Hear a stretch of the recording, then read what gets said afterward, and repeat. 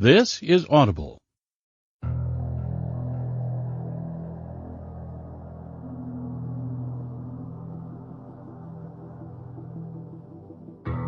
Simon & Schuster Audio presents Halo, The Flood by William C.Dietz. Read by Todd McLaren.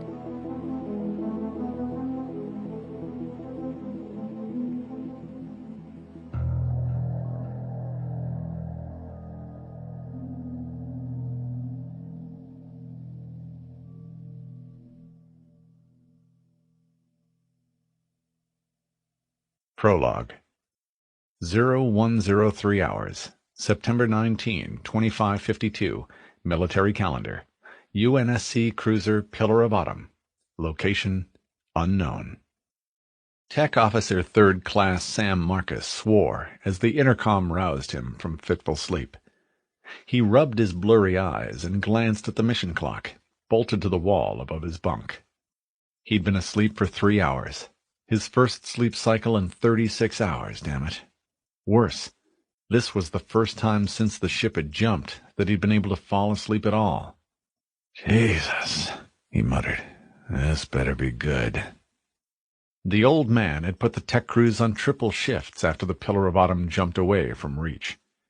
The ship was a mess after the battle, and what was left of the engineering crews worked around the clock to keep the aging cruiser in one piece. Nearly 1/3 of the tech staff had died during the flight from Reach, and every department was running a skeleton crew. Everyone else went into the freezer, of course. Non-essential personnel always got an ice nap during a slipspace jump. In over 200 combat cruises, Marcus had clocked fewer than 72 hours in cryostorage. Right now, though, he was so tired that even the discomfort of cryo-revival sounded appealing, if it meant that he could manage some uninterrupted sleep. Of course, it was difficult to complain. Captain Keyes was a brilliant tactician, and everyone aboard the Autumn knew just how close they'd come to destruction when Reach fell to the enemy. A major naval base destroyed, millions dead or dying as the Covenant burned the planet to a cinder, and one of Earth's few remaining defenses transformed into corpses and molten slag. All in all, they'd been damned lucky to get away. But Sam couldn't help but feel that everyone on the Autumn was living on borrowed time. The intercom buzzed again, and Sam swung himself out of the bunk. He jabbed at the comm control. "Marcus here," he growled. "I'm sorry to wake you, Sam, but I need you down in Cryo 2. Tech Chief Shepard sounded exhausted.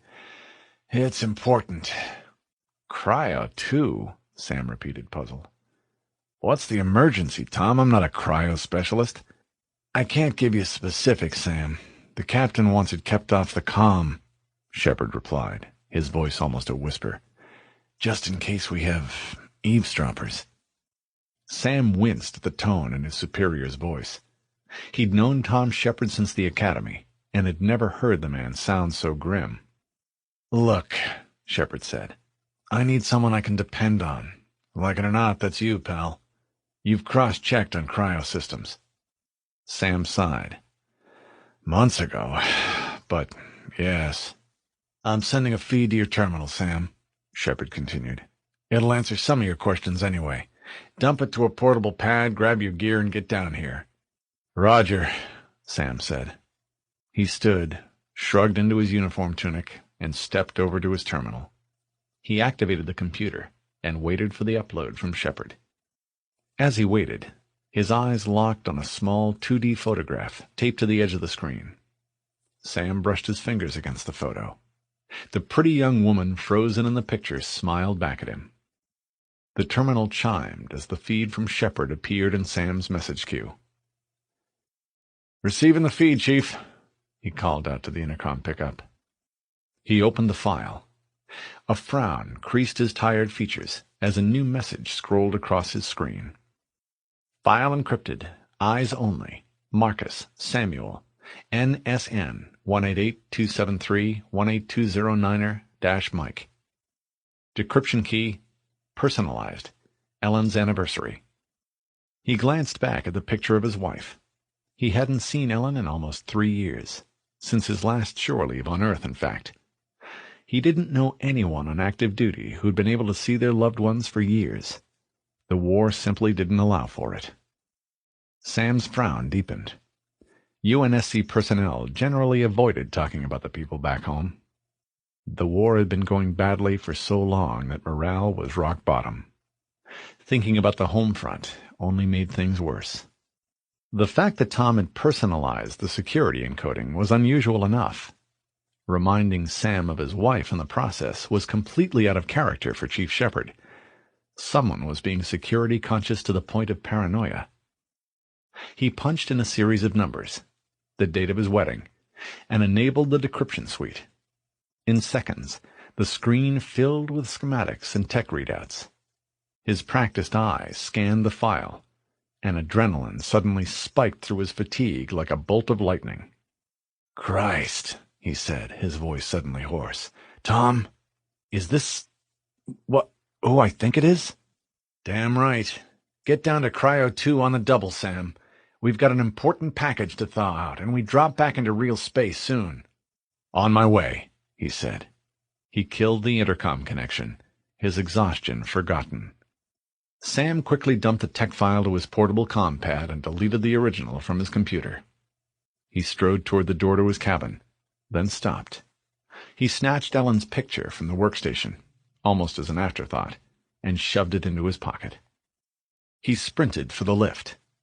If the captain wanted the inhabitant of Cryo 2 revived, it meant that Keyes believed that the situation was about to go from bad to worse. Or it already had. Unlike vessels designed by humans, in which the command area was almost always located toward the ship's bow, Covenant ships were constructed in a more logical fashion, which meant that their control rooms were buried deep within heavily armored hulls, making them impervious to anything less than a mortal blow. The differences did not end there. Rather than surround themselves with all manner of control interfaces, plus the lesser beings required to staff them, the elites preferred to command from the center of an aesthetically barren platform, held in place by a latticework of opposing gravity beams. However, none of these things were at the forefront of Shipmaster Orna Fulsamee's mind as he stood at the center of his destroyer's control room and stared at the data projections which appeared to float in front of him. One showed the ringworld, Halo. Near that, a tiny arrow tracked the interloper's course. The second projection displayed a schematic titled Human Attack Ship, Type C-11. A third scrolled a constant flow of targeting data and sensor readouts. He fought a moment of revulsion. That these filthy primates somehow merited an actual name, let alone names for their inferior constructs, galled him to his core. It was perverse. Names implied legitimacy, and the vermin deserved only extermination. The humans had names for his own kind, elites, as well as the lesser races of the Covenant, jackals, grunts, hunters. The appalling temerity of the filthy creatures, that they would dare name his people with their harsh, barbaric tongue, was beyond the pale.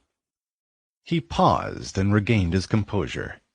Fulsamee clicked his lower mandibles, the equivalent of a shrug, and mentally recited one of the true sayings. Such is the prophet's decree, he thought. One didn't question such things, even when one was a shipmaster. The prophets had assigned names to the enemy craft, and he would honor their decrees. Any less was a disgraceful dereliction of duty. Like all of his kind, the Covenant officer appeared to be larger than he actually was, due to the armor that he wore. It gave him an angular, somewhat hunched appearance, which, when combined with a heavy, pugnacious jaw, caused him to look like what he was, a very dangerous warrior. His voice was calm and well modulated as he addressed the situation. "They must have followed one of our ships. The culprit will be found and put to death at once, Exalted." The being who floated next to Fulsamee bobbed slightly as a gust of air nudged his heavily swathed body. He wore a tall, ornate headpiece made of metal and set with amber panels. The prophet had a serpentine neck, a triangular skull, and two bright green eyes which glittered with malevolent intelligence. He wore a red overrobe, a gold underrobe, and somewhere hidden beneath all that fabric, an anti-grav belt which served to keep his body suspended one full unit off the deck. Though only a minor prophet, he still outranked Fulsami, as his bearing made clear. True sayings aside, the shipmaster couldn't help but be reminded of the tiny, squealing rodents he had hunted in his childhood. He immediately banished the memory of blood on his claws and returned his attention to the prophet and his tiresome assistant. The assistant, a lower-rank elite named Bako Ikaporami, stepped forward to speak on the prophet's behalf. He had an annoying tendency to use the royal we, a habit that angered Fulsami. "That is very unlikely, shipmaster. We doubt the humans have the means to follow one of our vessels through a jump. Even if they do, why would they send only a single cruiser? Is it not their way to drown us in their own blood? No. We think it safe to surmise that the ship arrived in the system by accident." The words dripped with condescension, a fact which made the shipmaster angry, but couldn't be addressed. Not directly, and certainly not with the prophet present, although Fulsami wasn't willing to cave in completely. "So," Fulsami said, careful to direct his comments to Ikaporami alone, "you would have me believe that the interlopers arrived here entirely by chance?" "No, of course not," Ikaporami replied loftily. "Though primitive by our standards, the creatures are sentient, and like all sentient beings, they are unconsciously drawn to the glory of the ancients' truth and knowledge." Like all the members of his caste, Fulsami knew that the prophets had evolved on a planet which the mysterious truth-givers had previously inhabited, and then, for reasons known only to the ancients themselves, subsequently abandoned. This ringworld was an excellent example of the ancients' power and inscrutability. Fulsami found it hard to believe that mere humans would be drawn here, the ancients' wisdom notwithstanding, but Ikaporami spoke for the prophet, so it must be true. Fulsami touched the light panel in front of him. A symbol glowed red. "Prepare to fire plasma torpedoes. Launch on my command." Ikaporami raised both hands in alarm. "No, we forbid it! The human vessel is much too close to the construct. What if your weapons were to damage the holy relic? Pursue the ship, board it, and seize control. Anything else is far too dangerous." Angered by what he saw as Ikaporami's interference, Fulsami spoke through gritted teeth. "The course of action that the Holy One recommends is likely to result in a high number of casualties. Is this acceptable?" "The opportunity to transcend the physical is a gift to be sought after," the other responded. "The humans are willing to spend their lives. Can we do less?" No, Fulsami thought, but we should aspire to more. He again clicked his lower mandibles and touched the light panel. "Cancel the previous order. Load 4 transports with troops and launch another flight of fighters. Neutralize the interlopers' weaponry before the boarding craft reach their target." 100 units aft, sealed within the destroyer's fire control center, a half-commander acknowledged the order and issued instructions of his own. Lights began to strobe. The decks transmitted a low-frequency vibration, and more than 300 battle-ready Covenant warriors, a mix of what the humans called elites, jackals, and grunts, rushed to board their assigned transports. There were humans to kill. None of them wanted to miss the fun.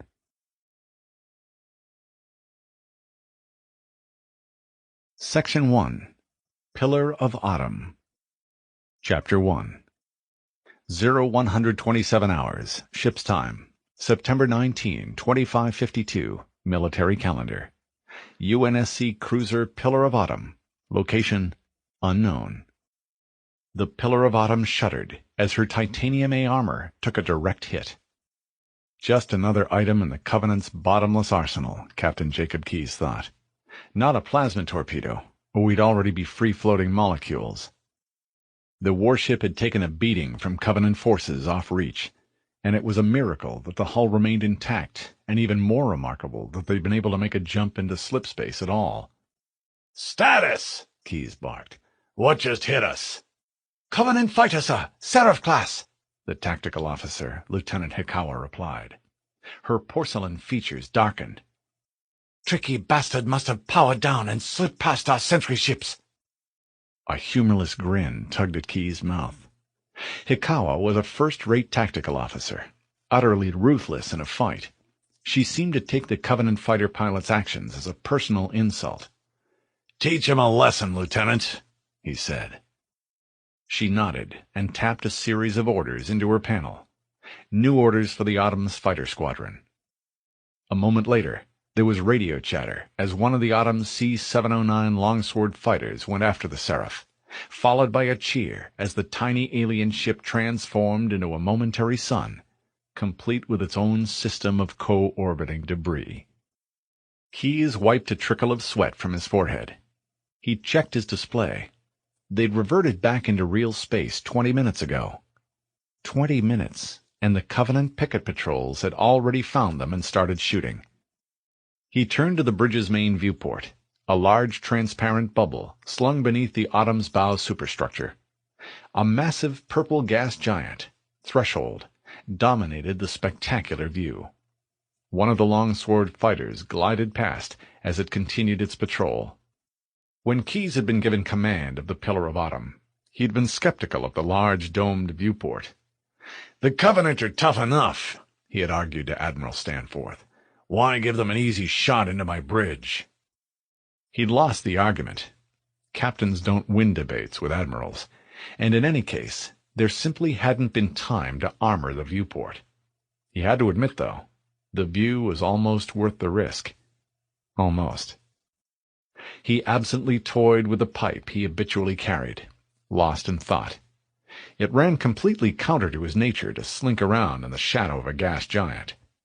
He respected the Covenant as a dangerous, deadly enemy, and hated them for their savage butchery of human colonists and fellow soldiers alike. He had never feared them, however. Soldiers didn't hide from the enemy. They met the enemy head-on.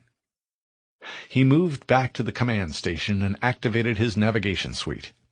He plotted a course deeper in system and fed the data to Ensign Lovell, the navigator. "Captain," Hikawa piped up, "sensors paint a squadron of enemy fighters inbound. Looks like boarding craft are right behind them." "It was just a matter of time, Lieutenant," he sighed. "We can't hide here forever." The pillar seemed to glide out of the shadow cast by the gas giant and into bright sunlight. Keyes' eyes widened with surprise as the ship cleared the gas giant. He had expected to see a Covenant cruiser, Seraph fighters, or some other military threat. He hadn't expected to see the massive object floating in a Lagrange point between Threshold and its moon, Basis. The construct was enormous, a ring-shaped object that shimmered and glowed with reflected starlight, like a jewel lit from within.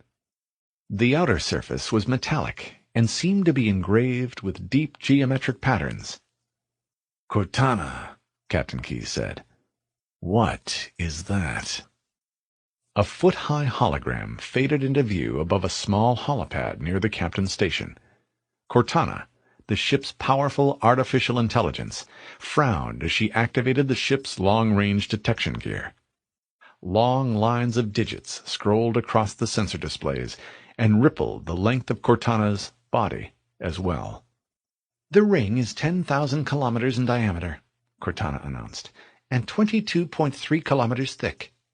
Spectroscopic analysis is inconclusive, but patterns do not match any known Covenant materials, sir." Keyes nodded. The preliminary finding was interesting, very interesting, since Covenant ships had already been present when the Autumn dropped out of slipspace and right into their laps. When he first saw the ring, Keyes had a sinking feeling that the construct was a large Covenant installation, one far beyond the scope of human engineering. The thought that the construct might also be beyond Covenant engineering held some small comfort. It also made him nervous. Under intense pressure from enemy warships in the Epsilon Eridani system, the location of the UNSC's last major naval base, Reach, Cortana had been forced to launch the ship toward a random set of coordinates, a standard procedure to lead the Covenant forces away from Earth. Now it appeared that the men and women aboard the Pillar of Autumn had succeeded in leaving their original pursuers behind, only to encounter even more Covenant forces here, wherever here was. Cortana aimed a long-range camera array at the ring, and a close-up snapped into focus. Keyes let out a long, slow whistle. The construct's inner surface was a mosaic of greens, blues, and browns, trackless desert, jungles, glaciers, and oceans. Streaks of white clouds cast deep shadows on the terrain below. The ring rotated and brought a new feature into view, a tremendous hurricane forming over a large body of water. Equations again scrolled across the AI's semi-transparent body as she continued to evaluate the incoming data. "Captain," Cortana said, "the object is clearly artificial. There's a gravity field that controls the ring's spin and keeps the atmosphere inside.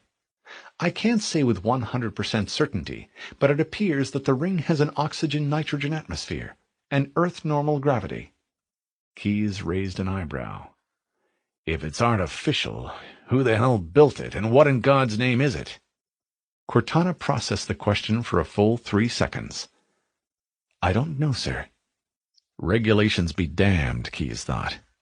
He took out his pipe, used an old-fashioned match to light it, and produced a puff of fragrant smoke. The ringworld shimmered on the status monitors. "Then we'd better find out." Sam Marcus rubbed his aching neck with hands that trembled with fatigue. The rush of adrenaline that had flooded him when he'd received Tech Chief Shepard's instructions had worn off.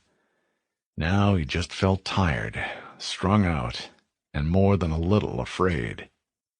He shook his head to clear it and surveyed the small observation theater. Each cryo-storage bay was equipped with such a station, a central monitoring facility for the hundreds of cryotubes the storage bays held.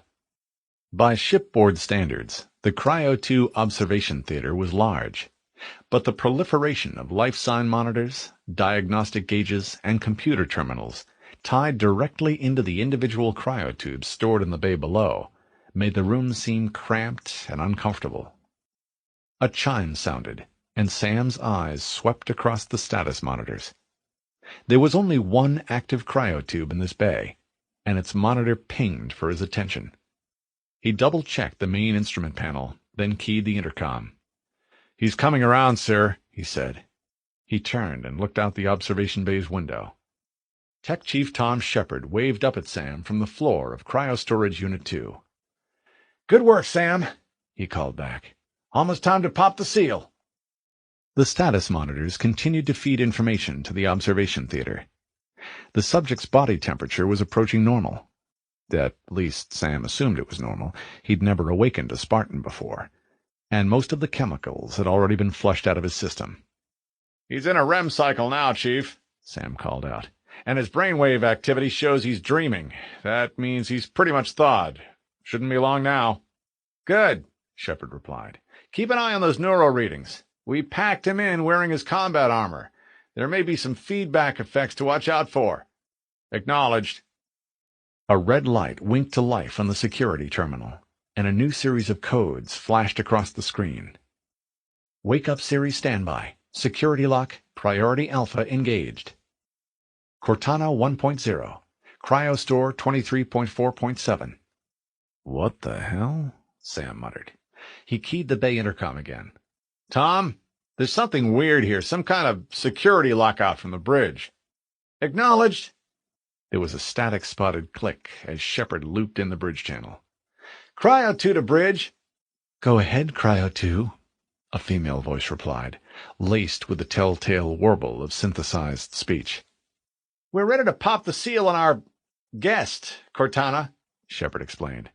"We need—" "The security code," the AI finished. "Transmitting. Bridge out."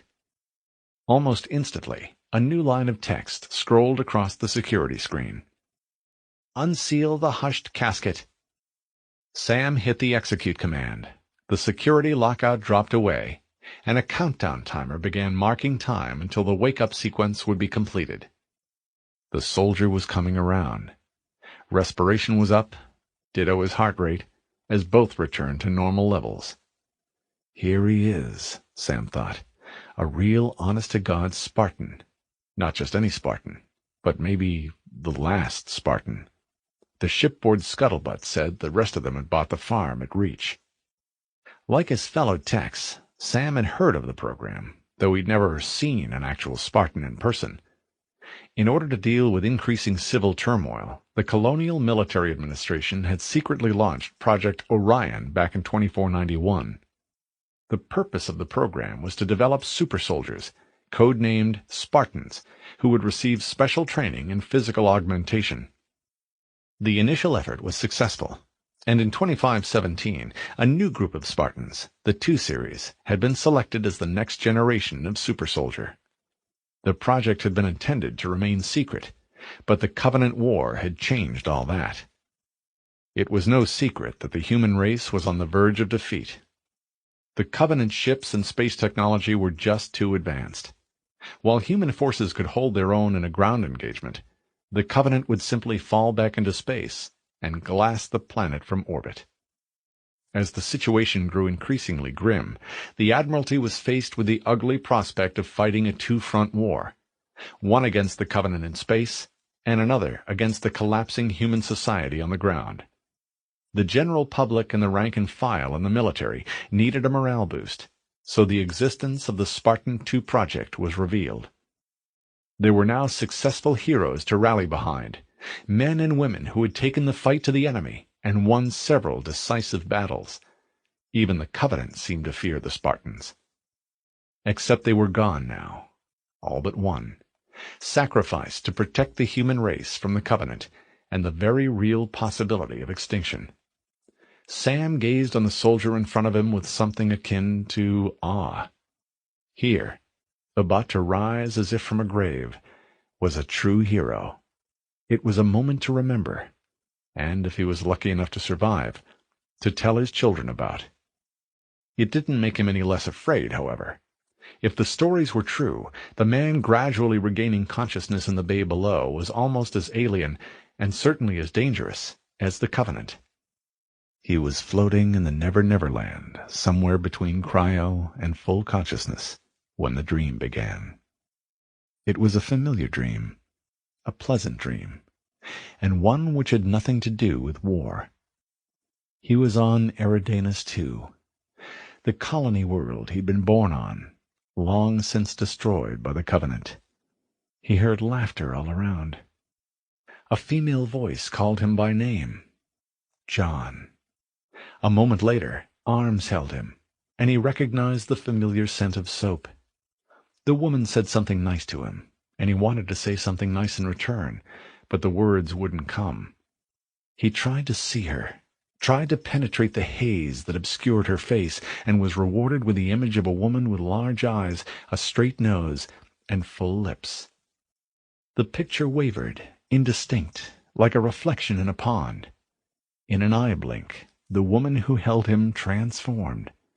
Now she had dark hair, piercing blue eyes, and pale skin. He knew her name, Dr. Halsey. Dr. Catherine Halsey had selected him for the Spartan II project. While most believed that the current generation of Spartans had been culled from the best of the UNSC military, only a handful of people knew the truth. Halsey's program involved the actual abduction of specially screened children. The children were flash-cloned, which made the duplicates prone to neurological disorders, and the clones covertly returned to the parents, who never suspected that their sons and daughters were duplicates. In many ways, Dr. Halsey was the only mother that he had ever known. But Dr. Halsey wasn't his mother, nor was the pale, semi-translucent image of Cortana that appeared to replace her. The dream changed. A dark, nebulous shape loomed behind the Mother Halsey-Cortana figure. He didn't know what it was, but it was a threat. Of that he was certain. His combat instincts kicked in, and adrenaline coursed through him. He quickly surveyed the area, some kind of playground, with high wooden poles, distantly familiar, and decided on the best route to flank the new threat. He spied an assault rifle, a powerful MA-5B nearby. If he placed himself between the woman and the threat, his armor could take the brunt of an attack, and he could return fire. He moved quickly, and the dark shape howled at him, a fierce and terrifying war cry. The beast was impossibly fast. It was on him in seconds. He grabbed the assault rifle and turned to open fire, and discovered to his horror that he couldn't lift the weapon. His arms were small, underdeveloped. His armor was gone, and his body was that of a 6-year-old child. He was powerless in the face of the threat. He roared back at the beast in rage and fear, angry not just at the threat, but at his own sudden powerlessness. The dream started to fade, and light appeared in front of the Spartan's eyes. Vapor vented, swirled, and began to dissipate. A voice came, as if from a great distance. It was male and matter-of-fact. "Sorry for the quick thaw, Master Chief, but things are a bit hectic right now. The disorientation should pass quickly." A second voice welcomed him back, and it took the Spartan a moment to remember where he'd been prior to enter the cryotube. There had been a battle, a terrible battle, in which most, if not all, of his Spartan brothers and sisters had been killed. Men and women with whom he had been raised and trained since the age of 6, and who, unlike the dimly remembered woman of his dreams, constituted his real family. With the memory, plus subtle changes to the gas mix that filled his lungs, came strength. He flexed his stiff limbs. The Spartan heard the tech say something about freezer burn, and pushed himself up and out of the cryotube's chilly embrace. "God in heaven," Sam whispered. The Spartan was huge, easily 7 feet tall. Encased in pearlescent green battle armor, the man looked like a figure from mythology, otherworldly and terrifying. Master Chief Spartan 117 stepped from his tube and surveyed the cryo-bay.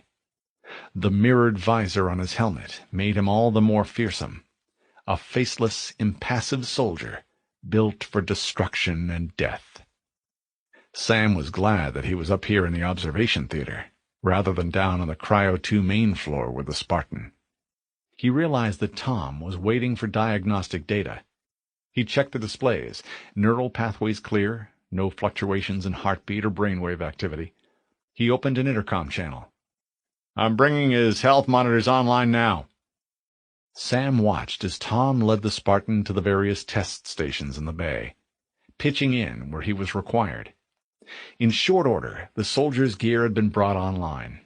Recharging shield system, real-time health monitors, targeting and optical systems, all red in the green. The suit, codenamed Mjolnir armor, was a marvel of engineering, Sam had to admit. According to the specs he'd received, the suit's shell consisted of a multi-layered alloy of remarkable strength, a refractive coating that could disperse a fair amount of directed energy, a crystalline storage matrix that could support the same level of artificial intelligence usually reserved for a starship, and a layer of gel which conformed to the wearer's skin and functioned to regulate temperature.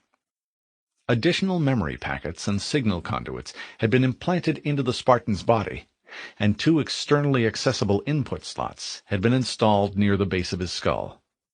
Taken together, the combined system served to double his strength, enhance his already lightning-fast reflexes, and make it possible for him to navigate through the intricacies of any high-tech battlefield. There were substantial life support systems built into the Mjolnir gear. Most soldiers went into cryo naked, since covered skin generally reacted badly to the cryo process. Sam had once worn a bandage into the freezer, and discovered the affected skin blistered and raw when he woke up. The Spartan's skin must have hurt like hell, he realized. Through it all, though, The soldier remained silent, simply nodding when asked questions, or quietly complying with requests from Tom. It was eerie. He moved with mechanistic efficiency from one test to the next, like a robot. Cortana's voice rang from the ship-wide comm. "Sensors show inbound Covenant boarding craft. Stand by to repel boarders." Sam felt a pang of fear, and sorrow for the Covenant troops that would have to face this Spartan in combat. The neural interface which linked the Master Chief to his Mjolnir armor was working perfectly, and immediately fed data to his helmet's heads-up display on the inside surface of his visor. It felt good to move around, and the Master Chief quietly flexed his fingers. His skin itched and stung, a side effect of the cryogases, but he quickly banished the pain from his awareness. He had long ago learned how to disassociate himself from physical discomfort. He'd heard Cortana's announcement. The Covenant were on their way. Good. He scanned the room for weapons, but there was no arms locker present. His lack of weapons wasn't of great concern to him. He'd taken weapons away from Covenant soldiers before. The intercom crackled again. "Bridge to Cryo 2. This is Captain Keyes. Send the Master Chief to the bridge immediately." One of the techs started to object, pointing out that more tests were required when Keyes cut in. He said, "On the double, crewman!" And the rating gave the only reply he could. "Aye, aye, sir." The tech chief turned and faced him. "We'll find weapons later." The Master Chief nodded and was about to move for the door when an explosion echoed through the cryo bay. The first blast slammed into the observation theater's door with a noise that made Sam jump.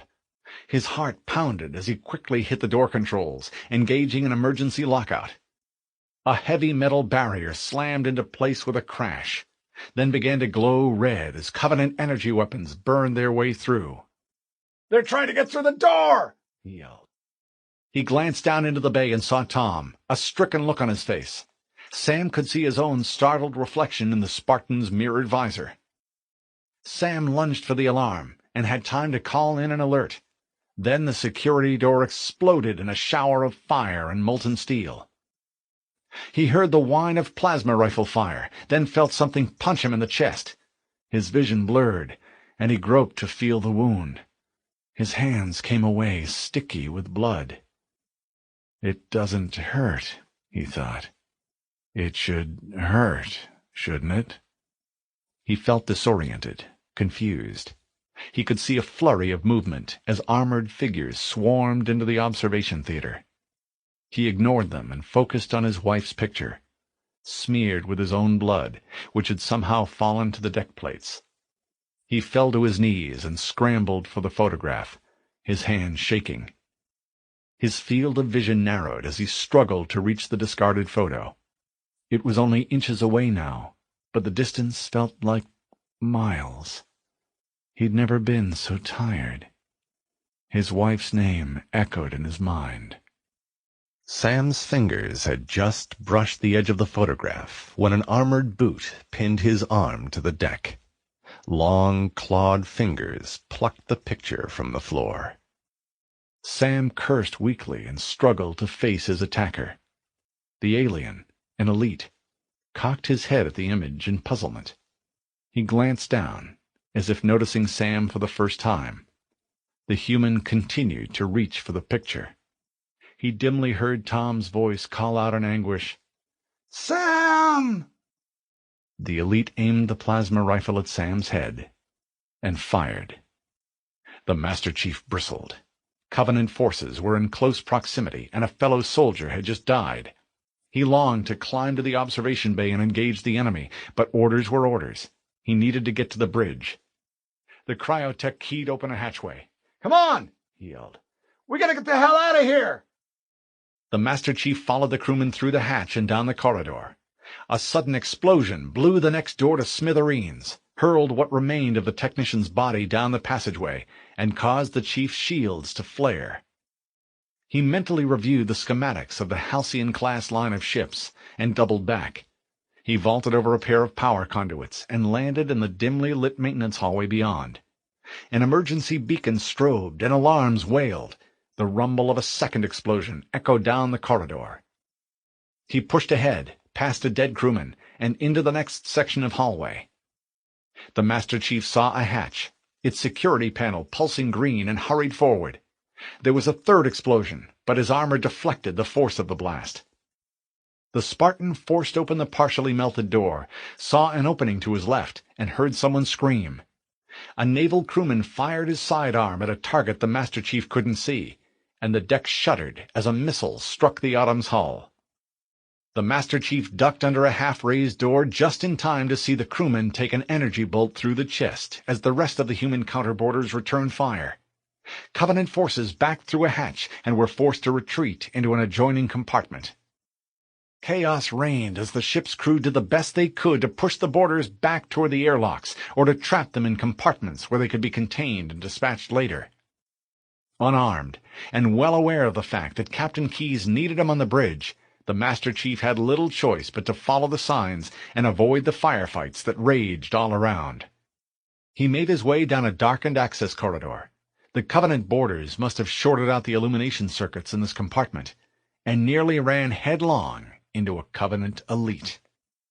The alien's personal shield sparked, and he roared in surprise and anger. The Spartan crouched and prepared to meet the alien soldier's charge, then ducked as a Marine fire team unleashed a barrage of assault rifle fire at the elite. Purple gore splashed the bulkhead, and the alien dropped in a crumpled heap. The Marines moved forward to secure the area, and the chief nodded in thanks to the squad leader. He turned, sprinted down the passageway, and made it to the bridge without further incident. He looked out through the main viewport, saw the strange-looking construct that floated out beyond the cruiser's hull, and was momentarily curious about what it was. No doubt the captain would fill him in. He strode toward the captain's station, near the center of the bridge. A variety of naval personnel sat hunched at their consoles as they struggled to control their beleaguered vessel. Some battled the latest wave of Seraph fighters. Others worked on damage control, and one grim-faced lieutenant made use of the ship's environmental systems to suck the atmosphere out of those compartments, which had been occupied by Covenant forces. Some of the enemy carried their own atmosphere, but some of them didn't, and that made them vulnerable. There were crew in some of those spaces. Perhaps some she knew personally, but there was no way to save them. If she didn't kill them, then the enemy would. The chief understood the situation well. Better a quick death in vacuum than at the hands of the Covenant. He spotted Keyes near the main tactical display. Keyes studied the screens intently, particularly a large display of the strange ring. The Spartan came to attention. "Captain Keyes." Captain Keyes turned to face him. "Good to see you, Master Chief. Things aren't going well. Cortana did her best, but we never really had a chance." The AI arched a holographic eyebrow. "A dozen Covenant battleships against a single Halcyon-class cruiser? With those odds, we still had 3—" She paused, as if distracted, then amended, "Make that 4 kills." Cortana looked at the chief. "Sleep well?" "Yes," he replied. "No thanks to your driving." Cortana smiled. "So, you did miss me." Before he could reply, another blast rocked the entire ship. He grabbed a nearby support pillar and braced himself, as several crewers crashed to the deck nearby. Keyes grabbed onto a console for support. "Report!" Cortana shimmered blue. "It must have been one of their boarding parties. My guess is an antimatter charge." The fire control officer turned in his seat. "Ma'am, fire control for the main cannon is offline." Cortana looked at Keyes. The loss of the ship's primary weapon, the magnetic accelerator cannon, was a crippling blow to their holding action. "Captain, the cannon was my last defensive option." "All right," Keyes said gruffly. "I'm initiating cold protocol, Article 2. We're abandoning the Autumn. That means you too, Cortana." "Why, you do what? Go down with the ship?" she shot back. "In a manner of speaking," Keyes replied. "The object we found, I'm going to try and land the Autumn on it." Cortana shook her head. "With all due respect, this war is enough dead heroes." The captain's eyes locked with hers. "I appreciate your concern, Cortana, but it's not up to me. The protocol is clear." The destruction or capture of shipboard AI is absolutely unacceptable. That means you are abandoning ship. Lock in a selection of emergency landing zones and upload them to my neural ace." The AI paused, then nodded. "Aye, aye, sir." "Which is where you come in," Keyes continued, as he turned to face the Spartan. "Get Cortana off this ship. Keep her safe from the enemy. If they capture her, they'll learn everything. Force deployment, weapons research." He paused, then added, "Earth." The Spartan nodded. "I understand." Keyes glanced at Cortana. "Are you ready?" There was a pause as the AI took one last look around. In many ways, the ship was her physical body, and she was reluctant to leave it. "Yank me." Keyes turned to a console, touched a series of controls, and turned back again. The hollow shivered, and Cortana's image swirled into the pedestal below and disappeared from view. Keyes waited until the hollow had disappeared, removed a data chip from the pedestal, and offered it to the Spartan, along with his sidearm. "Good luck, Master Chief." Spartan 117 accepted the chip and reached back to slot the device into the neural interface, located at the base of his skull. There was a positive click, followed by a flood of sensation as the AI joined him within the confines of the armor's neural network. At first, it felt as if someone had poured a cup of ice water into his mind, followed by a momentary jab of pain and a familiar presence. He'd worked with Cortana before, just prior to the disaster at Reach. The AI-human interface was intrusive in a way, yet comforting too, since he knew what Cortana could do. He would depend on her during the hours and days ahead, just as she would depend on him. It was like being part of a team again. The Master Chief saluted and left the bridge. The sounds of fighting were even louder now, indicating that, in spite of the crew's best efforts, Covenant forces had still managed to fight their way out of the areas adjacent to the airlocks and made it all the way up to the area around the command deck. Bodies lay strewn around the corridor, roughly 50 meters from the bridge. The human defenders had pushed them back, but the Chief could tell that the last assault had been close. Too close. The Master Chief paused to kneel next to a dead ensign, took a moment to close her eyelids, and appropriated the fallen trooper's ammo. The pistol the captain had given him was standard Navy issue. It fired 12.7mm semi-armor-piercing high-explosive ammo from 12-round clips. Not what he would choose to tackle an elite with, but good enough for grunt work. There was a metallic click as the first clip slid into the pistol's handle, followed by the sudden appearance of a blue circle in his HUD, a targeting reticle, as his armor made electronic contact with the weapon in his hand. Then, conscious of the need to get Cortana off the ship, he made his way down the corridor. He heard the strange, high-pitched squeaks and barks before he actually saw the Covenant grunts themselves. Consistent with his status as a veteran, the first alien to come around the corner wore red-trimmed armor, a methane rig, and a Marine's web pistol belt. The alien wore the captured gear Pancho Villa style and dragged it across the deck. Two of his comrades brought up the rear. Confident that there were more of the vaguely simian aliens on the way, the Master Chief paused long enough to let more of them appear, then opened fire. The recoil compensators in his armor dampened the effect, but he could still feel the handgun kick against his palm. All three of the grunts went down from headshots. Phosphorescent blue ichor spattered the deck. It wasn't much, but it was a start. The Master Chief stepped over their bodies and moved on. A lifeboat. That was his real goal, and he would do whatever it took to find one.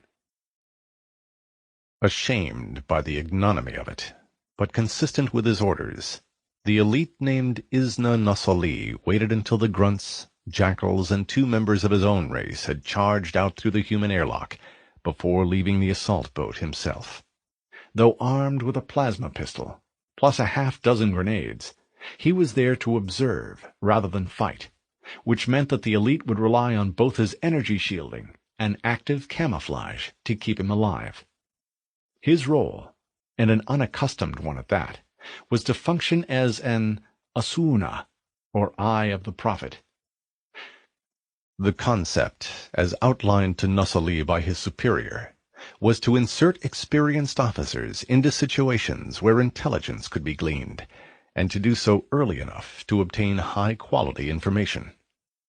Though both intelligent and brave, the prophets felt that the elites had an unfortunate tendency to destroy everything in their path, leaving very little for their analysts to analyze. Now, by adding Osunas to the combat mix, the prophets hoped to learn more about the humans, ranging from data on their weapons and force deployments to the greatest prize of all, the coordinates for their home planet, Earth.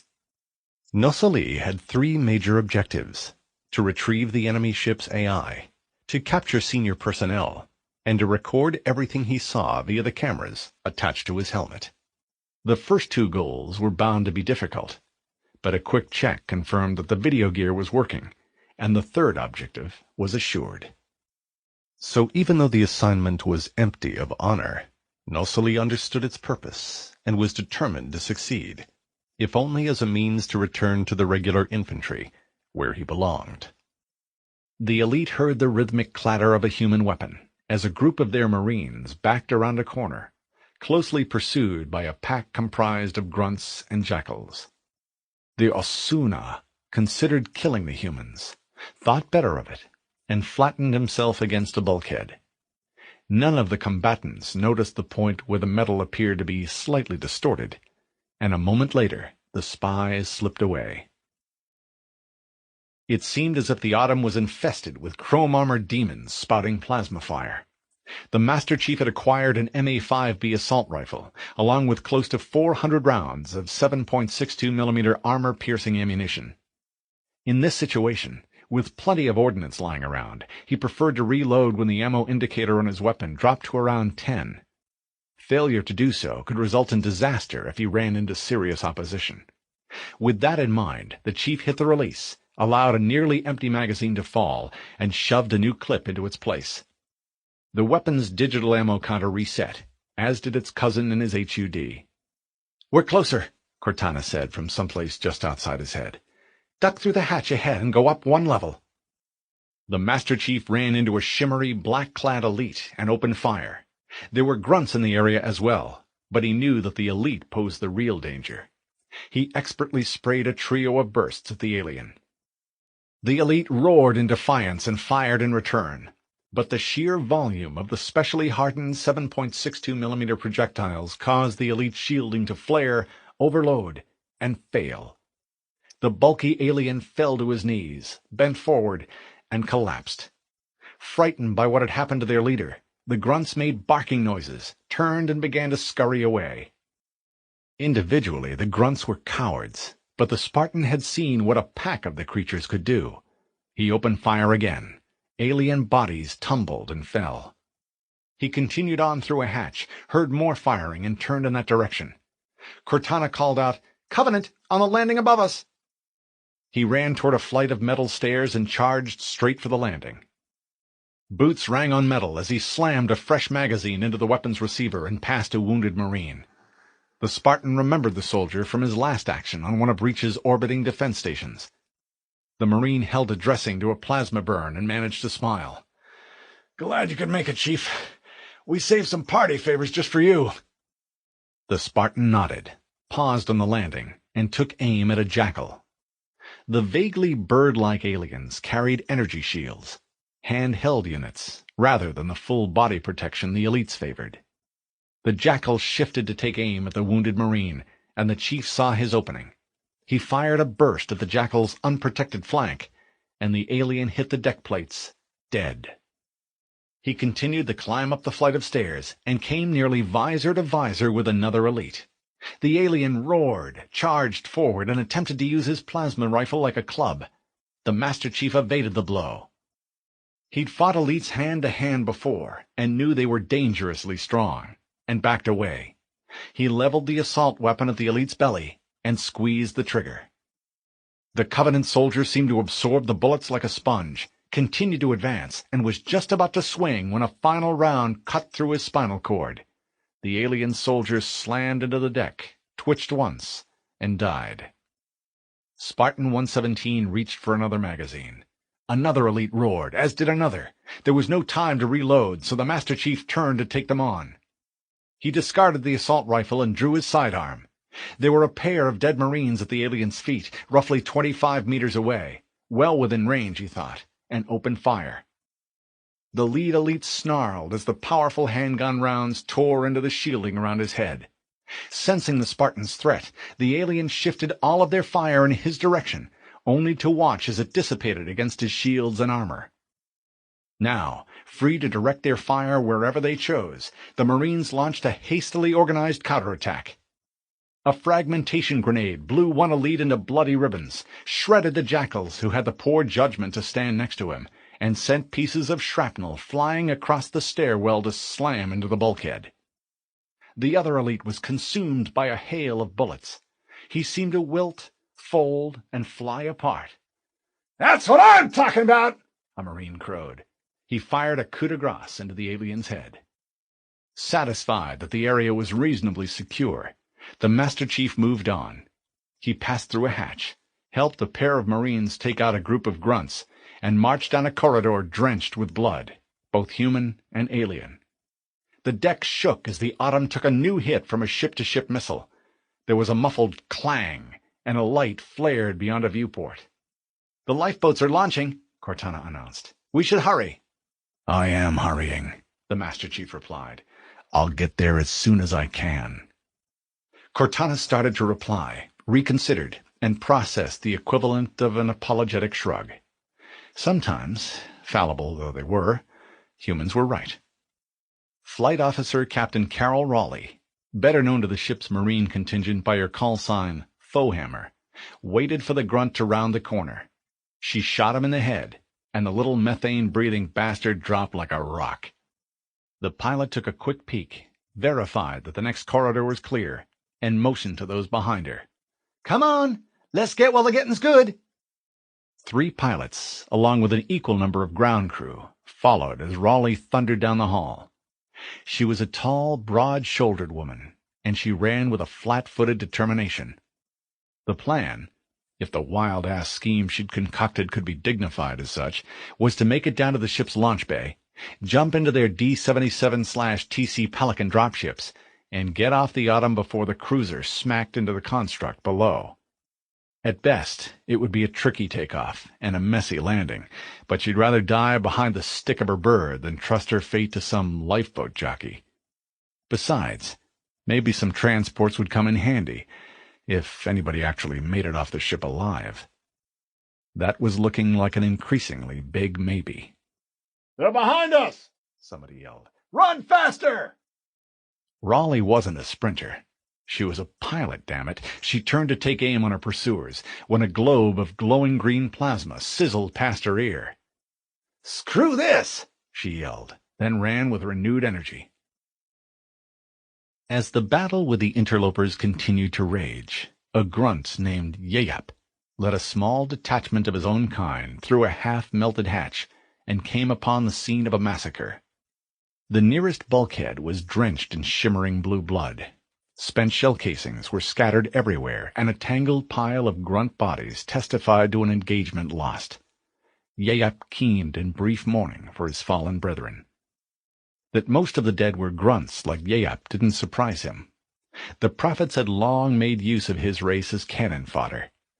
He hoped that they had gone to a methane-rich paradise, and was about to pass by the gruesome heap when one of the bodies groaned. The grunt paused, and accompanied by one of his fellows, a grunt named Gaga, he waded into the gory mess, only to discover that the noise was associated with a black armored member of the elite, one of the prophet-blessed types who were in charge of this ill-considered raid. By law and custom, Yeyap's race was required to revere the elites as near-divine envoys of the prophets. Of course, the implementation of law and custom was somewhat flexible on the battlefield. "Leave him," Gaga advised. "That's what he would do if he were one of us lying wounded." "True," Yeyap said thoughtfully. "But it would take all 5 of us to carry him back to the assault boat." It took Gaga 10 full heartbeats to assimilate the idea and finally appreciate the genius of it. We wouldn't have to fight. Precisely, Yayap said, as the sounds of battle grew louder once more. So let's slap some dressings on his wounds, grab his arms and legs, and drag his ass out of here. A quick check revealed that the elite's wounds weren't mortal. A human projectile had punched its way through the warrior's visor, sliced along the side of his head, and flattened itself on the inside surface of the elite's helmet. The force of the blow had knocked him unconscious. Aside from that, and some cuts and bruises sustained when he fell, the elite would survive. A pity, Yayup thought. Satisfied that their ticket off the ship would live long enough to get them where they wanted to go, the grunts grabbed the warrior's limbs and waddled down the corridor. Their battle was over. The Autumn's contingent of orbital drop shock troopers, also known as ODST, or Helljumpers, had been assigned to protect the cruiser's experimental power plant, which consisted of a unique network of fusion engines. The engine room was served by two main access points, each protected by a titanium A hatch. Both were connected by a catwalk and were still under human control. The fact that Major Antonio Silva's Marines had been forced to stack the Covenant bodies like firewood in order to maintain clear fields of fire testified to how effective the men and women under his command had been. There had been human casualties as well, plenty of them, including Lieutenant Melissa McKay, who waited impatiently while Doc Valdez, the platoon's medic, bandaged her arm. There was a lot to do, and clearly McKay wanted to get up and do it. "Got some bad news for you, Lieutenant," the medic said. "The tattoo on your bicep, the one with the skull and the letters ODST, took a serious hit. You can get a new one, of course, but scar tissue won't take the ink in quite the same way." McKay knew the patter had a purpose, knew it was Doc's way of taking her mind off Dawkins, Altani, and Suzuki. The medic secured the bandage in place, and the officer rolled her sleeve down over the dressing. "You know what, Valdez? You are truly full of it, and I mean that as a compliment." Doc wiped his forehead with the back of a sleeve. It came away with Altani's blood on it. "Thanks, LT. Compliment accepted." "All right," Major Silva boomed as he strode out onto the center of the catwalk. "Listen up! Playtime is over. Captain Keyes is tired of our company and wants us to leave this tub. There's a construct down there, complete with an atmosphere, gravity, and the one thing Marines love like beer, and that's dirt beneath our feet." The ODST officer paused at that point, allowing his bright, beady eyes to sweep the faces around him, his mouth straight as a crease. "Most of the crew, not to mention your fellow jarheads, will be leaving the ship in lifeboats. They'll ride to the surface in air-conditioned comfort, sipping wine and nibbling on appetizers. Not you, however. Oh, no. You're going to leave the Pillar of Autumn by a different method. Tell me, boys and girls, how will you leave?" It was a time-honored ritual, and the ODST Marines roared the answer in unison. "We go feet first, sir." "Damned right you do," Silva barked. "Now let's get to those drop pods. The Covenant is holding a picnic down on the surface, and every single one of you is invited. You have 5 minutes to strap in, hook up, and shove a cork in your ass." It was an old joke, one of their favorites, and the Marines laughed as if they had just heard it for the first time. Then they formed into squads and followed their non-coms out into a corridor that ran down the port side of the ship.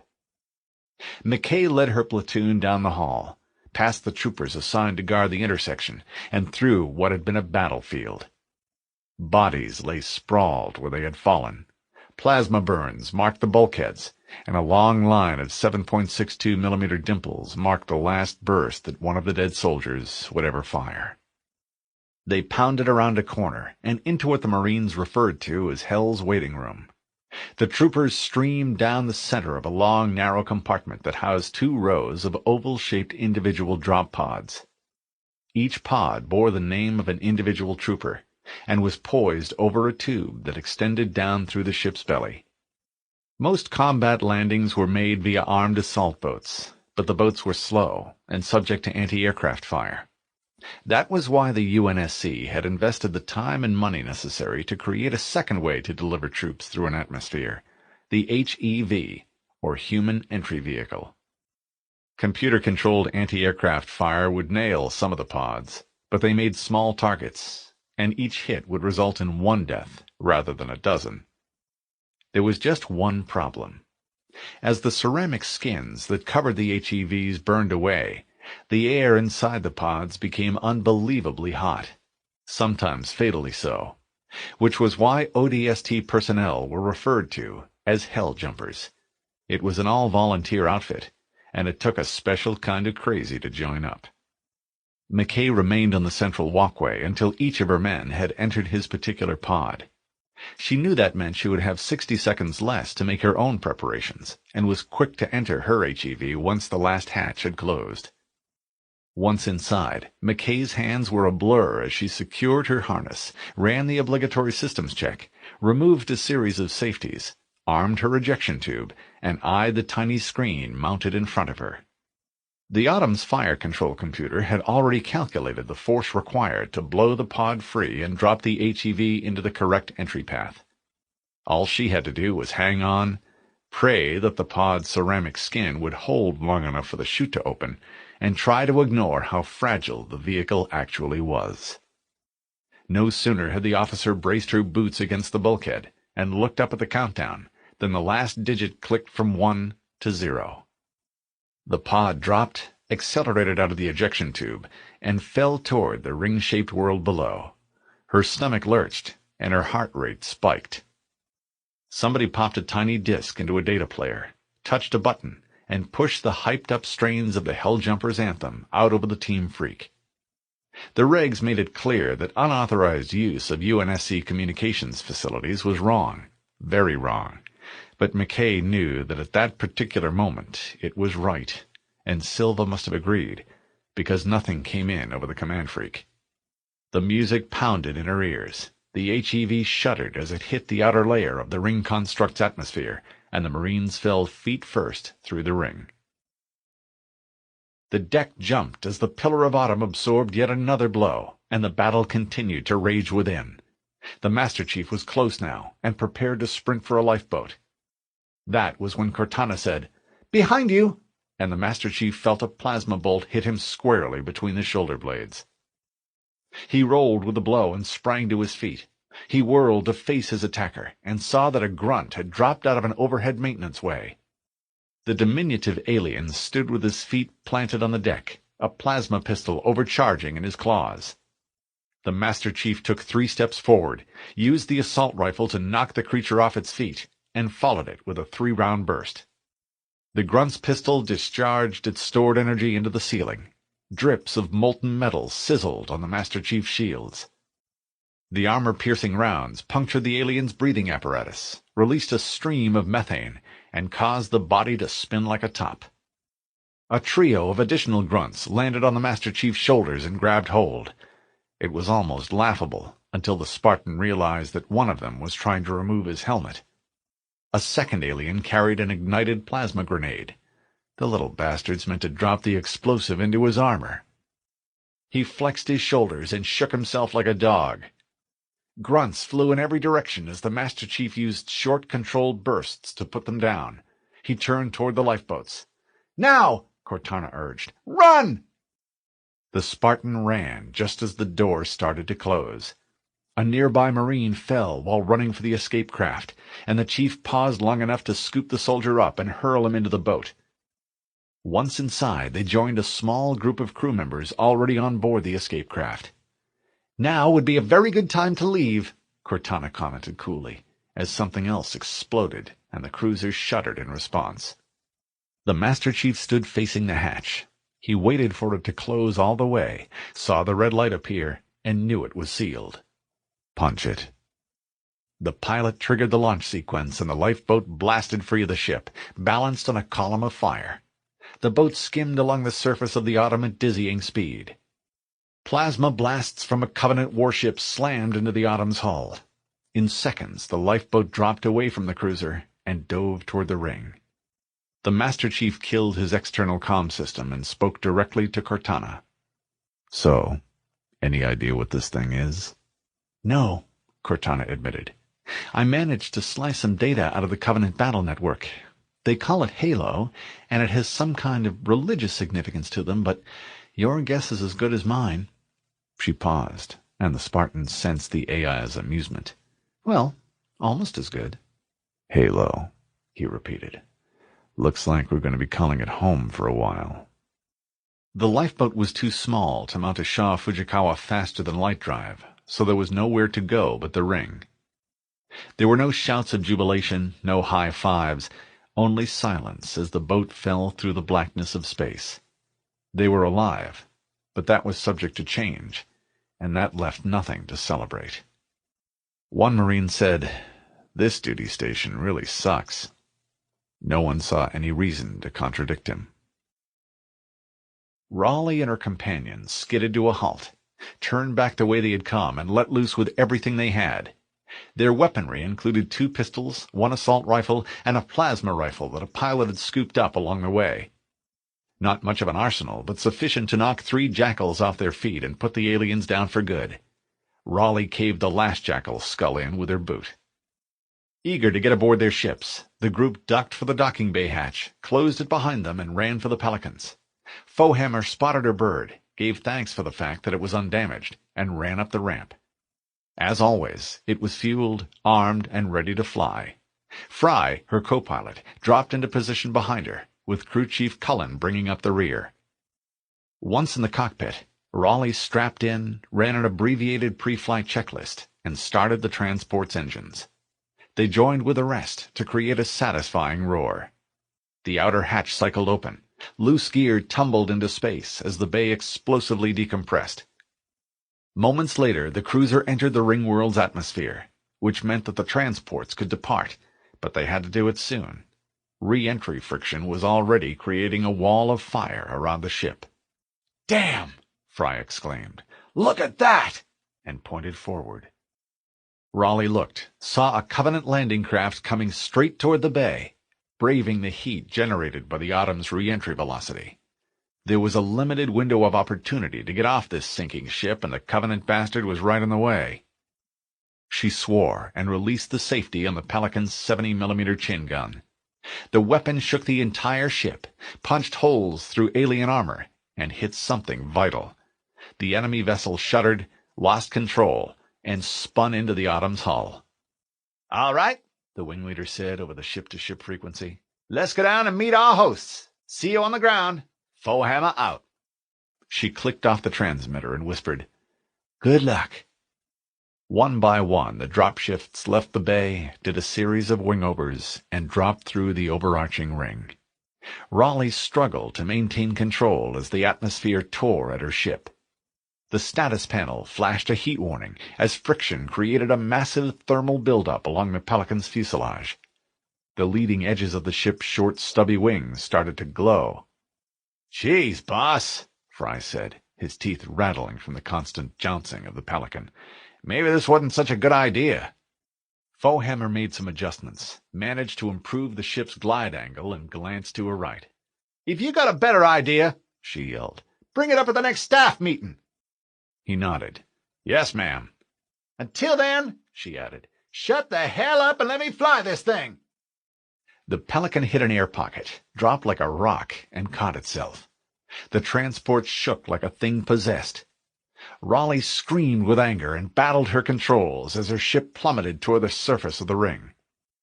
Covenant forces had launched a concerted attack on the command deck about 15 minutes earlier, but the defenders had beaten them back. Since that time, the fighting had lessened, and there were reports that at least some of the aliens were using their assault boats to leave the ship. It wasn't clear whether that was due to the considerable number of casualties Covenant forces had suffered, or the realization that the ship was in danger of falling apart, but it hardly mattered. The important thing was that the area around the bridge was clear, which meant that Keyes, plus the command team who remained to help him, could carry out their duties without fear of being shot in the back. At least, for the moment. Their next task was to take the Autumn down into the atmosphere. No small order, considering the fact that, like all vessels of her tonnage, the cruiser had been constructed in zero-G conditions and wasn't equipped to operate in a planetary atmosphere. Keyes believed it was possible. With that in mind, he planned to close with the ringworld, hand control to the subroutine that Cortana had left for that purpose, and use the last lifeboat to make his escape. Maybe the ship would pancake in the way he had planned, and maybe it wouldn't. Whatever the case, it was almost sure to be a landing that would best be experienced from a safe distance. Keyes turned to look at the data scrolling across the nav screen and detected motion out of the corner of his eye. He looked, saw the primary weapons control station shimmer like a mirage in the desert, and rubbed his eyes. By the time the naval officer looked for a second time, the phenomena had vanished. Keyes frowned, turned back to the nav screen, and began the sequence of orders that would put the Autumn in the place she was least equipped to go, on solid ground. Isna Nosali held his breath. The human had looked straight into his eyes, given no alarm, and turned away. Surely his activities had been blessed by those who went before, and from whom all knowledge flowed. The camouflage, combined with his own talent for stealth, had proven to be extremely effective. Since he had come aboard, Nosali had toured both the ship's engine room and fire control center, prior to arriving on the bridge. Now, standing in front of a vent, the elite contemplated what to do next. The ship's AI had either been removed or destroyed, he was sure of that. At least some senior personnel remained, however, which meant there was still a chance. In fact, based on the manner in which the other humans interacted with him, Nosali felt certain that the man named Keyes held the position of shipmaster, a very valuable prize indeed. But how to capture the human? He wouldn't come willingly, that was obvious, and his companions were armed. The moment Nosali deactivated his camouflage, they would shoot him. Individually, the humans were weaklings, but they were dangerous in packs, and animals grew all the more dangerous the nearer they came to extinction. No, patience was the key, which meant that the elite would have to wait. Vapor continued to roll out of the cold air vent, and the air seemed to shimmer, but no one noticed. "All right," Keyes said. "Let's put her down. Stand by to fire the bow thrusters. Fire!" The bow thrusters ignited and slowed the ship's rate of descent. The Pillar of Autumn wobbled for a moment as it battled the ring's gravity field, then corrected its angle of entry. Cortana took over after that, or rather the part of herself that she had left behind did. The Autumn's thrusters fired in increments so small that they were like single notes in an ongoing melody. The highly adaptive subroutine tracked variables, monitored feedback, and made thousands of decisions per second. The much-abused hull shuddered as it entered the atmosphere, started to shake, and sent a host of loose items tumbling to the deck. "That's as far as we can take her," Keyes announced. "Delegate all command and control functions to Cortana's cousin, and let's haul ass off this boat." There was a ragged chorus of "aye ayes" as the bridge crew disengaged from the ship they had worked so hard to save, took one last look around, and drew their sidearms. The fighting had died down, but that didn't mean all of the Covenant forces had left. Nosali watched anxiously as the humans started to leave the bridge. He waited for the last person to exit, and fell into step behind. The beginnings of a plan had started to form in his mind. It was audacious. No, make that outrageous. But the elite figured that made the scheme all the more likely to succeed. The lifeboat reserved for the bridge crew was close by. 6 Marines had been detailed to guard it, and 3 of them were dead. Their bodies had been dragged off to one side and laid in a row. A corporal shouted, "Attention on deck!" Keyes said, "As you were," and gestured toward the hatch. "Thanks for waiting, son. I'm sorry about your buddies." The corporal nodded stiffly. He must have been off duty when the attack began. One half of his face needed a shave. "Thank you, sir. They took a dozen of the bastards with them." Keyes nodded. 3 lives for 12. It sounded like a good trade-off, but how good was it really? How many Covenant troops were there anyway, and how many would each human have to kill? He shook the thought off and jerked his thumb toward the opening. "Everybody into the boat, on the double!" The survivors streamed onto the boat, and Nosali followed, though it was difficult to avoid touching the human vermin in such tight quarters. There was a little bit of space toward the front, and a handhold which would be useful once the gravity generated by the larger ship disappeared. Later, after the lifeboat landed, the elite would find an opportunity to separate Keyes from the rest of the humans and seize him. In the meantime, all he had to do was hang on, avoid detection, and make it to the surface. The human passengers strapped in. The lifeboat exploded out of the bay, and it fell toward the ringworld below. Jets fired, the small craft stabilized, and followed a pre-calculated glide path toward the surface. Keyes was seated 3 slots aft of the pilot. He frowned as if looking for something, then waited for the boat to clear. He leaned toward the Marine in front of him. "Excuse me, Corporal." "Sir?" The Marine looked exhausted, but somehow managed to snap to a form of attention, despite being belted into an acceleration chair. "Hand me your sidearm, son." The expression on his face made it plain that the last thing the soldier wanted to do was part company with one of his weapons, particularly in close quarters. But the captain was the captain, so he had very little choice. The words, "Yes, sir," were still making their way from the non-com's brain to his mouth, when he felt the M60 pistol being jerked out of his holster. Would one of the 12.7mm rounds punch its way through the lifeboat's relatively thin hull, Keyes wondered, cause a blowout and kill everyone on board? He didn't know, but one thing was certain. The Covenant son of a bitch standing in his lifeboat was about to die. Keyes raised the weapon, aimed at the very center of the strange, ghostly shimmer, and pulled the trigger. The elite saw the movement, had nowhere to run, and was busy reaching for his own pistol when the first bullet struck. The M60 bucked, the barrel started to rise, and the third slug from the top of the clip passed through the slit in Nussely's helmet, blew his brains out through the back of his skull, and freed him from the tyranny of physical reality.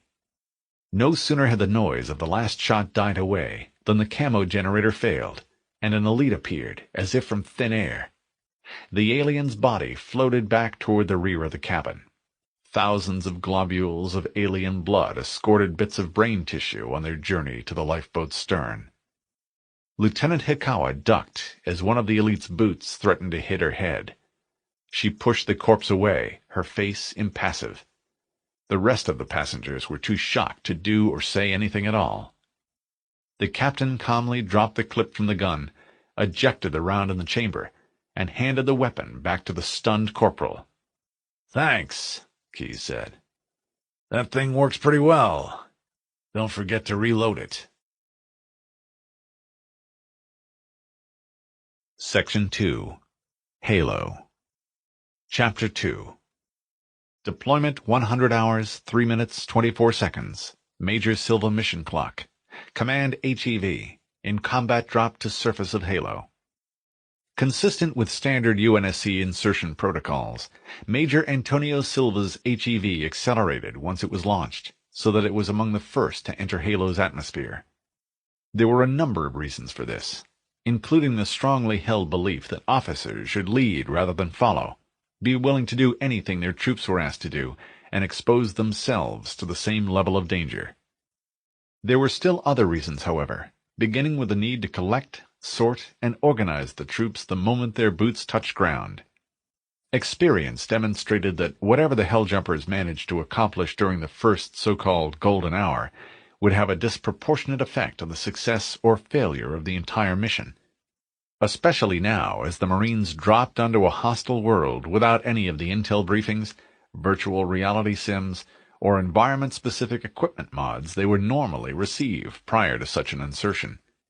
To offset this, the command pod was equipped with a lot of gear that the regular eggs weren't, including some high-powered imaging gear and the Class C military AI required to operate it. This particular intelligence had been programmed with a male persona, the name of Wellesley, after the famous Duke of Wellington, and a personality to match. Though he was a good deal less capable than a top-level AI like Cortana, all of Wellesley's capabilities were focused on things military, which made him extremely useful, if somewhat narrow-minded. The HEV shook violently and flipped end for end as the interior temperature rose to 98 degrees. Sweat poured down Silva's face. "So," Wellesley continued, his voice coming in via the officer's earplugs, "based on the telemetry available from space plus my analysis, it appears that the structure tagged as HS-2604 will meet your needs."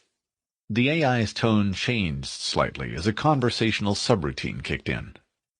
"Perhaps you would like to call it Galwiga, after the fortress I conquered in India?" "Thanks," Silva croaked as the pod inverted a second time. "But no thanks. First, you didn't take the fortress, Wellington did. Second, there weren't any computers in 1803. Third, none of my troops would be able to pronounce Galwiger. The designator Alpha Base will do just fine." The AI issued a passable rendition of a human sigh. "Very well, then. As I was saying, Alpha Base is located at the top of this butte." The curvilinear screen, located just 6 inches from the end of the Marine's nose, seemed to shiver, and the video morphed into a picture of a thick, pillar-like formation topped by a mesa with some variegated flat-roofed structures located at one end.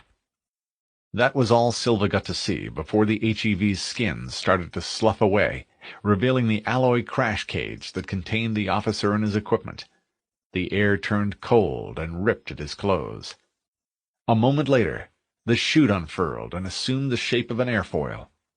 Silva winced as the pod decelerated with a bone-rattling jerk. His harness bit into his shoulders and chest. Wellesley sent an electronic signal to the rest of the Helljumpers. The remains of their HEVs turned in whatever direction was necessary in order to orient themselves on the command pod and follow it down through the atmosphere. All except for Private Marie Posley, who heard a snap as her main chute tore away. There was a sickening moment of freefall, then a jolt as the backup chute deployed. A red light flashed on the instrument panel in front of her. She started to scream on Freak 2 until Silva cut her off. He closed his eyes. It was the death that every Helljumper feared, but none of them talked about. Somewhere, down toward Halo's surface, Posley was about to dig her own grave. Silva felt his HEV stabilize and took another look at the butte. It was tall enough to provide anyone who owned it with a good view of the surrounding countryside. Plus the sheer cliffs would force attackers to either come by air or fight their way up along narrow paths. As a bonus, the structures located on top would provide his Marines with defensible shelter. "It looks good. I like it." "I thought you would," Wellesley replied smugly. "There is one little problem, however." "What's that?" Silva shouted, as the last section of the HEV's skin peeled away, and the slipstream tore at his mask. "The Covenant owns this particular piece of real estate," the AI replied calmly, "and if we want it, we'll have to take it." Deployment 100 hours, 2 minutes, 51 seconds. Spartan 117 mission clock. Lifeboat Lima Foxtrot Alpha 43 in emergency descent to surface of Halo. The Master Chief watched the ring open up in front of him as the pilot guided the lifeboat in past a thick silvery edge and down under the construct's inner surface, before putting the tiny ship into a shallow dive calculated to place it on the strange landscape below. As he looked forward, he saw mountains, hills, and a plain that curved up and eventually out of focus as the ring swooped upward to complete itself somewhere over his head. The sight was beautiful, strange, and disorienting all at the same time. Then the sightseeing was over as the ground came up to meet them. The Master Chief couldn't tell whether the lifeboat took enemy fire, suffered an engine failure, or nicked an obstacle on final approach. It really didn't matter. The result was the same. The pilot had time to yell, "We're coming in too fast!" A moment later, the hull bounced off something solid, and the Spartan was knocked off his feet. Pain stabbed through his temples as his helmet slammed into the bulkhead on his way to the deck plates, followed by clinging blackness. Chief, can you hear me?" Cortana's voice echoed in his head. The Spartan opened his eyes and found himself facing the overhead light panels. They flickered and sparked. "Yes, I can hear you," he replied. "There's no need to shout." "Oh, really?" The AI replied in an arch tone. "Maybe you'd like to file a complaint with the Covenant. The crash triggered a lot of radio traffic, and it's my guess that the welcome wagon is on the way." The Master Chief struggled to his feet and was just about to answer in kind when he saw the bodies. The impact of the crash had ripped the boat open and mangled the unprotected people within. No one else had survived. There was no time to dwell on that, not if he wanted to stay alive and keep Cortana from falling into enemy hands. He hurried to gather as much ammo, grenades, and supplies as he could carry. He had just finished checking the pins on a quartet of frag grenades when Cortana piped up in alarm. "Warning! I've detected multiple Covenant dropships on approach. I recommend moving into those hills. If we're lucky, the Covenant will believe that everyone aboard the lifeboat died in the crash." Acknowledged. Cortana's plan made sense. The Spartan surveyed the area for threats, then hurried toward a canyon and the bridge that crossed it. The span was devoid of safety railings and was constructed from a strange, burnished metal. Beneath the bridge, a towering waterfall thundered down a massive drop-off. The rest of the world arched high overhead. Large outcroppings of weather-smoothed gray rock rose ahead, and a scattering of what looked like conifers reminded him of the forests he'd trained in on Reach. There were differences, however, like the way the ring tapered up from the horizon, the manner in which its shadow fell upon the land, and the crisp, clean air that came in through his filters. It was beautiful, breathtakingly so, but potentially dangerous as well. "Alert! Covenant dropship inbound!" Cortana's voice was calm, but insistent. The prophecy soon proved correct as a large shadow floated over the far end of the bridge, and the ship's engines screamed a warning. There was very little doubt that the Spartan had been spotted, so he made plans to deal with it. He reached the end of the bridge, saw a likely-looking boulder off to his left, and hurried to take advantage of it. He skirted the cliff edge, ignoring the long drop. Careful to watch his footing, the Master Chief circled the rock and found a crevice where the boulder touched the cliff. Now, with his back to the wall, he had a chance to defend himself. He checked his motion tracker and realized that a pair of Covenant Banshees were practically on top of him. The alien aircraft boasted plasma cannon and fuel rod guns. Though not especially fast, they were still dangerous, especially against ground troops. Combined with air support, the grunts and elites that dropped from the fork-shaped alien troop carrier were a serious threat. He steadied his aim and sighted on the nearest Banshee. Careful not to fire early, the Spartan waited for the Banshee to come within range, then squeezed the trigger. The first assault ship came straight at him, which made it relatively easy to stay on target. Bullet impacts sparked on the Banshee's hull as his ammo counter dwindled. The ship shuddered as at least some of the armor-piercing rounds penetrated the fuselage, pulled up out of its dive, and started to trail smoke. The Master Chief was in no position to appreciate the results of his efforts, however, as the second Banshee swooped out of the sun, pounded the area around him with plasma fire. His shield display dropped, then pulsed red. An alarm whined in his helmet speakers. The Master Chief returned fire. Without pause, he thumbed the magazine release and slammed a fresh clip into the receiver. He crouched, searched the sky for targets, and spotted Banshee number 1 in the nick of time. He braced himself for another assault. The Spartan allowed the enemy aircraft to approach, took a slight lead, and squeezed the trigger again. The Covenant ship ran into the stream of bullets, exploded into flames, and slammed into the cliff wall. The second ship was still up there, flying in lazy circles, but the Spartan knew better than to stand around and watch it. A half-dozen red dots had appeared on his motion sensors. Each blip represented a potential assailant, and most were located to his rear.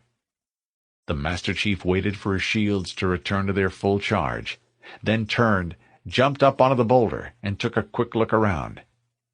The Covenant dropship had deposited a clutch of grunts on the far side of the canyon, where they were busy examining the wreckage of his lifeboat. But that wasn't all. To his left, on his side of the bridge, another group of grunts was working its way through the trees, moving in his direction. They were still a ways off, however, which gave him a few seconds to prepare. Though not armed with the standard 2S AM sniper's rifle, his weapon of choice for this sort of situation, the Spartan was packing the M6D pistol that Keyes had given him. It was equipped with a 2X scope, and in the hands of an expert, could reach out and touch someone. The Master Chief drew the sidearm, turned to the group gathered around the wreckage, and placed the targeting circle over the nearest grunt. In spite of the fact that they were of no immediate threat, the aliens on the other side of the canyon were in an ideal position to flank him, which meant he would deal with them first. 12 shots rang out, and 7 grunts fell. Satisfied that his right flank was reasonably secure, he slammed a fresh clip into the pistol and shifted his attention to the enemy troops that were emerging from the trees. The group of grunts was closer now, much closer, and they opened fire. The Master Chief chose to target the most distant alien first, thereby ensuring that he would still get a crack at the others, even if they turned and tried to escape. The pistol shots came in quick succession. The grunts barked, hooted, and gurgled as the well-aimed bullets hurled their lifeless carcasses down the reverse slope. When there were no more targets to fire at, the Master Chief took a moment to reload the handgun, clicked on the safety, and returned the weapon to its holster. He jumped off the boulder and crouched under an outcropping of rock. He eyed the Banshee above. It was still there, circling well out of range, waiting to pounce should he emerge from cover. That meant he could sit there and wait for more ground forces to arrive, or he could abandon his hiding place and attempt to slip away. The Spartan had never been one for standing around, so he readied his assault rifle and slid forward over the rock. Once on open ground, it was a short dash past the scattering of dead grunts. He crouched beneath the cover offered by a copse of trees. He counted to 3, then dashed from boulder to boulder. He leapfrogged uphill, still very much aware of the Banshee at his back, but reasonably certain he'd given the aircraft the slip. There were no blips on his threat detector until he topped the rise and paused to examine the terrain ahead. A telltale red dot popped onto his HUD. The Master Chief eased his way forward, waiting for the moment of contact. Then he saw movement as hunched bodies dashed from one scrap of cover to the next. There were 4 of them, including a blue-armored elite. The elite charged recklessly forward, firing as he came. He'd engaged such elites before. There was some significance to the aliens' armor colors, and they always fought like aggressive rookies. A thin smile touched the Master Chief's lips. He ignored the aliens' badly placed shots, stood, and returned fire. The elites' advance stalled, and the grunts began to fall back toward a stand of trees. His threat indicator sounded a warning, and a red arrow pointed to the right. The Master Chief drew and primed an M9 HEDP grenade. He turned just in time to see another elite, this one in the scarlet armor of a veteran, charge him. The grenade was already in hand, and the distance to the target was sufficient, so the soldier let the M9 fly. The grenade detonated with a loud whomp and tossed the enemy soldier into the air, while stripping a nearby tree of half its branches. The rookie was close now and roared a battle cry. The alien hosed the Master Chief with plasma fire. His shields dropped precipitously. The Spartan backed away, fired his assault rifle in short controlled bursts, and finally managed to knock the remaining elite off his feet. With their leader down, the grunts broke ranks and began to scamper away. The Master Chief cut their retreat short in a hail of bullets. He eased up on the trigger, felt the silence settle in around him, and knew he had made a mistake. The veteran had damn near blindsided him. How? He realized with a start that he was still fighting like part of a unit. Though he was trained to act independently, he had spent most of his military career as part of a team. The elite had managed to flank him because he was simply accustomed to one of his fellow Spartans watching out for him. He was cut off from the chain of command, alone, and most likely surrounded by the enemy. He nodded, his face grim behind the mirrored visor. This mission would require a major revision in his tactics. He pushed his way up through a meadow thick with knee-high spiky grass. He could hear the distant chatter of automatic weapons fire, and knew some Marines were somewhere up ahead. He sprinted toward the sound of battle. Perhaps he wouldn't be on his own for long. Deployment 100 hours 5 minutes 8 seconds. Captain Keyes mission clock. Lifeboat Kilo Tango Victor 17. In emergency descent to surface of Halo. Maybe it was because the Autumn's navigator, Ensign Lovell, was at the controls, or maybe it was simply a matter of good luck. But whatever the reason, the rest of the trip down through Halo's atmosphere was completely uneventful. So peaceful that it made Keyes nervous. "Where would you like me to put her down, sir?" Lovell inquired, as the lifeboat skimmed a grassy plain. "Anywhere," Keyes answered, "so long as there aren't any Covenant forces around. Some cover would be nice, since this boat will act like a magnet if we leave it out in the open." Like most of its kind, the lifeboat had never been intended for extended atmospheric use. It flew like a rock, in fact. But the suggestion made sense, so the pilot turned toward what he had arbitrarily designated as the west, and the point where the grasslands met a tumble of low, rolling hills. The lifeboat was low, so low that the Covenant patrol barely had time to see what it was before the tiny vessel flashed over their heads and disappeared. The veteran elites, both of whom were mounted on small, single-seat hover sleds, ghosts, stood to watch the lifeboat skim the plain. The senior of the pair called the sighting in. They turned toward the hills and opened their throttles. What had promised to be a long, boring day suddenly seemed a great deal more interesting. The elites glanced at each other, bent over their controls, and raced to see which of them could reach the lifeboat first, and which of them would score the first kill of the afternoon. Deep in the hills ahead, Lovell fired the lifeboat's bow thrusters, dropped what flaps the stubby little wings had, and jazzed the boat's belly jets. Keyes watched in admiration as the young pilot dropped the boat into a gully where it would be almost impossible to spot, except from directly overhead. Lovell had been a troubled officer, well on his way to a dishonorable discharge, when Keyes had recruited him. He'd come a long way since then. "Nice job," the captain said, as the lifeboat settled onto its skids. "Okay, boys and girls, let's strip this ship of everything that might be useful, and put as much distance between it and ourselves as we can. Corporal, post your Marines as sentries. Wang, Dowski, Abiyad, open those storage compartments. Let's see what brand of champagne the UNSC keeps in its lifeboats. Hikawa, give me a hand with this body." There was a certain amount of commotion as Nussely's corpse was carried outside and unceremoniously dumped into a crevice. The boat was stripped, and the controls were disabled. With emergency packs on their backs, the bridge crew started up into the hills. They hadn't gone far when a sonic boom rolled over the land. The pillar of autumn roared across the sky and dropped over the horizon to the arbitrary south. Keyes held his breath as he waited to see what would happen. He, like all COs, had neural implants that linked him to the ship's AI, and key personnel. There was a pause, followed by what felt like a mild earth tremor. A moment later, a terse message from Cortana's subroutine scrolled across his vision, courtesy of his neural lace. CSR-1, burst broadcast.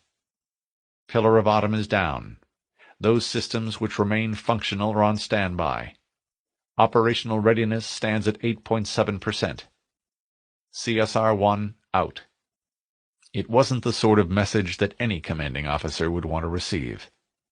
In spite of the fact that the Autumn would never swim through space again, Keyes took some small comfort from the fact that his ship still had the equivalent of a pulse, and might still come in handy. He forced a smile. "Okay, people, what are we waiting for? Our cave awaits. The last one at the top digs the latrine." The bridge personnel continued their climb. In spite of efforts to keep the HEVs together, the Hell Jumpers came down in a landing zone that stretched approximately 3 kilometers in diameter. Some of the landings were classic two-point affairs, in which the more fortunate Marines were able to jettison their crash cages about 50 meters off the ground and land like sim soldiers in a training vid. Others were a good deal less graceful, as the skeletal remains of their drop pods smashed against cliffs, dropped into lakes, and in one unfortunate case, rolled into a deep ravine. As the surviving hell jumpers extricated themselves from their HEVs, a homing beacon snapped to life, and they were able to orient themselves to the red square which appeared on their transparent eye screens. That was where Major Silva had landed. A temporary HQ had been established, and the battalion would regroup. Each pod was stripped of extra weapons, ammo, and other supplies, which meant that the force which converged on the hot, dry plateau was well equipped. Hell jumpers were supposed to be able to operate without external resupply for 2-week periods, and Silva was pleased that his troops had retained most of their gear, despite the difficult drop conditions. In fact, Silva thought, as he watched his troops stream in from every direction, the only thing we lack is a fleet of warthogs and a squad of scorpions. But those assets would come. Oh, yes, they would, shortly after the butte was wrenched from enemy hands. In the meantime, the hell jumpers would use what ground pounders always use, their feet. First Lieutenant Melissa McKay had landed safely, as had most of her 130-person company. 3 of her people had been killed in action on the Autumn, and 2 were missing and presumed dead. Not too bad, all things considered. As luck would have it, McKay hit the dirt only half a click away from the homing beacon, which meant that by the time a perimeter had been established, she had already humped her gear across the hardpan, located Major Silva, and reported in. McKay was one of his favorites. The ODST officer nodded by way of a greeting. "Nice of you to drop in, Lieutenant. I was beginning to wonder if you'd taken the afternoon off." "No, sir," McKay responded. "I dozed off on the way down and slept through my wake-up alarm. It won't happen again." Silva managed to keep a straight face. "Glad to hear it." He paused, then pointed. "You see that butte? The one with the structures on top? I want it." McKay looked, brought her binoculars up, and looked again. The butte's range appeared along the bottom of the image, and was soon chased out of the frame by coordinates that Wellesley inserted to replace the concepts of longitude and latitude, which worked on most planetary surfaces, but not here. The sun was setting, but there was still enough light to see by. As she surveyed the target area, a Covenant Banshee took off from the top of the butte, circled out toward the west, and came straight at her. The only thing that was surprising about that was the fact that it had taken the enemy so long to respond to their landing. "Looks like a tough nut to crack, sir, especially from the ground." "It is," Silva agreed, "which is why we're going to tackle it from both the air and the ground. Lord only knows how they did it, but a group of Pelican pilots were able to launch their transports before the old man brought the Autumn down, and they're hidden about 10 clicks north of here. We can use them to support an airborne operation." McKay lowered her binoculars. "And the Autumn?" "She's KIA back that-a-way," Silva replied, hooking his thumb back over his shoulder. "I'd like to go pay my final respects, but that'll have to wait. What we need is a base, something we can fortify and use to hold the Covenant at bay. Otherwise, they're going to hunt our people down 1, 2, or 3 at a time." "Which is where the butte comes in," McKay said. "Exactly," Silva answered. "So start walking. I want your company at the foot of that butte ASAP. If there's a path to the top, I want you to find it and follow it. Once you get their attention, we'll hit them from above." There was a loud bang as one of the first company's rocket jockeys fired her M19 SSM man-portable launcher, blew the incoming Banshee out of the sky, and put a period to Silva's sentence. The battalion cheered as the Banshee bits dribbled smoke and wobbled out of the sky. "Sir, yes, sir," McKay answered. "When we get up there, you can buy me a beer." "Fair enough," Silva agreed.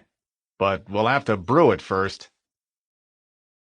Even grunts had to be granted some rest once in a while, which was why long cylindrical tanks equipped with airlocks had been shipped to Halo's surface, where they were pumped full of methane and used in lieu of barracks.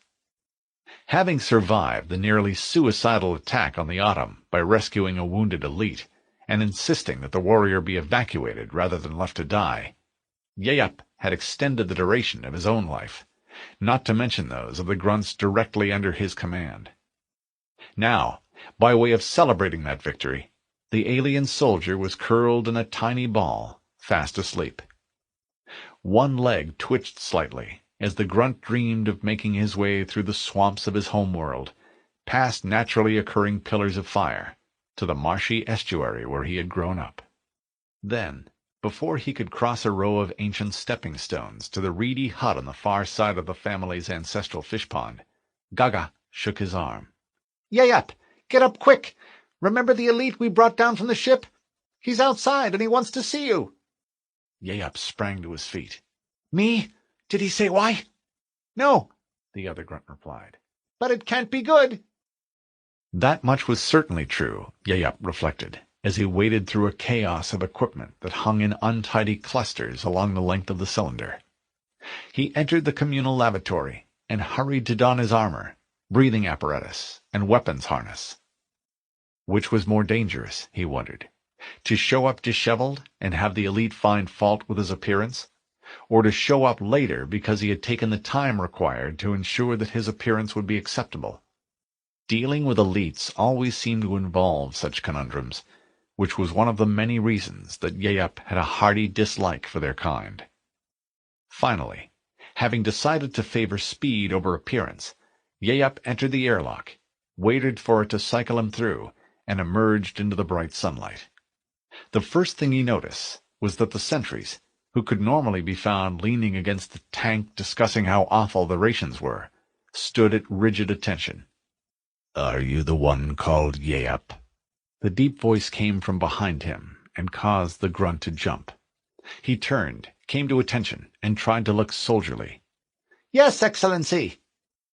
The elite named Zuka Zamami wore no helmet. He couldn't, not with the dressing that was wrapped around his head, but the rest of his armor was still in place. It was spotlessly clean, as were the weapons he wore. "Good. The medics told me that you and your file not only pulled me off the ship, but forced the assault boat to bring me down to the surface." Yeyup felt a lump form in his throat and struggled to swallow it. The pilot had been somewhat reluctant, citing orders to wait for a full load of troops before breaking contact with the human ship. But Gaga had been quite insistent, even going so far as to pull his plasma pistol and wave it about. Yes, Excellency, Yeyup replied. But I can explain. "There's no need," Zamami replied. Yeyup almost jumped. The elite's voice lacked the customary bark of command. It sounded almost reassuring. Yeyup was anything but reassured. "You saw that a superior had been wounded," the elite continued, "and did what you could to ensure that he received timely medical treatment. That sort of initiative is rare, especially among the lower classes." Yeyup stared at the elite, unable to reply. He felt disoriented. In his universe, elites didn't offer accolades. "To show my appreciation, I've had you transferred." Yeyup liked the normally sleepy unit to which he was attached, and had no desire to leave it. Transferred, Excellency? To what unit? "Why, to my unit," the elite replied, as if nothing could be more natural. "My assistant was killed as we boarded the human ship. You will take his place." Yeyup felt his spirits plummet. The elites who acted as special operatives of the prophets were fanatics, chosen for their limitless willingness to risk their lives and the lives of those under their command. Thank you, Excellency, Yeyup stuttered. But I don't deserve such an honor. "Nonsense," the elite replied. "Your name has already been added to the rolls. Gather your belongings, say goodbye to your cohort, and meet me here 15 units from now. I'm scheduled to appear in front of the Council of Masters later this evening. You will accompany me." Yes, Excellency, Yeyup said obediently. May I inquire as to the purpose of the meeting? "You may," Zamami replied. allowing a hand to touch the bandage that circled his head. The human who inflicted this wound was a warrior so capable that he represents a danger to the entire battle group. An individual who, if our records can be believed, is personally responsible for the deaths of more than 1,000 of our soldiers. Yeyup felt his knees start to give. By himself, Excellency? Yes, but never fear, those days are over. Once I receive authorization, you and I will find this human. Find him? Yeyup exclaimed, protocol forgotten. Then what? Then, Zamami growled, we will kill him. The dawn air was cold, and McKay could see her breath as she stared upward and wondered what awaited her. Half the night had been spent marching across the stretch of intervening hardpan to get into position below the butte, and the other half had been spent between trying to find a way up to the top and grabbing a little bit of sleep. The second task had been easy, perhaps a little too easy, because other than a sloppily constructed barricade, the foot of the 4-foot-wide ramp was entirely unguarded. Still, the last thing the Covenant expected was for a human ship to appear out of slipspace and land infantry on the surface of the construct. Viewed in that light, a certain lack of preparation was understandable. In any case, the path started at ground level, spiraled steadily upward, and hadn't been used in some time, judging from what you could see. That's the way it appeared, anyway, although it was hard to be sure from below, and Silva was understandably reluctant to send in one of the Pelicans, lest it give the plan away. No, McKay and her troops would have to wind their way up along the narrow path, engage whatever defenses the Covenant might have in place, and hope that the Pelicans arrived quickly enough to take the pressure off. The lieutenant eyed the readout on the transparent boom-mounted eye screen attached to her helmet, waited for the countdown to complete itself, and started up the steep incline. Company Sergeant Tink Carter turned to face the men and women lined up behind him. What the hell are you waiting for? An engraved invitation? Let's get it in gear! While B Company marched toward the butte, and C Company marched off to rendezvous with the Pelicans, the rest of the battalion used the remaining hours of darkness to prepare for the following day under Major Silva's watchful eye. Wireless sensors were placed 200 meters out and monitored by Wellesley. 3-person fire teams took up positions 150 meters out, and a rapid response team was established to support them. There wasn't any natural cover here, so the Hell Jumpers moved their gear up onto a low rise and did what they could to place fortifications around it. Dirt excavated from the firing pits was used to build a low barrier around the battalion's perimeter. Connecting trenches were dug, and a landing pad was established so that Pelicans could put down within the battalion's footprint. Now, standing at the very highest point of the pad, and gazing off to the west, Silva listened as Wellesley spoke into his ear. "I have good news and bad news. The good news is that Lieutenant McKay has started her climb. The bad news is that the Covenant is about to attack from the west." Silva lowered his glasses, turned, and looked to the west. An enormous dust cloud had appeared during the 5 minutes that had passed since he looked that way. "What kind of attack?" the ODST officer demanded curtly. "That's rather difficult to say," Wellesley replied deliberately, "especially without the ships, satellites, and recon drones that I normally rely on for information. However, judging from the amount of dust, plus my knowledge of the Covenant weapons inventory, it looks like an old-fashioned cavalry charge, similar to the one that Napoleon threw my way at Waterloo." "You weren't at Waterloo," Silva reminded the AI as he brought the binoculars up to his eyes. "But assuming you're correct, what are they riding?" "Rapid attack and reconnaissance vehicles, which our forces refer to as ghosts," Wellesley replied pedantically. "Perhaps 100 of them, judging from the dust." Silva swore. The timing couldn't have been worse. The Covenant had to respond to his presence. He knew that, but he had hoped for a little more time. Now, with fully half his strength committed elsewhere, he was left with roughly 200 troops. Still, they were ODST troops, the best in the UNSC. All right, Silva said grimly. If they want to charge, let's give them the traditional counter. Order the pickets to pull back. Tell companies A and D to form an infantry square. And let's get all the backup ammo below ground level. I want assault weapons in the pits, launchers halfway up the slope, and snipers up on the pad. No one fires until I give the command. Like Silva, Wellesley knew that the Roman legions had used the infantry square to good effect, as had Lord Wellington, and many since. The formation, which consisted of a box with ranks of troops all facing outward, was extremely hard to break. The AI relayed the instructions to the troops, who, though surprised to be deployed in such an archaic way, knew exactly what to do.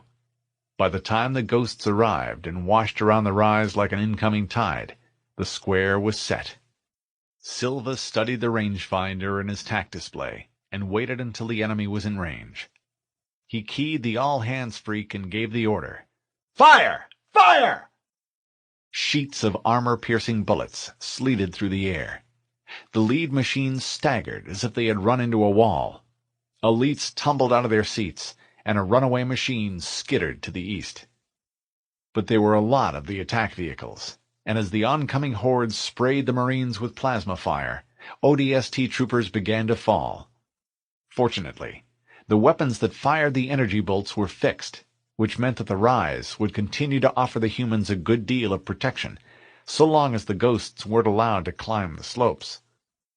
Also operating in the Helljumpers' favor were the skittish nature of the machines themselves, some poor driving, and a lack of overall coordination. Many of the elites seemed eager to score a kill. They broke formation and raced ahead of their comrades. Silva saw one attack craft take fire from another ghost, which crashed into a third machine, which subsequently burst into flame. The majority of the elites were quite competent, however, and after some initial confusion, they went to work devising tactics intended to break the square. A gold-armored elite led the effort. First, rather than allowing the riders to circle the humans in whatever direction they chose, he forced them into a counterclockwise rotation. Then, having reduced collisions by at least a third, the enemy officer chose the lowest pit, the one against which the fixed plasma cannons would be most effective, and drove at it time and time again. Marines were killed, the outgoing fire slackened, and one corner of the square became vulnerable. Silva countered by sending a squad to reinforce the weak point, ordering his snipers to concentrate their fire on the gold elite, and calling on the rocket jockeys to provide rotating fire. If the humans' launchers had a weakness, it was the fact that they could only fire 2 rockets before being reloaded, which left at least 5 seconds between volleys. By alternating fire and concentrating on the ghosts closest to the hill, the Marine defenders were able to leverage the weapon's effectiveness. This strategy proved effective. Wrecked, burned, and mangled ghosts formed a metal barricade, further protecting the humans from plasma fire and interfering with new attacks. Silva lifted his binoculars and surveyed the smoke-laced battle area. He offered a silent thanks to whatever deity watched over the infantry. Had he led the assault, Silva would have sent in air support first to pin the Helljumpers down, followed by ghosts from the west. His opposite number had been trained differently, had too much confidence in his mechanized troops, or was just plain inexperienced. Whatever the reason, the Banshees were thrown into the mix late, apparently as an afterthought. Silva's rocket jockeys knocked 2 of the aircraft out of the air on the first pass, nailed another one on the second pass, and sent the 4th running south with smoke trailing from its failing engines. Finally, with the Gold Elite dead and more than half of their number slaughtered, the remaining elites withdrew. Some of the ghosts remained untouched, but at least a dozen of the surviving ships carried extra riders, and most were riddled with bullet holes. 2, their engines destroyed, were towed off the field of battle. This is why we need the Butte, Silva thought, as he surveyed the carnage, to avoid another victory like this one. 23 Helljumpers were dead. 6 were critically injured, and 10 had lesser wounds. Static burped in his ear, and McKay's voice crackled across the command freak. "Blue 1 to Red 1, over." Silva swung toward the butte, raised his glasses, and saw smoke drift away from a point about halfway up the pillar-like formation. "This is Red 1. Go. Over." "I think we have their attention, sir." The Major grinned. It looked more like a grimace. "Roger that, Blue 1. We put on a show for them as well. Hang tight. Help is on the way." McKay ducked back beneath a rocky overhang as the latest batch of plasma grenades rained down from above. Some kept on falling. Others found targets, bonded to them, and exploded seconds later. A trooper screamed as one of the alien bombs landed on top of his rucksack. A sergeant yelled, "Dump the pack!" But the Marine panicked and backpedaled off the path. The grenade exploded and sprayed the cliff face with what looked like red paint. The infantry officer winced. "Roger, Red 1. Sooner would be a whole hell of a lot better than later. Over and out." Wellesley ordered the Pelicans into the air as Silva stared out over the plain. He wondered if his plan would work, and if he could stomach the price. Chapter 3. D-103-1426 Spartan 117 Mission Clock. Surface. Up ahead, the Master Chief saw a light so bright that it seemed to compete with the sun. It originated somewhere beyond the rocks and trees ahead, surged up between the horns of a large U-shaped construct, and raced into the sky, where the planet Threshold served as a pastel backdrop. Was the pulse some sort of beacon? Part of what held the ringworld together? There was no way for him to know. Cortana had already warned the Spartan that a group of Marines had crash-landed in the area, so he wasn't surprised to hear the rattle of automatic weapons fire, or the characteristic whine as Covenant energy weapons answered in kind. He eased his way through the scrub and onto the hillside above the U-shaped edifice and the blocky structures that surrounded it. He could see a group of grunts, jackals, and elites dashing back and forth as they tried to overwhelm a group of Marines. Rather than charge in assault weapon blazing, the Master Chief chose to use his M6D pistol instead. He raised the weapon, activated the 2x magnification, and took careful aim. A series of well-placed shots knocked a trio of grunts off their feet. Before the Covenant forces could locate where the incoming fire had originated, the Master Chief opened fire on a blue-armored elite. It took a full magazine to put the warrior down, but it beat the hell out of going toe-to-toe with the alien when there wasn't any need to. The quick, unexpected sniping attack gave the Marines the opportunity they needed. There was a quick flurry of fire as the Spartan made his way down the slope, paused to strip some plasma grenades off a dead grunt, and was welcomed by a friendly private. "Good to see you, Chief. Welcome to the party." The Spartan's reply was a curt nod. "Where's your CO, Private?" "Back there," the Marine said. He turned and called over his shoulder. "Hey, Sarge!" The Master Chief recognized the tough-looking sergeant who trotted to join them. He'd last seen Sergeant Johnson during a search-and-destroy run aboard one of Reach's orbital docking facilities. "What's your status here, Sergeant?" "It's a mess," Johnson growled. "We're scattered all over this valley." He paused and added in a quiet voice. "We called for evac, but until you showed up, I thought we were done for." "Don't worry," Cortana said over the Spartan's external speakers. "We'll stay here until evac arrives. I've been in touch with A.I. Wellesley. The Helljumpers are in the process of taking over some Covenant real estate, and one of the Pelicans has been dispatched to pick you up." "Glad to hear it," Johnson replied. "Some of my people need medical attention." "Here comes another Covenant dropship," the private put in. "It's time to roll out the welcome mat." "Okay, Vicente," Johnson barked. "Reform the squad. Let's get to work." The Master Chief looked up and saw that the Marine was correct. Another Covenant landing craft hovered for a moment, then dropped close to the ground. The oddly shaped vehicle dipped slightly, and the mandible structures that formed the bulk of the dropship's fuselage hinged open. A clutch of grunts and an elite dropped to the ground.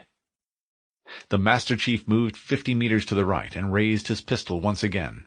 In seconds, a team of Marines poured fire into the Covenant LZ and flushed them out. As the aliens scattered and dove for cover, the Spartan put them down one by one. There was a brief respite, and the Master Chief paused to survey the situation. Cortana pulled up the Marine positions, tagged them as Fire Team C, and highlighted their locations on his HUD. Several of them had climbed the large structure that dominated the area, and the rest patrolled the perimeter. He had just readied his assault rifle when a Marine voice called out, "Contact! Enemy dropship sighted! They're trying to flank us!" Seconds later, the Spartan's motion sensor painted a contact, a large one, nearby. He stayed close to a large boulder and used it for cover, then cautiously checked for targets. The dropship disgorged another contingent of troops, including a trio of jackals. Their distinctive glowing shields flared as Sergeant Johnson's men opened fire. Bullets ricocheted as the bird-like aliens crouched behind their protective devices, like medieval footmen forming a shield wall. Behind them, more grunts and a blue elite spread out in an enveloping formation. It was a good tactic, particularly if there were more dropships inbound. Eventually, the Covenant would wear down the Marine defenses and overrun the position. There was just one problem with their plan. He was in a perfect flanking position. He crouched, then sprinted forward into the Jackal's line. His assault rifle barked and bullets tore into the exposed aliens. They had barely hit the ground as the Spartan spun, primed a captured plasma grenade, and threw it at the elite, almost 30 meters away.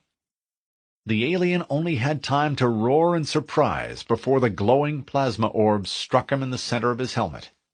The weapon fused to the alien's helmet and began to pulse a sickly blue-white.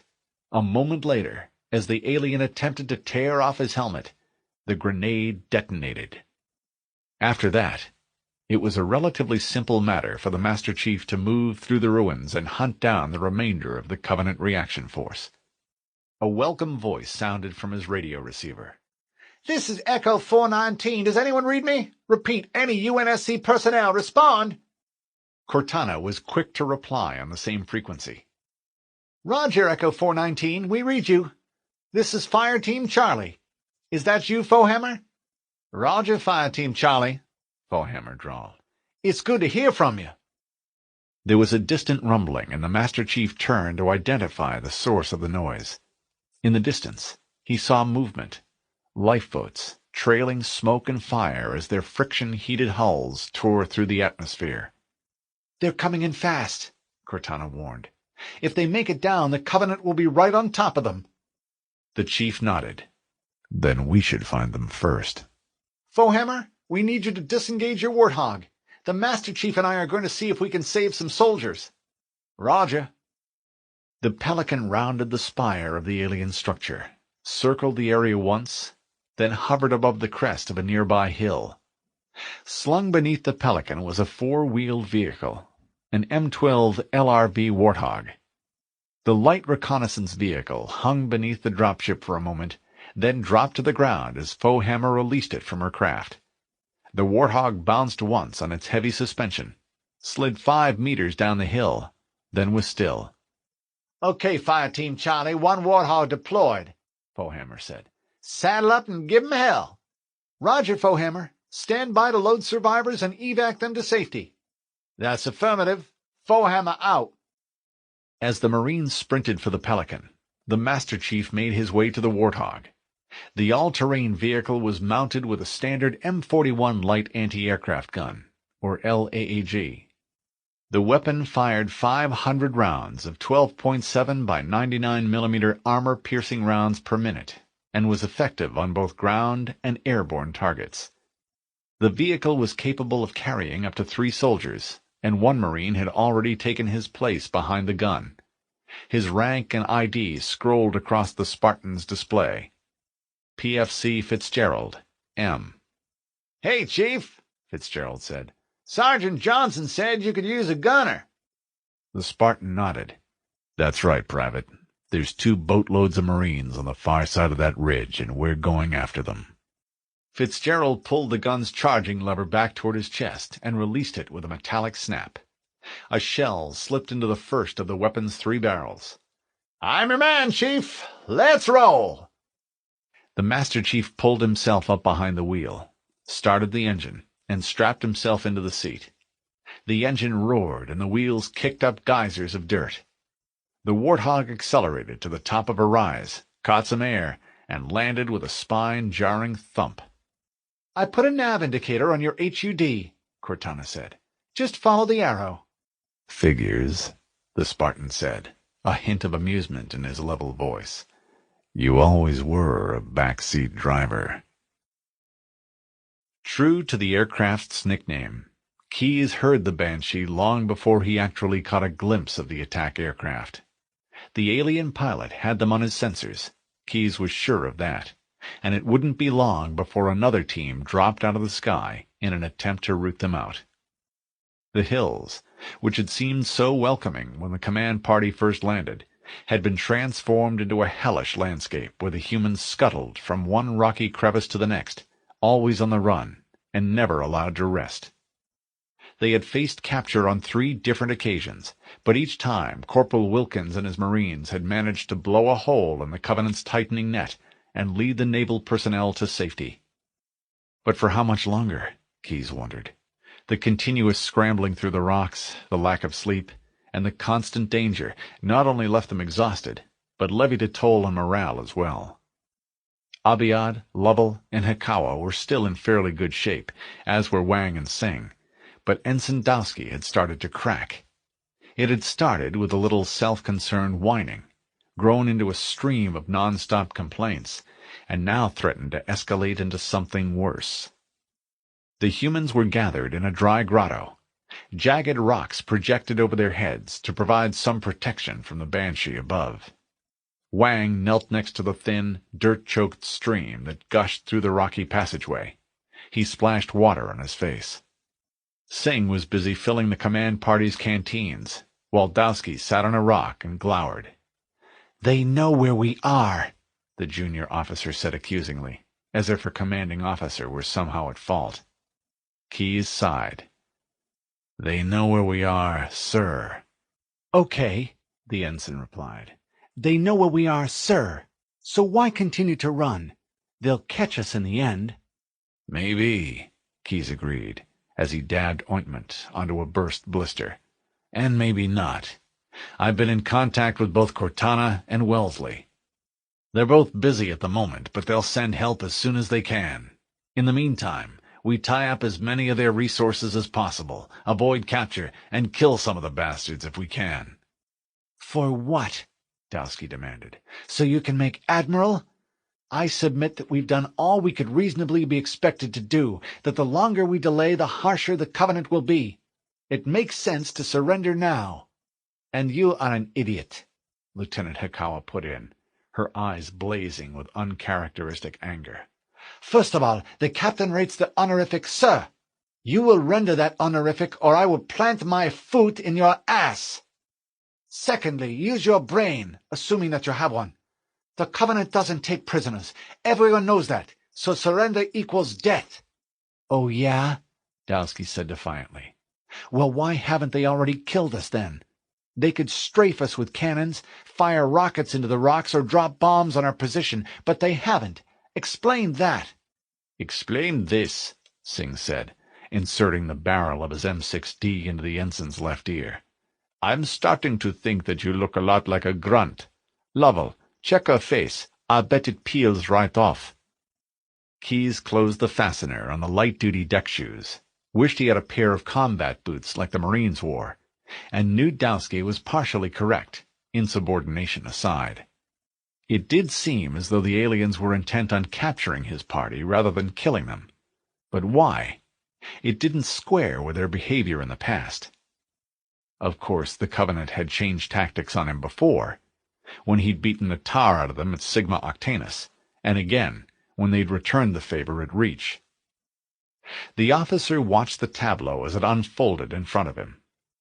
Hikawa stood with her fists on her hips, face contorted with anger, while Singh screwed his weapon into Dowski's ear.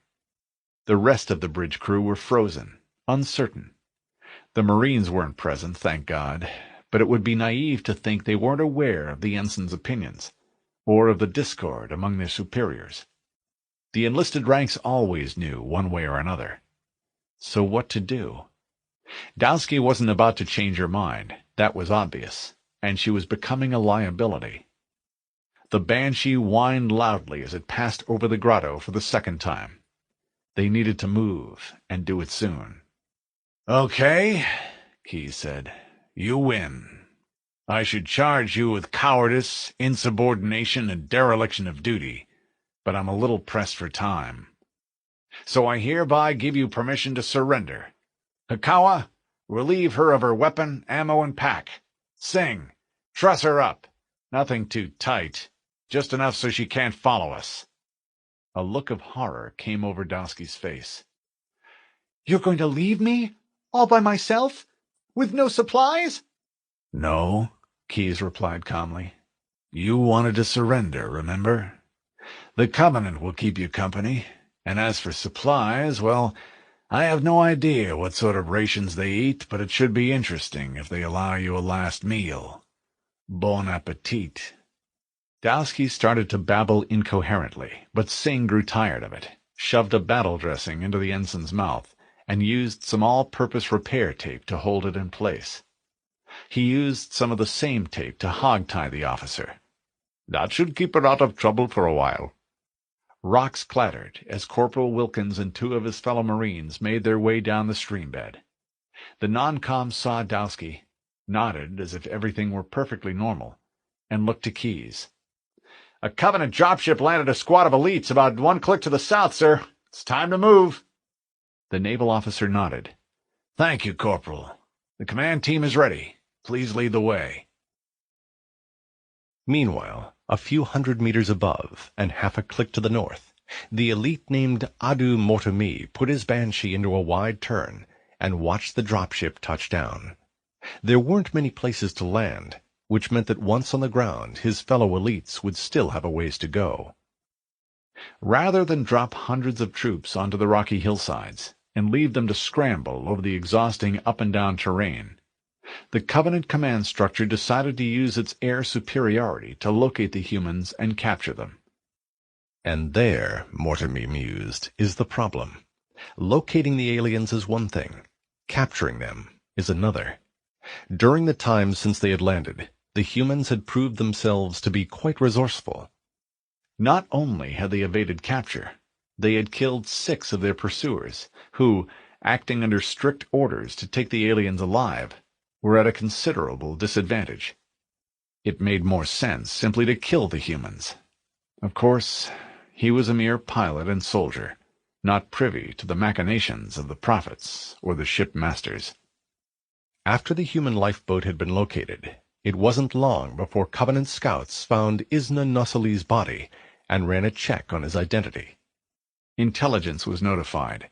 Official wheels began to turn, and the Covenant commanders were confronted with a problem. Why would an Osuna risk his life to board a human lifeboat and ride it to the surface? The answer seemed obvious. Because someone important was on that boat.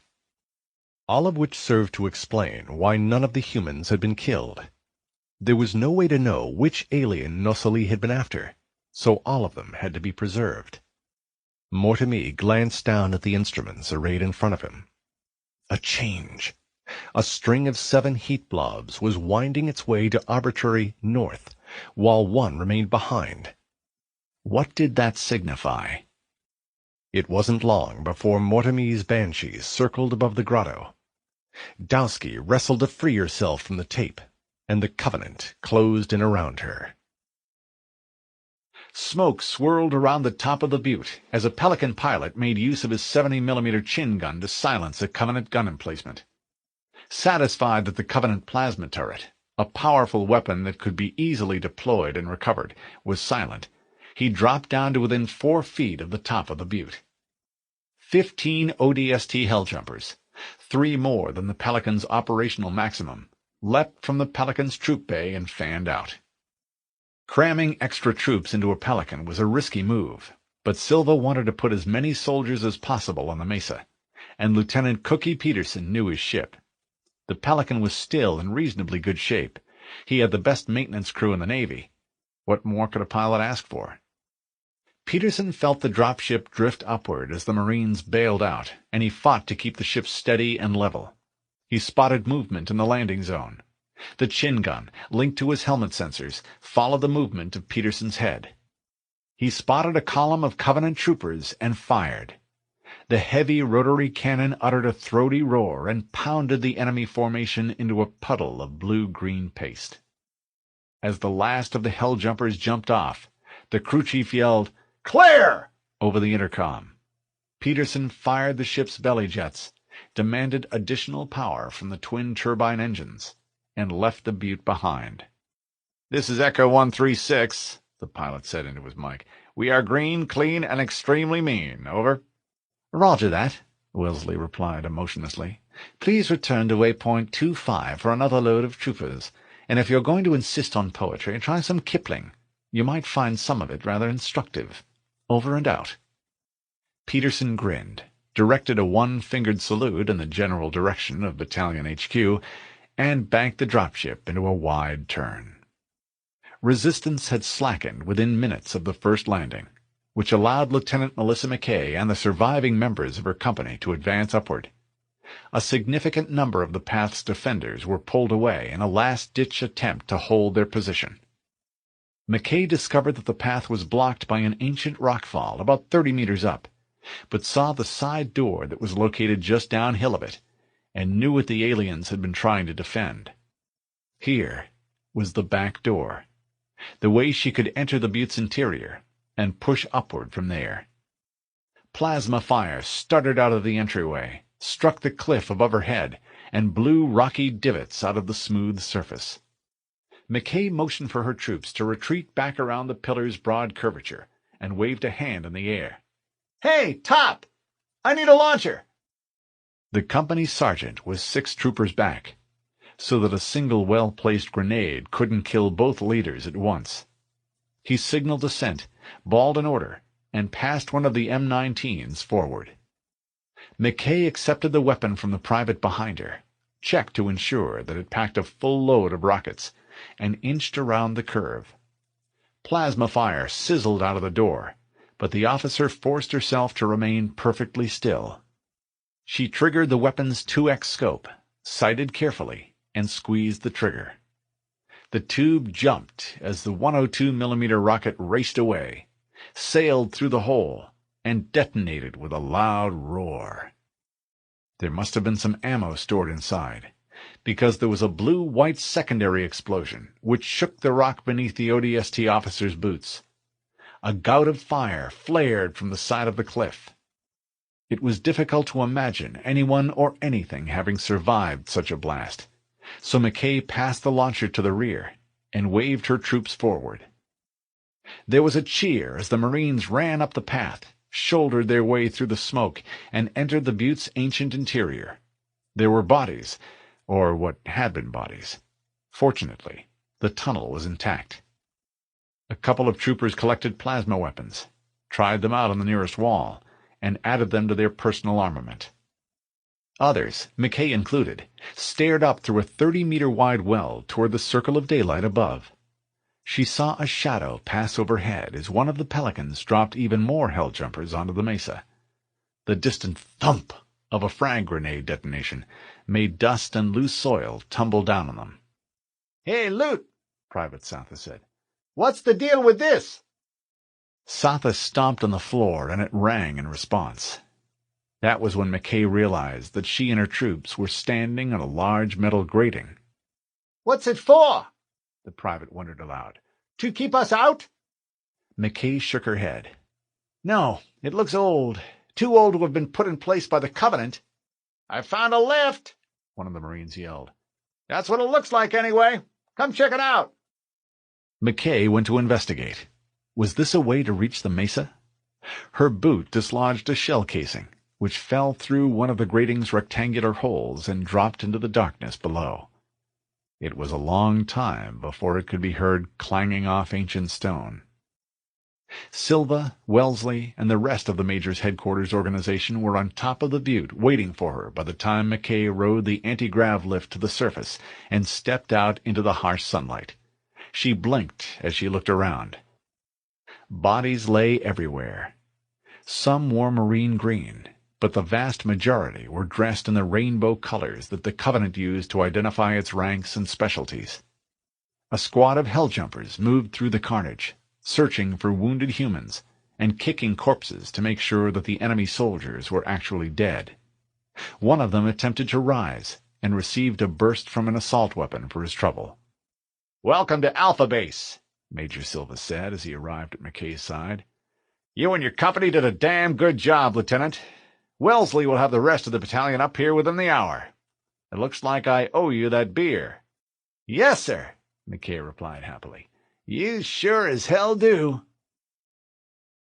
The tunnel was huge, plenty large enough to handle a Scorpion tank, which meant that the Master Chief had little difficulty steering the Warthog through the initial opening. He'd almost missed the entry at the bottom of a large dry wash. Cortana's sensors had identified the entrance to the tunnel system. "It's not a natural formation," she'd warned him. That meant someone built it. Logically, it meant that the tunnel led somewhere, and it might shave precious time off his search for the crashed lifeboats. Once inside, things became a little more difficult as the Spartan was forced to maneuver the LRV up ramps through a series of tight turns and right to the very edge of a pit. A quick recon confirmed that the gap was narrow enough to jump, assuming the hog had a running start. The Master Chief backed away, warned the gunner to hang on, and put his foot to the floor. The LRV raced up the ramp, sailed through the air, and jounced to a hard landing on the other side.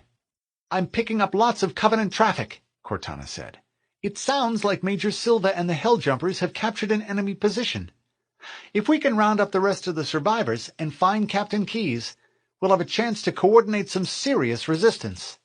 "Good," the Master Chief answered. "It's about time something broke our way." The Warthog's headlights swung across ancient walls as the Spartan turned the wheel, and the LRV emerged into a large open area, dotted with mysterious installations. It was dark. The road ended in front of a deep chasm. It wasn't long before Covenant troops emerged like maggots spilling out of a rotting corpse. Plasma fire splashed across the Warthog's windscreen.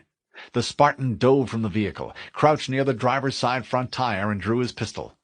Fitzgerald opened up with the LAAG and swept the area with fire. Spent shell casings rained all around them. The chief peered over the edge of the Warthog. They were dangerously exposed. The roadway they'd been using was devoid of cover, elevated roughly 3 meters above the rest of the massive vaulted chamber. Worse, it bisected the chamber, which left them exposed on virtually all sides.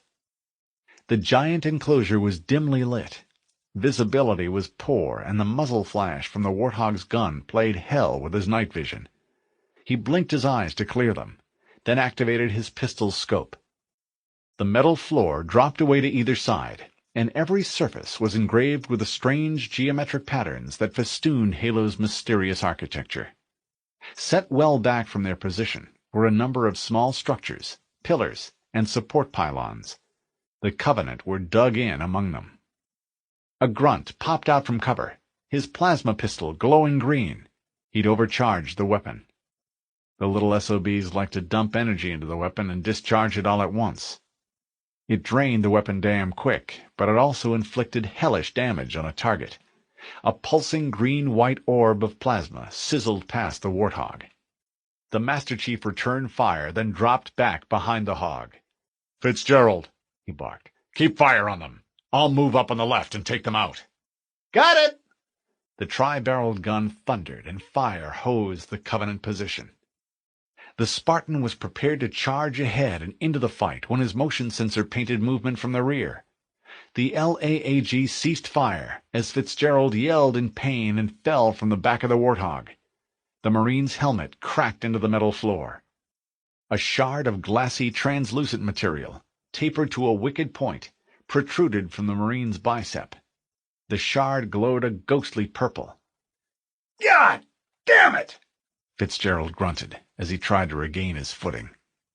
2 seconds later, the purple shard exploded and blood sprayed from the wound. Fitzgerald howled in agony. There was no time to tend to Fitzgerald's injuries. A pair of grunts charged up the slight incline and opened fire.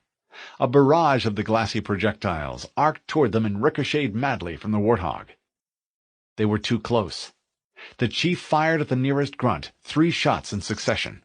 A trio of bullet pocks formed a neat cluster in the alien's chest. The grunt's partner squealed in anger and brought his gun to bear.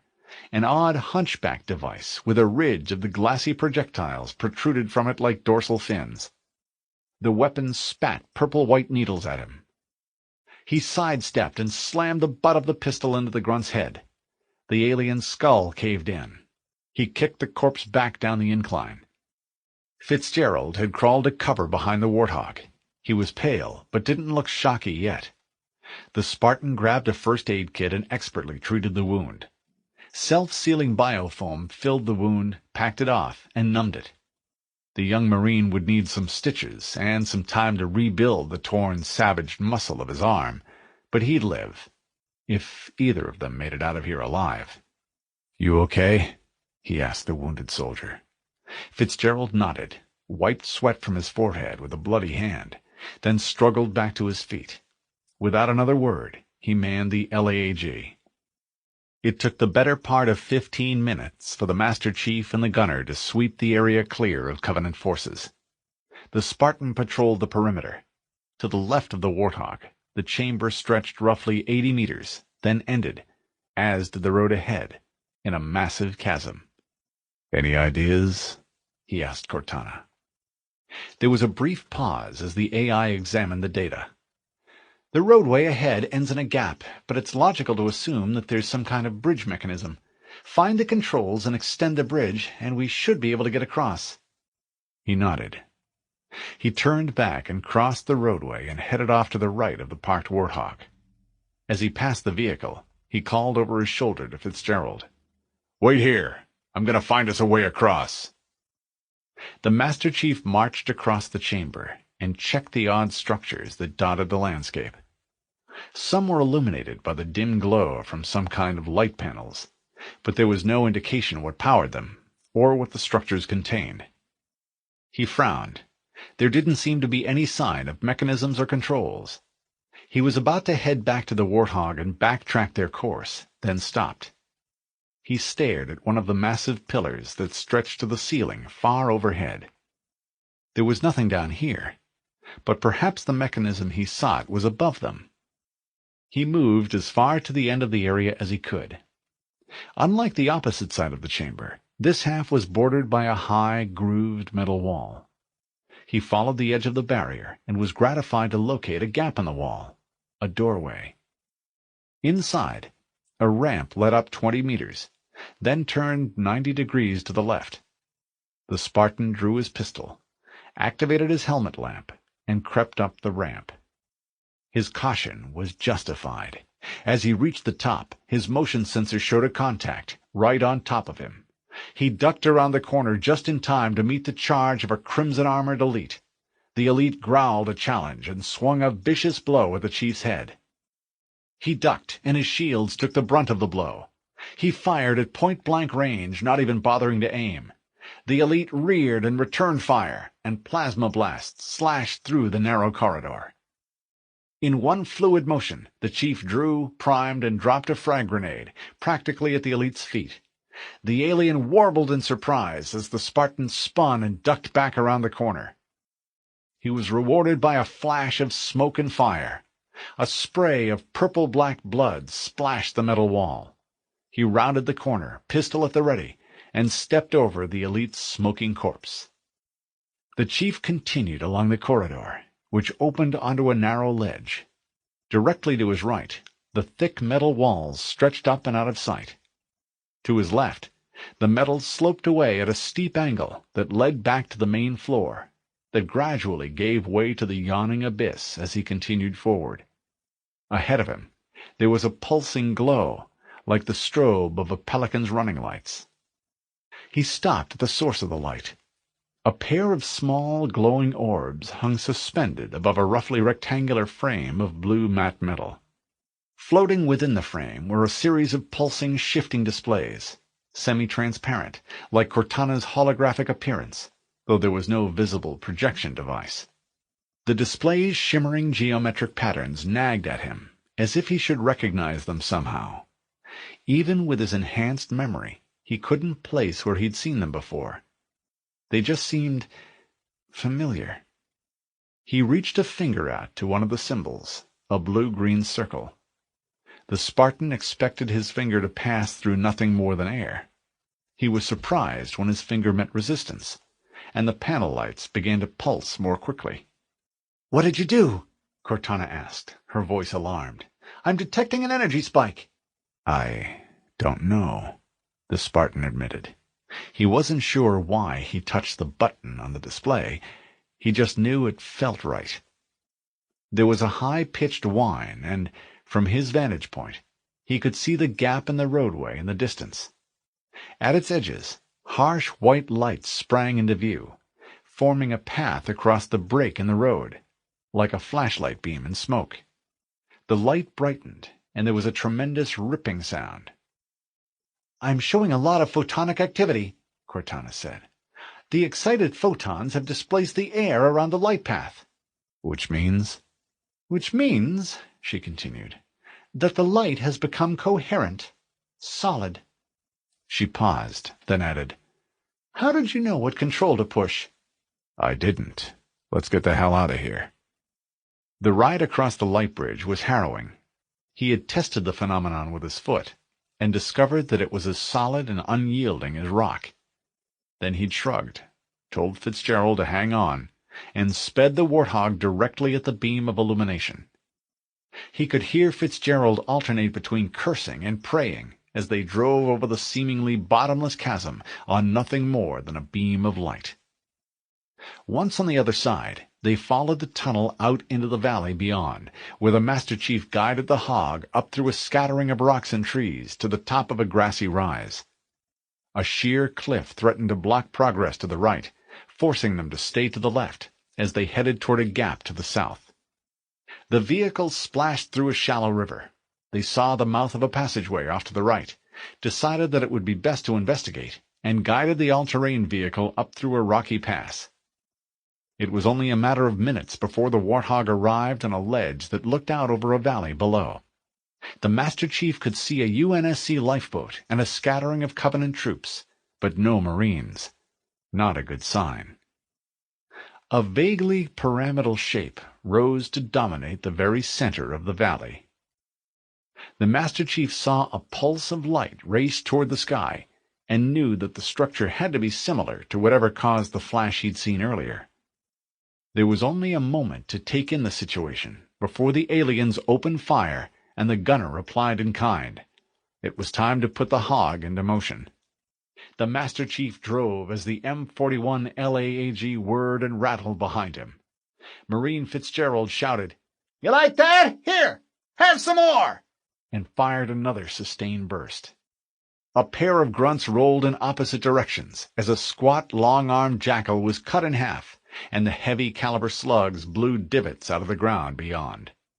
As the LRV swung past the pyramid, Cortana said, "There are some Marines hiding up on the hill. Let's give them a hand." The Spartan aimed for a gap between two trees and saw a tall, angular elite step out from cover. The elite raised a weapon, but was quickly transformed into a speed bump as the warthog knocked him down and the huge tires crushed his body. The Marines appeared soon after that, holding their assault weapons in the air and called greetings. A sergeant nodded. "It's good to see you, Chief. It's starting to get a little bit warm around here."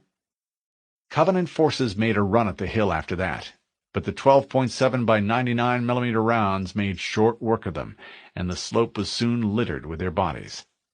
The Master Chief heard a burst of static, followed by Fohammer's voice. "Echo 419 to Cortana. Come in." "We read you, 419.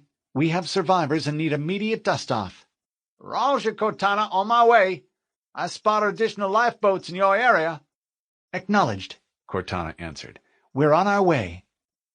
It took the better part of the afternoon to check the interlocking valleys, locate the rest of the survivors, and deal with the Covenant forces who attempted to interfere. But finally, having rounded up a total of 63 Marines and naval personnel, the Spartan watched Echo 419 land for the last time and jumped aboard.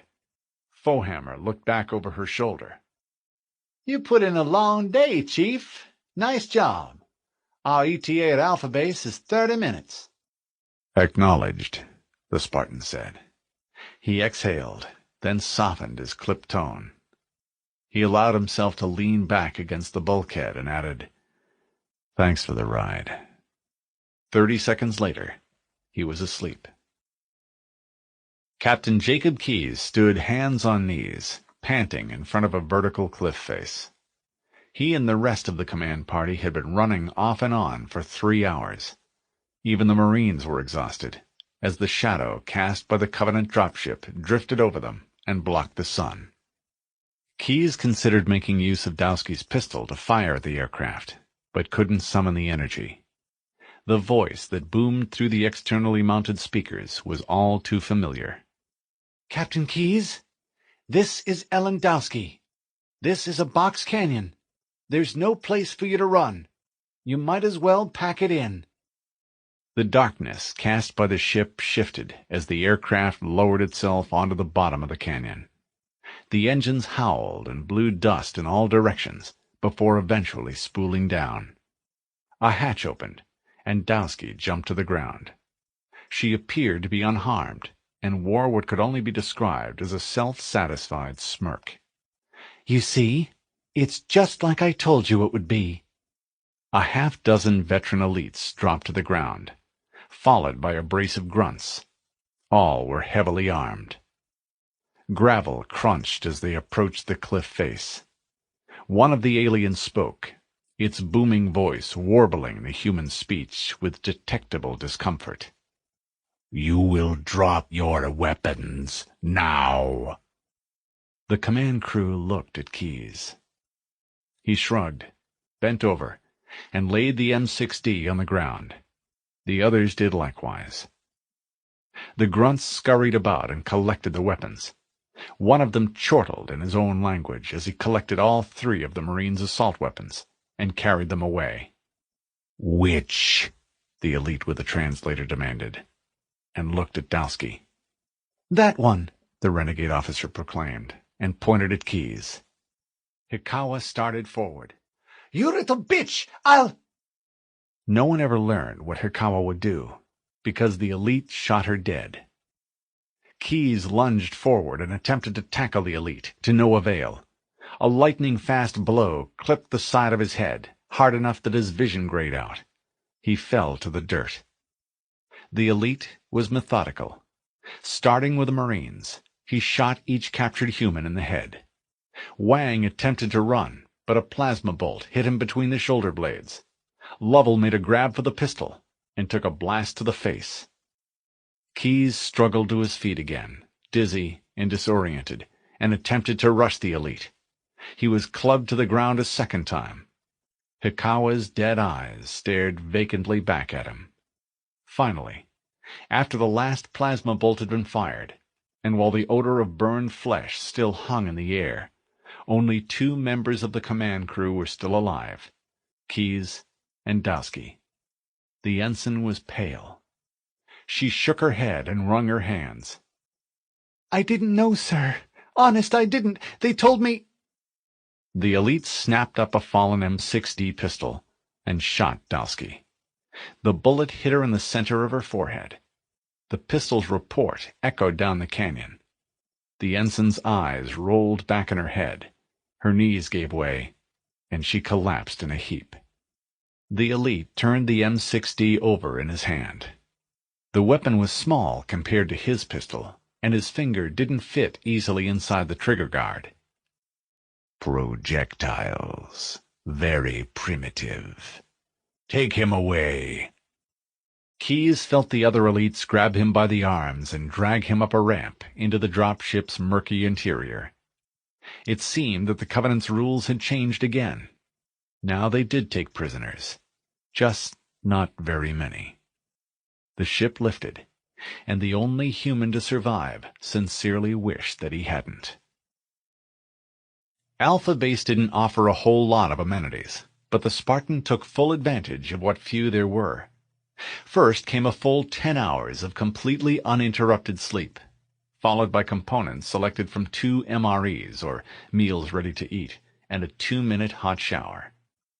The water was provided by the ring itself. The heat was courtesy of a Covenant power plant, and the shower head had been fabricated by one of the techs from the Pillar of Autumn.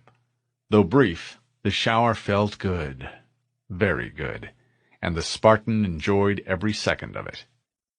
The Master Chief had dried off, scrounged a fresh set of utilities, and was just about to run a routine maintenance check on his armor when a private stuck his head into the Spartan's quarters, a prefab memory plastic cubicle that had replaced the archaic concept of tents. "Sorry to bother you, Chief, but Major Silva would like to see you in the command post on the double." The Spartan wiped his hands with a rag. "I'll be right there." The Master Chief was just about to take the armor off standby when the Marine reappeared. "One more thing. The Major said to leave your armor here." The Spartan frowned. He didn't like to be separated from his armor, especially in a combat zone. But an order was an order, and until he determined what had happened to Keyes, Silva was in command. He nodded. "Thank you, Private." He checked to ensure that his gear was squared away, activated the armor's security system, and buckled an M6D around his waist. The Major's office was located in Alpha Base's CP, the centermost of the alien structures at the top of the butte. He made his way through the halls and down a blood-stained corridor. A pair of manacled grunt POWs were hard at work scrubbing the floor under the watchful gaze of a Navy guard. 2 helljumpers stood guard outside of Silva's door. Both looked extremely sharp for troopers who had been in combat the day before. They favored the Spartan with the casually hostile look that members of the ODST reserved for anyone or anything that wasn't part of their elite organization. The larger of the pair eyed the non-com's collar insignia.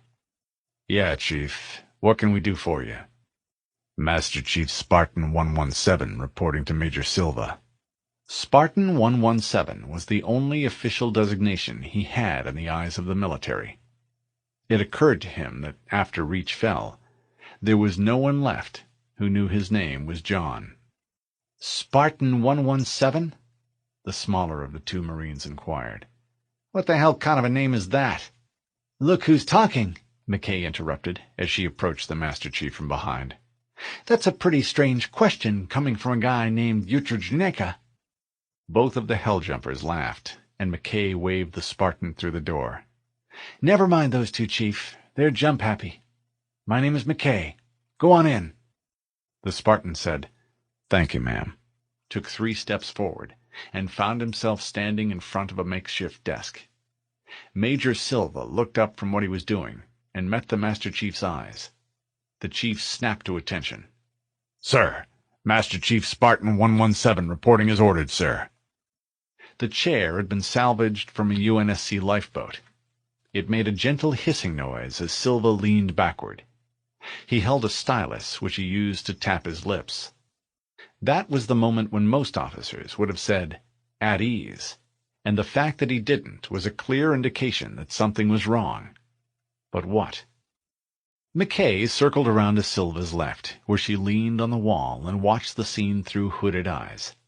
She wore her hair helljumper style, short on the sides so the tattoos on her scalp could be seen, and flat on top.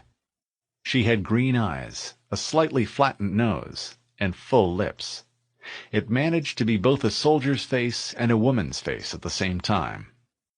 When Silva spoke, it was as if he could read the Spartan's mind. "So you're wondering who I am and what this is all about.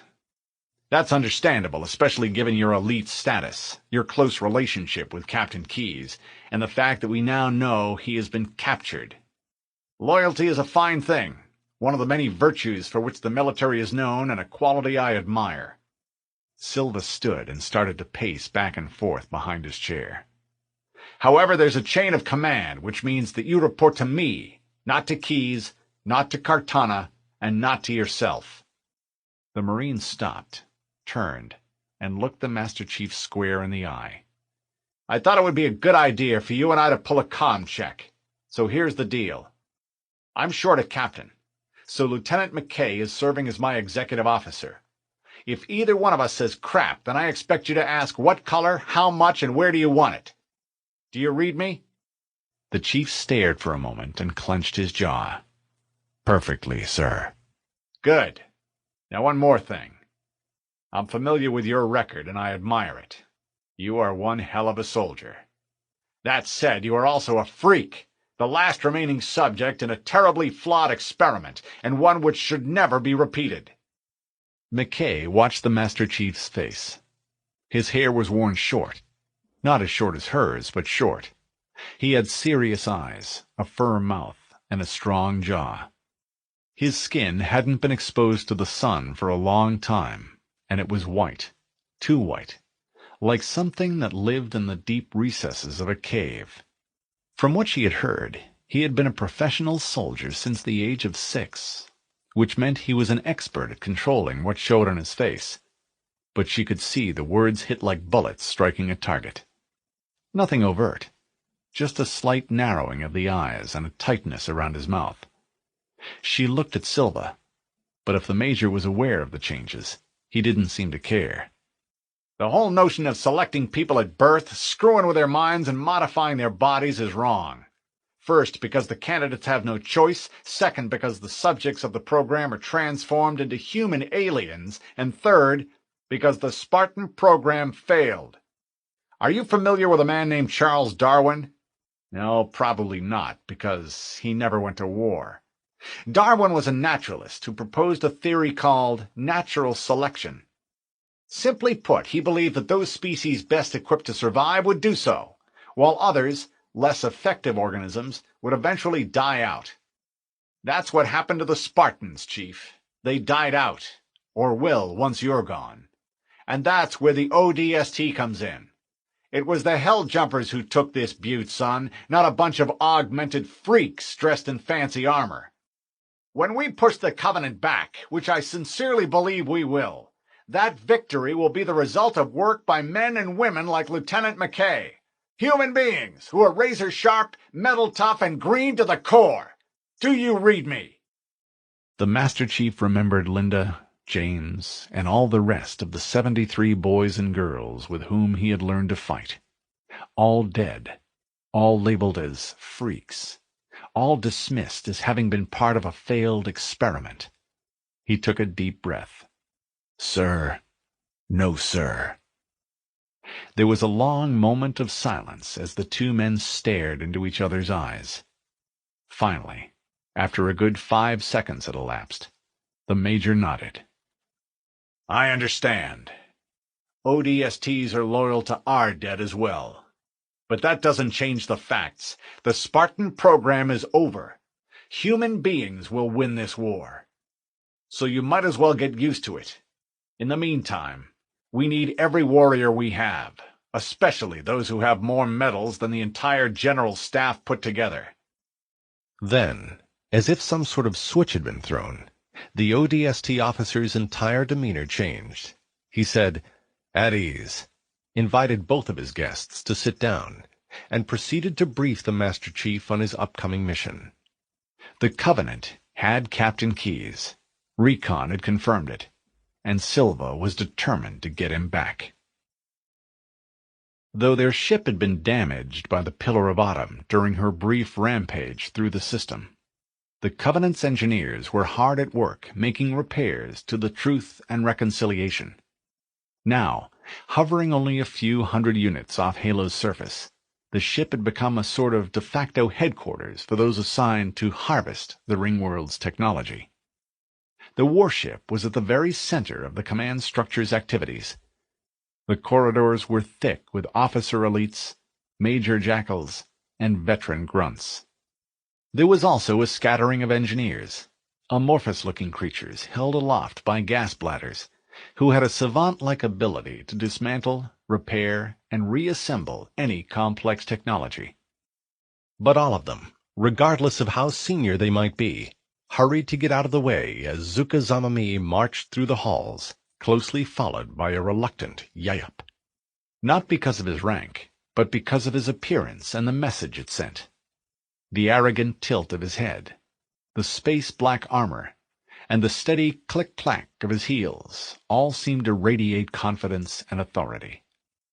Still, formidable as Zamami was, no one was allowed onto the command deck without being screened, and no less than 6 black-clad elites were waiting when he and his aides stepped off the gravity lift. If these elites were intimidated by their fellow's demeanor, they gave no sign of it. "Identification," one of them said brusquely, and extended his hand.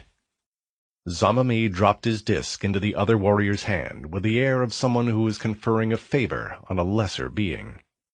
The security officer accepted Zamami's identity disc and dropped it into a handheld reader. Data appeared and scrolled from right to left. "Place your hand in the slot." The second machine took the form of a rectangular black box which stood about 5 units high. Green lights sprayed out of a slot located on the structure's side. Zamami did as instructed, felt a sudden stab of pain as the machine sampled his tissue, and knew that a computer was busy comparing his DNA with that on file. Not because he might be human, but because politics were rife within the Covenant, and there had been a few assassinations of late. "Confirmed," the elite said.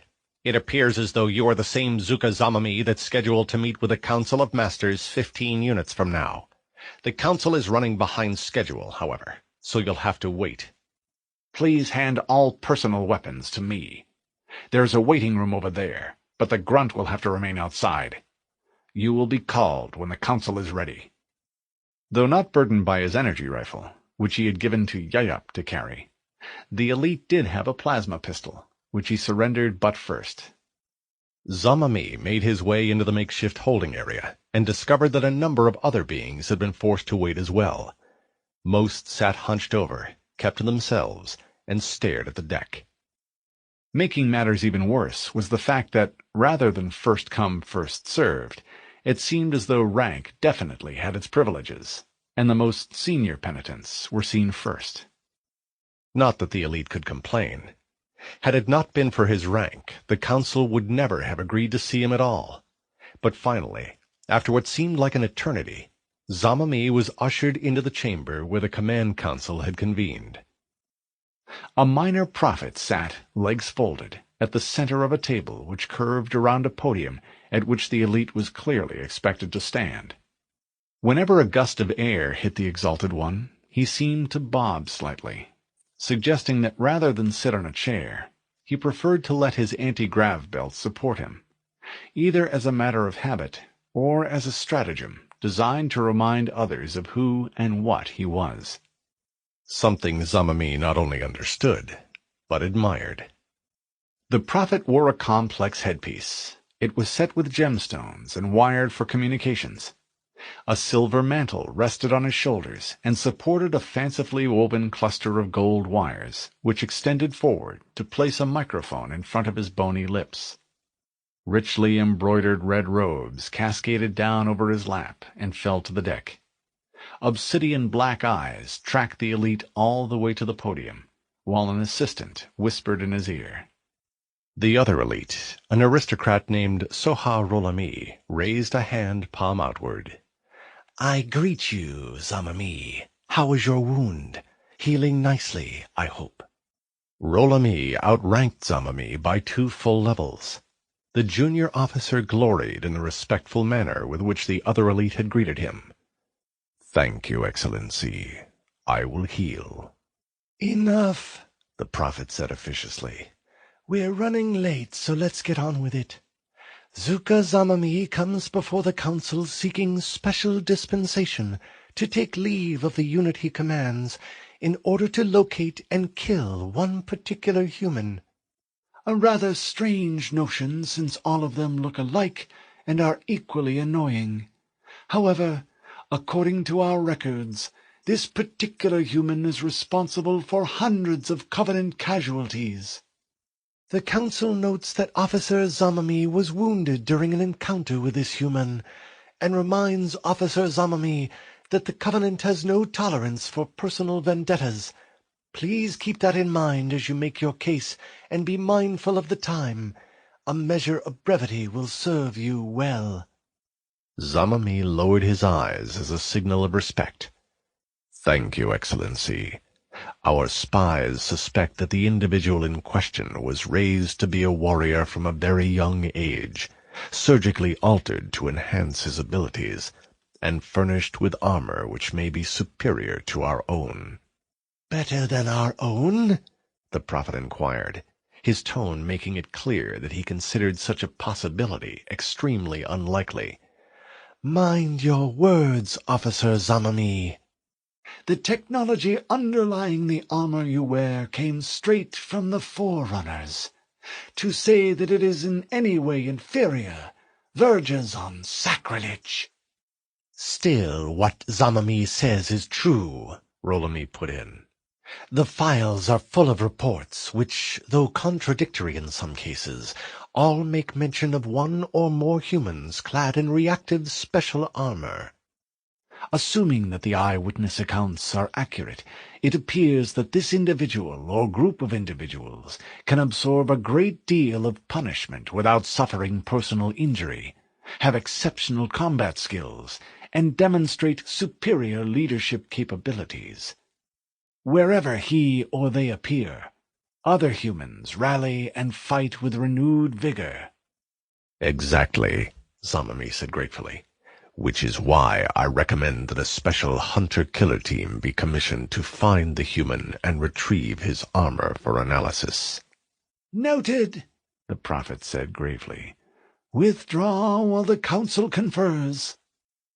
Zamami had little choice but to lower his eyes, back away from the podium, and turn to the door. Once out in the hallway, the elite was required to wait for only a few units before his name again was called, and he was ushered back into the room. Zamami saw that both the prophet and the second elite had disappeared, leaving Rolami to deliver the news. The other officers stood, as if to reduce the width of the social gap that separated them. "I regret, Zamami, that the prophet places little weight on the reports, labeling them combat-induced hysteria. More than that, we all agree that you are far too valuable an asset to expend on a single target. Your request has been denied." Zamami knew that Rolami had invented the far too valuable aspect of his report in order to cushion the blow, but appreciated the intent behind the words.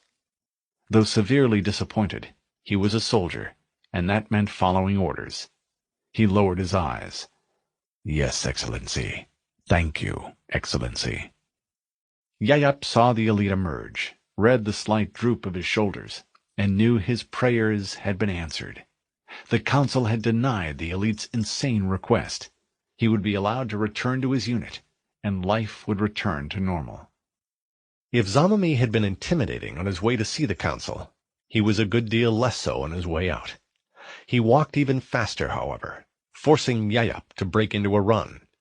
The grunt weaved his way through the foot traffic arrayed in front of him, and struggled to keep pace with Zamami. Yayap squealed in surprise when he slammed into the back of Zamami's armored legs. The elite had come to a sudden halt. The grunt noticed with unease that his new master's hands were clenched. He followed Zamami's gaze and spotted a group of 4 jackals. They dragged a uniformed human between them. Keyes had just been interrogated for the 3rd time. Some sort of neural shock treatment had been administered to make him talk, and his nerve endings continued to buzz as the aliens prodded his back, yelled incomprehensible gibberish into his ears, and laughed at his discomfort. He tasted his own blood. The procession came to a sudden stop as an elite in black combat armor blocked the way, pointed a long, slender finger at the human and said, "You, tell me where I can find the human who wears the special armor." Keyes looked up, struggled to focus his eyes, and faced the alien. He saw the dressing and guessed the rest. I don't have the foggiest idea, he said. He managed a weak smile. But the next time you run into him, you might consider ducking. Zamami took a full step forward and backhanded the human across the face. Keyes staggered, recovered his balance, and wiped a trace of blood away from the corner of his mouth. He locked eyes with the alien for the second time. Go ahead. Shoot me. Yayap saw the elite consider doing just that, as his right hand went to the pistol, touched the butt, and fell away. Then, without another word, Zamami walked away. The grunt followed. Somehow, by means Yayap wasn't quite sure of, the human had won.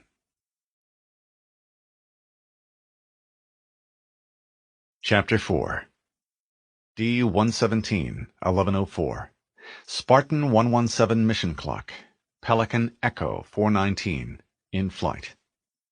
Recon flights conducted the day before had revealed that the sensors aboard Covenant vessel Truth and Reconciliation might have a blind spot downspin of the alien vessel's current position, where a small mountain rose to block the electronic view.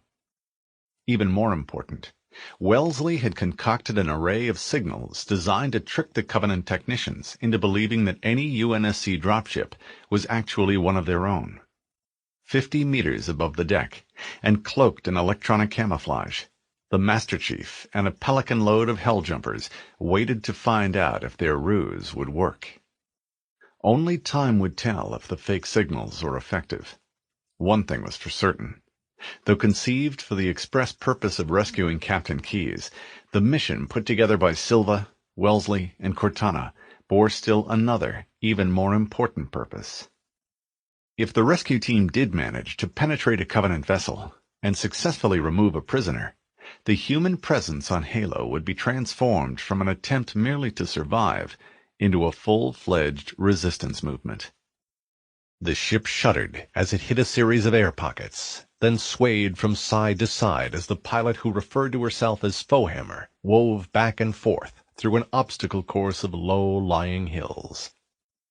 The Master Chief took the opportunity to assess the Marines seated around him. They were helljumpers, the same people Silva said would ultimately win the war, relegating freaks like himself to the dustbin of history. Maybe Silva was right. Maybe the Spartan program would end with him, but that didn't matter. Not here. Not now. The Marines would help him take out the sentries, cope with weapons emplacements, and reach the gravity lift located directly below the Truth and Reconciliation's belly, and he was glad to have their help. Even with the element of surprise, plus support from the ODST troops, things were likely to be pretty hot by the time they made it to the lift. That's when a second dropship would land and discharge a group of regular Marines that would join the assault on the ship itself. There was some concern that the Truth and Reconciliation might simply lift at that point, but Cortana had been monitoring Covenant communications and was convinced that critical repairs were still being made to the alien cruiser. Assuming that they were able to reach the gravity lift, meet up with their reinforcements, and fight their way aboard the ship, all they had to do was find Keyes, eliminate an unknown number of hostiles, and show up for the dust-off. A walk in the park. Foehammer's voice came over the intercom.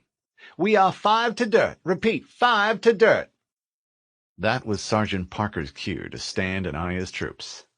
His voice came over the team freak and grated on the Spartan's ears. "All right, boys and girls, lock and load. The Covenant is throwing a party, and you are invited. Remember, the Master Chief goes in first, so take your cues from him. I don't know about you, but I like having a swabby on point." There was general laughter. Parker gave the Spartan a thumbs up, and he offered the same gesture in return. It felt good to have some backup for a change. He mentally reviewed the plan, which called for him to insert ahead of the helljumpers and clear a path with his S2 AM sniper's rifle. Once the outer defenses were cleared, the Marines would move up. Then, once the element of surprise had been lost, the Master Chief planned to switch to his MA-5B assault rifle for the close-in work. Like the rest of the troops, the Spartan was carrying a full combat load of ammo, grenades, and other gear, plus 2 magazines for the M19 launchers. 30 seconds to dirt, Fohammer announced. Shoot some of the bastards for me. As the Pelican hovered a foot above the surface, Parker yelled, "Go! Go! Go!" and the Master Chief sprang down the ramp. He sidestepped and swept the area. The Hell Jumpers thundered down the ramp and onto the ground right behind him.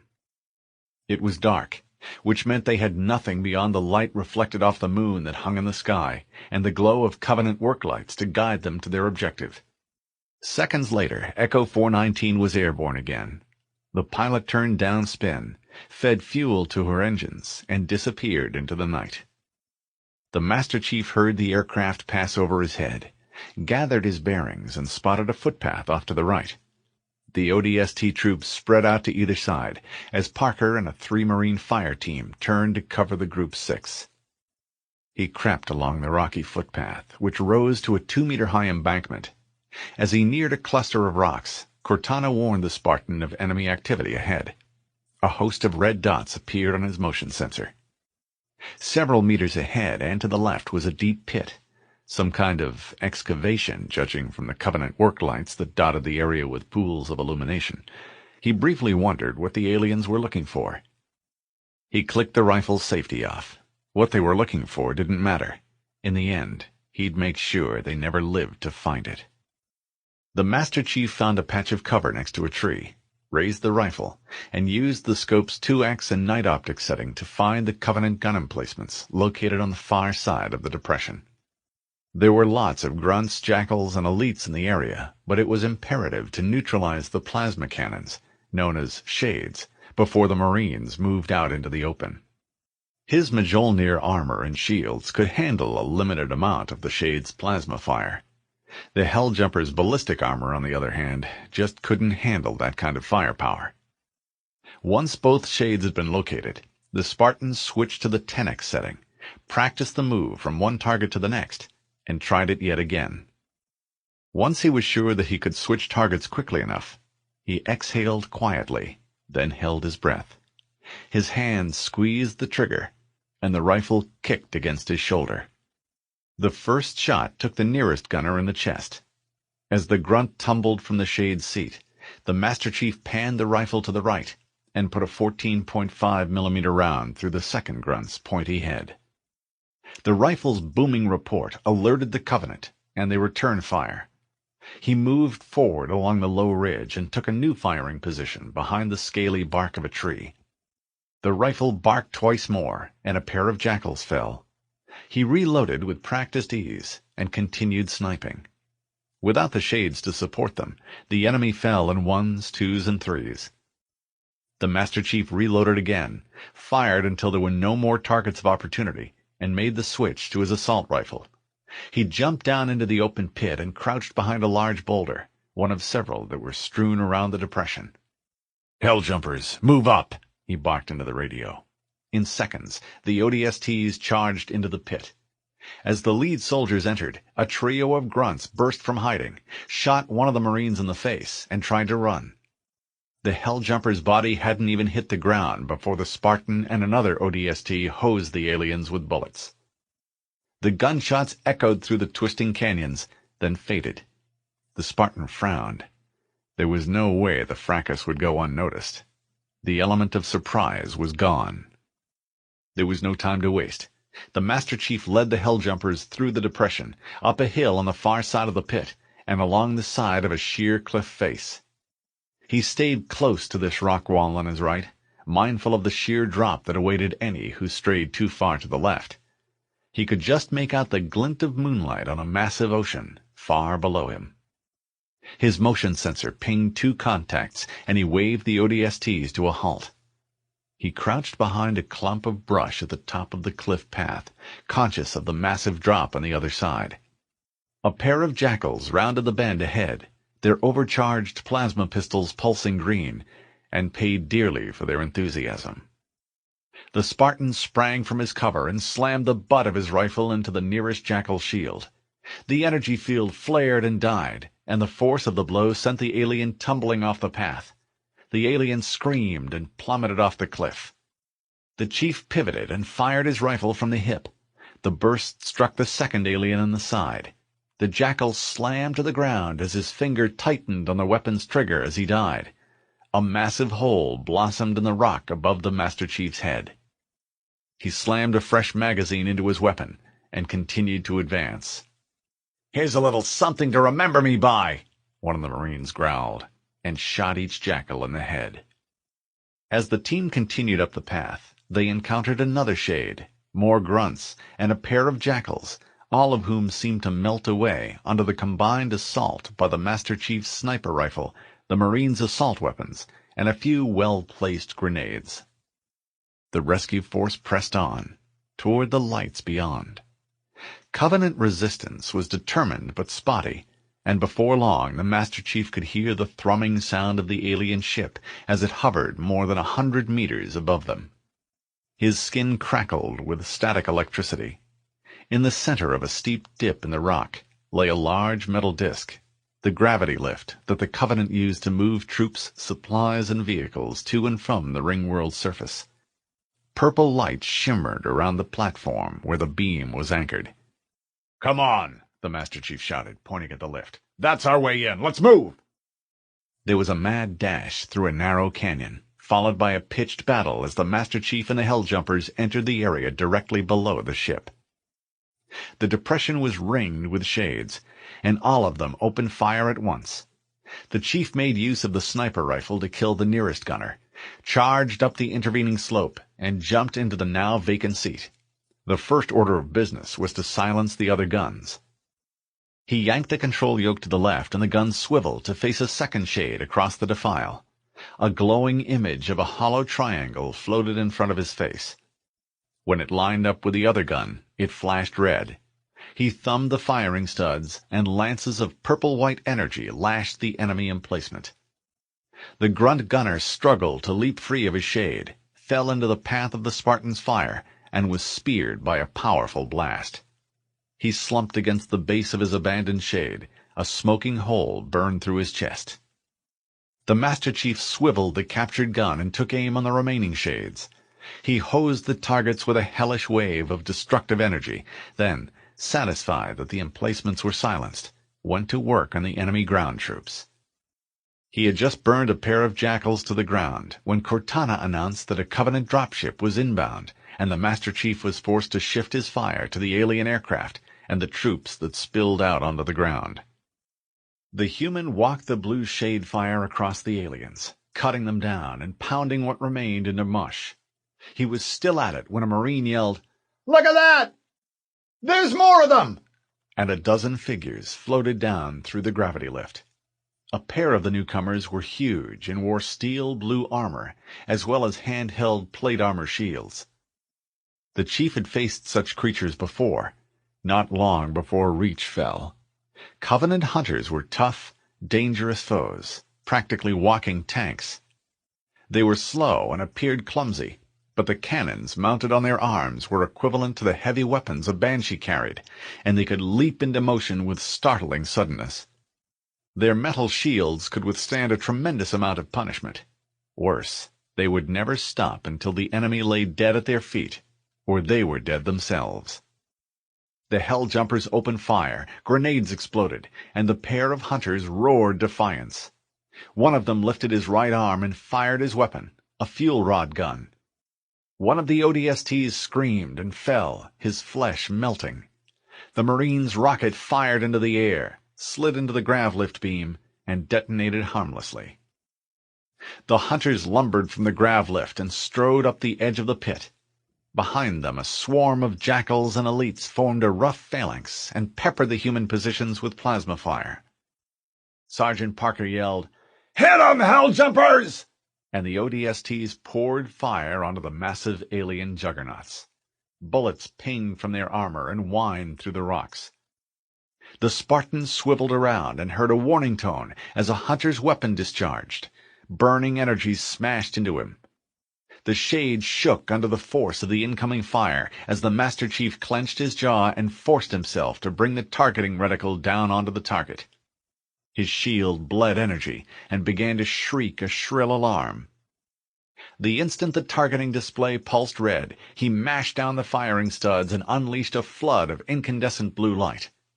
The hunter didn't have time to bring its shield fully into play, and plasma blasts burned through multiple layers of armor and exited through his spine. The Spartan heard a cry of what sounded like anguish as the second alien saw his bond brother fall. The hunter spun and fired his fuel rod gun at the Master Chief's captured emplacement. The Shade took a direct hit, flipped over onto its side, and threw him to the ground. The ground vibrated as the enraged alien charged up the slope, right for the downed Spartan. The chief rolled to his right and came up in a low crouch. The alien was close now, within 5 meters. A row of razor-sharp spines sprang up along the hunter's back. With his shields depleted, the chief knew that those spines could cut him in two. He dropped to one knee and unslung his assault rifle. Bullets bounced harmlessly from the alien's armor. At the last second, he dodged left and slid down the slope. The hunter didn't anticipate the move, and the razor spines passed over the Spartan's head, missing him by mere inches. The chief rolled onto his belly and saw his opportunity. A patch of orange, leathery skin was visible along the hunter's curved spine. He emptied the MA-5B's magazine into the unprotected target, and thick orange blood gouted from a cluster of bullet wounds.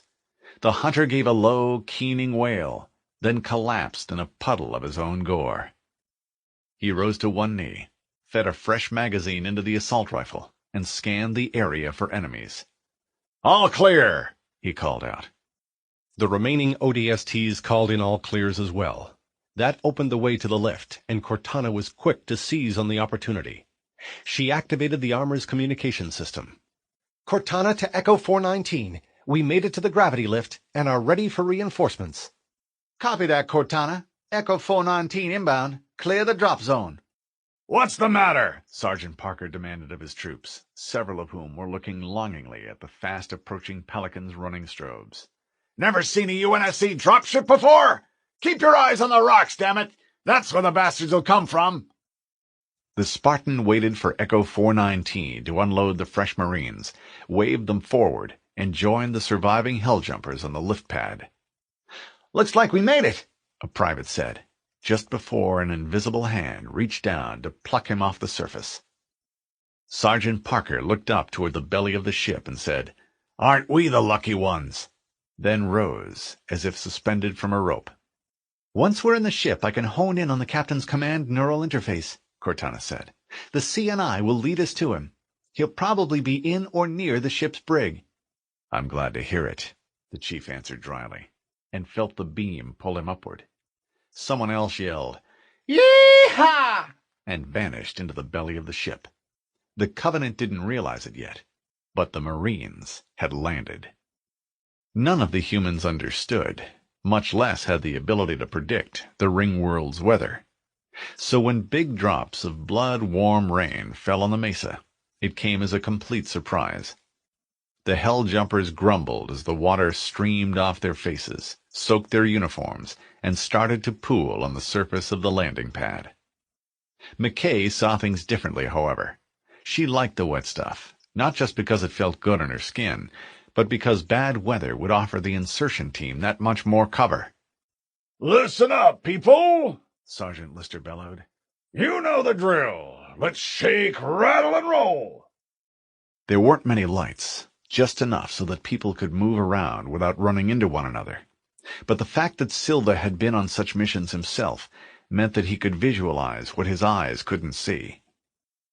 The troopers carried a full combat load, which meant that their packs were festooned with weapons, ammo, grenades, flares, radios, and med packs, all of which would make noise unless properly secured. Noise would bring a world of trouble down on their heads during an op. That's why Lister passed through the ranks and forced each Marine to jump up and down. Anything that clicked, squeaked, or rattled was identified and restowed, taped, or otherwise fastened into place. Once all the troops had passed inspection, the Helljumpers would board the waiting dropships for a short flight to the point where the Pillar of Autumn had crashed. The Covenant had placed guards in and around the fallen cruiser, So McKay and her Marines would have to retake the ship long enough to fill the extensive shopping list that Silva had given her. According to Wellesley, Napoleon I once said, "What makes the general's task so difficult is the necessity of feeding so many men and animals." Silva didn't have any animals to feed, but he did have a flock of pelicans, and the essence of the problem was the same. With the exception of the ODST troopers who carried extra supplies in their HEVs, the rest of the Navy and Marine personnel had bailed out of the autumn with very little in the way of supplies. Obtaining more of everything, and doing it before the Covenant launched an all-out attack on Alpha Base, would be the key to survival. Later, assuming that there was a later, the infantry officer would have to find a way to get his people the hell off the ringworld. Silva's thoughts were interrupted as Echo 419 raced in over the mesa, flared nose up, and settled onto what had been designated as Pad 3. The assault on the Truth and Reconciliation had gone well so far, which meant that Second Lieutenant Delu, who had been assigned to follow along behind the rescue team and scoop up everything he could, was having a good evening. Each time Echo 419 dropped a load of troops, she brought enemy arms and equipment back in. Plasma rifles, plasma pistols, needlers, power packs, hand tools, comm equipment, and even food packs. Delu loved them all. Silva grinned as the lieutenant waved a team of naval techs in onto the Pelican's belly to take delivery of the shade he and his team had lifted right out from under the Covenant's collective noses. That was the third gun acquired since the beginning of the operation, and would soon take its place within the Butte's steadily growing air defense system. Sergeant Lister shouted, "Attention!" did a smart-about face, and saluted Lieutenant McKay. She returned the salute and said, "At ease." Silva walked out into the rain and felt it pelt his face. He turned to look at the ranks of black, brown, and white faces. All he saw were Marines. Most, if not all of you, are familiar with my office aboard the Pillar of Autumn. In the rush to leave it, it seems I left a full bottle of scotch in the lower left-hand drawer of my desk. If one or more of you would be so kind as to retrieve that bottle, not only would I be extremely grateful, I would show my gratitude by sharing it with a person or persons who managed to bring it in. There was a roar of approval. Lister shouted them down. "Silence! Corporal, take that man's name." The corporal to whom the order was directed had no idea which name he was supposed to take down, but no, it didn't matter. Silva knew the Hell Jumpers had been briefed, and understood the true purpose of the mission, so he brought his remarks to a close. Good luck out there. I'll see you in a couple of days. Except that he wouldn't see them. Not all of them. Good commanding officers had to love their men, and still be willing to order their deaths if needed. It was the aspect of command he hated most. The formation was dismissed.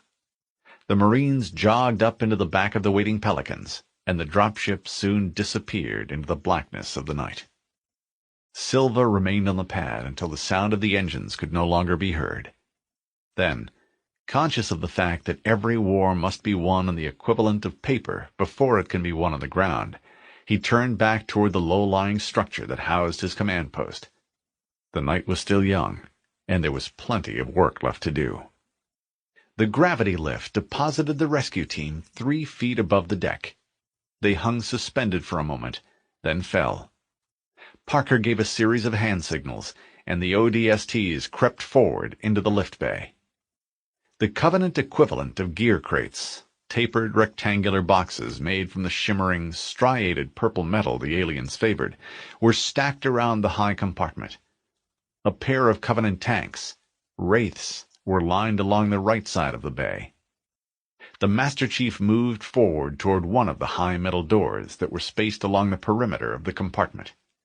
Parker gave the all-clear signal, and the Marines relaxed a bit. "There's no Covenant here," one of them whispered. "So where the hell are they?"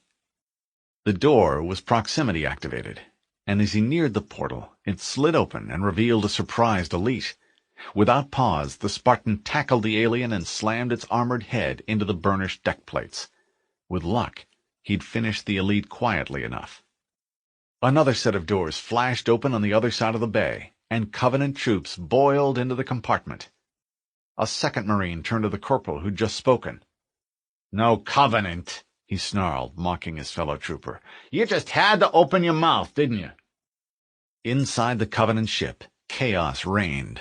The Master Chief charged ahead, and the rescue team fought their way through a maze of interlocking corridors, which eventually emerged into a large shuttle bay. A Covenant dropship passed through a bright blue force field as all hell broke loose. Fire stuttered down from a platform above. A Marine took a flurry of needles in the chest and was torn in half by the ensuing explosion. A grunt dropped from above and landed on a corporal's shoulders. The Marine reached up, got a grip on the alien's methane rig, and jerked the device off. The grunt started to wheeze, fell to the deck, and flopped around like a fish. Someone shot him. Numerous hatches opened into the bay, and additional Covenant troops poured in from every direction. Parker stood up and motioned his men forward. "It's party time!" he bellowed. He spun and opened fire, and was soon joined by all the rest. Within a matter of seconds, what seemed like a dozen different firefights had broken out. Wounded and dead, humans and Covenant alike, littered the deck. The Master Chief was careful to keep his back to a Marine, a pillar, or the nearest bulkhead. His Mjolnir armor and the recharging shield it carried provided the Spartan with an advantage that none of the Marines possessed, so he focused most of his attention on the elites, leaving the jackals and grunts for others to handle. Cortana, meanwhile, was hard at work tapping into the ship's electronic nervous system in an attempt to find the best way out of the trap. "We need a way out of this bay now," the Master Chief told her, "or there won't be anyone left to complete the mission." He ducked behind a crate, emptied his magazine into a charging grunt who wielded a plasma grenade, then paused to reload. A hunter gave a blood-curdling roar as it charged into the fray. The Spartan turned and saw Sergeant Parker fire at the massive alien. A trio of bullets spat from his assault rifle, the last 3 rounds in the weapon. He discarded the empty gun and backpedaled in an attempt to buy himself some time. His hand dipped for his sidearm. The hunter sprang forward, and the tips of the beast's razor spines shredded through the Marine's ballistic armor. He crashed to the deck. The Master Chief cursed under his breath, slapped a fresh clip into place, and racked around into the chamber and took aim on the hunter. The alien was coming on fast, too fast, and the Spartan knew he wasn't going to get a kill shot in time. The hunter stepped past Sergeant Parker's prone form. The alien's razor spines sprang into view, and it roared again as the Spartan sprayed it with gunfire, knowing the gesture was futile, but unwilling to let the enemy at his teammate's exposed flank. Without warning, the hunter reared up, howled, and crashed to the ground. The Master Chief was puzzled, and briefly checked his weapon. Could he have gotten in a lucky shot? He heard a cough, and saw Sergeant Parker struggling to his feet, a smoking M60 pistol in his hand. Blood flowed from the gashes in his side, and he was unsteady on his feet, but he found the strength to spit on the hunter's fallen corpse. The chief took a covering position near the wounded sergeant. He gave him a brisk nod. "Not bad for a Marine. Thanks." The sergeant grabbed the fallen assault rifle, slammed a fresh magazine into place, and grinned. "Any time, Swabby." His motion sensor showed more contacts inbound, but they were keeping their distance. Their failed assault on the bay must have left them disorganized. Good, he thought. We need all the time we can get. "Cortana," he said, "how much longer before you get a door open?" "Got it!" Cortana proclaimed exultantly. One of the heavy doors hissed open. "Everyone should move through the door now. I can't guarantee that it won't lock when it closes." "Follow me!" he barked, then led the surviving Marines out of the shuttle bay and into the comparative safety of a corridor beyond. The next 15 minutes were like a slow-motion nightmare as the rescuers fought their way through a maze of corridors, up a series of narrow ramps, and onto the launch bay's upper level. With Cortana's guidance, they plunged back into the ship's oppressive passageways. As they proceeded through the bowels of the large warship, Cortana finally gave them good news. "The captain's signal is strong. He must be close." The chief frowned. This was taking too long. Every passing second made it that much less likely that any of the rescue party would be able to get off the Truth and Reconciliation alive, let alone with Captain Keyes. The ODSTs were good fighters, but they were slowing him down. He turned to Sergeant Parker and said, "Hold your men here. I'll be back soon with the captain." He started to protest, then nodded. "Just don't tell Silva," he said. "I won't." The Master Chief ran from door to door until one of them opened to reveal a rectangular room lined with cells. It appeared that the translucent force field served in place of bars. He dashed inside and called the captain's name, but received no answer. A quick check confirmed that, with the exception of one dead Marine, the detention center was empty. Frustrated, yet reassured by Cortana's insistence that the CNI signal remained strong, the Spartan exited the room, entered the hall, and literally went door to door searching for the correct hatch. Once he located it, the Master Chief almost wished he hadn't. The portal slid open. A grunt yelled something the Master Chief couldn't understand, and a plasma beam lashed past the human's helmet. The Master Chief opened fire, heard a Marine yell from within one of the cells, "Good to see you, Chief," and knew he was in the right place. A plasma beam appeared out of nowhere, hit the Spartan in the chest, and triggered the armor's audible alarm. He ducked behind a support column, just in time to see an energy beam slice through the spot he had just vacated. He scanned the room, looking for his assailant. Nothing. His motion sensor showed faint trace movements, but he couldn't spot their source. His eyes narrowed, and he noticed a slight shimmer in the air directly in front of him. He fired a sustained burst through the middle of it, and was rewarded with a loud howl. The elite seemed to materialize out of thin air, made a grab for his own entrails, and managed to catch them before he died. He strode to the access controls, and with Cortana's help, killed the force fields. Captain Keyes stepped out of his cell, paused to scoop a needler off the floor, and met the Chief's eyes. "Coming here was reckless," he said, his voice harsh. The Chief was about to explain his orders when Keyes' expression warmed, and the Autumn CO smiled. "Thanks." The Spartan nodded. "Any time, sir." "Can you find your way out?"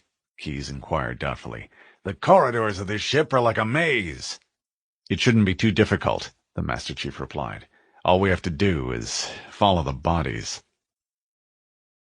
Lieutenant Cookie Peterson put Echo 136 down a full click from the Pillar of Autumn, looked out through the rain-spattered windscreen, and saw Echo 206 settle in approximately 50 meters away. It had been an uneventful flight, thanks in part to the weather, and the fact that the assault on the Truth and Reconciliation had probably served to distract the Covenant from what was going on elsewhere. Peterson felt the ship shudder as the ramp hit the ground, waited for the crew chief to call, "Clear!" and fired the Pelican's thrusters. The ship was extremely vulnerable while on the ground, and he was eager to return to the relative safety of Alpha Base. Then, assuming the Helljumpers got the job done, he and his crew would be back to transport some of the survivors and their loot. Back at Alpha Base, McKay watched Echo 136 wobble as a gust of wind hit the Pelican from the side, saw the ship gather speed, and start to climb out. Echo 206 took off a few minutes later, and both ships were gone within a matter of seconds. Her people knew what they were doing, so rather than make a pest of herself, McKay decided to wait and watch as the platoon leaders sorted things out. The officer felt the usual moments of fear, of self-doubt regarding her ability to accomplish the mission, but took comfort from something an instructor once told her. "Take a look around," the instructor had advised. "Ask yourself if there's anyone else who is better qualified to do the job. Not in the entire galaxy, but right there, at that point in time. If the answer is yes, ask them to accept command, and do everything you can to support them. If the answer is no, which it will be 99% of the time, then take your best shot. That's all any of us can do." It was good advice, the kind that made a difference, and while it didn't erase McKay's fears, it certainly served to ease them. Master Sergeant Lister and Second Lieutenant Oros seemed to materialize out of the darkness. Oros had a small, pixie-like face, which belied her innate toughness. If anything happened to McKay, Oros would take over, and if she bought the farm, Lister would step in. The battalion had been short of officers before the shit hit the fan, and what with Lieutenant Delu off playing supply officer, McKay was one platoon leader short of a full load. That's why Lister had been called upon to fill the hole. "Platoons 1 and 2 are ready to go," Oros reported cheerfully. "Let us at 'em." "You just want to raid the ship's commissary," McKay said, referring to the platoon leader's well-known addiction to chocolate. "No, ma'am," Oros replied innocently. "The lieutenant lives only to serve the needs of humanity, the Marine Corps, and the company commander." Even the normally stone-faced Lister had to laugh at that, and McKay felt her own spirits lift as well. "Okay, Lieutenant Oros, the human race would be grateful if you would put a couple of your best people on point and lead this outfit to the ship. I'll ride your 6th with Sergeant Lister in the 2nd platoon walking drag. You okay with that?" Both platoon leaders nodded and melted into the night. McKay looked for the tail end of the 1st platoon, slid into line, and let her mind roam ahead. Somewhere, about 1 kilometer ahead, the Pillar of Autumn lay sprawled on the ground. The Covenant owned the ship for the moment, but McKay was determined to take her back. It was time to get off the Truth and Reconciliation. As Covenant troops ran hither and yon, the recently freed Marines armed themselves with alien weapons, then linked up with the rest of the rescue team. Keyes and Cortana convened a quick council of war. "While the Covenant had us locked up in here, I heard them talking about the ringworld," Keyes said, "and its destructive capabilities." "One moment, sir," Cortana interrupted. "I'm accessing the Covenant BattleNet."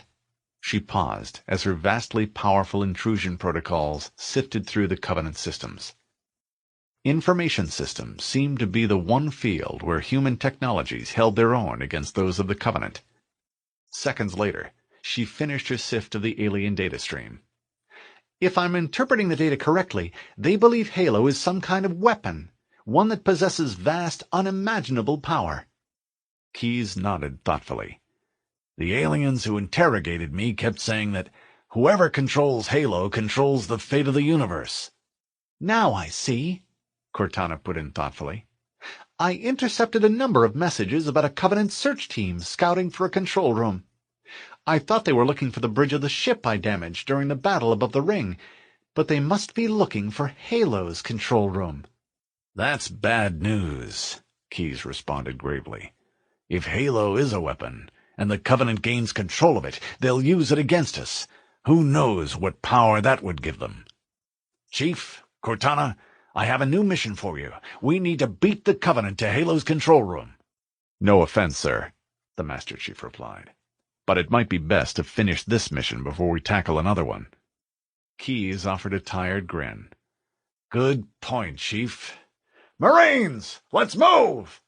"We should head back to the shuttle bay and call for evac," Cortana said. "Unless you'd like to walk home." "No thanks," Keyes said. "I'm Navy. We prefer to ride."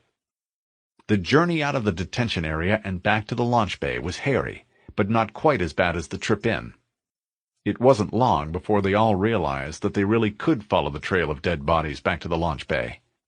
Sadly, some of the dead wore marine green, which served to remind the chief of how many humans the Covenant had murdered since the war had begun more than 25 years before.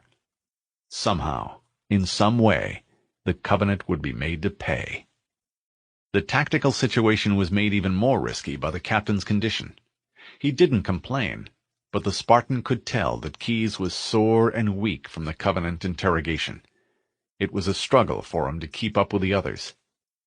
The Master Chief signaled for the team to halt. Keyes, out of breath, favored him with a sour look, but seemed grateful for the breather. 2 minutes later, the chief was about to signal the group to move forward when a trio of grunts scuttled into view. Needler rounds bounced from the bulkhead and angled right for him. His shields took the brunt of it, and he returned fire, as did the rest of the group. Keyes blew one grunt apart with a barrage of the explosive glassy needles. The rest were finished off by a combination of plasma rifle fire and the chief's assault rifle. "Let's get moving," the Spartan advised. He took point and moved down the corridor, bent low and ready for trouble. He'd barely gotten 20 meters down the passageway when more Covenant moved in, 2 jackals and an elite. The enemy was getting closer and more determined the longer they remained. He finished off the jackals with his last frag grenade, then pinned the elite down with assault rifle fire. Keyes directed the Marines to fire on the alien's flank, and he went down. "We need to go, sir," the chief warned Keyes. "With respect, we're moving too slowly." Keyes nodded, and as a group they sprinted down the twisting passages, stealth abandoned. Finally, after numerous twists and turns, they reached the shuttle bay. The Spartan thought it was empty at first, until he noticed what appeared to be two light wands floating in midair. Fresh from his encounter with the stealth elite, who had been stationed in the brig, the Master Chief knew better than to take chances. He drew his pistol, linked in the scope, and took careful aim. He squeezed the trigger several times and put half a clip into the area just to the right of the energy blade. A Covenant warrior faded into view and toppled off the platform. A Marine yelled, "Watch it!" and "Cover the captain!" as the second blade sliced the air into geometric shapes and started to advance as if on its own. The Spartan put 3 quick bursts into the second alien, hit his stealth generator, and the elite was revealed. Fire poured in from all sides, and the warrior went down. There was a blast of static as Cortana activated the Mjolnir's communication relays. "Cortana to Echo 419. We have the captain and need extraction on the double." Her reply was nearly instantaneous. "Negative, Cortana. I have a flock of banshees on my tail, and I can't seem to shake 'em. You'll be better off finding your own ride." "Acknowledged, Foehammer. Cortana out." The radio clicked as Cortana switched from the suit's radio to its external speakers. "Air support is cut off, Captain. We need to hold here until Foehammer can move in." A Marine heard the interchange, and already traumatized by the time spent as a Covenant prisoner, began to lose it. "We're trapped! We're all gonna die!" "Stow the belly-aching, soldier!" Keyes growled. "Cortana, if you and the Chief can get us into one of those Covenant dropships, I can fly us out of here." "Yes, Captain," the AI replied. "There's a Covenant ship docked below." The Master Chief saw the nav indicator appear on his HUD, followed the arrow through a hatch, down a series of corridors, and out into the troopship bay. Unfortunately, the bay was well defended, and another firefight broke out. The situation was getting worse. The Chief slammed his last full clip into the MA-5B and fired short, controlled bursts. Grunts and jackals scattered and returned fire. The ammo counter dropped rapidly. A pair of grunts fell under the Spartan's hail of fire. Within seconds, the ammo counter read 00. Empty.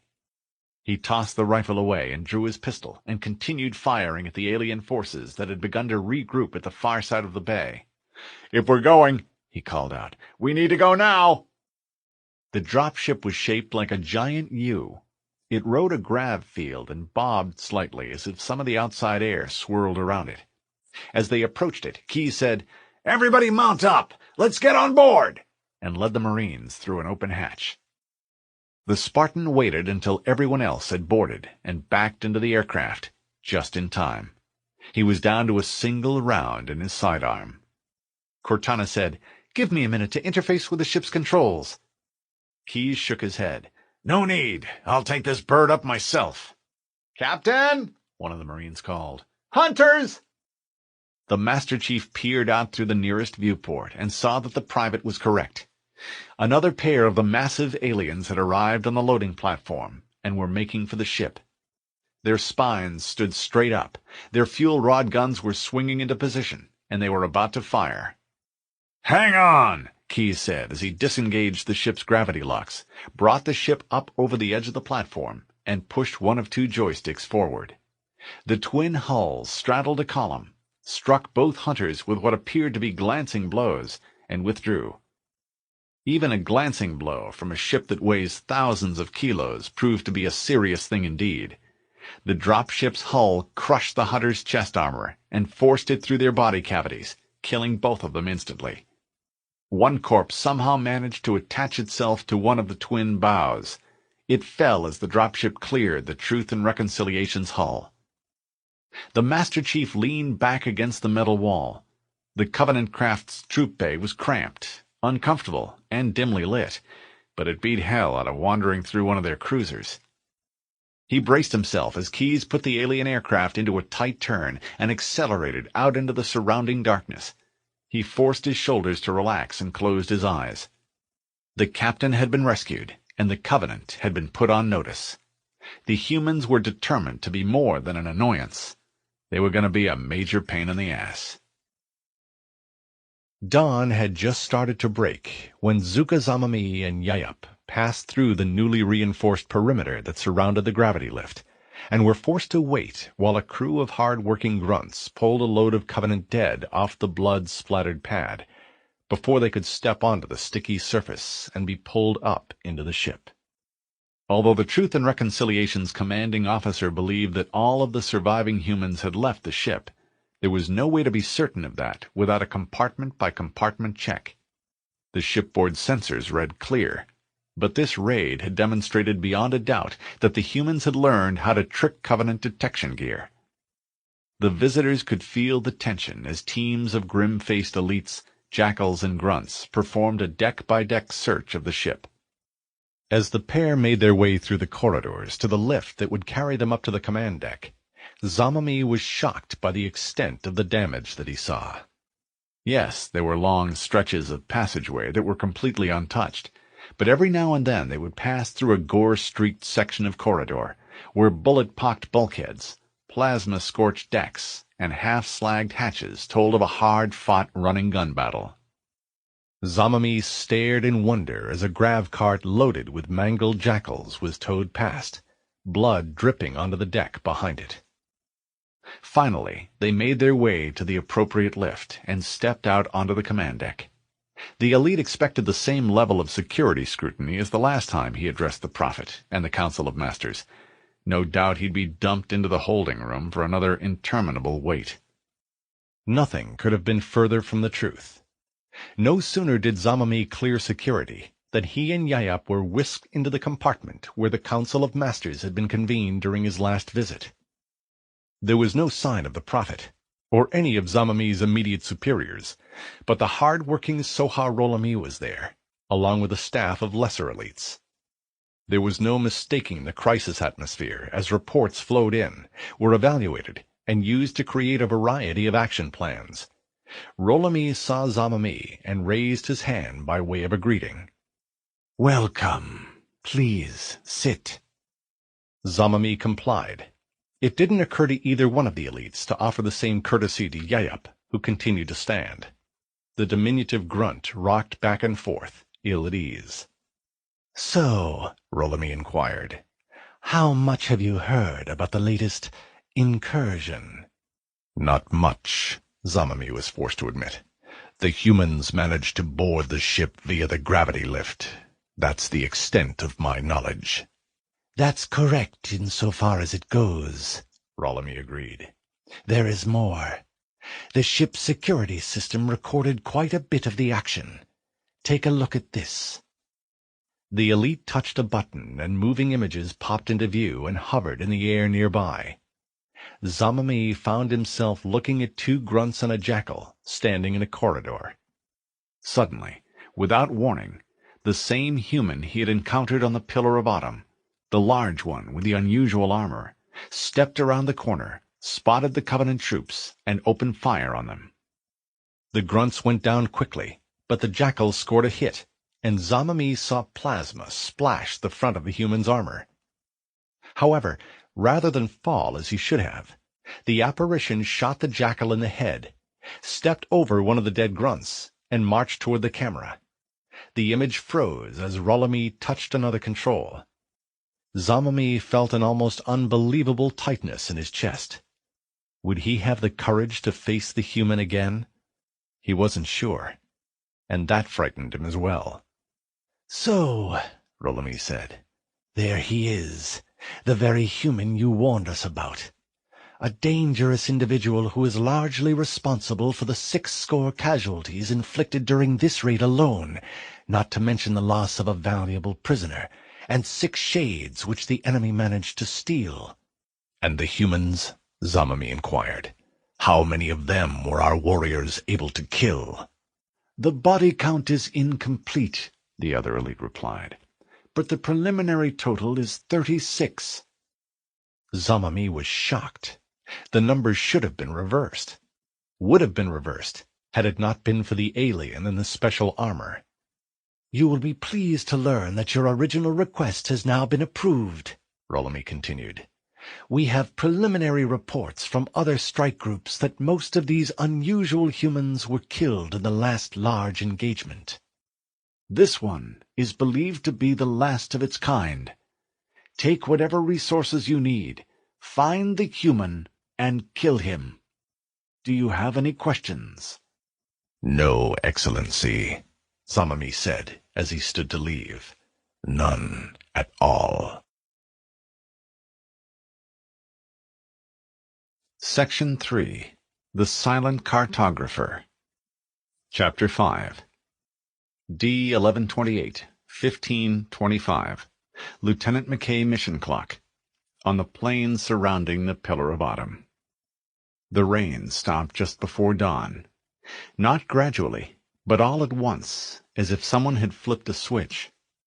The clouds melted away, the first rays of sun appeared, and darkness surrendered to light.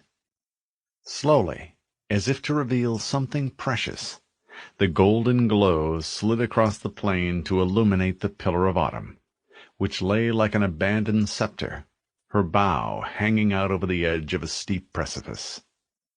She was huge, so huge that the Covenant had assigned 2 banshees to fly cover over her, and a squad of 6 ghosts patrolled the area immediately around the fallen cruiser's hull. However, from the listless manner with which the enemy soldiers went about their duties, McKay could tell they were unaware of the threat that had crept up on them during the hours of rain-filled darkness. Back on Earth, before the invention of the Shah Fujikawa Translight engine and the subsequent efforts to colonize other star systems, human soldiers had frequently staged attacks at dawn, when there was more light to see by, and the enemy sentries were likely to be tired and sleepy. In order to counter, the more sophisticated armies soon developed the tradition of an early morning stand-to, when every soldier went to barricades in case the enemy chose that particular morning to attack. Did the Covenant have a similar tradition, McKay wondered? Or were they dozing a bit, relieved that the long period of darkness was finally over, their fears eased by the first rays of the sun? The officer would soon find out. Like all 62 members of her company, the Helljumper was concealed just beyond the border of the roughly U-shaped area that the Covenant actively patrolled. And now, with daylight only minutes away, the time had arrived either to commit herself or to withdraw. McKay took one last look around. Her arm ached and her bladder was full, but everything else was A-OK. She keyed the radio and gave the order that both platoons had been waiting for.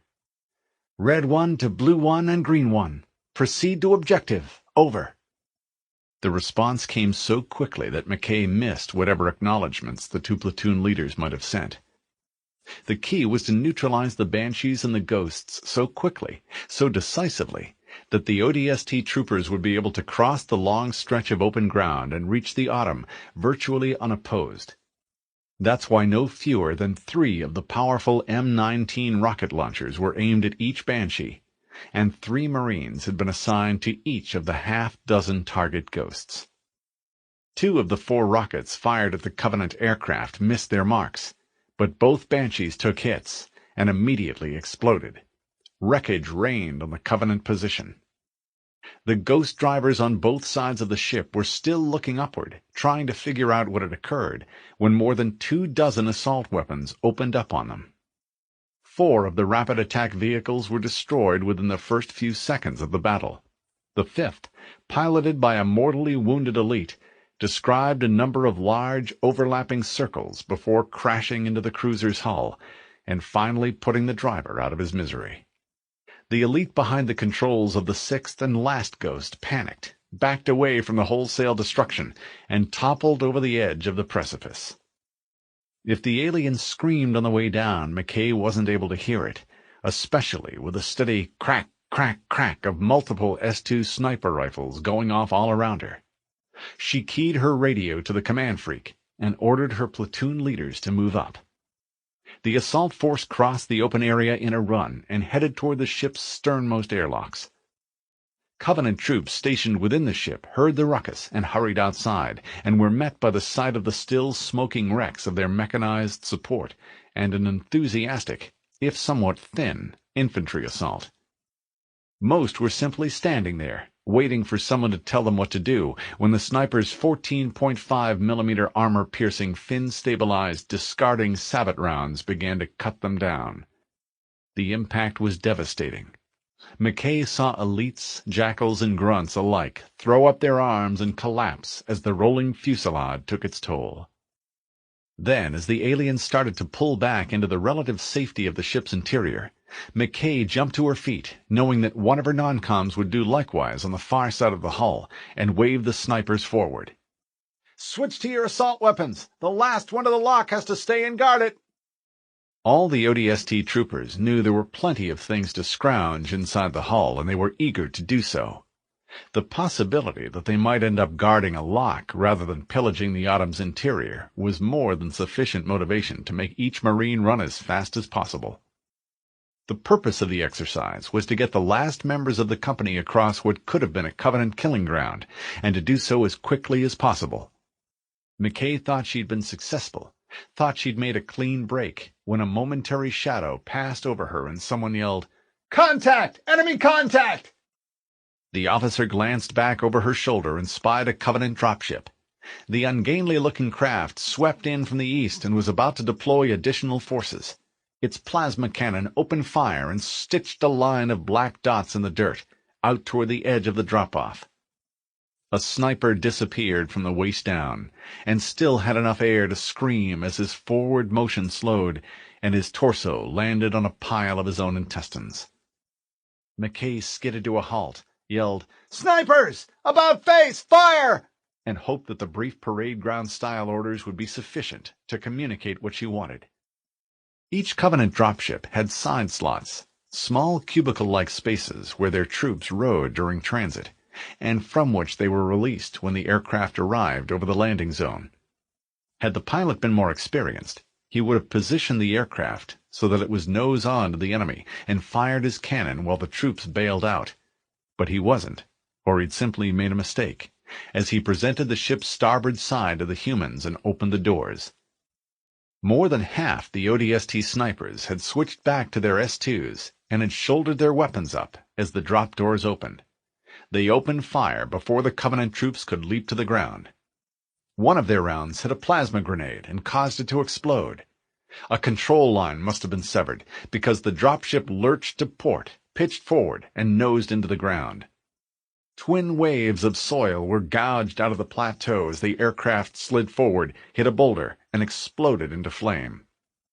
Secondary explosions cooked off, and the twin hulls disintegrated. The sound of the blast bounced off the Autumn's hull and rolled across the surrounding plain. The Marines waited a moment to see if any of the aliens would try to crawl, walk, or run away, but none of them did.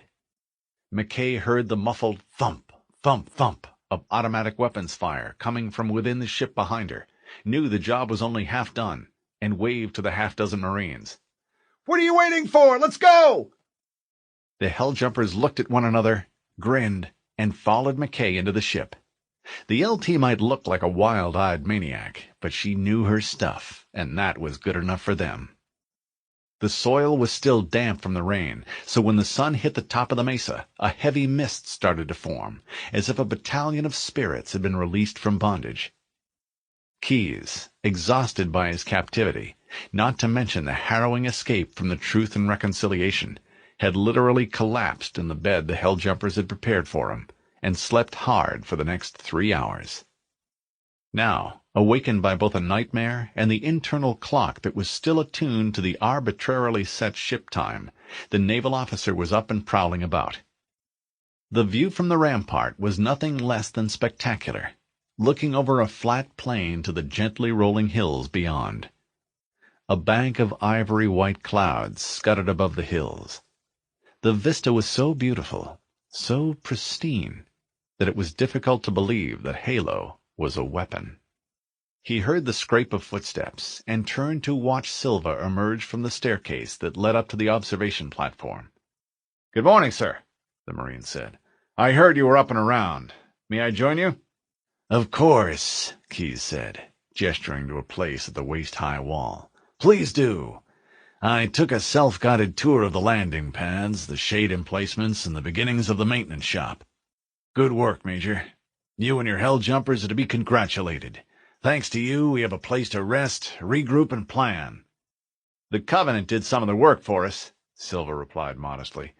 "But I agree, sir, my people did a hell of a job. Speaking of which, I thought I should let you know that Lieutenant McKay and 2 platoons of ODST troops are fighting their way into the Autumn even as we speak. If they retrieve the supplies we need, Alpha Base will be able to hold for quite a while." "And if the Covenant attacks before then?" "Then we are well and truly screwed.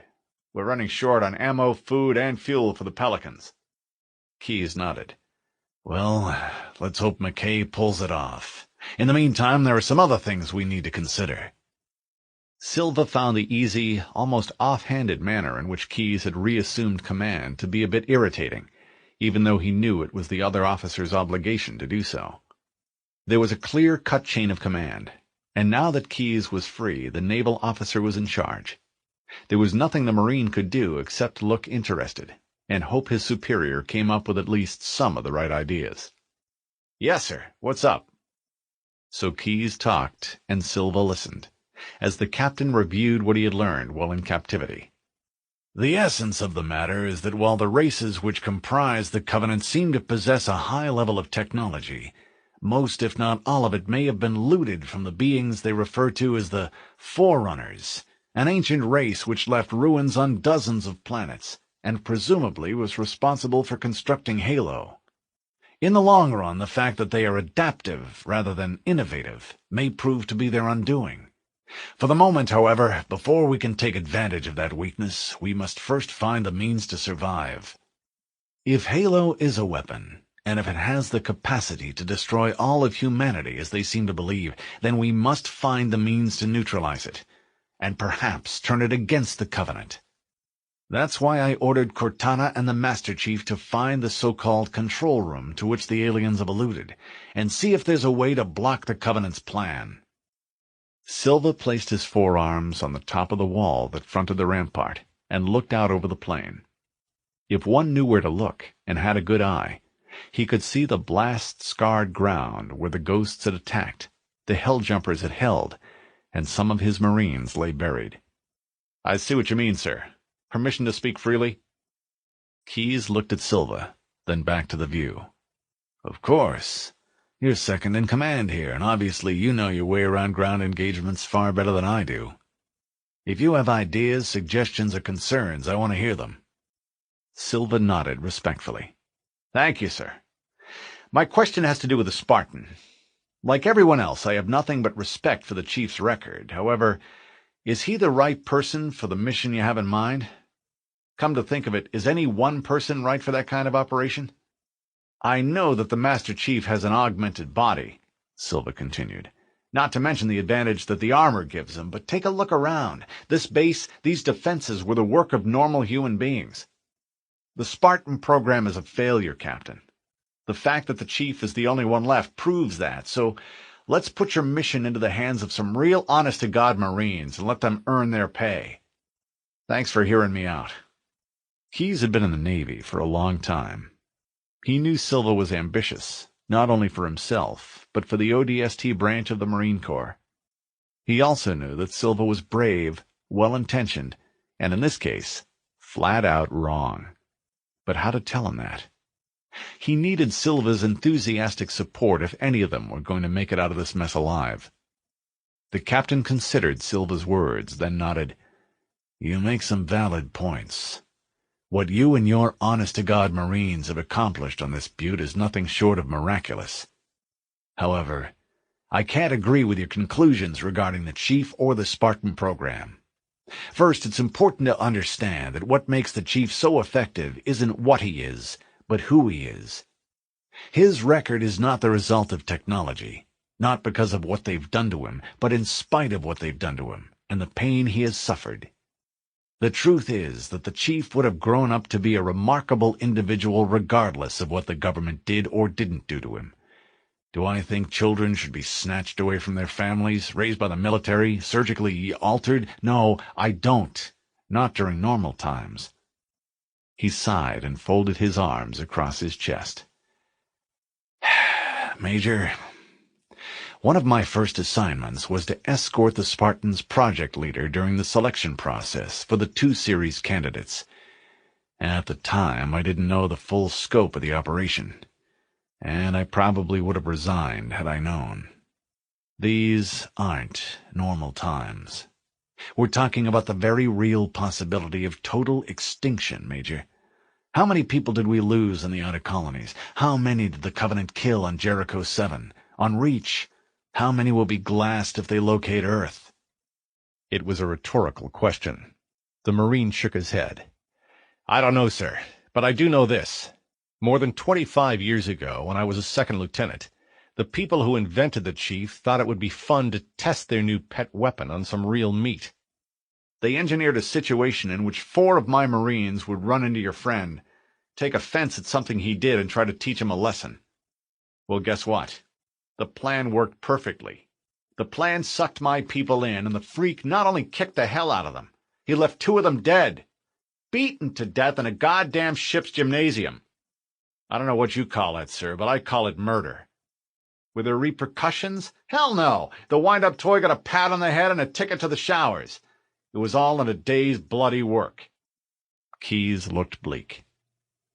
For whatever it's worth, I'm truly sorry about what happened to your men, Major. But here's the truth. Maybe it isn't nice. Hell, maybe it isn't even right. But if I could get my hands on 1,000,000 chiefs, I'd take every single one of them. As for this particular mission, yes, I believe it's possible that your people could get the job done. And if that's all we had, I wouldn't hesitate to send them in. But the Chief has a number of distinct advantages, not the least of which is Cortana, and by taking this task on, he will free your Helljumpers to handle other things. Lord knows there's plenty to do. My decision stands. Silva nodded stiffly. Sir, yes, sir. My people will do everything they can to support both the Chief and Cortana. Yes, Keyes said as he gazed up into the gently curving ring. I'm sure they will. The normally dark room was bright with artificial light. Zuka Zamami had studied the raid on the Truth and Reconciliation, taken note of the manner in which the human AI had accessed the Covenant BattleNet, and analyzed the nature of the electronic intrusions to see what the entity seemed most interested in. Then, based on that analysis, he had constructed projections of what the humans would do next. Not all of the humans, since that lay outside the parameters of his mission, but the one person in whom he was truly interested. An individual who appeared to be part of a specialized elite group similar to his own, and would almost certainly be sent to follow up on what the humans had learned. Now, in the room that led directly into the security control center, Zamami laid a trap. The armored human would come, he felt sure of that, and once inside the snare, the human would meet his end. The thought cheered Zamami immensely, and he hummed a battle hymn as he worked. There was a flash, followed by a loud bang as the fragmentation grenade went off. A jackal screamed, an assault weapon stuttered, and a Marine yelled, "Let me know if you want some more!" "Good work!" McKay exclaimed. "That's the last of them. Close the hatch, lock it, and post a fire team here to make sure they don't cut their way out. The Covenant is welcome to the upper decks. What we need is down here." The battle had been raging for hours by then, as McKay and her Marines fought to push the remaining enemy forces out of key portions of the Autumn and into the sections of the ship that weren't mission-critical. As the Helljumpers sealed the last interdeck ladder not already secured, they had what they'd been striving for: free and unfettered access to the ship's main magazine, cargo holds, and vehicle bays. In fact, even as the second platoon pushed the last of the aliens out of the lower decks, the first platoon, under the leadership of Lieutenant Oros, had begun the important task of hitching trailers to the fleet of warthogs stowed in the Autumn's belly and loading them with food, ammo, and the long list McKay had brought with her of other supplies. Then, once each hog-trailer combo was ready, the Marines drove them down makeshift ramps onto the hardpan below. Once outside and positioned logger style, the combined power of the LRV-mounted M41 light anti-aircraft guns formed a potent defense against possible attack by Covenant dropships, Banshees, and Ghosts. It wouldn't hold out forever, but it would do the most important job. It would buy them time. Adding to the supply column's already formidable firepower were 4 M808B Scorpion main battle tanks, or MBTs, which rumbled down off the ramps and threw dirt rooster tails up off their powerful treads as they growled into position within the screen established by the warthogs.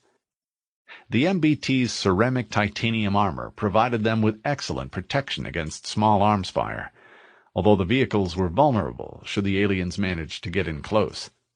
That's why provision had been made for up to 4 Marines to ride on top of each Scorpion's track pods. Now, free to withdraw from the grounded cruiser and supervise final loading, McKay left Lister in charge of keeping the aliens penned up.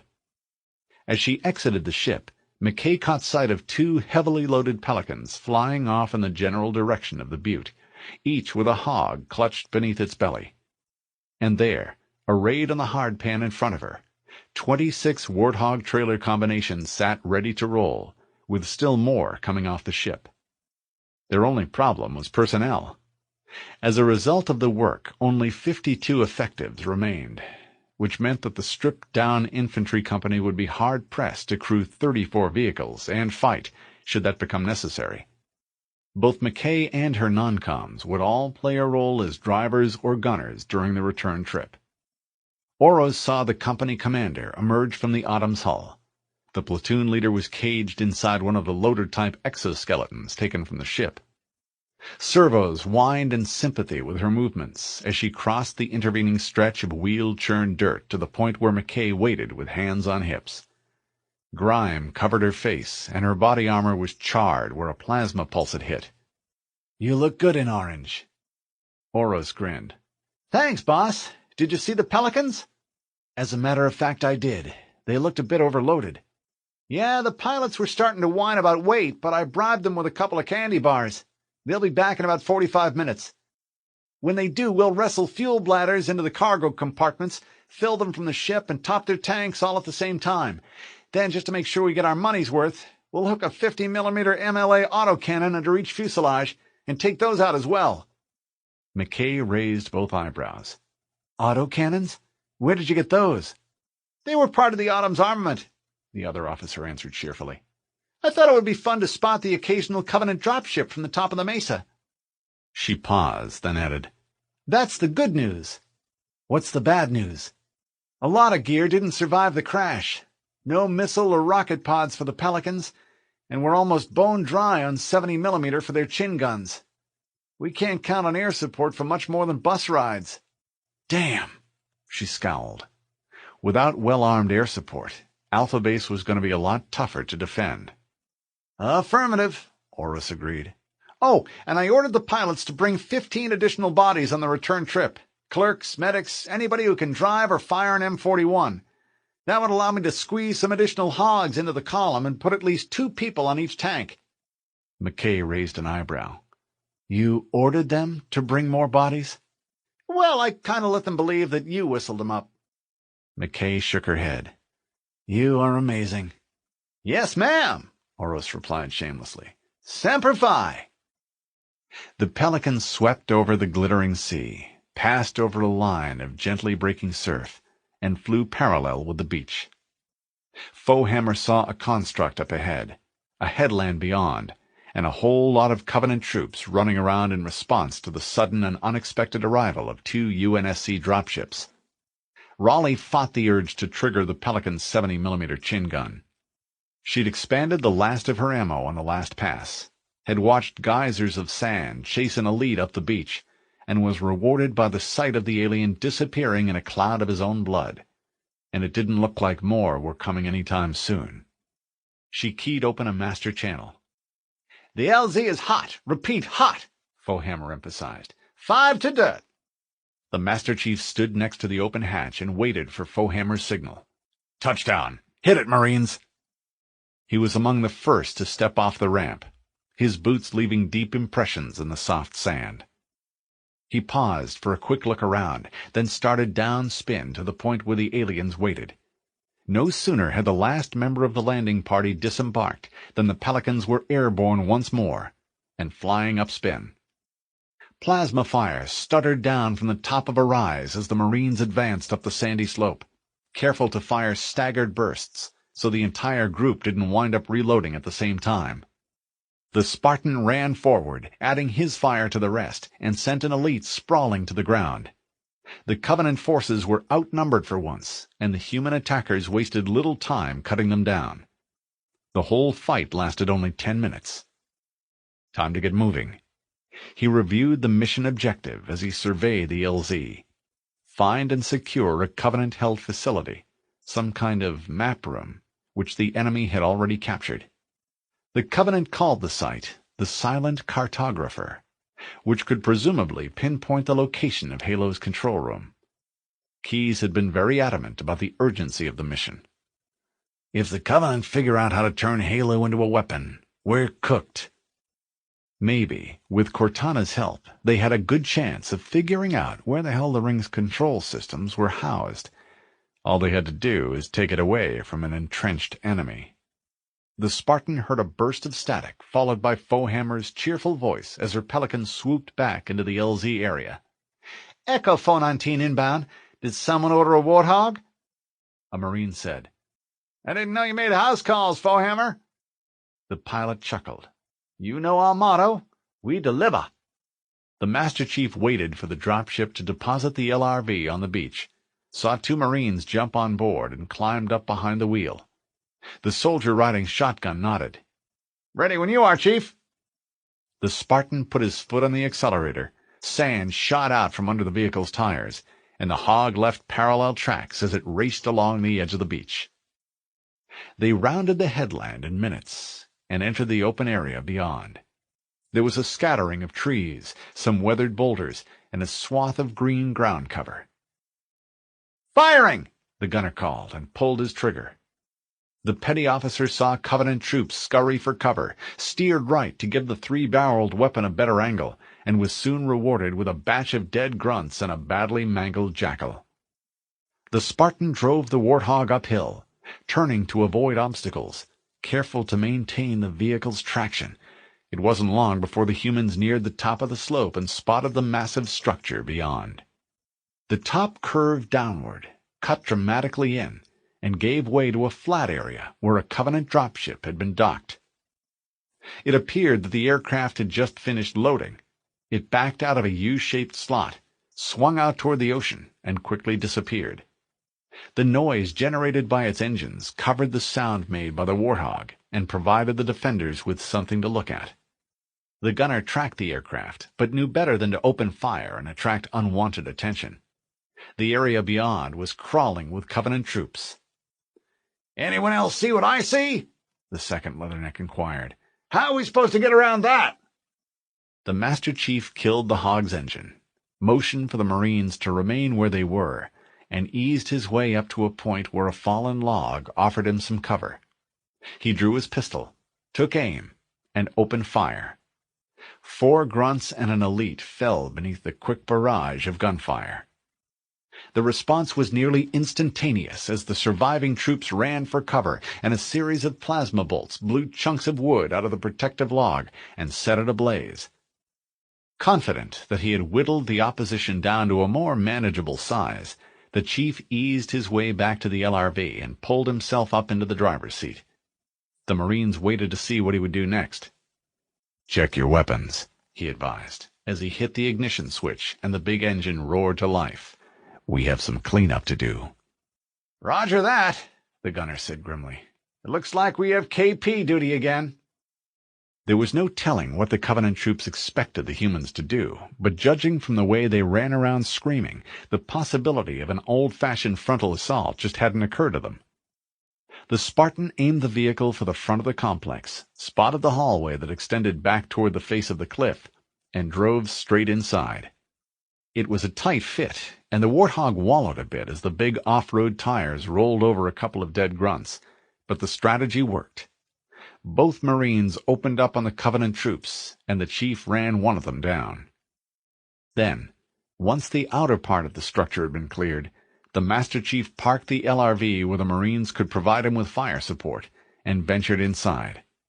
A series of ramps led down through darkened hallways to the antechamber below. It was full of aliens. The Master Chief tossed a grenade in among them, backed up out of the way, and sprayed the ramp with bullets.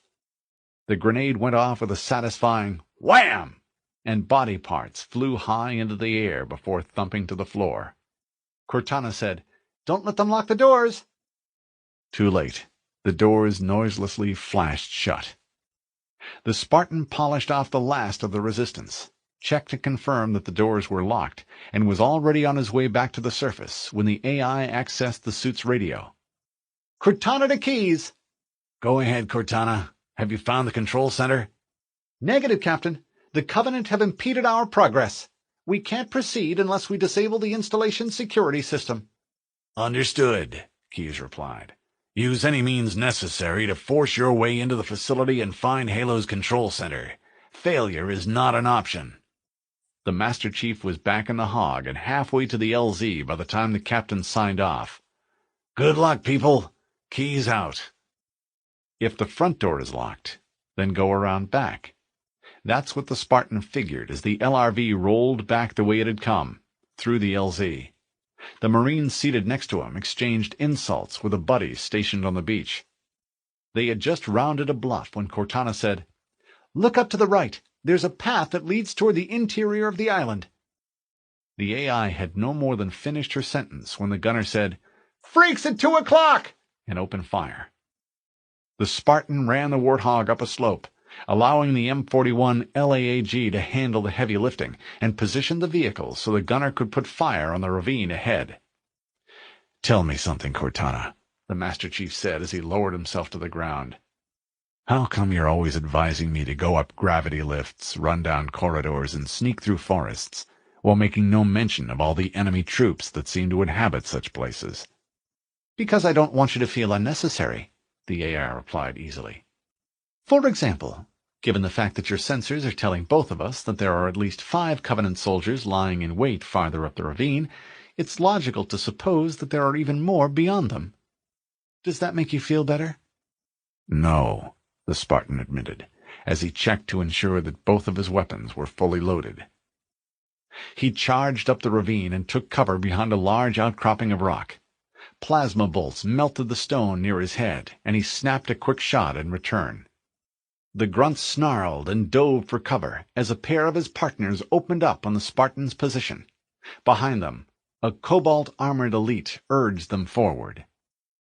The Master Chief took a deep breath. Time to go to work, he thought. He sprinted from his cover, and his pistol's reports echoed through the narrow ravine. The skirmish took mere minutes. His shield indicator pulsed a warning yet again, and he paused at the top of the ravine to allow it time to recharge. His gun swept the area, and noticed the circular structure that dominated a small depression at the top of the ravine.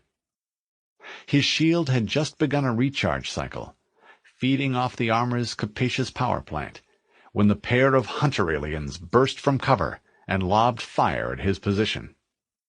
The first blast struck him square in the chest and sent him tumbling backward. The second shot was stopped by a thick-trunked tree. A trickle of blood pooled in the corner of his left eye. He shook his head to clear his blurred vision and rolled to his left. A third shot kicked up a plume of soil where he had lain just seconds before. The chief tossed a frag grenade, counted to 3, then sprang to his feet and sidestepped to his right, firing all the way. He'd timed it perfectly. The grenade detonated, and the flash and smoke briefly confused the aliens. His rounds bounced from their thick armor plates. In unison, they spun to face him, their weapons glowing green as they charged for another salvo. Another grenade detonated in their path and slowed the hunter's advance. They fired through the smoke, and the crash of their weapons thundered through the low ravine. The hunters moved forward, eager for the kill, and realized too late that he'd doubled back and closed in on them. His assault rifle barked and tore into the gaps in their armor at close range. They screamed and died. The Master Chief followed the terrain as it gradually sloped back down to the west. He dealt with a brace of sentries, then located his objective, a way into the massive structure that loomed above. The human saw a dark, shadowy door slip through the opening. He felt the gloom settle around him. His biochemically altered eyes quickly adjusted to the darkness, and he moved deeper into the structure, pausing only to feed a fresh magazine into his assault rifle. One level below, Zuka Zamami listened. Someone was on the way. The desperate radio traffic testified to that, and it seemed safe to assume that it was the very human he had set out to kill.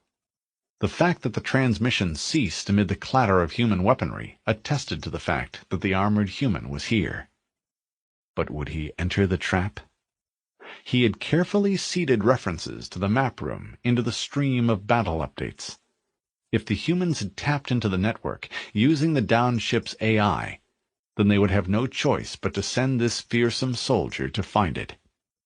Yes, the elite thought, as his highly sensitive ears heard the scrape of a booted foot, a muted click as a new magazine slid home, and the subtle rasp of armor. It won't be long now.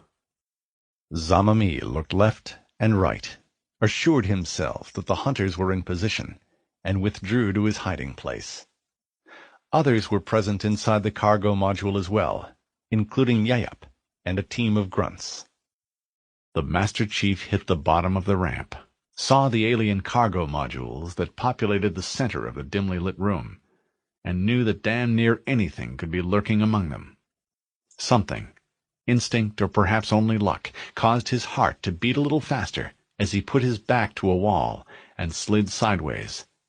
Something wasn't right. Light filtered in through an ornate window, which enabled the Spartan to see that there was an alcove to his left. He eased in that direction, felt a cold weight hit the bottom of his stomach as he heard movement, and turned toward the sound. The hunter rushed out of the darkness, intent on smashing the chief with his shield and finishing him with razor-sharp spines. A steady stream of 7.62mm bullets hammered the hunter's chest plate and slowed the rate of advance. Zamami, backed by Yayap and his team of grunts, chose that moment to emerge from the relative safety of the cargo module. The elite was frightened, but determined to conceal it, and he raised his weapon. But the hunter was in his line of fire. Then, as if the melee weren't confusing enough, the second hunter charged in, bumped into the elite, and sent him spinning to the cold metal floor. Yayap, who found himself standing out in the middle of the floor, was about to order a retreat when one of his subordinates, a grunt named Linglin, fired a weapon. It was a stupid thing to do, since there was no clear target to shoot at, but that's what grunts were encouraged to do when in doubt. Shoot. Linglin fired, and the plasma bolt flew straight and true. It hit the second hunter in the back and threw the spined warrior forward, and caused him to collide with his bond brother. "Uh-oh," Yayap muttered.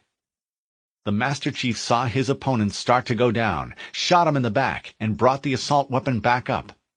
The fact that the second hunter was already down came as something of a surprise, albeit a pleasant one, and he looked for something else to shoot. No doubt stunned by the enormity of his error, and terrified regarding the potential consequences, Linglin was still backing away when the bulky, armored human raised his weapon and fired. Yayap felt Linglin's blood spray the side of his face as he tripped over his own feet, fell over backward, and used his hands to push himself back into the shadows. A hand grabbed hold of his combat harness, jerked the grunt into the still yawning cargo module, and held him in place. "Silence," Zamami instructed. "This battle is over. We must live to fight another." That sounded very good. Maybe the most sensible thing he'd heard in 100 units. So Yayap held his breath as the human walked past the open cargo module. He briefly wondered if there was some way he could get a transfer back to a normal frontline unit. To the diminutive alien trooper, such an assignment seemed considerably less dangerous. His nerves on edge, fully expecting yet another attack, the Spartan circled the room. But there was nothing for him to deal with except his own twitchiness and the heavy silence which settled over the room. "Nice job, Chief," Cortana said. "Head through the cargo modules. The security center lies beyond." The Master Chief followed Cortana's directions, entered a hall, and followed it into a room that featured a small constellation of lights floating in its very center. "Use the holo panel to shut down the security system," Cortana suggested, and, eager to complete the job before anyone else could attack him, the Spartan hurried to comply. He was again struck by an odd, near familiarity with the glowing controls. Cortana used the suit sensors to examine the results. "Good," she exclaimed. "That should open the door that leads into the main shaft. Now all we have to do is find the silent cartographer and the map to the control room." "Right," the Master Chief replied. "That, and avoid capture in unknown territory, possibly held by the enemy, with no air support or backup." "Do you have a plan?" she asked. "Yes. When we get there, I'm going to kill every single Covenant soldier I find." Chapter 6 D-1144, 3819. Lieutenant McKay Mission Clock. The hills between Alpha Base and the Pillar of Autumn. 3 parallel columns of vehicles are pretty hard to hide, and McKay didn't even try. The combination of some 30 warthogs and 4 scorpions raised a cloud of dust that was visible from more than 2 kilometers away. No doubt the heat produced by the machines registered on sensors clear out in space. Banshee recon flights could have tracked them from the minute they hit the trail, and there was only one logical place the vehicles could be headed, the butte called Alpha Base. It wasn't too surprising that the Covenant not only organized a response, but a massive one. Here, after days of humiliation, was the opportunity to revenge themselves on the beings who had taken the butte away from them, paid a surprise visit to the Truth and Reconciliation, and raided more than a dozen other locations besides. Knowing she was in for a fight, McKay organized the vehicles into 3 temporary platoons. The first platoon was comprised of warthogs under the command of Lieutenant Oros. She had orders to ignore ground targets and concentrate on defending the column from airborne attacks. Sergeant Lister was in charge of the second platoon's Scorpion main battle tanks, which, because of their vulnerability to infantry, were kept at the center of the formation. The third platoon, under McKay herself, was charged with ground defense, which meant keeping ghosts and infantry off the other 2 platoons. A third of her vehicles, 5 warthogs in all, were unencumbered by trailers and left free to serve as a quick reaction force.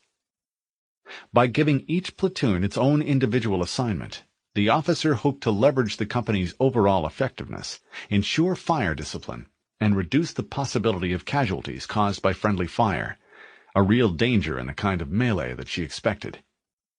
As the Marines headed east toward Alpha Base, the first challenge lay at the point where the flat terrain ended.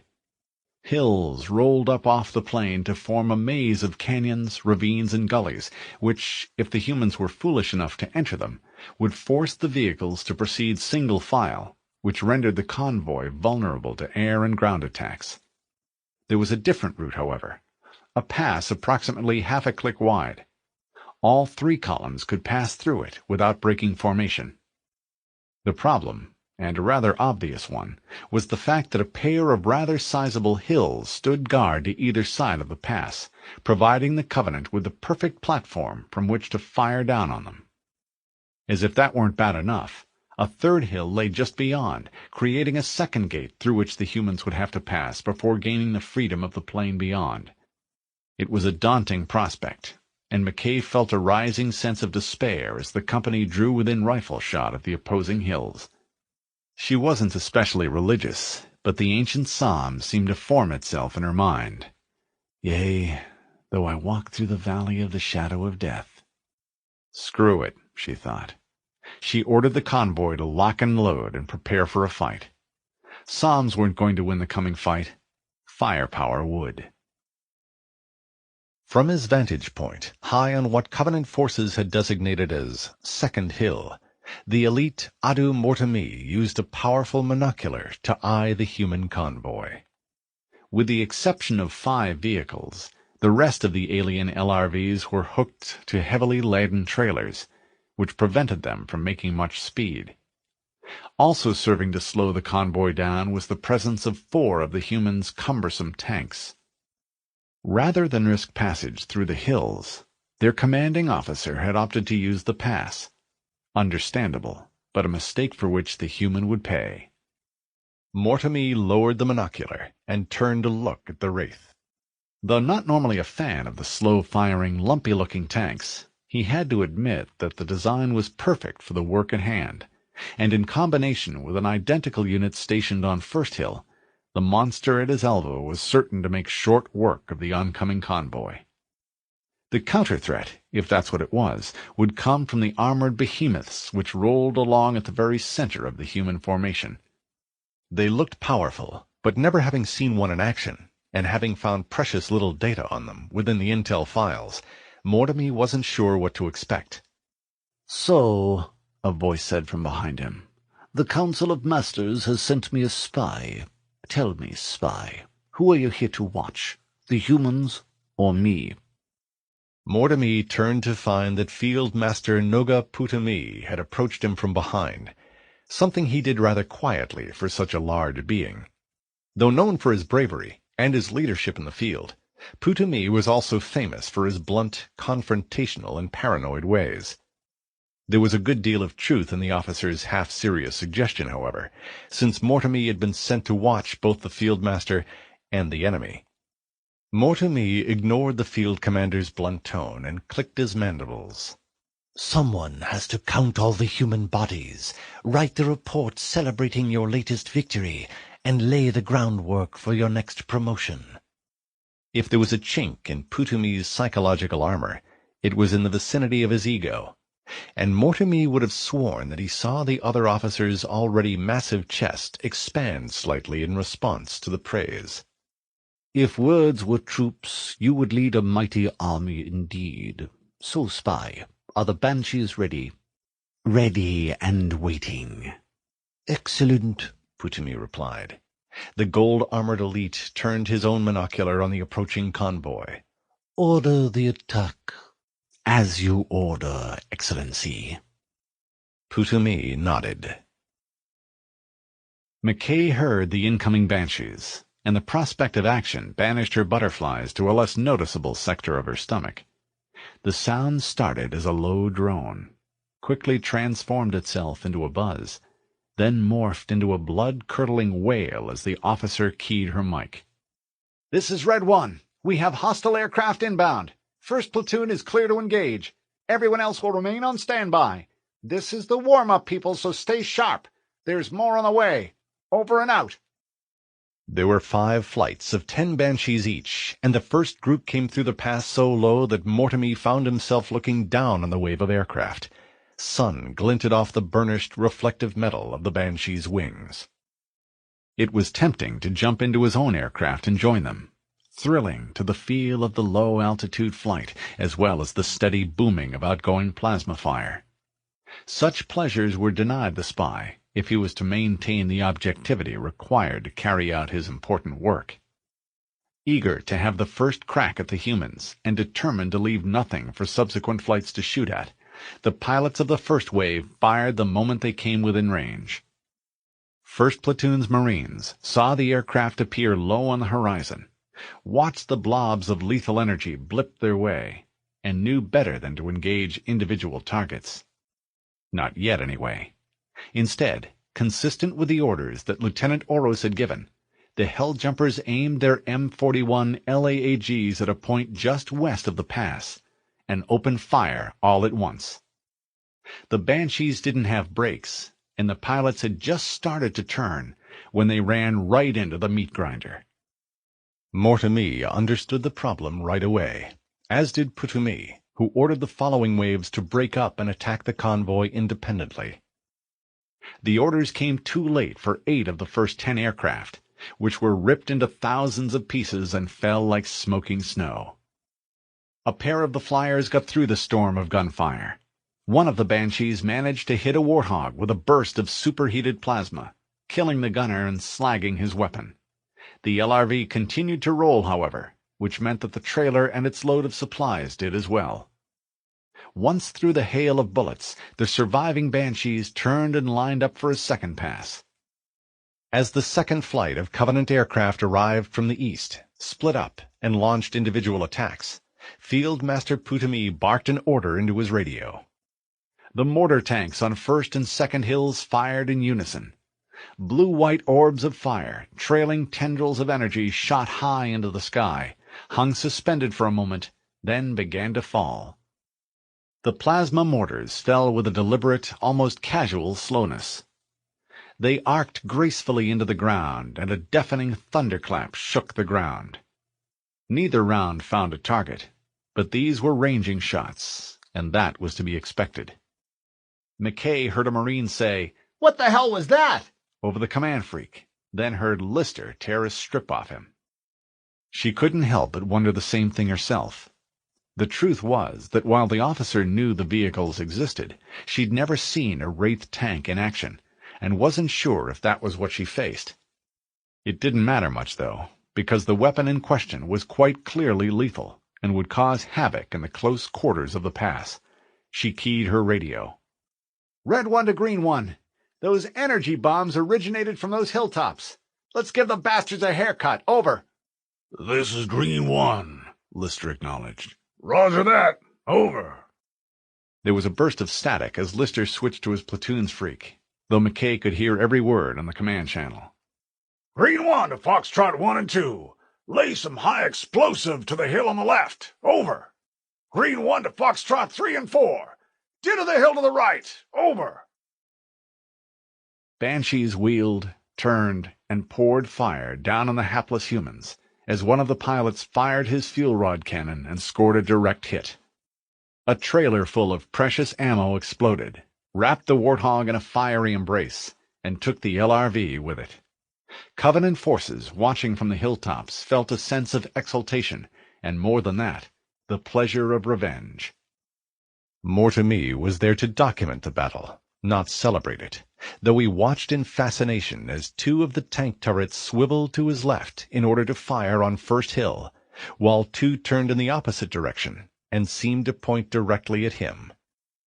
The elite wondered if he should seek cover, but before the message to move could reach his feet, he heard a reverberating roar as the 105mm shell passed through the intervening airspace, followed by a loud crack as the shell landed about 50 units away. A column of bloody dirt flew high into the air. Body parts, weapons, and pieces of equipment continued to rain down as the half-deafened Mortemy recovered his composure and ran for cover. Field Master Putami laughed out loud and pointed to show a member of his staff where Mortemy had taken shelter behind some rocks. That was when the second round detonated just below the summit of the hill and started a small landslide. "This," the elite said happily, "is a real battle. Keep an eye on the spy." Stung by the loss of a Warthog, a trailer load of ammo, and 3 Marines, McKay was starting to question the division of labor she had imposed, and was just about to free her platoon's gunners to fire on the Banshees when her driver said, "Uh-oh, look at that!" A series of plasma bolts stitched a line along the Hog's side, scorched the vehicle's paint, and kicked up geysers of dirt as the officer followed the pointing finger. A force of ghosts skittered into the pass. "Red 1 to all Romeo units, follow me!" McKay yelled into her mic, and tapped the driver's arm. "Go get him, Murphy! Let's clear that gap!" No sooner had the officer spoken than the Marine put his foot into it, the gunner whooped, and the LRV leapt forward. The rest of the 5-vehicle reaction force followed just as the Wraith on Hill 1 hurled a third, then a fourth plasma ball high into the sky.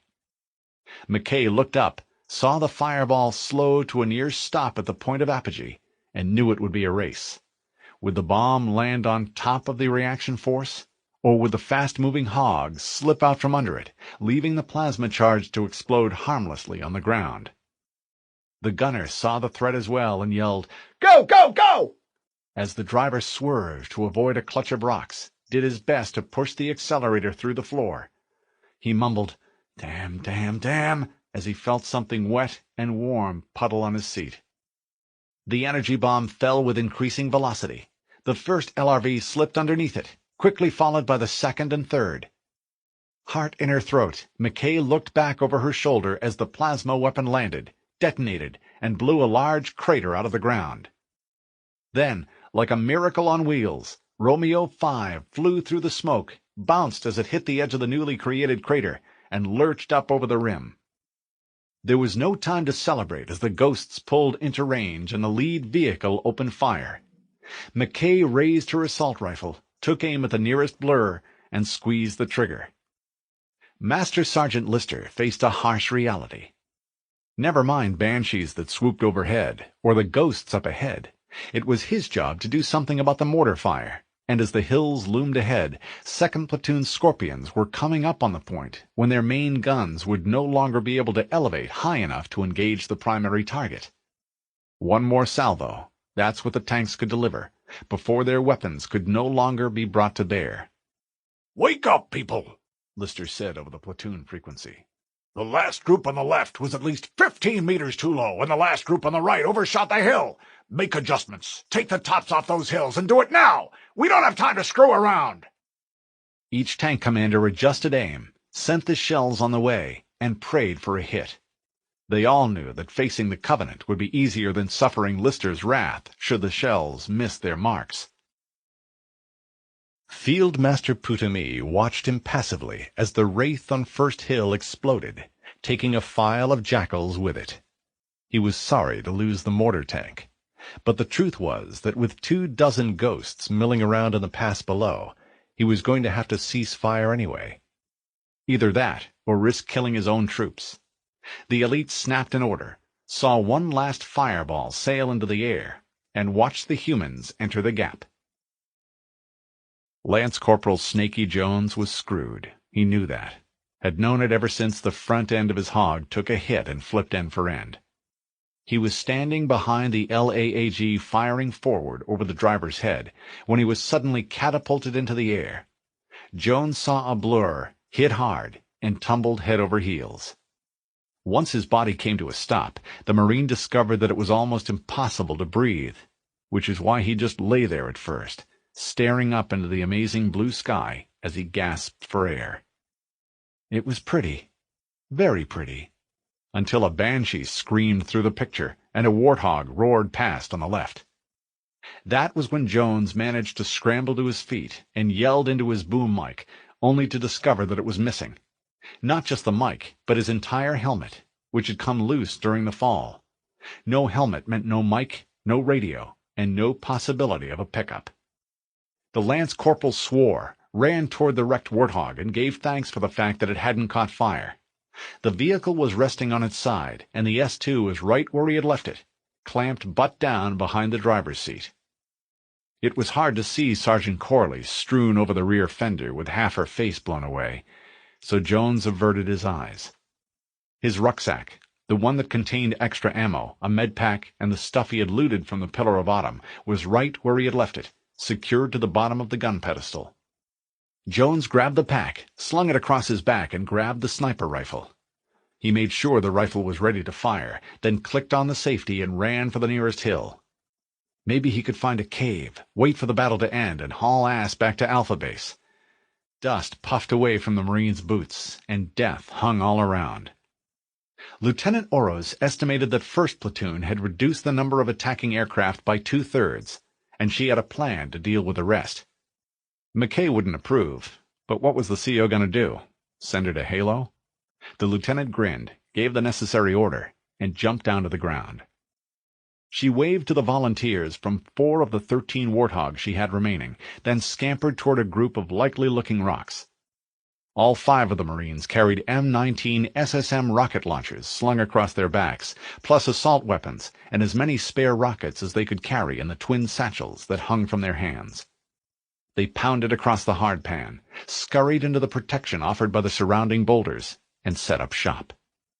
When everyone was ready, Oros pulled the pins on one flare after another, tossed them out beyond the circle of rocks, and watched the orange smoke billow up into the sky. It wasn't long before the Banshee pilots spotted the smoke and, like vultures attracted to fresh carrion, hurried to the scene. The Marines held their fire, waited until no less than 13 of the Covenant aircraft were circling above them, and fired 5 rockets all at once. A second volley followed the first, and a third followed that. There was a steady drumbeat of explosions as 10 Banshees took direct hits, some from multiple rockets, and ceased to exist. Of the aircraft that survived the barrage of rockets, 2 bugged out immediately. The last staggered in response to a near miss, belched smoke from its port engine, and looked like it would go down. Oros thought it was over at that point, that she and her volunteers would be free to fade into the hills and beat feet for home. But it wasn't to be. Unlike most of his peers, the pilot in the damaged Banshee must have had a strong desire to transcend the physical, because he turned toward the enemy, put the aircraft into a steep dive, and plunged into the pile of boulders. Oros tried to make the shot, but missed, and barely had time to swear before the mortally wounded Banshee augured into the rocks and swallowed the ambush team in a ball of fire. The fact that Lance Corporal Jones made it all the way to the base of the hill without getting killed was just plain luck. The subsequent scramble up through the loose tumble of rocks was instinctual. The desire to gain elevation is natural to any soldier, but especially to a sniper, which was what Jones had been trained to be when he wasn't busy humping supplies, operating LAAGs, or taking crap from sergeants. The fact that Jones was about to go on the offensive, about to take it to the Covenant, that was a decision. Maybe not the smartest decision he'd ever made, but one he knew to be right, and to hell with the consequences. Jones was only halfway up the side of the hill, but that was high enough to see the top of the opposite hill and the tiny figures who stood there. Not the grunts who were running this way and that, not the jackals who lined the edge of the summit, but the shiny armor of the elites. Those were the targets he wanted, and they seemed to leap forward as the Marine increased the magnification on his scope and let the barrel drift slightly. Which life should he take? The one on the left with the blue armor, or the one on the right, the shiny gold bastard? At that moment in time, in that particular place, Lance Corporal Jones was God. He clicked the sniper rifle safety catch and lightly rested his finger on the trigger. Mortemy had emerged from hiding by that time, and was standing next to Field Master Putamy as the human convoy cleared the pass and turned upring. There was a third hill off to his left, and it too was topped with a wraith. The mortar tank opened fire. For one brief moment, Mortemy harbored the hope that the remaining tank would accomplish what the first two had not, and decimate the convoy. But the humans were still out of range, and knowing that the wraith couldn't do them any harm, they took the time to put their own tanks into a line abreast. A single salvo was all it took.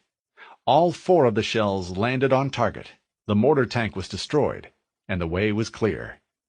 Putamy lowered his monocular. His face was expressionless. "So, Spy, how will your report read?" Mortemy looked at the other elite with a pitying expression. "I'm sorry, Excellency, but the facts are clear, and the report will practically write itself. Had you deployed your forces differently, down on the plain perhaps, victory would have been ours." "An excellent point," the Field Master replied, his tone mild. "Hindsight is always perfect." Mortemy was about to reply, about to say something about the value of foresight, when his head exploded. Lance Corporal Jones steadied his aim for a second shot. The first shot had been perfect. The 14.5mm slug had flown true, entered the base of Blue Boy's neck, and exited through the top of his head. That blew his helmet off, allowing a mixture of blood and brains to fountain into the air. Putamy snarled and threw himself backward, and thereby escaped the second bullet. Moments later, the twin reports echoed back and forth between the two hillsides. The field master crabbed back to cover and fed position information to the Banshee commander, and snarled into his communications gear. "Sniper! Kill him!" Satisfied that the sniper would be dealt with, Putumi stood and looked down at Mortimer's headless body. He bared his fangs. "It looks like I'll have to write that report myself." Jones spat into the dirt, angry that the Gold Elite had evaded the second shot. Next time, he promised himself. You're mine next time, pal. Banshees banked overhead, searching for his position. Jones backed into a deep crevice among the rocks. Fortunately, thanks to the loot gathered aboard the Autumn, he had 20 candy bars to sustain him. The security system neutralized, the Master Chief made his way back through the alien construct and headed toward the surface. Time to find this silent cartographer and complete this phase of the mission. Mayday! Mayday! Bravo 22 taking enemy fire! Repeat, we are taking fire and losing altitude! The dropship pilot's strained voice was harsh and grating, the sound of a man about to lose it. Understood, Cortana replied. We're on our way. Then, in an aside to the Spartan, the AI said, I don't like the sound of that. I'm not certain they're going to make it. The Master Chief agreed, and in his eagerness to get topside, made a potentially fatal error. Having just cleared the room adjacent to what appeared to be the ringworld security center, he assumed that it was still clear.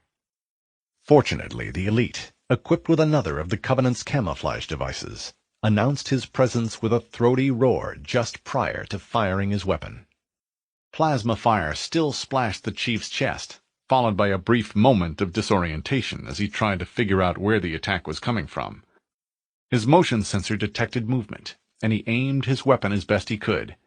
He fired a sustained burst, and was rewarded with an alien scream of pain.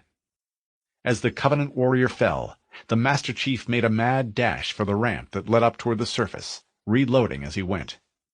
Walking into the once-cleared room too quickly had been stupid, and he was determined not to make the same mistake again. The fact that Cortana was there, seeing the world via his sensors, made such errors that much more embarrassing. Somehow, for reasons he hadn't had time to sort out, the human wanted the AI's approval.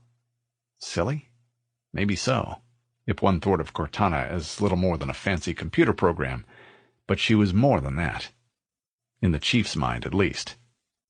He smiled at the irony of the thought. The human-AI interface meant that, in some ways, Cortana was literally in the Chief's mind, using some of his wetware for processing power and storage. The Spartan made his way up the ramp, through a hall, and out into bright sunlight. He paused on a platform and dropped to the slope below, as Cortana cautioned him to keep an eye peeled for Bravo 22. Covenant troops were patrolling the beach below, a mix of jackals and grunts. The Master Chief drew his sidearm, switched to the 2x magnification, and decided to work from right to left. He nailed the first jackal, missed the next, and killed a pair of grunts who were waddling around on top of the mesa opposite his position. As he moved farther down the slope, he could see Bravo 22's wreckage, half buried in the side of the mesa. There were no signs of life. Either the crew and passengers had been killed on impact, or some had survived and been executed by the enemy. The possibility made him particularly angry. He turned to the right, caught the surviving jackal on the move, and put him down. He switched to his MA-5B and made his way down the grassy slope to the sand beyond it. It was a short walk to the smoking wreckage and the scattering of bodies. Plasma burns on some of the bodies served to confirm the Spartan's suspicions. Though not the most pleasant of tasks, the Chief knew he had to obtain ammo and other supplies wherever he could, and took advantage of the situation in order to stock up. "Don't forget to grab a launcher," Cortana put in. "There's no telling what might be waiting for us when we go back to looking for the control room." The Master Chief took the AI's advice and decided to ride rather than walk. The warthog that had been tucked under the dropship's belly had come loose during the final moments of flight, hit the ground, and flipped over on its side. He approached the vehicle, reached upward, got a good purchase, and pulled, Metal creaked as the hog swayed, tilted in the Spartan's direction, and started to fall. He stepped back, waited for the inevitable bounce, and climbed up behind the wheel. After a quick check to ensure the LRV was still operable, he was off. He skidded the Warthog into a slewing turn, then headed back to the Mission LZ, the beachhead the Marines had been left to hold. The Helljumpers had fought off 2 assaults during his absence, but they still owned the real estate they had originally taken, and remained undeterred. "Welcome back," a corporal said as she took her place behind the 3-barreled gun. "It was getting boring without you." She had a grimy face, the words "Cut Here" tattooed around the circumference of her neck, and a short, stocky body. The chief eyed the hastily dug weapons pits and foxholes, the large pile of Covenant corpses, and the plasma-scorched sand. "Yeah, I can see that."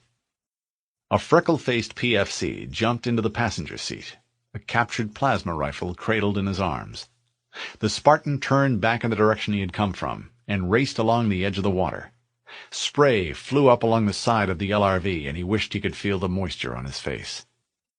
A kilometer ahead, a hunter named Igido Nosahuru fumed as he paced back and forth across a docking platform still stained with Covenant blood.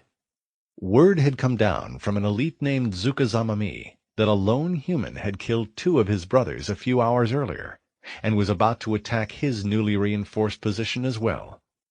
This was something the spined warrior hoped would happen, so that he and his bond brother Ogara Nasafusu could have the honor of killing the alien. So when Huru heard the whine of the surface vehicle's engine, and saw it round the headland, both he and his bond brother were ready. Having received the other hunter's characteristic nod, Huru took up a position directly outside the entrance to the complex. If the vehicle was some sort of trick, a ruse to lure both guards away from the door long enough for the human to slip inside, it wasn't going to work. Fasu, always one to seize the initiative, and something of an artist with the fuel rod cannon attached to his right arm, waited for the LRV to come within range, led the vehicle to ensure that the relatively slow-moving energy pulse would have an adequate amount of time to reach its destination, and fired a single shot. The Master Chief saw the yellow-green blob appear in his peripheral vision, and made the decision to turn toward the enemy, both to make the hog look smaller, and to give the corporal an opportunity to fire. But he ran out of time. The Spartan had just started to spin the wheel when the energy pulse slammed into the side of the Warthog and flipped the vehicle over. All 3 of the humans were thrown free. The Master Chief scrambled to his feet and looked upslope in time to see a hunter drop down from the structure above, absorb the shock with its massive knees, and move forward. Both the corporal and the freckle-faced youngster were back on their feet by then, but the non-com, who had never seen a hunter before, much less gone head-to-head with one, yelled, "Come on, Husky! Let's take this bastard out!" The Spartan yelled, "No! Fall back!" and bent over to retrieve the rocket launcher. Even as he barked the order, he knew there simply wasn't time. Another Spartan might have been able to dodge out of the way in time, but the Helljumpers didn't have a prayer. The distance between the alien and the 2 Marines had closed by then, and they couldn't disengage. The corporal threw a fragmentation grenade, saw it explode in front of the oncoming monster, and stared in disbelief as the alien kept on coming. The alien charged right through the flying shrapnel, bellowed some sort of war cry, and lowered a gigantic shoulder. Private Husky was still firing when the gigantic shield hit him, shattered half the bones in his body, and threw what was left onto the ground. The private remained conscious, however, which meant he was able to lie there and watch as the hunter lifted his boot high into the air and brought it down on his face. The Master Chief had the launcher up on his shoulder by then and was just about to fire when the corporal screamed something incoherent, dashed into the line of fire, and blocked his shot. The chief yelled at her to hit the deck and was moving sideways in an attempt to get a clear line of fire when Fasu blew a hole the size of a dinner plate through the leatherneck's chest. The Spartan hit the firing stud, and a rocket whooshed for the hunter. With surprising agility, the massive alien hunched and sidestepped, and the rocket skimmed past him. It detonated behind the hunter and showered them both with debris. The hunter charged. The Master Chief stepped back, knew there wouldn't be time to reload, and that the next rocket would have to fly straight and true. The surf swirled around his knees as he backed out into the ocean, fought to maintain his footing in the soft sand, and saw the alien fill his sight. Was the target too close? There wasn't time to check. He pulled the trigger, and a second rocket streaked ahead on a column of smoke and fire. The hunter had reached full speed and couldn't dodge in time. The creature's massive feet dug into the soft ground as it tried to alter course to avoid the rocket, to no avail. The 102mm shaped charge exploded against the very center of the hunter's chest armor, blew through his torso, and severed his spine. There was a mighty splash as the alien creature fell face first into the water. A pool of vibrant orange blood stained the surf around the fallen hunter. The Master Chief took a moment to reload the launcher, then slogged back up onto the beach. A distant howl of anguish issued from the other alien's throat. "Serves you right," he thought. "You only lost one brother. I lost all of mine." He felt a pang of sorrow for the two dead Marines. He should have anticipated the long-range attack, should have briefed the Leathernecks about the possibility of hunters, should have reacted more quickly. All of which meant that it was his fault that the Marines were dead. "That wasn't your fault," Cortana said gently. "Now be careful. There's another hunter up on the platform." The words were like a bucket of cold water in the face. Mental combat. That's how his teacher, Chief Mendez, had referred to it, always stressing the importance of a cool head. Slowly, methodically, the Master Chief worked his way up the slope, killing Covenant soldiers with machine precision. The small groups of grunts were irrelevant. The real challenge waited above. Huru heard the firing, knew he was being flanked, and welcomed it. Rage, sorrow, and self-pity all churned around inside him, causing him to fire his fuel rod cannon again and again, as if to obliterate the human by the weight of his barrage. The human made good use of what cover there was, put his left arm against the cliff face, and inched his way forward. The hunter saw him and attempted to fire, but the fuel rod cannon hadn't had time to recharge after the last shot. That left the human free to fire, which he did. Huru felt warm relief. He was about to join his bond brother. The rocket was a hair high, hit Huru in the head, and blew it off.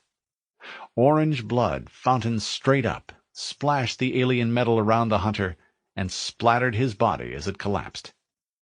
The Spartan paused, switched to his assault weapon, and waited for the feeling of satisfaction.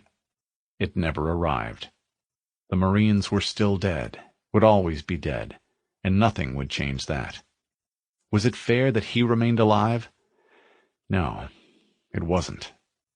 All he could do was accomplish what they would want him to do, forge ahead, find the map, and make their deaths count for something. With that thought in mind, the Master Chief re-entered the complex on foot, made his way through the halls still slick with alien blood from his last visit, turned down the ramp, proceeded to the lower level, and passed through the door he had worked so hard to open. The Master Chief moved into the bowels of the structure. From outside, the spires stood several stories high, which was misleading. The interior of the structure plunged deep below the surface. He wound down a curving ramp. The air was still and slightly stale, and thick pillars of the first large chamber he moved through made the room feel like a crypt. He slipped through heavily shadowed rooms, padded down spiral ramps, passing through galleries filled with strange forms. The walls and floors were made of the same burnished, heavily engraved metal that he'd encountered elsewhere on the ring. He clicked on his light and noticed new patterns in the metal, like the swirls in marble, as if the material were some kind of metal-stone hybrid. The tomb-like silence was shattered by the squalling of several grunts and jackals. There was opposition, plenty of it, as the human was forced to deal with dozens of grunts, jackals, and elites. "It's as if they knew we were on the way," Cortana observed. I think someone is tracking our progress and has a pretty good idea of where we're headed." "No kidding," the Master Chief replied dryly, as he shot a grunt and stepped over the body. "I hope we reach the cartographer before I run out of ammo." "We're close," the AI assured him. "But be careful. There's bound to be more Covenant ahead." The Master Chief took Cortana's counsel to heart. He hoped that he would find a way to bypass whatever the Covenant had in store, but that wasn't to be. As the Spartan entered a large room, he saw that 2 hunters had been assigned to patrol the far side of it. He slung his rifle and readied the rocket launcher. It was the right weapon for hunters, no question about that, so long as he didn't allow either one of the monsters to get too close. A rocket fired under those conditions would kill him if it detonated nearby. One of the spined aliens spotted the intruder and bellowed a challenge. The hunter was already in motion when the rocket flashed across the room, struck him in the right shoulder, and blasted him to hell. A second hunter howled and fired his fuel rod cannon. The chief swore as the wash from a slightly off-target plasma bolt set off the audible alarm, and the indicator in the upper right-hand corner of his HUD morphed to red. The Spartan turned, hoping to put the second hunter in his sight, but the massive alien slid behind a wall. Unable to fire, he backed off. The hunter lunged forward, and the deadly razor spines raked across his already weakened shield. The chief grunted in pain as the tip of the uppermost spine spiked through his armor's shoulder joint. He felt a sickly tearing as the meat of his arm parted beneath the scalpel-sharp limb. He spun, and the spine wrenched free. The Master Chief felt a rising sense of frustration as he switched to the assault weapon, backed up a ramp, and used his greater mobility to circle behind the alien. Then he had it, a brief glimpse of unprotected flesh, and the opportunity he needed. He put a quick burst into the warrior's back, spun away, and barely escaped a blast from the plasma pistols of the jackals that had dropped into view and opened fire. The Master Chief hurled 3 grenades over a divider. One of them scored a direct hit, sprayed the walls with chunks of alien flesh, and finally brought the frantic firefight to an end. Cortana, whose life had been on the line as well, and who had been forced to watch as the Spartan fought for both of them, processed a sense of relief. Somehow, against all odds, her human host had come through again. But it had been close, very close, and he was still in something akin to shock, his back pressed into a corner, his vital signs badly elevated, his eyes jerking from one shadow to the next. The AI hesitated as she processed the dilemma. It was difficult to balance the need to move ahead and complete the mission, with her concern that she might push the Master Chief too hard and possibly endanger them both. Cortana's affection for the human, plus her own desire to survive, made it difficult for her to arrive at the kind of clear, rational decision that she expected of herself. Then, just as Cortana was about to say something, anything, even if it was wrong, the chief recovered and took the initiative. "All right," he said, whether to himself or to Cortana wasn't exactly clear. "It's time to finish this mission." Working carefully so as not to walk into an ambush, the Master Chief left the large room, found his way onto a downward slanting ramp. He backed into a corner, and satisfied that the area was reasonably secure, disengaged the shoulder plates of the Mjolnir armor. The wound was ragged, and blood flowed freely. The chief could ignore the pain, but the blood loss would take its toll and jeopardize the mission. He made sure the motion sensor was still active, then slung his weapon. He dug into his equipment pack and drew out his med kit. The Spartan had been wounded before, and had on several occasions performed first aid on injured comrades and himself. He quickly cleaned the wound, sprayed a stinging puff of biofoam into the wound, then applied a quick adhesive dressing. In minutes he had suited up, popped a wake-up stem, and moved on. "Full hammer to ground, team. You got 2 Covenant dropships coming fast." The Master Chief stood at the edge of a massive chasm and monitored his allies' radio chatter. In the distance, he could barely see the twinkling of the luminescent panels that Halo's creators had left behind to illuminate these subterranean warrens. Below him, the abyss yawned and appeared to be bottomless. He recognized the next voice as belonging to Gunnery Sergeant Waller. the Helljumper in charge of their LZ. "Okay, people," Waller drawled. "We got company coming. Engage enemy forces on sight."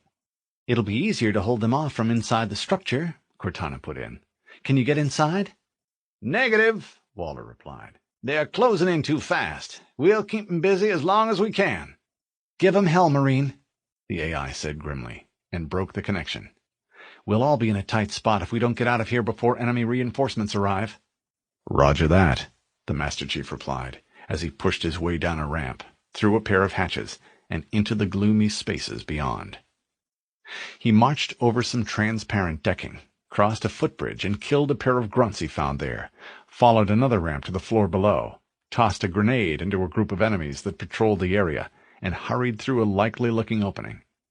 There was a roar of outrage as an elite fired up at him from the platform below, while some grunts barked and gibbered. The Spartan used a grenade to grease the entire group and hurried down to see what they had been guarding. He recognized the map room the moment he saw the opening, and had just stepped inside when another elite opened up on him from across the way. A sustained burst from his assault weapon was sufficient to drop the alien's personal shields, and he put the alien down with a stroke of his rifle butt. "There," Cortana said. "That holo panel should activate the map." "Any idea how to activate it?" "No," she replied, her tone arch. "You're the one with the magic touch."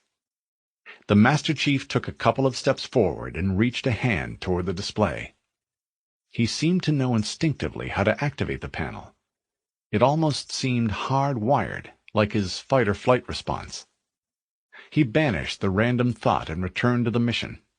He slid his armored hand across the panel, and a glowing wireframe map appeared and seemed to float in front of him. "Analyzing," the AI said. "Halo's control center is—" She highlighted a section of the map in his HUD. "There. Interesting. It looks like some sort of shrine." She opened a channel. "Cortana to Captain Keyes." There was silence for a moment, followed by Fohammer's voice. "The captain has dropped out of contact, Cortana. His ship may be out of range, or may be having equipment problems." "Keep trying," the AI replied. "Let me know when you re-establish contact. And then tell him that the Master Chief and I have determined the location of the control center." Captain Jacob Keyes tried to ignore the incessant slam-bam beat of the sergeant's colonial flip music that pounded over the intercom as the pilot lowered the dropship into a swamp. "Everything looks clear. I'm bringing her down." The Pelican's jets whipped the water into a frenzy as the ramp was lowered and the cargo compartment was flooded with thick, humid air. It carried the nauseating stench of rotting vegetation, the foul odor of swamp gas, and the slight metallic tang typical of Halo itself. Somebody said, "Pew!" but was drowned out by Staff Sergeant Avery Johnson, who shouted, "Go, go, go!" and the Marines jumped down into the calf-deep water. Somebody said, "Damn!" as water splashed up their legs. Johnson said, "Stow it, Marine!" as Keyes cleared the ramp. Freed from its burden, the dropship fired its jets, powered its way up out of the glutinous air, and started to climb. Keyes consulted a small hand comp. "The structure we're looking for is supposed to be over there." Johnson eyed the pointing finger and nodded. "Okay, you slackers, you heard the captain. Bassetti, take point!" Private Wallace A. Jenkins was toward the rear, which was almost as bad as point, but not quite. The ebony water topped his boots, seeped down through his socks, and found his feet. It wasn't all that cold, for which the Marine was thankful. Like the rest of the team, he knew that the ostensible purpose of the mission was to locate and recover a cache of Covenant weapons. Still an important thing to do, even in the wake of Lieutenant McKay's efforts to raid the Pillar of Autumn, and the fact that Alpha Base had been strengthened as a result. It was a crap detail, however, especially slogging through this dark, mist-clogged swamp. Something loomed ahead. Bassetti hoped it was what the old man had dragged their sorry butts into the swamp for. He hissed the word back to the Topkick. "I see a building, Sarge." There was the sound of water splashing as Johnson came forward. "Stay close, Jenkins. Mendoza, move it up. Wait here for the captain and his squad, and get your asses inside." Jenkins saw Keyes materialize out of the mist. "Sir!" Johnson saw Keyes, nodded, and said, "Okay, let's move." Keyes followed the Marines inside. The entire situation was different from what he expected. Unlike the Covenant, who killed nearly all of the humans they got their hands on, the Marines continued to take prisoners. One such individual, a rather disillusioned elite named Qualamy, had been interrogated for hours. He swore that he'd been part of a group of Covenant soldiers who had delivered a shipment of arms to the forces guarding this very structure. But there was no sign of a Covenant security team, or the weapons Qualamy claimed to have delivered, which meant that he had probably been lying. Something the captain planned to discuss with the alien upon his return to Alpha Base. In the meantime, Keyes planned to push deeper into the complex and see what he could find. The second squad, under Corporal Lovick, was left to cover their line of retreat, while the rest of the team continued to press ahead. 10 minutes had passed when a Marine said, "Whoa, look at that! Something scrambled his insides." Johnson looked down at a dead elite. Other Covenant bodies lay sprawled around the area as well. Alien blood slicked the walls and floor. Keyes approached from behind. "What do we have, Sergeant?" "Looks like a Covenant patrol," the non-com answered. "Badass special ops types, the ones in the black armor. All KIA. Keyes eyed the body and looked up at Vicente. "Real pretty. Friend of yours?" The Marine shook his head. "No, we just met." It took another 5 minutes to reach a large metal door. It was locked, and no amount of fooling around with the keypad seemed likely to open it. "Right," Keyes said as he examined the obstacle. "Let's get this door open." "I'll try, sir," the tech specialist, Kappas, replied. "But it looks like those Covenant worked pretty hard to lock it down." "Just do it, son." "Yes, sir." Kappas pulled the spoofer out of his pack, attached the box to the door, and pressed a series of keys. Outside of the gentle beeping noises that the black box made as it tapped into the door's electronics and ran through thousands of combinations per second, there was nothing but silence. The Marine shifted nervously, unwilling to relax. Sweat dripped down Kappas's forehead. They held position for another few minutes until Kappas nodded with satisfaction and opened the door. The Marines drifted inside. The electronics expert raised a hand. "Sarge! Listen!" All of the Marines listened. They heard a soft, liquid, sort of slithery sound. It seemed to come from every direction at once.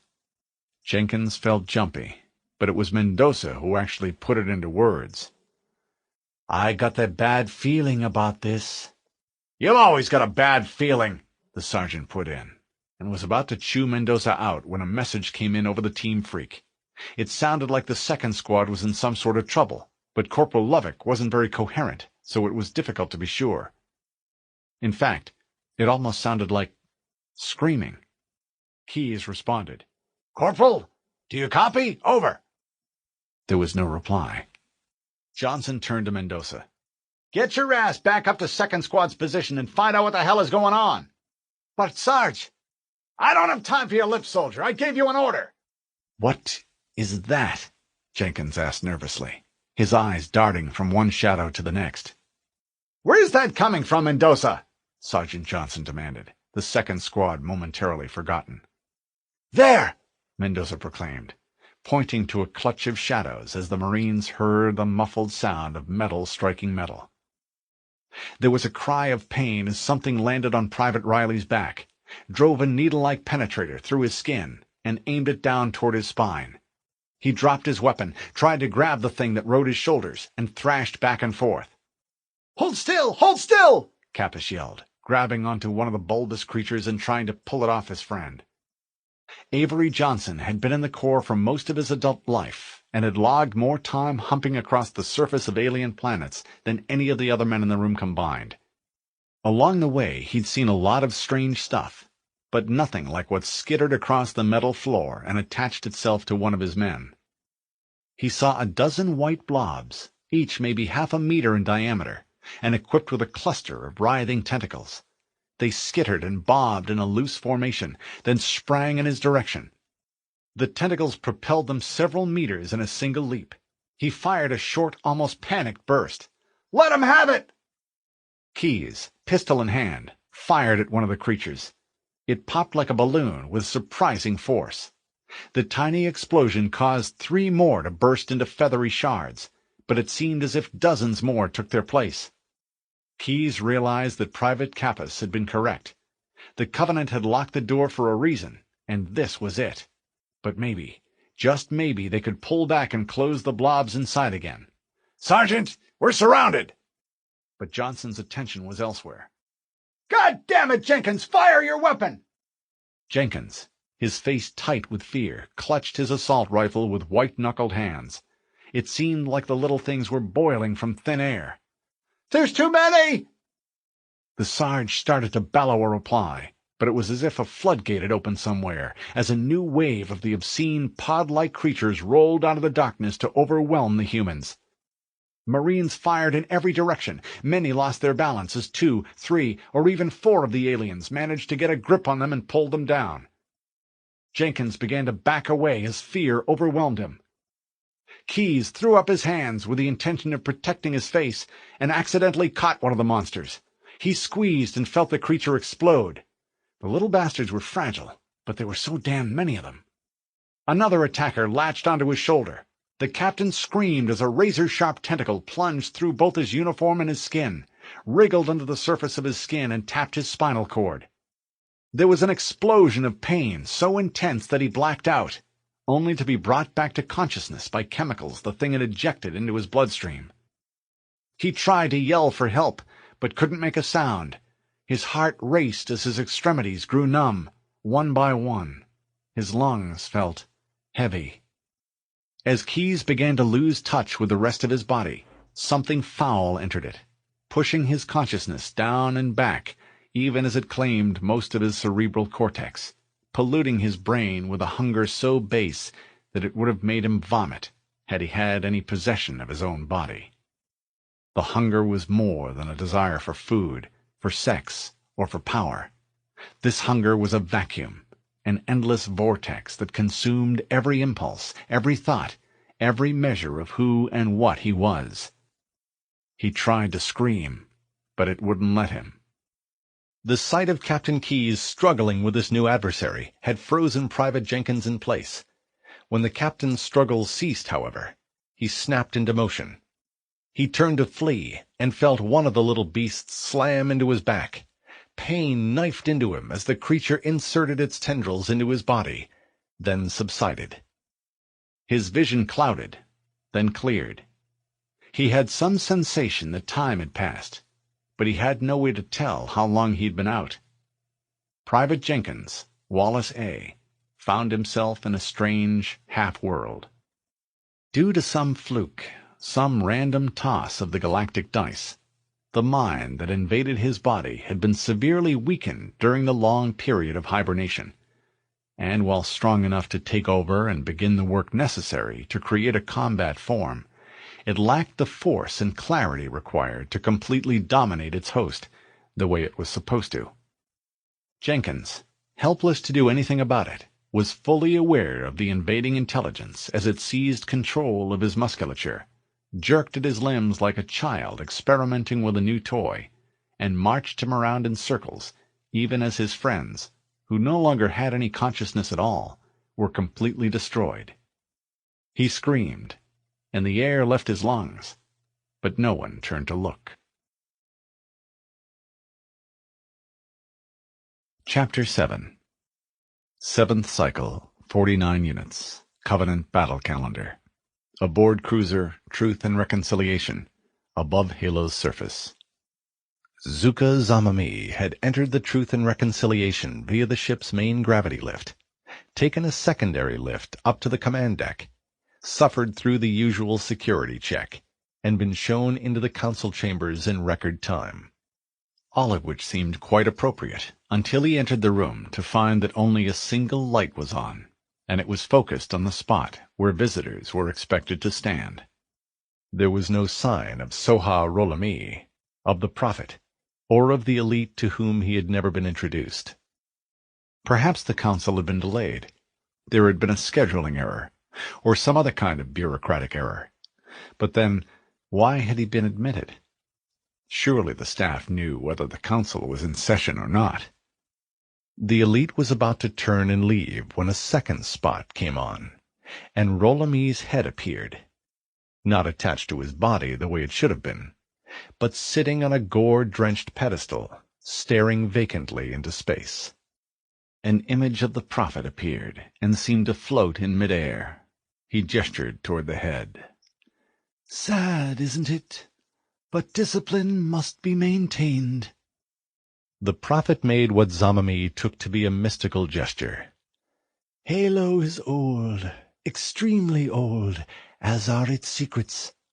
Blessings, really, which the Forerunners left for us to find, knowing that we would put them to good use. But nothing comes without risk, and there are dangers here as well, things which Rolami promised to keep contained, but failed to do so. Now, with the humans blundering about, his failures have been amplified. Doors have been opened, powers have been released, and it is now necessary to shift a considerable amount of our strength to the process of regaining control. Do you understand?" Zamami didn't understand, not in the least, but had no intention of admitting that. Instead, he said, "Yes, Excellency." "Good," the prophet said, "and that brings us to you. Not only were your most recent efforts to trap the marauding human a total failure, he went on to neutralize part of Halo's security system, found his way into the silent cartographer, and will no doubt use it to cause us even more trouble. So," the prophet added conversationally, "I thought it might be instructive for you to come here. Take a good look at the price of failure and decide whether you can afford the cost. Do you understand me?" Zamami gulped, then nodded. "Yes, Excellency, I do." "Good," the prophet said smoothly. "I'm gratified to hear it. Now, having failed once, and having determined never to do so again, tell me how you plan to proceed. If I like the answer, if you can convince me that it will work, then you will leave this room alive." Fortunately, Zamami not only had a plan, but an exciting plan, and he was able to convince the prophet that it would work. But later, after the elite had rejoined Yayap and the two of them were leaving the ship, it wasn't a vision of glory that he saw, but Rolami's vacant stare. The Master Chief paused just inside the hatch to ensure that he wasn't being followed, checked to make sure that his weapons were loaded, and wondered where the hell he was. Based on instructions from Cortana, Foehammer had dropped her Pelican through a hole in Halo's surface, flown the dropship through one of the enormous capillary-like maintenance tunnels that crisscrossed just below the ringworld's skin, and dropped the unlikely twosome off on a cavernous landing platform. From there, the Spartan felt his way through a maze of passageways and rooms, many of which had been defended. Now, as he walked the length of another corridor, he wondered what lay beyond the hatch ahead. The answer was quite unexpected. The door opened to admit cold air and a sudden flurry of snowflakes. It appeared as if he was about to step onto the deck of a footbridge. A barrier blocked some of the view, but the non-com could see traction beams that served in place of suspension cables, and the gray cliff face beyond. "The weather patterns here seem natural, not artificial," Cortana observed thoughtfully. "I wonder if the ring's environmental systems are malfunctioning, or if the designers wanted this particular installation to have inclement weather." "Maybe this isn't even inclement weather to them," he said. The chief, who wasn't sure it made a hell of a lot of difference, not to him anyway, stuck his nose around the edge of the hatch to see what might be waiting for them. The answer was a shade, with a grunt seated at the controls. A quick glance to the right confirmed the presence of a second energy weapon, this one unmanned. Then, just as he was about to make his move, a Pelican appeared off to the left, roared over the bridge and settled into the valley below. There was a squawk of static, followed by a grim-sounding male voice. "This is Fire Team Zulu requesting immediate assistance from any UNSC forces. Does anyone copy? Over." The AI recognized the call sign as belonging to one of the units operating out of Alpha Base and made her reply. "Cortana to Fire Team Zulu. I read you. Hold position. We're on the way." "Roger that," the voice replied. "Make it quick." So much for the element of surprise, he thought. The Spartan stepped out of the hatch, shot the grunt in the head, and hurried to take the alien's place on the shade. He could hear the commotion the sudden attack had caused, and knew he had only seconds to bring the barrel around. He swiveled the weapon into position, saw the sight glow red, and pulled the trigger. A grunt and a jackal were snatched off their feet as the ravening energy bolts consumed not only them, but a chunk of the bridge as well. All the rest of the enemy forces seemed to melt back into the woodwork. Then, with no clear targets left in sight, he took a moment to inspect the bridge. It appeared to have been built for use by pedestrians rather than vehicles, had 2 levels, and was held aloft by the traction beams he had observed earlier. Snow swirled down from above, hissed when it hit the glowing cables, then ceased to exist. There was movement farther down the bridge deck, which he rewarded with a steady stream of glowing energy. He used the plasma like water from a hose, squirting the deadly fire into every nook and cranny he could find, thereby clearing the way. Then, satisfied that he had nailed all the obvious targets, the Spartan jumped to the deck. The bridge was large enough that it featured a variety of islands, turnouts, and pass-throughs, all of which could be used for cover. That cut 2 ways, of course, meaning that the Covenant had plenty of places to hide. Moving from one bit of protection to the next, he fought his way across the span, dropping down to the lower level to deal with Covenant forces there, then resurfacing at the far end, where he spotted an elite armed with an energy blade. The elite ducked behind a wall. The chief saw no reason to close with such a dangerous opponent if it could be avoided, and tossed a plasma grenade over the wall. He heard the startled reaction as the explosive device latched onto the elite's armor and refused to let go. The alien emerged from hiding and vanished in a flash of light. Thankful to put the bridge behind him, the chief activated the hatch, made his way through the maze-like room beyond, and entered a lift. It dropped for a long time before coming to a relatively smooth stop and allowing him to exit.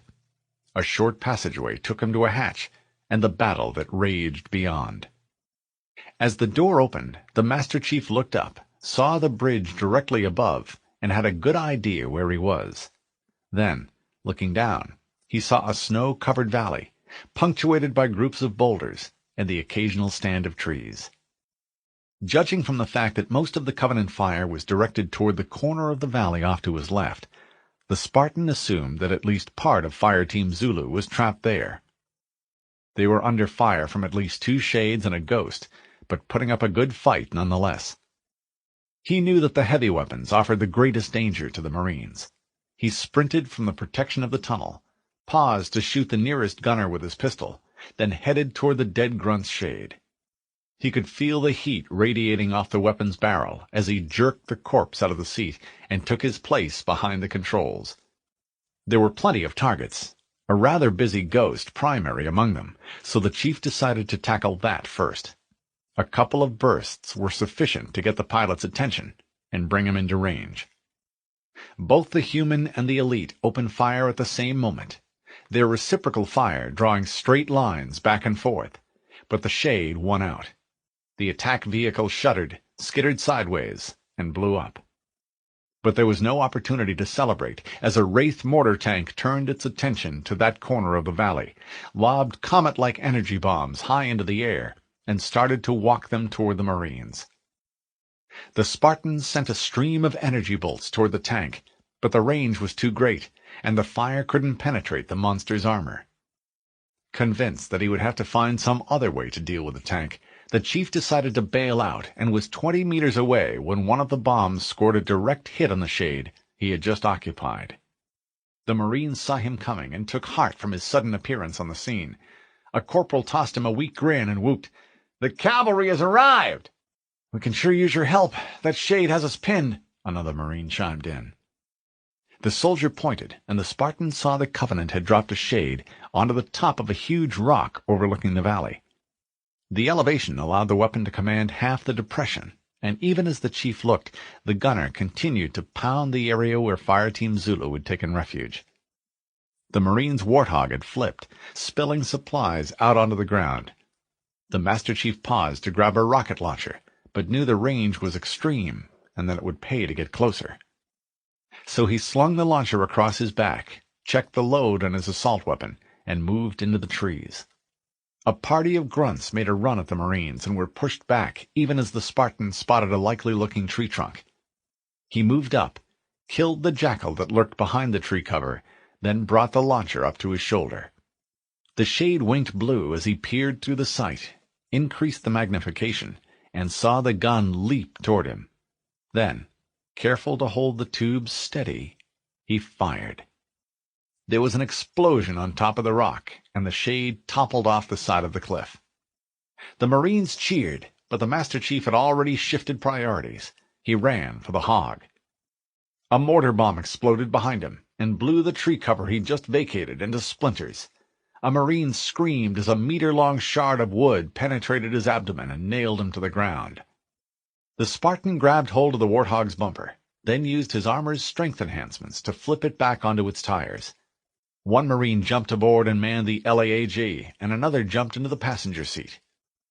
Snow sprayed out from behind both of the rear tires as the Spartan put his foot down, felt the hog break loose, and steered into the skid.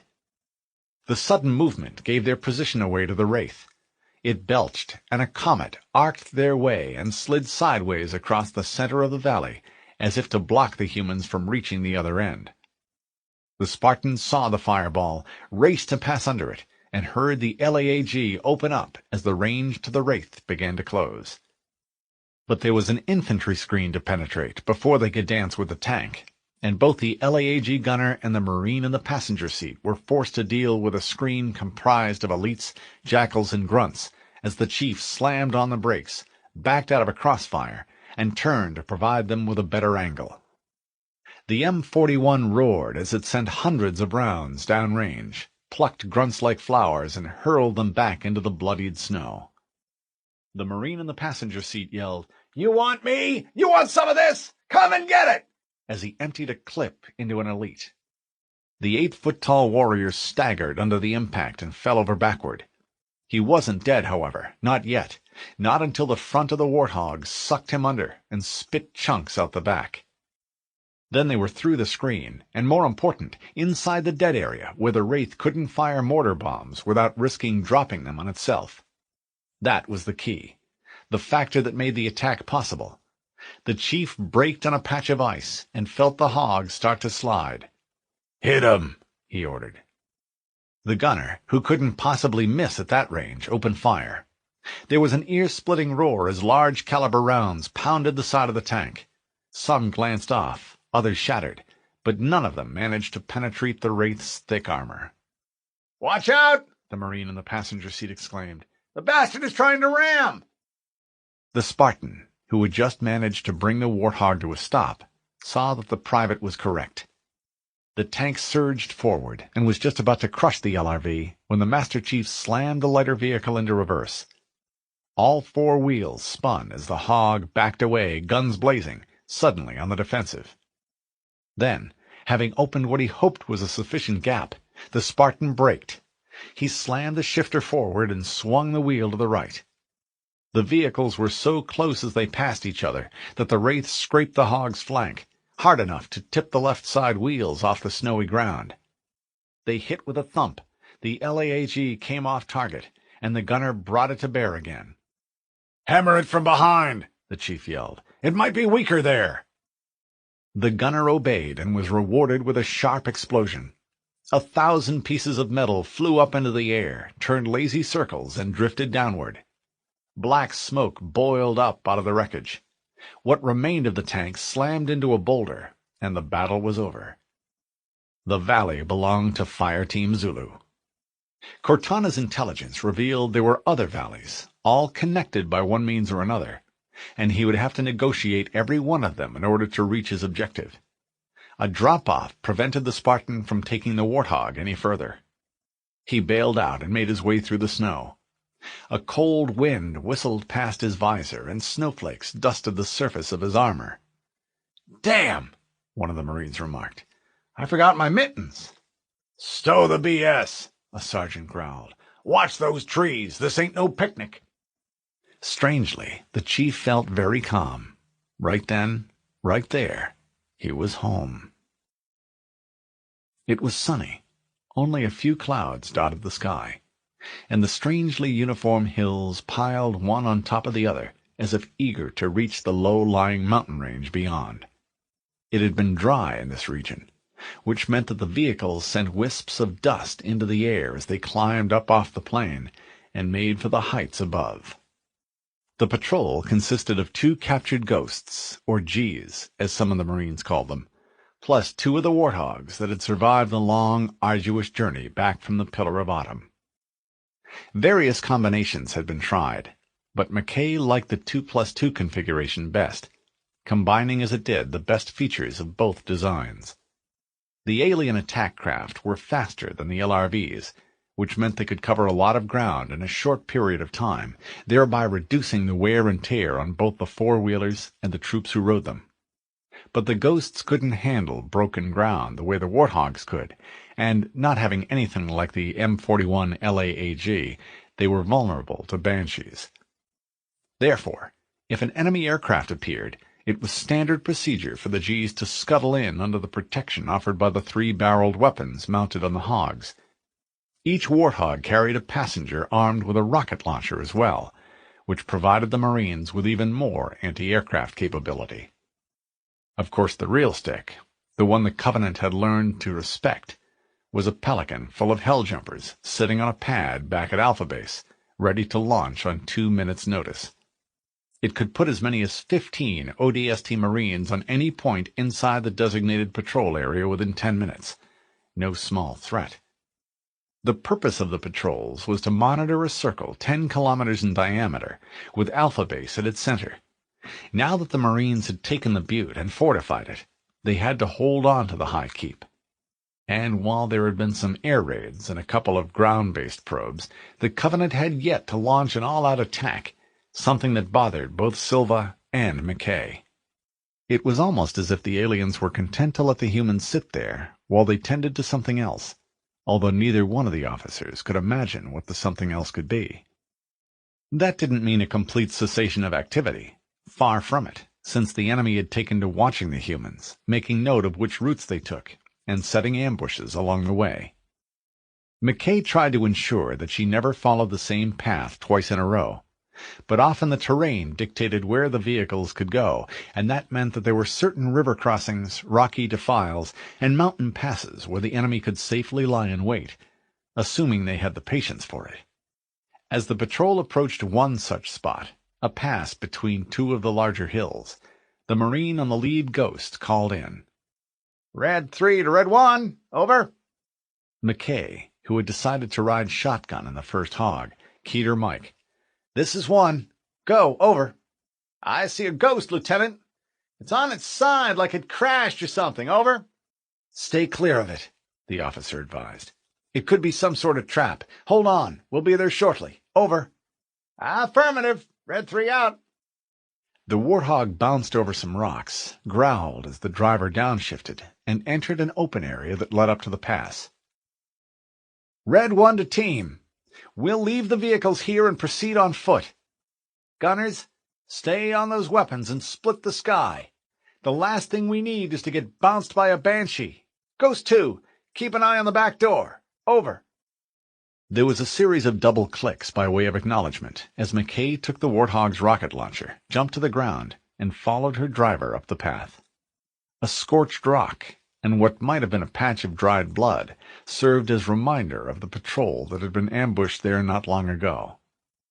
The sun beat down on the officer's back. The air was hot and still, and gravel crunched under her boots. The hill could have been on Earth, up in the Cascade Mountains. McKay wished that it were. Yeyup lay next to a pile of wreckage and waited to die. Like most of Zamami's ideas, This one was totally insane. After failing to find and kill the armored human, Zamami had concluded that the elusive alien must be on top of the recently captured butte. Or if not on the butte, then coming and going from the butte, which was the only base the humans had established. The butte was a strong point that the Council of Masters would very much like to take back. The only problem was that Zamami had no way to know when the human was there and when he wasn't, because while taking the butte would be something of a coup, doing so without killing the human might or might not be sufficient to keep his head on his shoulders. So having given the problem extensive thought, and aware of the fact that humans did take prisoners, the elite came up with the idea of putting a spy on top of the butte, someone who could send a signal when the target was in residence, thereby triggering a raid. But who to send? Not him, since it would be his role to lead the attack, and not some other elite, because they were deemed too valuable for such a dangerous scheme. Nor could they be trusted not to steal the glory of the kill, especially given the increased demands associated with countering the mysterious powers to which the prophet had referred. That suggested a lower-ranking member of the Covenant forces, but someone Zamami could trust. Which was why Yayap had been equipped with an appropriate cover story, enthusiastically beaten up, and laid out next to a wrecked ghost which one of the transports had dropped in during the hours of darkness. The final scene had been established just prior to dawn, which meant that the grunt had been there for nearly 5 full units. Unable to do more than flex his muscles lest he unknowingly give himself away, with nothing to drink, and subject to his own considerable fears, Yayap silently cursed the day he rescued Zamami. Better to have died in the crash of the human vessel. Yes, Zamami swore that the humans took prisoners, but what did he know? Thus far, Yayap had been unimpressed with Zamami's plans. Yayap had seen Marines shoot more than one downed warrior during the battle on the Pillar of Autumn, and saw no reason why they would spare him. And what if they discovered the signaling device that had been incorporated into his breathing apparatus? No, the odds were against him, and the more he thought about it, the more the grunt realized that he should have run. Taken what he could, headed out onto the surface of Halo, sought shelter with the other deserters who looked there. The dignity of his eventual suffocation when his methane bladder finally emptied had considerable appeal. It was too late for that now. Yayap heard the crunch of gravel, smelled the musky, unpleasant meat odor he had come to associate with humans, and felt a shadow fall over his face. It seemed best to appear unconscious, so that's exactly what he did. He fainted. "It sounds like he's alive," McKay observed, as the grunt took a breath, and the methane rig wheezed in response. "Check for booby traps. Free that leg and search him. I don't see much blood, but if he's leaking, plug the holes."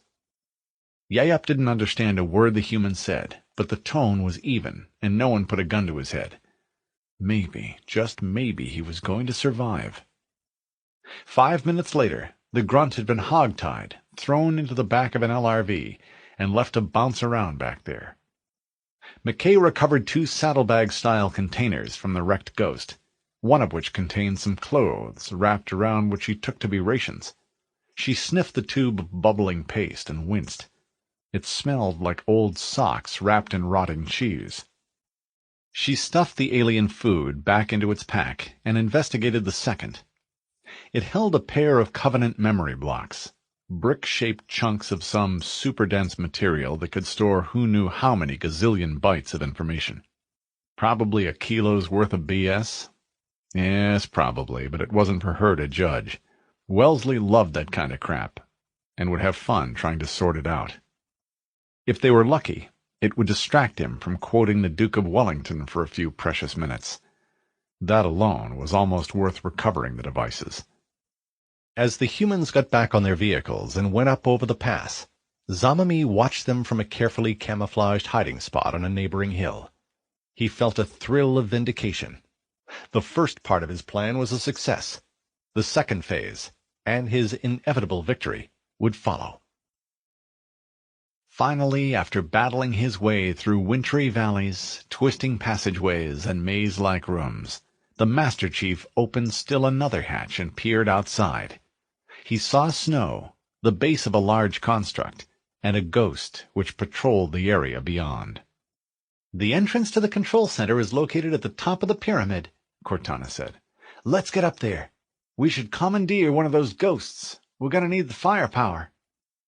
The Spartan believed her, but as he stepped through the hatch and more ghosts appeared and began shooting at him, none of the pilots seemed ready to surrender their machines. He destroyed one of them with a long, controlled burst from his assault rifle, then scurried up through a jumble of boulders and perched on one of the pyramid's long, sloping skirts. From his new position, he saw a hunter patrolling the area above and wished he had a rocket launcher. He might as well have wished for a Scorpion tank. The pyramid's support structures offered some cover, which allowed the Master Chief to climb unobserved and toss a fragmentation grenade at the monster above. It went off with a loud crack, peppered the alien's armor with shrapnel, and generally pissed him off. Alerted now, the hunter fired his fuel rod cannon, just as the Chief hurled a plasma grenade and hoped his aim was better this time. The energy pulse missed, the grenade didn't, and there was a flash of light as the Covenant warrior went down. It was tempting to run for the top, but if there was one lesson the Spartan had learned over the last few days, it was that hunters traveled in pairs. Rather than leave such a potent enemy guarding his six, the Master Chief climbed up to the first level, ducked around the wall that separated one side of the pyramid from the next, and took a peek. Sure enough, there was Hunter number 2, gazing down slope, unaware of the fact that his bond brother was dead. The human put a burst into the alien's unprotected back. The spined warrior fell and slid, face first, to the bottom of the structure. The Chief worked his way farther up, zigzagging back and forth across the front of the massive pyramid, while an extremely determined Banshee pilot tried to bag him from above, and all manner of grunts, jackals, and elites emerged to try and block his progress. He took a deep breath and continued his climb. At the top of the pyramid, the Spartan paused and allowed his long-suffering shield system to recharge. He stepped over the fallen body of a grunt and loaded his last clip into the assault rifle. A huge door fronted the top level. There was no way to tell what waited on the other side, but it wasn't likely to be friendly. A series of motion sensor traces ghosted at the edge of the device's range. "What's the plan?" Cortana inquired. Simple. The Spartan took a deep breath, hit the switch, spun on his heel, and ran. It was about 20 meters back to the shade, and the Chief covered the distance in seconds. Once at the controls, he swiveled the barrel around just in time to see the doors part and a horde of Covenant soldiers pour out. The shade was up to the job. Just as quickly as they appeared, the aliens died. Dismounting once again, the Spartan entered a large hangar-like space, took the time required to deal with stragglers, and activated the next set of doors. "Scanning," Cortana said. "Covenant forces in the area have been eliminated. Nicely done. Let's move on to Halo's control center." He made his way through the doors and out onto an immense platform. A gleaming reflective bridge, apparently without supports, extended over a vast emptiness and entered in a circular walkway. In the center of this walkway was a moving holographic model of the threshold system, a giant transparent image of the gas giant overhead, a small gray moon, Basis, in orbit around it, and suspended between the two, the tiny shining ring of Halo itself. Outside of the walkway, stretching almost to the edges of the enormous space, was another model of Halo, this one thousands of feet across, displaying as it rotated a detailed map of the terrain on its inner surface. The span lacked any kind of railing, as if to remind those who passed over it of the dangers attendant to the power they were about to encounter, or so it seemed to the Master Chief. "This is it, Halo's control center," Cortana said, as the Master Chief approached a large panel. It was covered with glyphs, all of which glowed as if lit from within, and went together to form what looked like a piece of abstract art. "That terminal," the AI said. "Try there." The Spartan reached out to touch one of the symbols, then stopped. He felt Cortana's presence dwindle in his mind as she transmitted herself into the alien computer station. A moment later she appeared, giant-sized, over the control panel. Data scrolled across her body. Energy seemed to radiate out of her holographic skin, and her features were alight with pleasure. Her skin shifted from blue to purple to red, then cycled back as she gazed around the room and sighed. "Are you all right?" the Master Chief inquired. He hadn't expected this. "Never been better," Cortana affirmed. "You can't imagine the wealth of information. So much, so fast. It's glorious." "So," the Master Chief asked, "what sort of weapon is it?" The AI looked surprised. "What are you talking about?" "Let's stay focused," the Spartan responded. "Halo. How do we use it against the Covenant?" The image of Cortana frowned. Suddenly, her voice was filled with disdain. "This ring isn't a cudgel, you barbarian. It's something else. Something much more important. The Covenant were right. This ring—" She paused, and her eyes moved back and forth as she scanned the tidal wave of data she now accessed. A puzzled look flashed across her face. "Forerunner," she muttered. "Give me a moment to access—" A moment later she began to speak, and her words rushed out in a flood, as if the constant stream of new information was sweeping her along. "Yes, the Forerunners built this place, what they called a fortress world, in order to—" The chief had never heard the AI talk like that before, didn't like being referred to as a barbarian, and was about to cut her down to size when she spoke again. Plainly alarmed, her voice had a hesitant quality. "No, that can't be. Oh, those Covenant fools! They must have known. There must have been signs." The chief frowned. "Slow down, you're losing me." Her eyes widened in horror. "The Covenant found something, buried in this ring, something horrible. Now they're afraid." "Something buried?" Cortana looked off into the distance, as if she could actually see Keyes. "Captain! We've got to stop the Captain! The weapons cache he's looking for! It's not really— We can't let him get inside!" "I don't understand." "There's no time!" Cortana said urgently. Her eyes were neon pink, and they focused on the Spartan like twin lasers. "I have to remain here. Get out! Find Keyes! Stop him before it's too late!" Section 4. 343 Guilty Spark. Chapter 8. D-158, 3631, Spartan 117 mission clock, Pelican Echo 419, approaching Covenant arms cache. Echo 419's engines roared as the Pelican descended through the darkness and rain into the swamp. The surrounding foliage whipped back and forth in response to the sudden turbulence. The water beneath the transport's metal belly was pressed flat, and the stench of rotting vegetation flooded the aircraft's cargo compartment as the ramp splashed into the evil-looking brew below. Fohammer was at the controls, and it was her voice that came over the radio. "The last transmission from the captain's ship was from this area. When you locate Captain Keyes, radio in and I'll come pick you up." The Master Chief stepped down off the ramp and immediately found himself calf-deep in oily-looking water. "Be sure to bring me a towel." The pilot laughed, fed more fuel to the engines, and the ship pushed itself up out of the swamp. In the 3 hours since she had plucked the Spartan off the top of the pyramid, he'd scarfed a quick meal and a couple hours of sleep. Now, as Fohammer dropped her passenger into the muck, she was glad to be an aviator. Ground pounders worked too damn hard. Keyes floated in a vacuum. A gauzy white haze clouded his vision, though he could occasionally make out images in lightning-fast bursts. A nightmare tableau of misshapen bodies and writhing tentacles.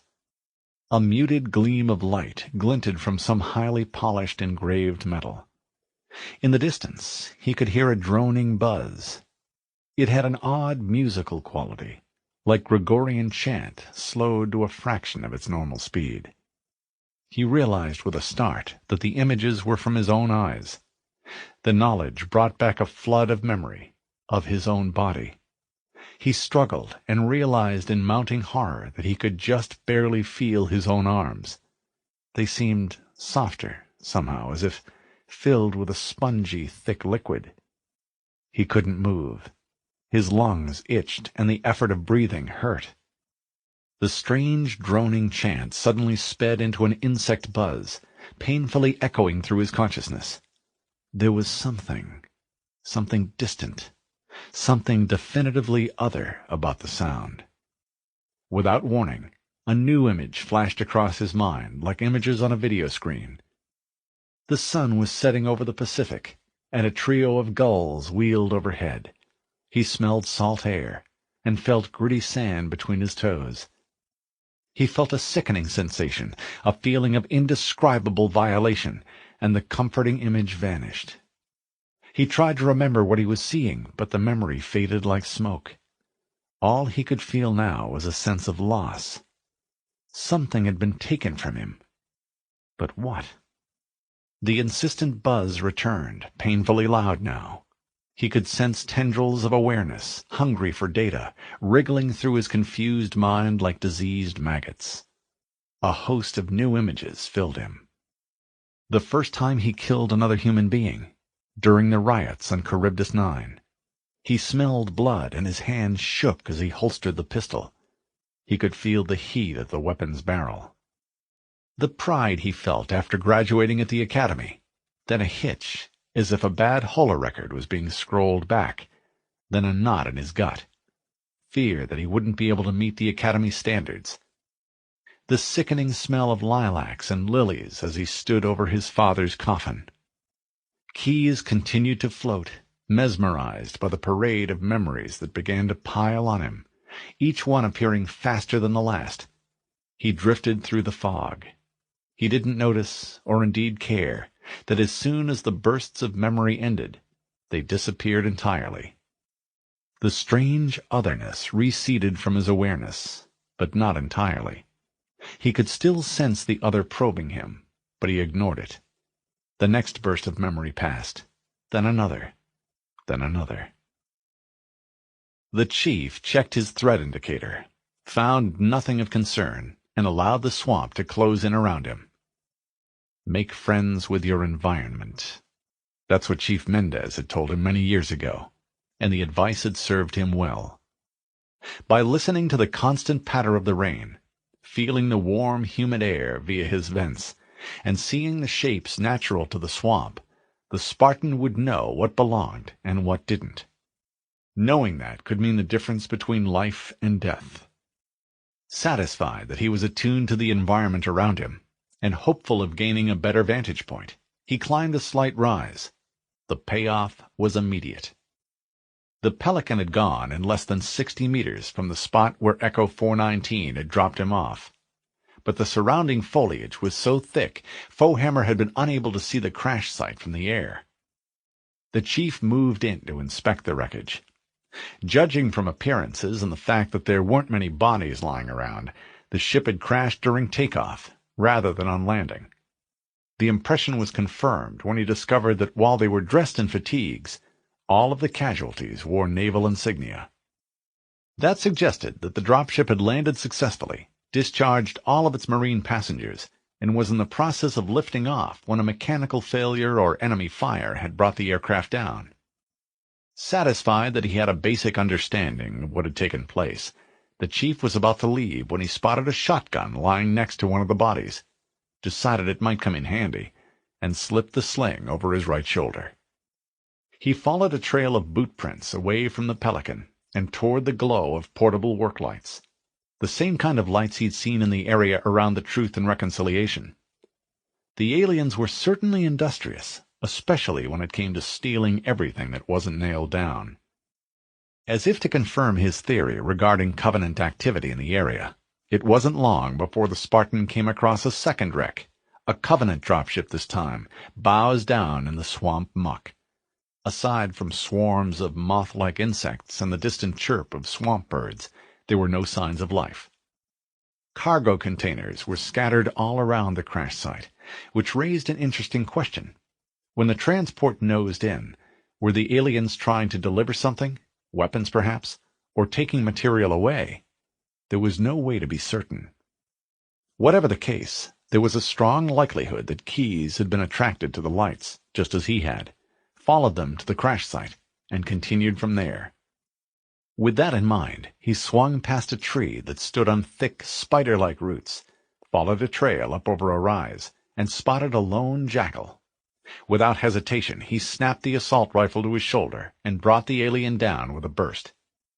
He crouched, waiting for the inevitable counterattack, which never came. Curious. Given the lights, the crash site, and the scattering of cargo modules, he would have expected to run into more opposition. A lot more. So where were they? It didn't make sense. Just one more mystery to add to his growing supply. The rain pattered against the surface of his armor, and swamp water sloshed around his boots as the Master Chief pushed his way through some foliage and suddenly came under fire. For one brief moment it seemed as if his latest question had been answered, that Covenant forces were still in the area. But the opposition soon proved to be little more than a couple of hapless jackals, who, upon hearing the sound of gunfire, had come to investigate. As usual, they came in low, crouching behind their shields, so it was almost impossible to score a hit from directly in front of them. He shifted position, found a better angle, and fired. One jackal went down, but the other rolled, and that made it nearly impossible to hit him. The Spartan held his fire, waited for the alien to come to a stop, and cut him down.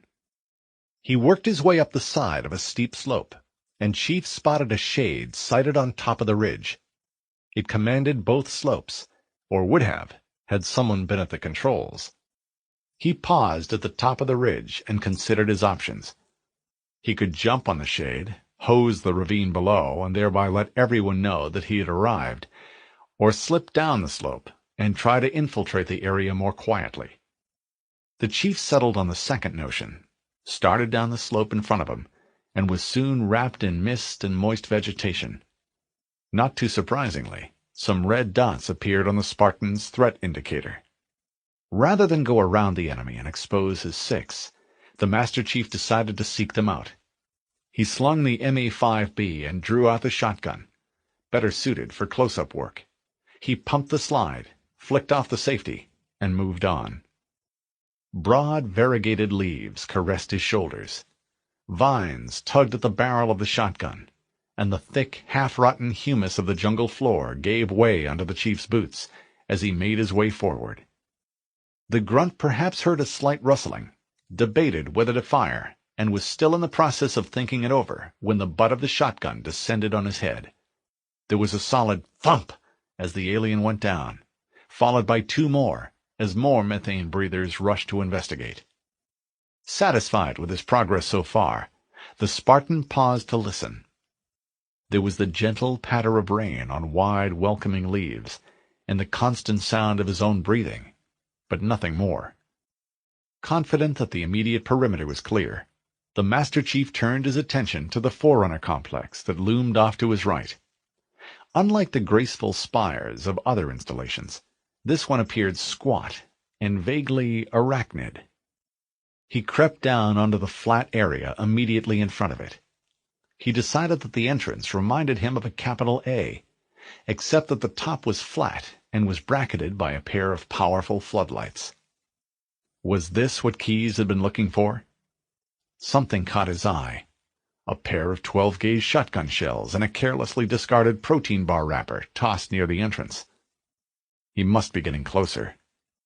Once through the door, he came across a half-dozen Covenant bodies lying in a pool of commingled blood. Struck once again by the absence of serious opposition, the Master Chief knelt just beyond the perimeter established by the blood and peered at the bodies. Had the Marines killed them? No, judging from the nature of their wounds, it appears as if the aliens had been hosed with plasma fire. Friendly fire, perhaps? Humans armed with Covenant weapons? Maybe, but neither explanation really seemed to fit. Perplexed, he stood, took a long, slow look around, and pushed deeper into the complex. In contrast with the swamp outside, where the constant drip, drip, drip of the rain served to provide a constant flow of sound, it was almost completely silent within the embrace of the thick walls. The sudden sound of machinery startled him, and he spun and brought the shotgun to bear. Summoned by some unknown mechanism, a lift surfaced right in front of him. With nowhere else to go, the Master Chief stepped aboard. As the platform carried him downward, a group of overlapping red blobs appeared on his threat indicator, and the Spartan knew he was about to have company. There was a screech of tortured metal as the lift came to a stop, but rather than rush him as he expected them to, the blobs remained stationary. They had heard the lift many times before, the Chief reasoned, and figured it was loaded with a group of their friends. That suggested Covenant. Stupid Covenant. His favorite kind, in fact, apart from the dead kind. Careful to avoid the sort of noise that might give him away, he completed a full circuit of the dimly lit room and discovered that the blobs were actually grunts and jackals, all of whom were clustered around a hatch. The Chief suppressed a grin, slung the shotgun, and unlimbered the assault rifle. Their punishment for not guarding the lift consisted of a grenade followed by 49 rounds of automatic fire and a series of shorter bursts to finish them off. The hatch opened onto a large 4- or 5-story-high room. The Master Chief found himself on a platform along with a couple of unsuspecting jackals. He immediately killed them, heard a reaction from the floor below, and moved to the right. A quick peek revealed a group of 7 or 8 Covenant, milling around as if waiting for instructions. The non-com dropped an M9 HEDP calling card into their midst, took a step back to avoid getting hit by the resulting fragments, and heard a loud wham as the grenade detonated. There were screams followed by wild firing. The Spartan waited for the volume of fire to drop off and moved forward again. A series of short controlled bursts was sufficient to silence the last Covenant soldiers. He jumped down off the platform to check the surrounding area. Still looking for clues as to where Keyes might have gone, the Master Chief conducted a quick sweep of the room. It wasn't long before he picked up some plasma grenades, circled a cargo container, and came across the bodies. 2 Marines, both killed by plasma fire, their weapons missing. He cursed under his breath. The fact that both dog tags had been taken suggested that Keyes and his team had run into the Covenant just as he had, taken casualties, and pushed on. Certain he was on the right trail, the Spartan crossed the trough-like depression that split the room in two, and was forced to step over and around a scattering of Covenant corpses as he approached the hatch. Once through the opening, he negotiated his way through a series of rooms, all empty, but painted with Covenant blood. Finally, just as he was beginning to wonder if he should turn back, he entered a room and found himself face to face with a fear-crazed Marine. His eyes jerked from side to side as if seeking something hidden within the shadows, and his mouth was twisted into a horrible grimace. There was no sign of the soldier's assault weapon, but he had a pistol, which he fired at a shadow in the corner. "Stay back! Stay back! You're not turning me into one of those things!" The Master Chief raised a hand, palm out. "Put the weapon down, Marine. We're on the same side." But the Marine wasn't having any of that, and pressed his back against the solidity of the wall. "Get away from me! Don't touch me, you freak! I'll die first!" The pistol discharged. The Spartan felt the impact as the 12.7mm slug rocked him back onto his heels, and decided that enough was enough. Before the Marine had time to react, the Chief snatched the M60 out of his hand. "I'll take that," he growled. The Marine leapt to his feet, but the Chief planted his feet and gently but firmly shoved the soldier back to the floor. "Now," he said, "where is Captain Keyes and the rest of your unit?" The private turned fierce, his features contorted, spittle flying from his lips. "Find your own hiding place!" he screamed. "The monsters are everywhere! God, I can still hear them! Just leave me alone!" "What monsters?" the Spartan asked gently. "The Covenant?" "No, not the Covenant! Them!" That was all the Spartan could get from the crazed Marine. "The surface is back that way," the Master Chief said, pointing toward the door. I suggest that you reload this weapon, quit wasting ammo, and head topside. Once you get there, hunker down and wait for help. There'll be a dust-off later on. Do you read me?" The private accepted the weapon, but continued to blather. A moment later he curled into a fetal ball, whimpered, then fell silent. The man would never make it out alone. One thing was clear from the Marine's ramblings. Assuming that Keyes and his troops were still alive, they were in a heap of trouble. That left the chief with little choice. He had to put the greatest number of lives first.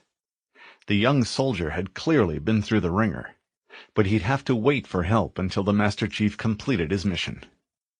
Slowly, reluctantly, he turned to investigate the rest of the room. The remains of a badly shattered ramp led up over a small fire toward the walkway on a level above. He felt heat wash around him as he stepped over a dead elite, took comfort from the fact that the body had been riddled with bullets, and made his way up onto a circular gallery. From there, the Master Chief proceeded through a series of doorways and mysteriously empty rooms, until he arrived at the top of a ramp where a dead Marine and a large pool of blood caused him to pause. He had long ago learned to trust his instincts, and they nagged at him now.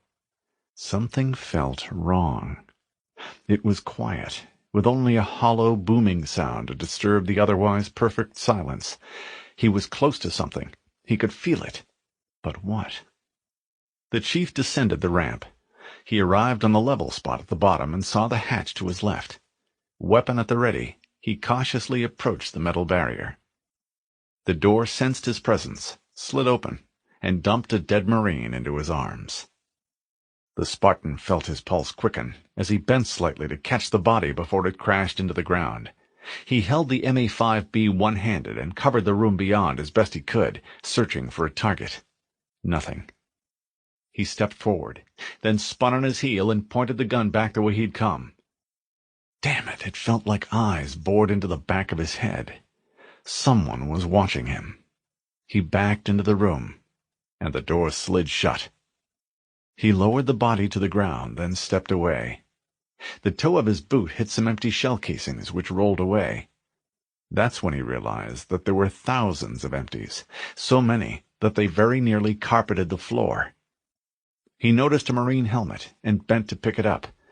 A name had been stenciled across the side. Jenkins.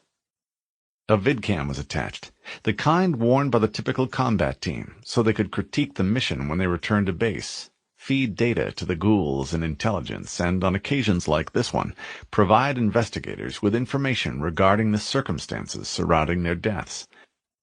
The Spartan removed the camera's memory chip, slotted the device into one of the receptacles on his own helmet, and watched the playback via a window on his HUD. The picture was standard quality, which meant pretty awful. The night vision setting was active, so everything was a sickly green, punctuated by white flares as the camera panned across a light source. The picture bounced and jostled, and intermittent spots of static marred the image. It was pretty routine stuff at first, starting with the moment the doomed dropship touched down, followed by the trek through the swamp and their arrival in front of the A-shaped structure. He spooled ahead, and the video became more ominous after that, starting with the dead elite, and growing even more uncomfortable as the team opened the final door and went inside. Not just any door, but the same door through which the Master Chief had passed only minutes before, only to have a dead Marine fall into his arms. He was tempted to kill the video, back his way through the hatch, and scrub the mission, but he forced himself to continue watching as one of the Marines said something about a bad feeling. A badly garbled radio transmission came in, odd rustling noises were heard, a hatch gave way, and hundreds of fleshy balls rolled, danced, and hopped into the room. That was when the screaming started, when the Master Chief heard Keyes say they were surrounded, and saw the picture jerk as something hit Jenkins from behind, and the video snapped to black. For the first time since parting company with the AI back in the control room, he wished that Cortana were with him. First, because she might understand what the hell was going on, but also because he had come to rely on her company and suddenly felt very much alone. However, Even as one aspect of the Spartan's mind sought comfort, another part had directed his body to back toward the hatch and was waiting to hear the telltale sound as it opened. But the door didn't open. Something which the Master Chief knew meant trouble. It caused a rock to form at the bottom of his gut. As he stood there, gripped by a growing sense of dread, he saw a flash of white from the corner of his eye. He turned to face it, and that was when he saw 1, then 5, 20, 50 of the fleshy blobs dribble into the room, pirouette on their tentacles, and dance his way. His motion sensor painted a sudden blob of movement, speeding closer by the second. The Spartan fired at the ugly-looking creatures. Those which were closest popped like air-filled balloons, but there were more, many more, and they rolled toward him over the floor and walls. The Spartan opened up in earnest. The obscene-looking predators threw themselves forward, and the battle was joined. It was dark outside. Only one mission had been scheduled for that particular night, and it had returned to the butte at 2:36 arbitrary. That meant the Navy personnel assigned to the control center didn't have much to do, and were busy playing a round of cards when the wall-mounted speakers burped static, and a desperate voice was heard. "This is Charlie 217. Repeat, Charlie 217 to any UNSC forces. Does anyone copy? Over." Comtech First Class Mary Murphy glanced at the other two members of her watch and frowned. "Has either one of you had previous contact with Charlie 217? The techs looked at each other and shook their heads. "I'll check with Wellesley," Cho said, as he turned toward a jury-rigged monitor. Murphy nodded and keyed the boom-style mic that extended in front of her lips. "This is UNSC Combat Base Alpha. Over." "Thank God," the voice said fervently. "We took a hit after clearing the Autumn, put down in the boonies, and managed to make some repairs. I've got wounded on board, and request immediate clearance to land." Wellesley, who had been busy fighting a simulation of the Battle of Marathon, materialized on Cho's screen. As usual, the image that he chose to present was that of a stern-looking man with longish hair, a prominent nose, and a high-collared coat. "Yes?" "We have a Pelican, call sign Charlie 217, requesting an emergency landing. None of us have dealt with him before." The AI took a fraction of a second to check the myriad of data stored within his considerable memory, and gave a curt nod. There was a unit designed as Charlie 217 on board the Autumn. Not having heard from 217 since we abandoned ship, and not having received any information to the contrary, I assumed the ship was lost. Ask the pilot to provide his name, rank, and serial number." Murphy heard and nodded. "Sorry, Charlie, but we need some information before we can clear you in. Please provide name, rank, and serial number. Over." The voice that came back sounded increasingly frustrated.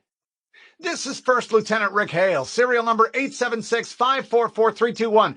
Give me a break. I need clearance now. Over." Wellesley nodded.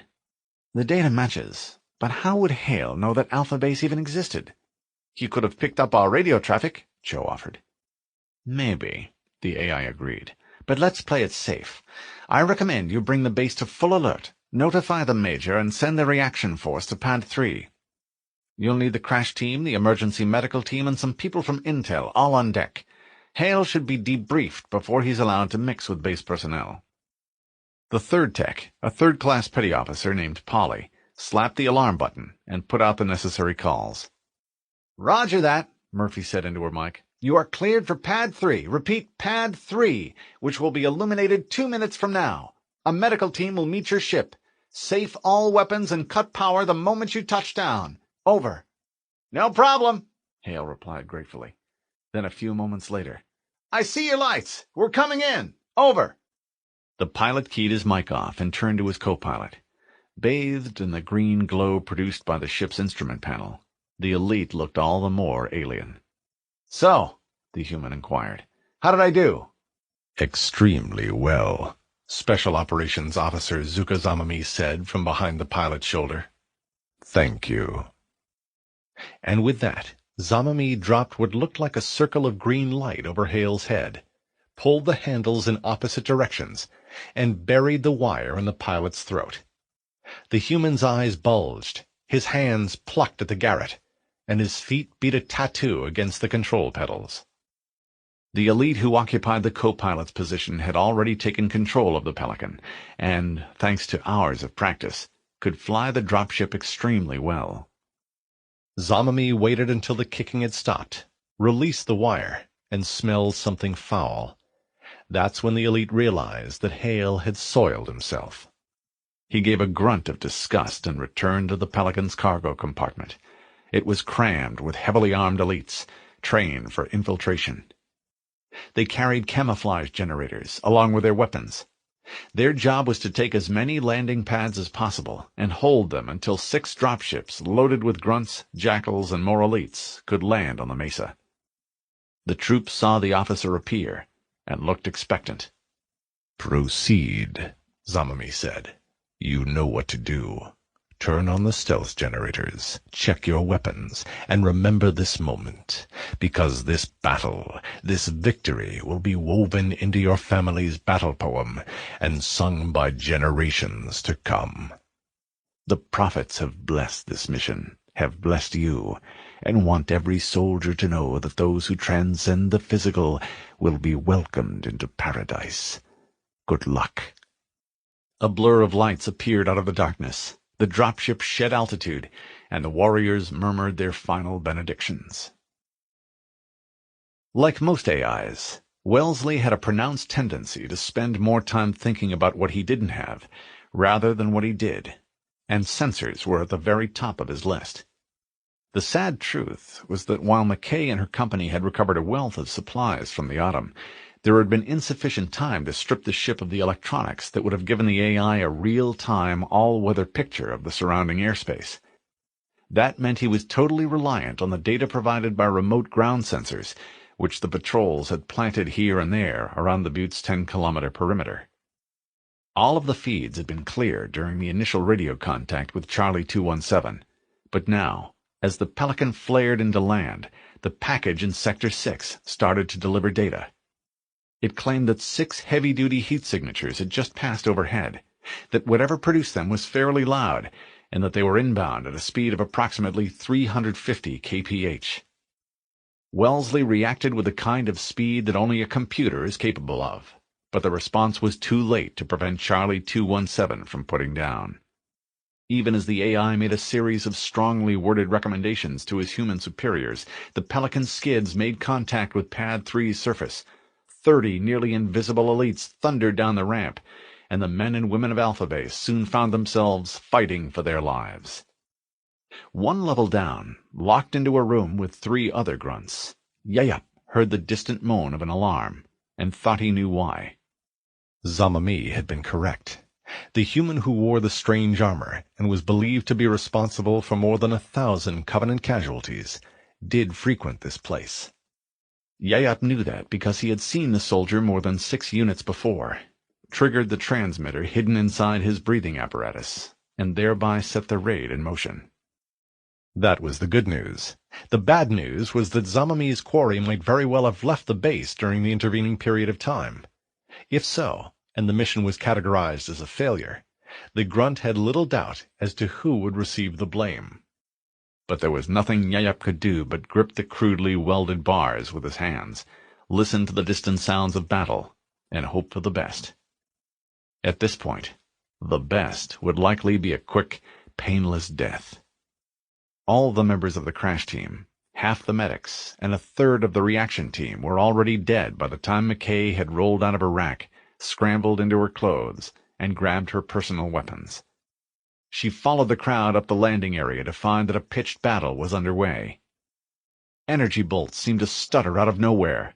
Plasma grenades materialized out of thin air, and throats were slit by invisible knives. The landing party had been contained, but just barely, and threatened to break out across the neighboring pads. Silva was there, naked from the waist up, shouting orders as he fired short bursts from an assault weapon. "Flood Pad 3 with fuel, but keep it inside the containment area! Do it now!" It was a strange order, and civilians would have balked, but the soldiers reacted with unquestioning obedience, and a naval rating ran toward the Pad 3 refueling station. He flipped the safety out of the way and grabbed hold of the nozzle. The air seemed to shimmer in the floodlit area off to the sailor's right, and Silva fired a full clip into what looked like empty air. A commando elite screamed, seemed to strobe on and off as his camo generator took a direct hit and folded at the waist. Undeterred and unaware of his close call with death, the rating turned, gave the hand grip a healthy squeeze, and sent a steady stream of liquid out onto the surface of Pad 3. A Covenant work crew had been forced to build a curb around the area during the days immediately after the butte had been taken. The purpose of the barrier was to contain fuel spills, and it worked well, as the high-octane fuel crept in around the Pelican skids and wet the area beyond. "Get back!" Silva shouted, and rolled a fragmentation grenade in under Charlie 217's belly. There was an explosion, followed by a loud whump as the fuel went up and the ratings shut off the hose. The general effect was to turn those elites who remained on the pad into shimmering torches, screaming, dancing torches. The response was immediate as the Marines opened fire, put the commandos down, and were then forced to turn their efforts to firefighting. Charlie 217 was fully involved by that time, and shuddered as the fuel in one of her tanks blew. But there were other Pelicans to protect, and while some had lifted off, others remained on their pads. Silva turned to McKay. "Showtime," the Major said as Wellesley spoke into his ear. "This was little more than a warm-up, no pun intended. The real assault force is only 5 minutes out. 6 Covenant dropships, if Wellesley has it right. They can't land here, so they'll put down out on the mesa somewhere. I'll handle the pads. You take the mesa." McKay nodded, said, "Yes, sir," and spotted Lieutenant Lister and waved him over. The non-com had a squad of her Marines in tow. "Round up the rest of my company. Tell them to dig in upspin of the landing pads and get ready to handle an attack from the mesa. Let's give the bastards a warm reception." Lister tossed a glance at the raging fires and grinned at McKay's unintentional pun. "Yes, ma'am," he said, and trotted away. Elsewhere, out along the butte's irregularly shaped rim, the commandeered shade emplacements opened fire. Pulses of bright blue energy probed the surrounding blackness, found the first ship, and cut the night into slices. Zamami and a file of 5 commando elites had already cleared the landing pad by the time the humans flooded Pad 3 with fuel. In fact, the elite officer wasn't even on the surface of the Forerunner installation during the ensuing inferno. He and his commandos were already 1 level down, moving from room to room, slaughtering every human they could find. There had been no sign of the one enemy soldier they wanted most, but it was early yet, and he could be around the next corner. Murphy had just taken the safeties off the 50mm MLA autocannons and delegated control to Wellesley when she felt something brush her shoulder. The petty officer started to turn, saw blood spray, and realized that it belonged to her. An elite produced a deep, throaty chuckle as both Cho and Polly met similar fates. The control room was neutralized.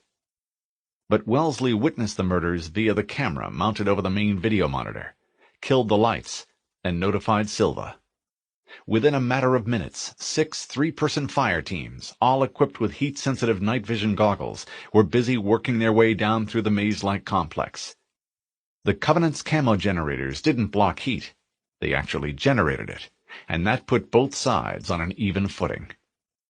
In the meantime, thanks to a dead officer's personal initiative, Wellesley had a 50mm surprise waiting for the incoming dropships.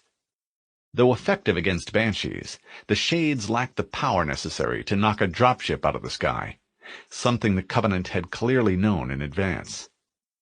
But just as an elite couldn't withstand 50 rounds of 7.62mm armor-piercing ammo, the enemy transports proved vulnerable to the 50mm high-explosive shells that suddenly blasted their way. Not only that, but the 50s were computer-controlled, which was to say Wellesley-controlled, which meant that nearly every round went exactly where it was supposed to. Control had been delegated too late for the AI to nail the first dropship, but the second was right where he wanted it to be. It exploded as a dozen rounds of HE went off inside the fuselage. Ironically, the compartments that held the troops preserved most of their lives, so they could die when the aircraft hit the foot of the butte. But there were only 2 of the guns, one to the west and one to the east, which meant that the surviving transports were safely through the eastern MLA's field of fire before the AI could fire on them.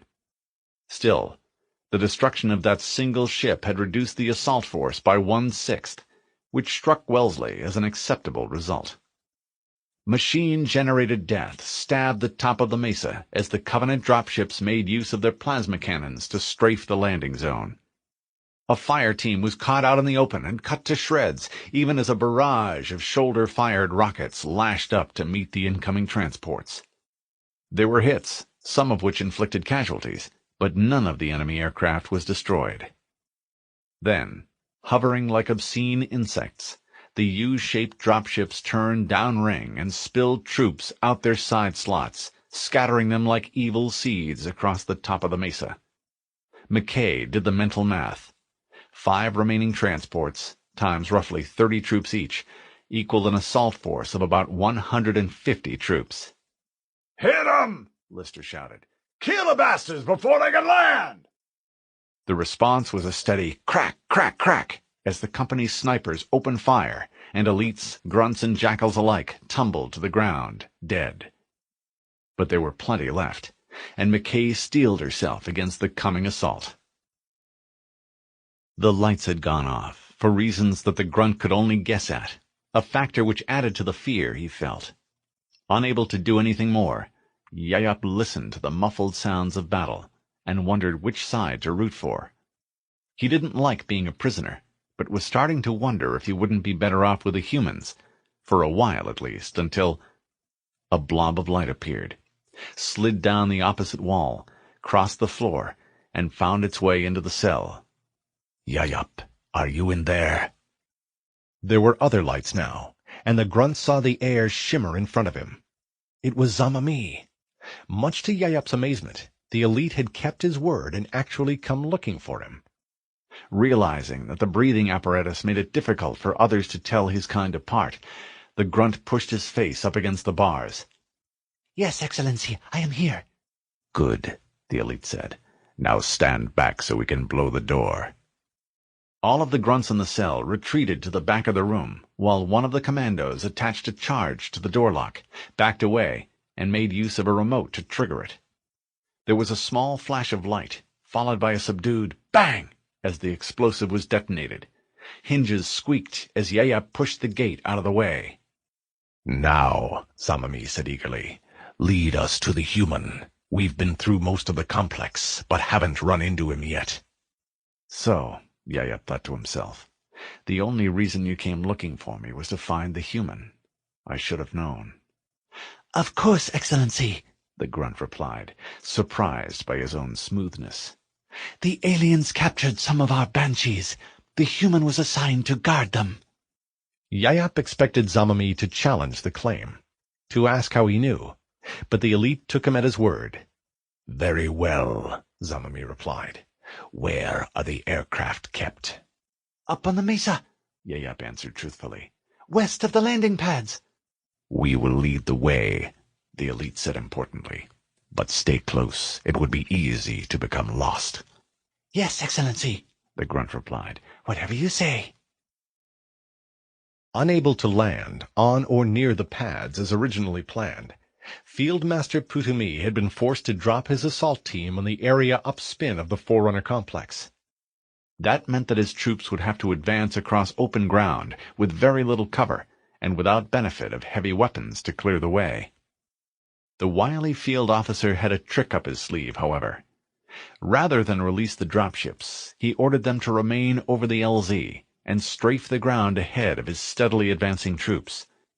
It wasn't what the transports had been designed for, and the pilots didn't like it, but so what? Putumi, who saw all aviators as little more than glorified chauffeurs, wasn't especially interested in how they felt. So the U-shaped dropships drifted down toward the human fortifications, plasma cannons probing the ground below, while volleys of rockets lashed upward, exploding harmlessly against their flanks. The field officer, who advanced along with the second rank of troops, waved his jackals forward as the humans were forced to pull out of their firing pits and withdraw to their next line of defense. Putumi paused next to one of the now empty pits and looked into it. Something about the excavation bothered him, but what? Then he had it. The rectangular hole was too neat, too even, to have been dug during the last half unit. What other preparations had the aliens made, the officer wondered. The answer came in a heartbeat. McKay said, "Fire!" and the Scorpion's gunner complied. The tank lurched under the officer's feet as the shell left the main gun and the hull started to vibrate as the machine gun opened up. The explosion, about 600 meters downrange, erased an entire file of grunts. The other MBT, one of two which Silva had ordered his battalion to bring topside, fired 2 seconds later. That round killed an elite, 2 jackals, and a hunter. Marines cheered and McKay smiled. Though doubtful that the Covenant would try to put troops on the mesa, the Major was a careful man, which was why he ordered the Helljumpers to dig firing pits upring of the installation and create bunkers for the tanks.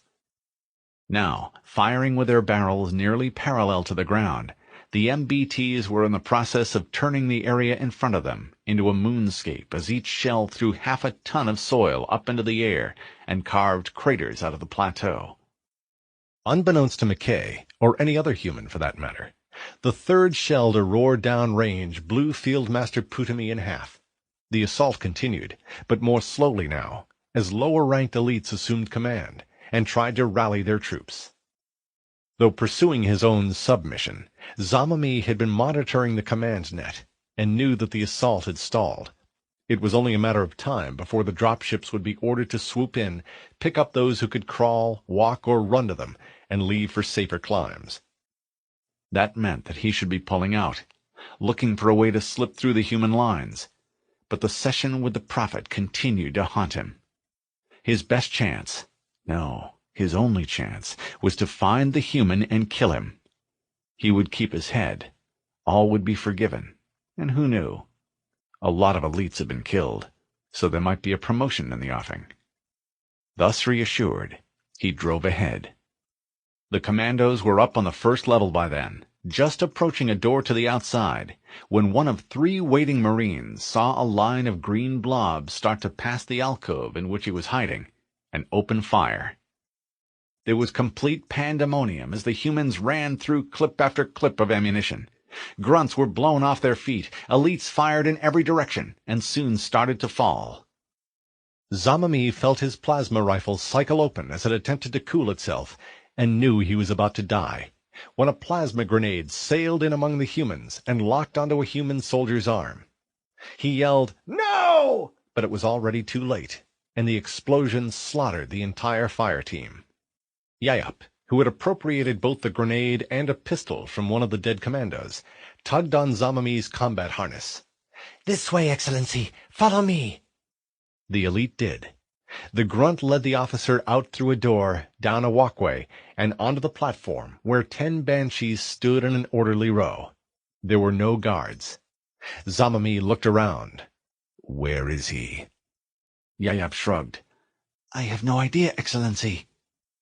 Zamami felt a mixture of anger, fear, and hopelessness as a dropship passed over his head and disappeared downspin. The entire effort had been a failure. "So," he said harshly, "you lied to me. Why?"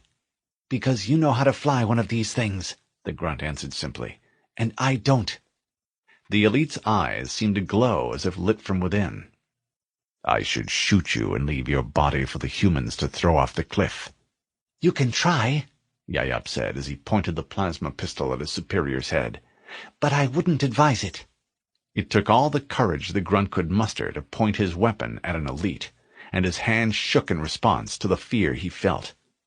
But not much, not enough so that an energy bolt would miss, and Zamami knew it. The elite nodded.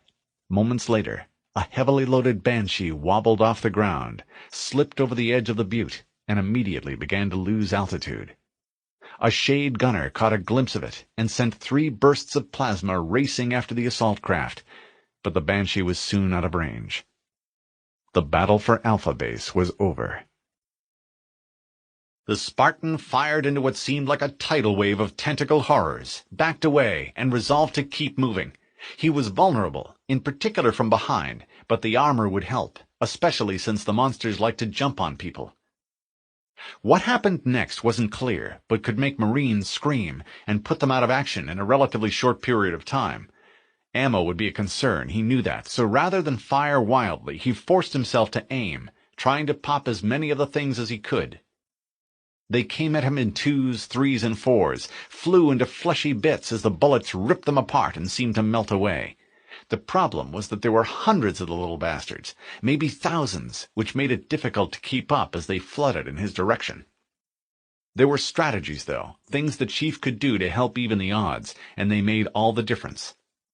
The first was to run, firing as he went, stretching their ragged formation thin, forcing them to skitter from one end of the room to the other. They were numerous and determined, but not particularly bright. The second was to watch for breakouts, concentrations of the creatures, where a well-thrown grenade could destroy hundreds of them all at once. And the third was to switch back and forth between the assault weapon and the shotgun, thereby maintaining a constant rate of fire, only pausing to reload when there was a momentary lull in the fighting. These strategies suddenly became even more critical as something new leapt out of the darkness. A mass of tattered flesh and swinging limbs lashed at his head. During the first moments of the attack, the chief wondered if a corpse had somehow fallen on him from above, but soon learned the truth, as more of the horribly misshapen creatures appeared and hurled themselves forward. Not just ran, but vaulted high into the air, as if hoping to crush him under their weight. The creatures were roughly humanoid, hunchbacked figures that looked partially rotted. Their limbs seemed to be stretched to the breaking point. Clusters of tentacles protruded from ragged holes in the skin. They were susceptible to bullets, however, something for which the chief was thankful, although it often took 15 or 20 rounds to put one down for good. Strangely, even the live ones looked like they were dead, which on reflection the Master Chief was starting to believe they were. That would explain why some of the ugly sons of bitches had a marked resemblance to Covenant elites, or to what an elite would look like if you killed him, buried the body, and dug it up 2 weeks later. Finally, after what seemed like an eternity, 2 of the reanimated elites barged in through the hatch and were promptly put down. That provided the chief with an opportunity to escape. There were more of the 2-legged freaks right on his tail, though, along with a jumble of the tumbling, leaping swarms of spherical creatures, and it was necessary to scrub the entire lot of them with auto-fire before he could disengage and slip through a door. The Spartan found himself on the upper gallery of a large, well-lit room. It was packed with the bipedal, misshapen creatures, but none seemed to be aware of him. He intended to keep it that way, and slid silently along the right-hand wall to a hatch. A short journey brought the chief to a similar space, where what looked like full-fledged battle was underway between Covenant troops and the new hostiles. The Spartan briefly considered engaging the targets. There was certainly no shortage of them. He held his fire instead and lingered behind a fallen cargo module. After a hellish battle, the combatants had annihilated one another, which left him free to cross the bridge that led to the far end back along the walkway and exit via the side door. Another of the hunchbacked creatures dropped from above and slammed into him. The Spartan staggered back, dipped and hurled the monster back over his shoulder. It crunched into the wall and left a trail of mottled gray-green viscous fluid as it slid to the floor. The Master Chief turned to continue on when his motion sensor flickered red, illuminating a contact right behind him. He spun and was startled to see the crumpled, badly damaged creature struggle to its feet. Its left arm dangled uselessly, and a brittle bone protruded from its pale, gangrenous flesh. The thing's right arm was still functional, however. A twisting column of tentacles burst from the creature's right wrist, and he could hear the bones inside break as they forced its right hand roughly aside. The tentacle flashed out, cracked like a whip, and hurled the Master Chief to the floor. His shields were almost completely drained from the single blow. He rolled into a crouch and opened fire. The 7.62mm armor-piercing rounds nearly cut the monster in half. He kicked the fallen hostile, put 2 in its chest. This time, the damn thing should stay dead, he thought. He moved farther along the hallway. 2 Marines lay where they had fallen, proving that at least some of the second squad had managed to get this far, which opened the possibility that more had escaped as well. The Master Chief checked, discovered that they still wore their dog tags, and took them. He crept through the wide galleries and narrow corridors, past humming machinery, and entered a dark, gloomy vault. His motion tracker flashed crimson warnings. He was in Hostile Central. Another of the misshapen bipedal hostiles shambled by, and he recognized the shape of the creature's head. The long, angular snout of an elite faced him. What held his fire was where the head was located. The alien's skull was canted at a sickening angle, as if the bones of its neck had been softened or liquefied. It hung limply down the creature's back, lifeless, like a limb that needed amputation. It was as if something had rewritten the elite, reshaped it from the inside out. The Spartan felt an unaccustomed emotion, a trill of fear. An image of helplessness, of screaming at a looming threat, powerless, flashed through his mind, a snapshot of his cryo-addled dreams aboard the Pillar of Autumn. No way is that going to happen to me, he thought. No way. The beast shuffled by and moved out of sight. He took a deep breath, exhaled, then burst from his position and charged for the center of the room. He battered aside the shambling beasts and crushed a handful of the small spherical creatures beneath his boots. His shotgun boomed and thick green blood splashed the floor. He reached his objective, a large lift platform, identical to the one he'd ridden down into this hellhole. He reached for the activation panel and hoped that he'd find the up button. One of the hostiles leapt high in the air and landed next to him. The chief dropped to one knee, shoved the barrel of the shotgun into the creature's belly, and fired. The beast flipped end over end and fell back into a clot of the smaller, round hostiles. He dove for the activation panel and stabbed at the controls. The elevator platform dropped like a rock, so far down and so fast that his ears popped. Where the hell was Cortana when you needed her? Always telling him to go through that door, cross that bridge, or climb that pyramid, annoying at times, but reassuring as well. The basement, if that's what it was, had all the charm of a crypt. A passageway took him into another large space, where he had to fight his way across the floor to a door and the tunnel-like corridor beyond. That's when the Spartan came face to face with something he hadn't seen before, and would have preferred never to see again. One of the combative bipedal beasts, this one, a horribly mutated human. Though the creature was distorted by whatever had ravaged his body, the chief recognized him nonetheless. It was Private Manuel Mendoza, the soldier that Sergeant Johnson loved to yell at, and one of the Marines who had been with Keyes when he disappeared into this nightmare. Though twisted by what had been done to him, the private's face still retained a trace of humanity, and it was that which caused the Master Chief to remove this finger from the shotgun's trigger and try to make contact. "Mendoza, come on, let's get the hell out of here. I know they did something to you, but the medics can fix it." The reanimated Marine, now possessed of superhuman strength, struck the chief with such force that it nearly knocked him off his feet and triggered the suit's alarm. Mendoza, or rather the thing that had once been Mendoza, waved a whip-like tentacle and lashed out again. The Spartan staggered backward, pulled the trigger, and was subsequently forced to pull it again as the 12-gauge buckshot tore what had been Mendoza apart. The results were both spectacular and disgusting.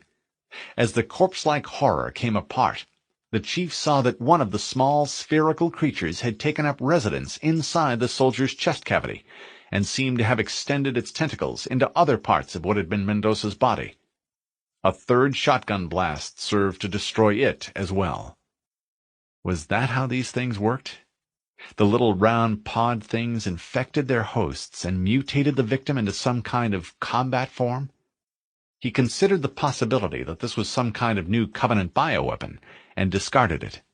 The first of these combat forms he'd seen had once been elites. Whatever these damn things were, they were lethal to humans and Covenant alike. He quickly fed shells into his shotgun, then moved on. The Spartan moved as fast as he could, at a dead run. He charged into another room, scrambled up onto the gallery above, blew an elite form right out of his boots, and ducked through a waiting door. The area on the other side was more of a challenge. The chief had the second floor to himself, but an army of the freaks owned the floor below, and that's where he needed to go. Height conferred advantages. Some well-placed grenades, followed by a jump from the walkway, and 60 seconds of close-quarters action were sufficient to see him through.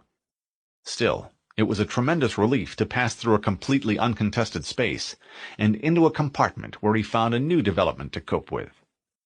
In addition to their battering attacks, the creatures had acquired both human and Covenant weapons from their victims, and these combat forms were even more dangerous as a result.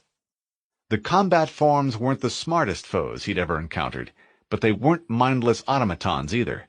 They could operate machines and fire weapons. Bullets pinged from the metal walls, plasma fire stuttered through the air, and a grenade detonated as the Master Chief cleared the area, discovered a place where some Marines had staged a last stand on top of a cargo container. He paused to recover their dog tags, scavenged some ammo, and kept on going. Something nagged at him. But what was it? Something he'd forgotten? It came to him all at once. He had nearly forgotten his own name. Keyes, Jacob, Captain. Service number 01928, 199-112, Juliet Kilo. The droning chant that had lurked at the edge of his awareness buzzed more loudly, and he felt some kind of pressure, some sense of anger. Why was he angry? No, something else was angry. Because he'd remembered his own name? Keyes, Jacob, Captain. Service number 01928, 199-12, Juliet Kilo. Where was he? How did he get here? He struggled to find the memory. He remembered parts of it now. There was a dark alien room, hordes of some terrifying enemy, gunfire, then a stabbing pain. They must have captured him. That was it. This might be some new trick by the enemy. He'd give them nothing. He struggled to remember who the enemy was. He repeated the mantra in his head. Keyes, Jacob, Captain, service number 01928, 199-12, Juliet Kilo. The buzzing pressure increased. He resisted, though he was unsure why. Something about the drone frightened him. The sense of invasion deepened. Is this a Covenant trick? He wondered. He tried to scream, "It won't work! I'll never lead you to Earth!" but couldn't make his mouth work, couldn't feel his own body. As the thought of his home planet echoed through Keyes' consciousness, the tone and tenor of the drone changed, as if pleased.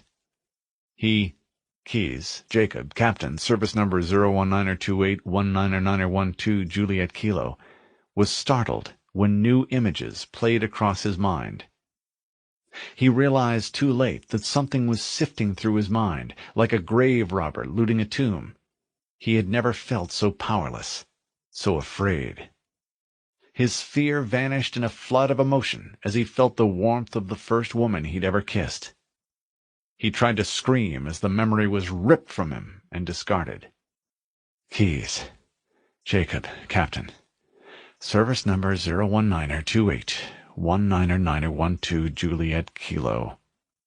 As each of the fragments of his past played out and was sucked into the void, he could feel the invader enveloping him like an ocean of evil. But like the pieces of flotsam that remained after a ship has gone down, random pieces of himself remained, a sort of makeshift raft to which he could momentarily cling.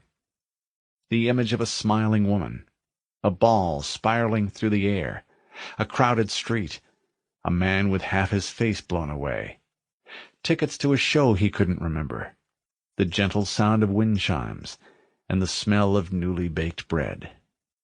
But the sea was too rough. Waves crashed down on the raft and broke it apart. Swells lifted Keyes up, others pushed him down, and the final darkness beckoned. But then, just as the ocean was about to consume him, Keyes became aware of the one thing the creature that raped his mind couldn't consume: the CNI transponder's carrier wave. He reached for it like a drowning man, clutched the lifeline with all his might, and refused to let go. For here, deep within his watery grave, was a thread that led back to what he had been. Keys, Jacob, Captain.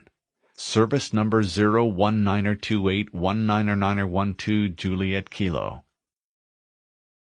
The Master Chief fired the last of his shotgun rounds into the collapsed hulk of a combat form. It twitched and lay still. After winding through the confusion of subterranean chambers and passageways for what seemed like hours, he'd finally found a lift to the surface. He carefully tapped the activation panel, worried for a moment that this lift would also drop him deeper into the facility, and felt the lift lurch into a rapid ascent. As the lift climbed, Fohammer's worried voice crackled from his comm system. "This is Echo 419. Chief, is that you? I lost your signal when you disappeared inside the structure. What's going on down there? I'm tracking movement all over the place." "You wouldn't believe me if I told you," the Master Chief replied, his voice grim. "And believe me, you don't want to know. Be advised, Captain Keyes is missing and is most likely KIA. Over." "Roger that," the pilot replied. "I'm sorry to hear it. Over." The lift jerked to a halt. The Spartan stepped off and found himself surrounded by Marines. Not the shambling combat forms he'd spent the last eternity fighting, but normal, unchanged human beings. "Good to see you, Chief," a corporal said. The chief cut the soldier off. "There's no time for that, Marine. Report." The young Marine gulped, then started talking. "After we lost contact, we headed for the RV point, and these things, they ambushed us, sir. Advise we get the hell out of here, ASAP." "That's command thinking, Corporal," the chief replied. "Let's go." It was a short walk up the ramp and into the rain. Strangely, and much to his surprise, it felt good to enter the stinking swamp. Very good indeed. Chapter 9. D-160-3354. Flight Officer Captain Raleigh Mission Clock. Pelican Echo 419. Above Covenant Arms Cache. "There's a large tower a few hundred meters from your current position. Find a way above the fog and foliage canopy, and I can move in and pick you up," Raleigh said. Her eyes were glued to her scopes as Spartan 117 took the lead, and the Marines left the ancient complex and entered the fetid embrace of the swamp. The rain and some kind of interference from the structure played hell with the Pelican's detection gear, but she was damned if she was going to lose this team now. She had a reputation to maintain, after all. "Roger that," the chief replied. "We're on our way." She kept the Pelican circling, her eyes peeled for trouble. There was no immediate threat. That made her even more nervous. Ever since they'd made it down to the surface of the ring, trouble always seemed to strike without warning.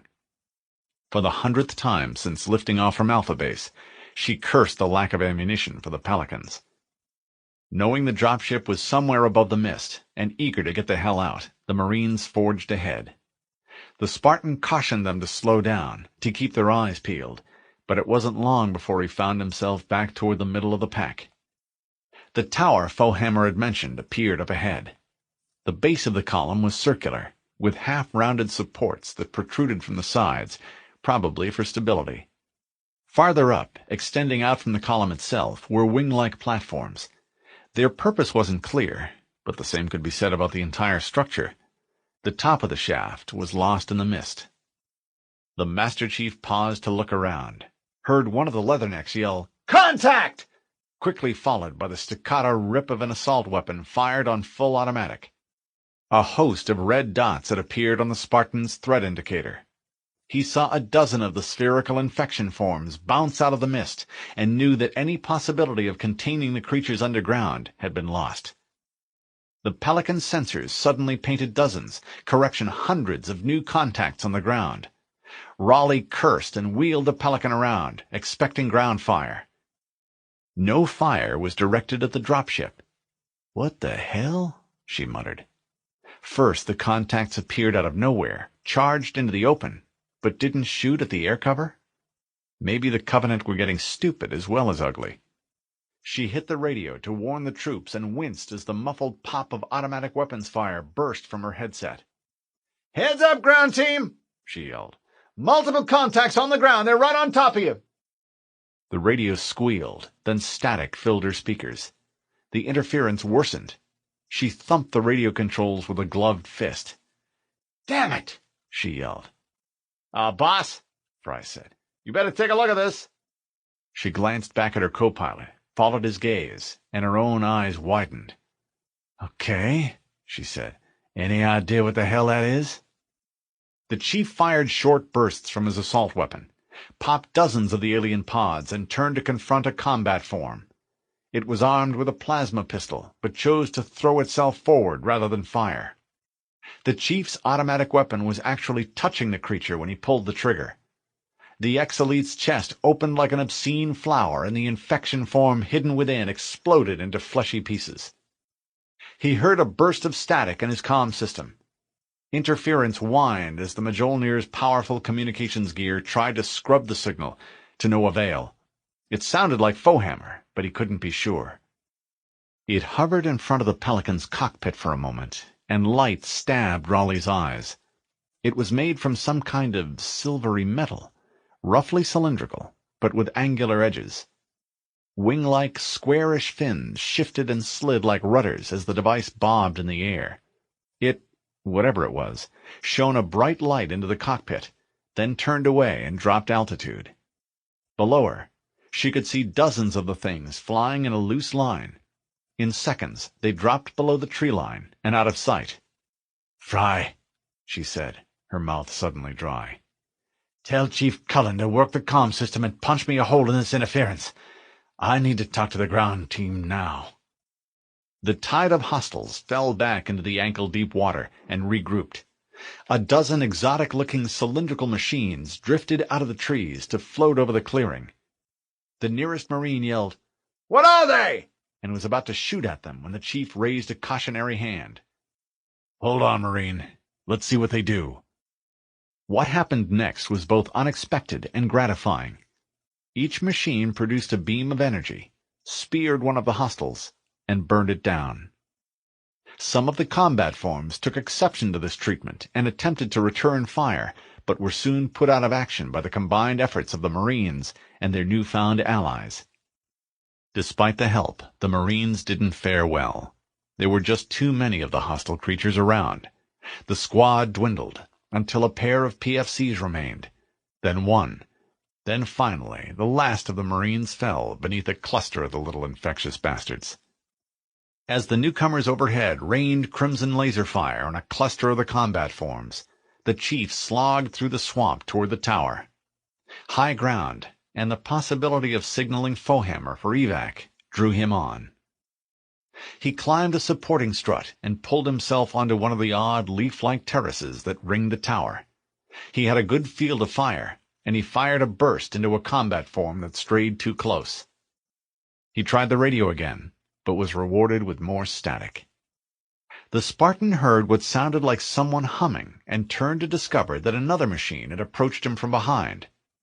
Where the other newcomers were cylindrical in design, with angular wing-like cowlings, this construct was rounded, almost spherical. It had a single glowing blue eye, a wraparound housing, and a cheerfully businesslike manner. "Greetings. I am the monitor of Installation 04. I am 343 Guilty Spark. Someone has released the Flood. My function is to prevent it from leaving this installation. I require your assistance. Come this way." The voice sounded artificial. This 343 Guilty Spark was some kind of artificial construct, the Spartan realized. From above the little machine, he could see Foehammer's Pelican moving into position. "Hold on," the chief replied, trying to sound friendly. "The Flood? Those things down there are called Flood?" "Of course," 343 Guilty Spark replied, a note of confusion in its synthesized voice. "What an odd question. We have no time for this, Reclaimer." Reclaimer? The chief wondered. He was about to ask what the little machine meant by that, but his words never came. Rings of pulsating gold light traveled the length of his body. He felt lightheaded and saw an explosion of white light. Raleigh had just gotten the Pelican into position for a run on the tower, and could see the distinctive bulk of the Spartan standing on the structure. She eased the throttle forward, and the Pelican slid ahead and nosed toward the structure. She glanced up just in time to see the Spartan disappear in a column of gold light. Chief! Bowhammer said. I lost your signal. Where'd you go? Chief! Chief! The Spartan had vanished, and there was very little the pilot could do except pick up the Marines and hope for the best. Like the rest of the battalion's officers, McKay had worked long into the night supervising efforts to restore the Butte's badly mauled defenses, ensure that the wounded received what care was available, and restore something like normal operations. Finally, at about 0300, Silva ordered her below, pointing out that someone had to be in command at 0830, and it wasn't going to be him. With traces of adrenaline still in her bloodstream and images of battle still flickering through her brain, the company commander found it impossible to sleep. Instead, she tossed, turned, and stared at the ceiling until approximately 0430, when she finally drifted off. At 0730, with only 3 hours of sleep, McKay paused to collect a mug of instant coffee from the improvised mess hall before climbing a flight of blood-stained stairs to arrive on top of the mesa. The wreckage of what had been Charlie T-17 had been cleared away during the night, but a large patch of scorched metal marked the spot where the fuel had been set ablaze. The officer paused to look at it, wondered what happened to the human pilot, and continued her tour. The entire surface of Halo had been declared a combat zone, which meant it was inappropriate for the enlisted ranks to salute their superiors, lest they identify them to enemy snipers. But there were other ways to signal respect, and as McKay made her way past the landing pads and out onto the battlefield beyond, it seemed as if all the Marines wanted to greet her. Morning, ma'am. How's it going, Lieutenant? Hope you got some sleep. Hey, Skipper! Guess we showed him, huh? McKay replied to them all and continued on her way. Just the fact that she was there, strolling through the plasma-blackened defenses with a cup of coffee in her hand, served to reassure the troops. Look, one of them said as she walked past. There's the loot. Cool as ice, man. Did you see her last night standing on that tank? It was like nothing could touch her. The other Marine didn't say anything, just nodded in agreement and went back to digging a firing pit. Somehow, without consciously thinking about it, McKay's feet carried her back to the Scorpions and the point from which her particular battle had been fought. The Covenant knew about the metal behemoths now, which was why both machines were being dug out and run up onto solid ground. The officer wondered what Silva planned to do with them, and sipped the last of her coffee before wandering onto the plateau beyond. Covenant POWs, all chained together at the ankles, were busy digging graves. One section for members of their armed forces, and one for the humans. It was a sobering sight, as were the rows of tarp-covered bodies. And all for what? For Earth, she told herself, and the billions who would go unburied if the Covenant found them. There was a lot to do. The morning passed quickly. Major Silva was back on duty by 1300 hours and sent a runner to find McKay. As she entered his office, she saw that he was sitting behind his makeshift desk, working at a computer. He looked up and pointed to a chair salvaged from a lifeboat. Take a load off, Lieutenant. Nice job out there. I should take naps more often. How you feeling? McKay dropped into the chair, felt it adjust to fit her body, and shrugged. I'm tired, sir, but otherwise fine. Good, Silva said, bringing his fingers together into a steeple. Because there's plenty of work to do. We'll have to drive everyone hard, and that includes ourselves. Sir. Yes, sir. So, Silva continued, I know you've been busy, but did you get a chance to read the report Wellesley put together? A crate of small but powerful wireless computers, like the ones sitting on the Major's desk, had been recovered from the Autumn, but McKay had yet to turn hers on. I'm afraid not, sir. Sorry. Silva nodded. Well, based on information acquired during routine debriefings, our digital friend believes that the raid was both less and more than we assumed. McKay allowed her eyebrows to rise. Meaning? Meaning that rather than the real estate itself, the Cubbies were after something, or more precisely someone, they thought they would find here. Captain Keyes? No, the other officer replied. Wellesley doesn't think so, and neither do I. A group of their stealth elites were able to penetrate the lower levels of the complex. They killed everyone they came into contact with, or thought they did. But one tech played dead, and another was knocked unconscious. They were in different rooms, but both told the same story. Once in the room and having gained control of it, one of those commando elites, the bastards in the black combat suits, would momentarily reveal himself. He spoke passable Standard and asked both groups the same question. Where is the human with the special armor? They were after the Spartan, McKay said thoughtfully. Exactly. So where is the chief? That, Silva replied, is a very good question. Where indeed? He went looking for keys, surfaced in the middle of a swamp, told Fohammer that the captain was probably dead, and disappeared a few minutes later. Think he's dead? McKay inquired. I don't know, Silva replied grimly, although it wouldn't make too much difference if he were. No, I suspect that he and Cortana are out there playing games. With Keyes out of the picture once more, Silva had reassumed command, and McKay could understand his frustration.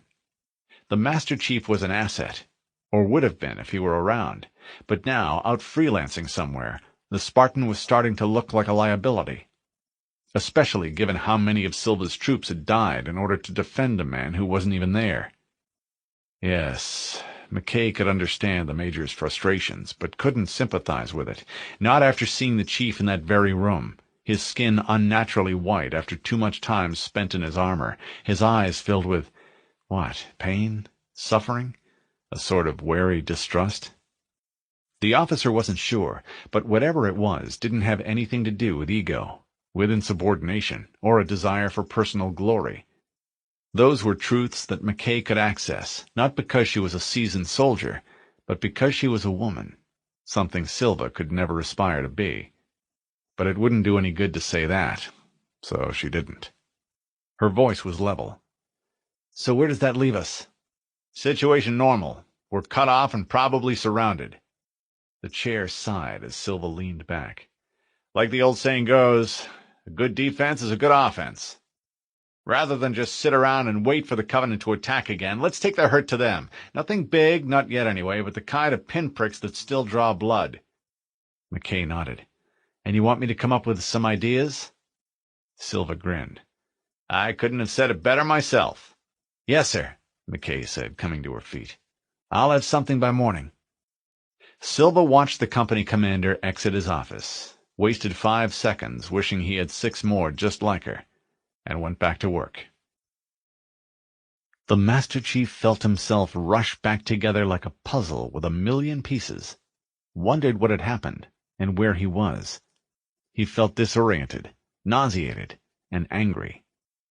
A quick look around was sufficient to ascertain that the machine named 343 Guilty Spark had somehow transported him from the swamp into the bowels of a dark, brooding structure. He saw the machine hovering high above, glowing a thin, ghostly blue. The Spartan raised his assault weapon and fired half a clip into it. The bullets were dead on, but had no effect other than to elicit a bemused response. That was unnecessary, Reclaimer.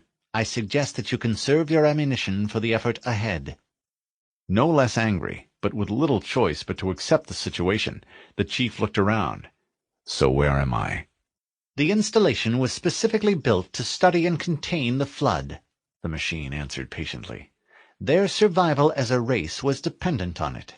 I am grateful to see that some of them survived to reproduce. Survived? Reproduce? What the hell are you talking about? The Chief demanded. We must collect the index, Spark said, leaving the Spartan's questions unanswered. And time is of the essence. Please follow me. The blue light zipped away at that point, forcing the Chief to follow or be left behind. He checked both his weapons as he walked. Speaking of you, who the hell are you, and what's your function? I am 343 Guilty Spark, the machine said pedantically. I am the Monitor, or more precisely, a self-repairing artificial intelligence charged with maintaining and operating this facility. But you are the Reclaimer, so you know that already. The Master Chief didn't know anything of the kind, but it seemed wise to play along, so he did. Yes, well, refresh my memory. How long has it been since you were left in charge?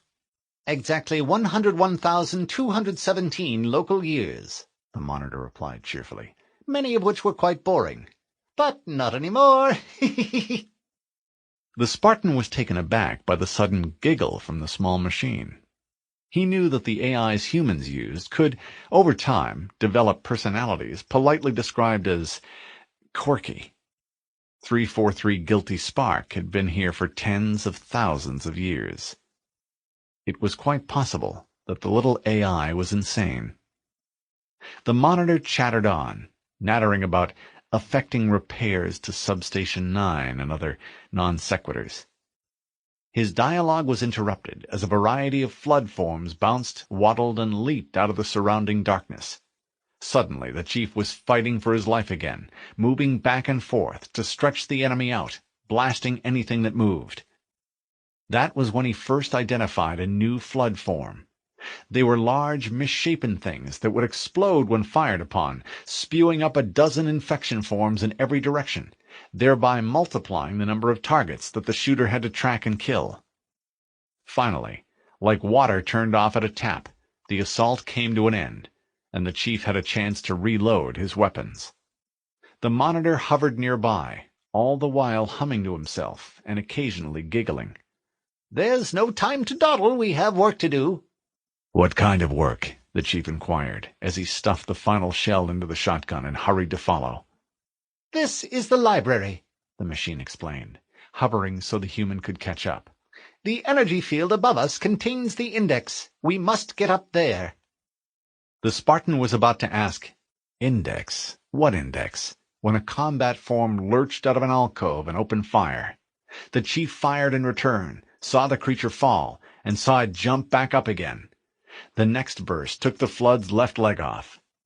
"That should slow you down," he said as he turned to deal with a new horde of shambling, leaping hostiles.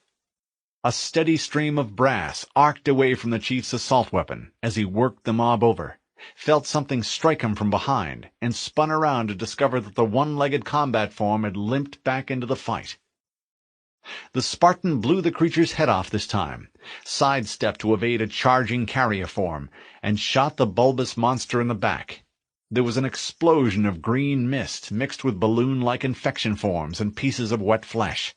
The next 10 seconds were spent popping pods. After that, the monitor took off again, and the non-com had little choice but to follow. He soon arrived in front of a huge metal door. Built to contain the flood, perhaps? Maybe, but far from effective, since the slimy bastards seemed to be leaking out of every nook and cranny. The monitor hovered over the human's head. "The security doors are locked automatically. I will go access the override to open them. I am a genius," the monitor said matter-of-factly. "A pain in the ass is more like it," the Master Chief said to no one in particular, as a red blob appeared on his threat indicator, quickly joined by a half-dozen more. Then, as part of what would become a familiar pattern, combat forms leapt 15 meters through the air, only to shrivel as the 7.62mm slugs tore them apart. Carrier forms waddled up like old friends, came apart like wet cardboard, and spewed pods in every direction. Infection forms danced on delicate legs, dodging this way and that, each hoping to claim the human as its very own. But the chief had other ideas. He killed the last of them just as the double doors started to part, and followed the monitor through. "Please follow closely," 343 Guilty Spark admonished. "This portal is the first of 10. The chief replied as he followed the AI past a row of huge blue screens. "More doors. I can hardly wait." 343 Guilty Spark appeared immune to sarcasm as it babbled about the first-class research facilities that surrounded them, and blithely led its human companion into still another ambush. And so it went, as the chief worked his way through flood-infested galleries, subfloor maintenance tunnels, and more galleries, before rounding a corner to confront yet another group of monstrosities. The Spartan had help this time, as a dozen of the hunter-killer machines he'd seen in the swamp appeared in the air above the scene, and attacked the flood forms congregated below. "These sentinels will assist you, Reclaimer," the monitor trilled. Lasers hissed and sizzled as the robots struck their opponents down, and having done so, moved in to sterilize what remained. The Spartan watched in fascination as the machines took care of the heavy lifting. He lent a helping hand when that seemed appropriate, and started to gag when the air that came through his filters grew thick with the stench of cooked flesh. As the Spartan fought his way through the facility, the Monitor, who floated above it all, offered commentary. "These Sentinels will supplement your combat systems, but I suggest you upgrade to at least a Class 12 combat skin. Your current model only scans as a Class 2, which is unsuited for this kind of work." If there's a battle suit 6 times as powerful as Mjolnir armor, he thought, I'll be first in line to try it on. He jumped to avoid an attack from one of the Flood combat forms, pressed the shotgun muzzle into its back, and blew a foot-wide hole through the creature. Finally, after the hard-working Sentinels had reduced the Flood to little more than a lumpy paste, the Spartan made his way through the carnage and out onto a circular platform. It was enormous, easily large enough to handle a scorpion, and in reasonably good repair. Machinery hummed, bands of white light pulsated down from somewhere above, and the lift carried the human upward. Maybe things would be better up above. Maybe the Flood hadn't reached that level yet, he thought. He didn't hold out much hope, however.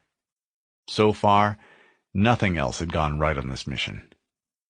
Deep within the recesses of Halo, Flood specimens were confined to facilitate future study and to prevent them from escaping. Aware of the extreme danger the Flood posed, and their capacity to multiply exponentially as well as take over even advanced life forms, the Ancient Ones constructed the walls of their prison with great care and trained their guards well. With nothing to feed upon and nowhere to go, the Flood lay dormant for more than 100,000 years. Then the intruders came, broke the prison open, and nourished the Flood with their bodies. With a way to escape and food to sustain it, the tendrils of the malevolent growth slithered through the maze of tunnels and passageways that lay below Halo's skin, and gathered wherever there was a potential route to the surface. One such location was in a chamber located beneath a tall butte, where little more than a metal grating prevented the Flood from bursting out of its underground lair and shooting to the surface. Unbeknownst to the men and women of Alpha Base, they had a new enemy, and it lived directly below their feet. The lift jerked to a halt. The Master Chief made his way through a narrow passageway into the gallery beyond. The Flood attacked immediately, but with no threat at his back, he was free to retreat into the corridor from which he had just come, which forced the mob of monstrosities to come at him through the same narrow channel. Before long, the bodies of the fallen Flood began to accumulate. He paused, waiting for another wave of attackers, then shoved aside a pile of the dead and moved into the next section of the complex. They gave under his feet, making gurgly sounds, and vented foul-smelling gas. The Chief was grateful when his boots were back on solid ground again. The Sentinels reappeared shortly thereafter and led the Spartan past a row of huge blue screens. "So, where were you bastards a few minutes ago?" the human inquired. But if the robots heard him, they made no reply as they glided, circled, and bobbed through the hallway ahead. "Flood activity has caused a failure in the drone control system. I must reset the backup units," 343 Guilty Spark said. "Please continue on. I will rejoin you when I have completed my task."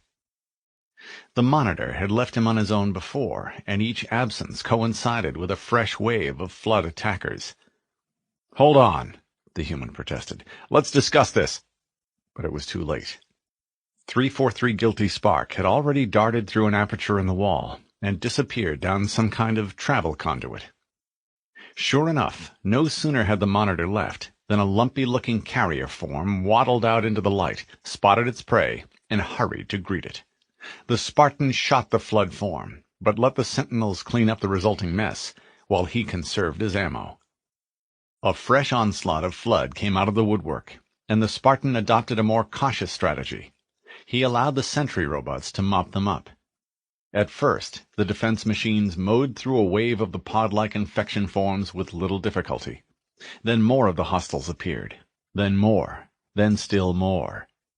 Soon, the Chief was forced to fall back. He crushed one of the pods with his foot, smashed another out of the air with the butt of his assault rifle, and killed a dozen more with a trio of quick AR bursts. The monitor drifted back into the chamber, spun as if surveying the carnage, and made an odd metallic clicking that sounded very much like a cluck of disapproval. "The Sentinels can use their weapons to manage the flood for a short time, Reclaimer. Speed is of the essence." "Then let's go," the Master Chief growled. The monitor made no reply, but scooted ahead. The small construct led the Spartan deeper into the library's gloomy halls.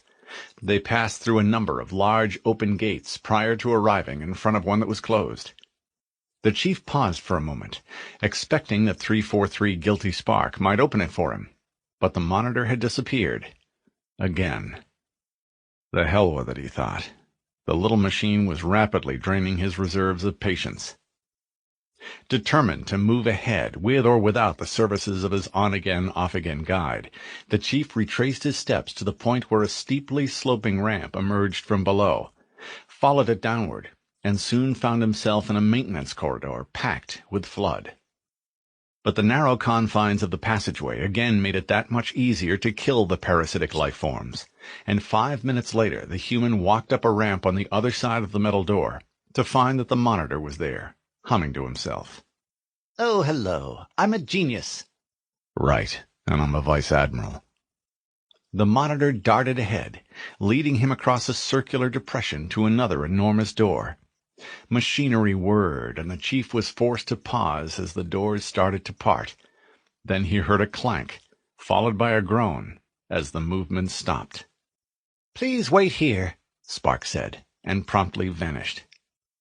Just as the Master Chief pulled a fresh clip and rammed it home, dozens of red dots appeared on his threat indicator.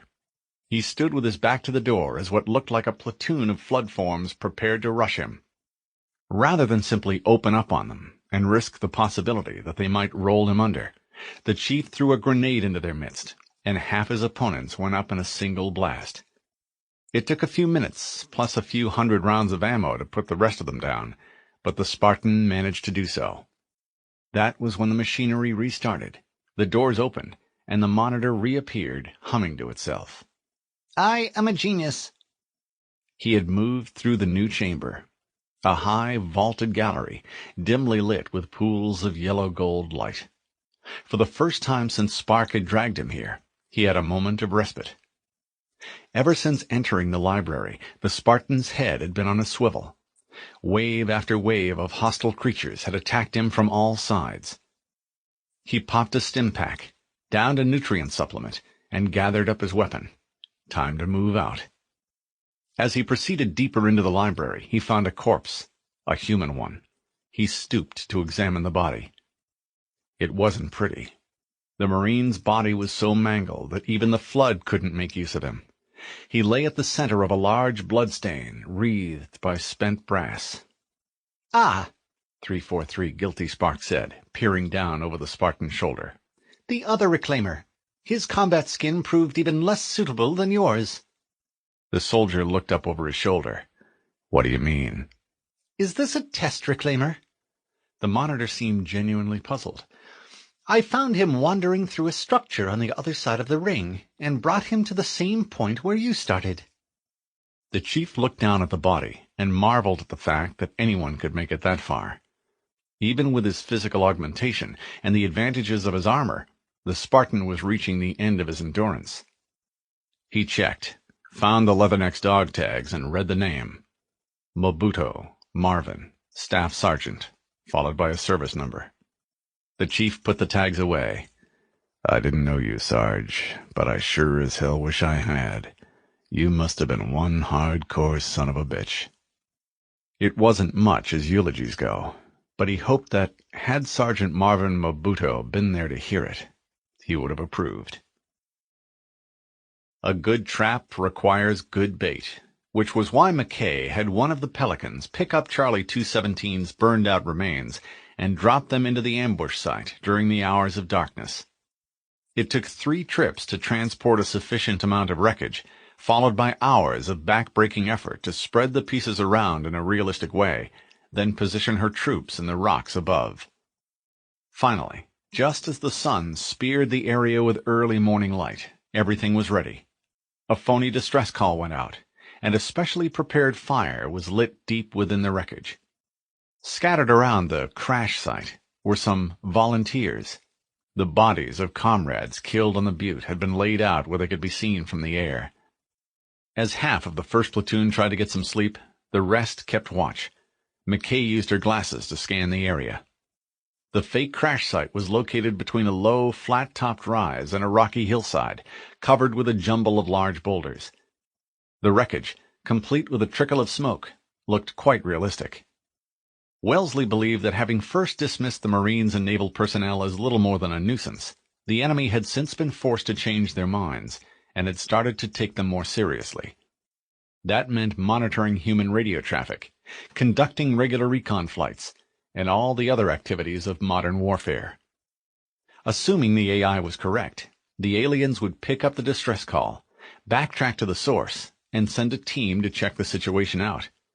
That was the plan, at any rate, and McKay didn't see any reason why it wouldn't work. The sun inched higher in the sky, and down among the rocks the temperature rose. The Marines took advantage of any bit of shade they could find, although McKay was privately pleased that the customary bitching about the heat was kept to a minimum.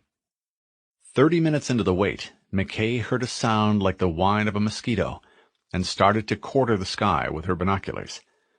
It wasn't long before she spotted a speck coming down spin. Very quickly, the speck grew into a banshee. She keyed her mic. "Red 1 to Squad 3. It's showtime." The officer didn't dare say more, lest any Covenant eavesdroppers grow suspicious. She didn't have to say much more, though. Her Marines knew what to do. As the enemy aircraft came closer, members of the 3rd Squad, some of whom were made up to look as if they were injured, hurried out into the open, shaded their eyes as if watching for an incoming pelican, pantomimed surprise as they spotted the banshee, fired a volley of shots at it, then ran for the safety of the rocks. The pilot sent a series of plasma bolts racing after them, circled the crash site twice, and flew off in the direction from which he had come. McKay watched it go. The hook had been set, the fish was on the line, and it would be her job to reel it in. Half a click away from the phony crash site, another Marine, or what had been a Marine, emerged from a subsurface air shaft and felt the sun hit his horribly ravaged face. Well, not his face, because ever since the infection form had inserted its penetrator into his spine, Private Wallace A. Jenkins had been sharing his physical form with something he thought of as the Other. A strange being that didn't have any thoughts, none that the human could access at any rate, and seemed unaware of the fact that its host still retained some cognitive and possibly motor functions. That awareness was entirely unique to him, insofar as the Leatherneck could tell, because in spite of the fact that some of the bodies in the group had once belonged to his squad mates, repeated attempts to communicate with them had failed. Now, as the untidy collection of infection forms, carrier forms, and combat forms emerged to bounce, waddle, and walk across Halo's surface, Jenkins knew that wherever the column was headed, it was for one purpose: to find and subsume sentient life. He could dimly sense the other's yawning, icy hunger. His goal, however, was considerably different. After it had been converted into a combat form, his body was still capable of handling a weapon. Some of the other forms had them, and that's what Jenkins wanted more than anything. An M6D would be perfect, but an energy weapon could do the job, as would any grenade. Not for use on the Covenant, or the Flood, but on himself, or what had been him. That's why he'd been careful to conceal the full extent of his awareness from the other, so he had a chance of destroying the body in which he had been imprisoned, and escape the horror of each waking moment. The Flood came to a hill, and following one of the carrier forms, soon started to climb. The other, with Jenkins in tow, tagged along behind. McKay knew the trap was going to work when one of the U-shaped dropships appeared, circled the phony crash site, and settled in for a landing. Once free of the ship, the elites, jackals, and grunts would be easy meat for the Marines hidden in the rocks, and the snipers stationed on top of the flat-topped hill. But war is full of surprises, And when the Covenant ship took off again, McKay found herself looking at everything she had expected to see, plus a couple of hunters. The mean-looking bastards would be hard to kill, and could rip the platoon to shreds. The officer swallowed the lump that had suddenly formed in her throat, keyed her mic, and whispered some instructions. "Red 1 to all snipers and rocket jockeys. Put everything you have on the hunters. Do it now. Over." It was hard to say who killed the hunters, given the sudden barrage of bullets and rockets that came their way, but McKay didn't care, so long as the walking tanks were dead, which they definitely were. That was the good news. The bad news was that the dropship returned, hosed the boulders with plasma fire, and forced the Helljumpers to duck or lose their heads. Encouraged by the air support, the Covenant ground troops rushed to enter the jumble of rocks, eager to find some cover and kill the treacherous humans. They were forced to pay a price, however, as the snipers on the hill picked off 5 of the alien soldiers before the dropship moved in to exact its revenge. The Marines were forced to dive deep as the enemy aircraft marched a double line of plasma bolts across the top of the tiny mesa, killing 2 of the snipers and wounding a 3rd. Things soon started to get ugly on the rock-strewn hillside, as both humans and Covenant hunted one another between the huge, weather-smoothed boulders. Energy bolts flew and assault weapons chattered as both sides took part in a deadly game of hide-and-seek. This was not what McKay had envisioned, and she was looking for a way to disengage when a wave of new hostiles entered the fight. A torrent of the bizarre creatures attacked both groups from the other side of the hill. McKay had a glimpse of corpse flesh, twisted and mangled bodies, and swarms of tiny little spheres that bounced, leapt, and climbed over the rocks. The first problem was that while the Covenant forces seemed familiar with the creatures, the Helljumpers weren't, and 3 members of the second squad had already gone down under the combined weight of multiple forms, and 1 member of the third had been slaughtered by a grotesque biped before McKay understood the extent of the danger. Even as the officer fought her way uphill through the maze of boulders, the radio calls continued to boom through her earpiece. "What the hell is that thing? Fire! Fire! Fire! Get it off me!" The radio traffic tripled, and the command freak turned into such a confusion of screams, requests for orders, and pleas for extraction that the Marines might as well have spoken in tongues. McKay cursed. No way. No way were these things going to break them. No way. She rounded a boulder, saw a grunt running downhill with 2 of the spherical creatures clinging to its back. The grunt squealed and spun, and she got her first close look at the creatures. A sustained burst from the assault weapon brought all 3 of them down. As the Marine worked her way farther uphill, she soon discovered that the new enemy took other forms as well. McKay killed a 2-legged form, saw a private put half a clip into a lumpy-looking monster, and watched in disgust as the dying creature spewed even more grotesqueries out into the world. That was the moment when the 3rd form emerged from between a couple of boulders, saw the human, and launched itself into the air. Jenkins had the same view that the others did, spotted the lieutenant, and hoped she was a good shot. This was better than suicide. This was... But it wasn't meant to be. McKay tracked the incoming body, sidestepped, and used the butt of her weapon to clip the side of the creature's head. It landed in a heap, flailed around, and was just about to jump up when the lieutenant pounced on it. "Give me a hand!" she shouted. "I want this one alive!" It took 4 Marines to subdue the creature, get restraints on both its wrists and ankles, and finally bring it under control. Even at that, 1 of the Helljumpers suffered a black eye, another wound up with a broken arm, and a 3rd bled from a ragged bite wound on his arm.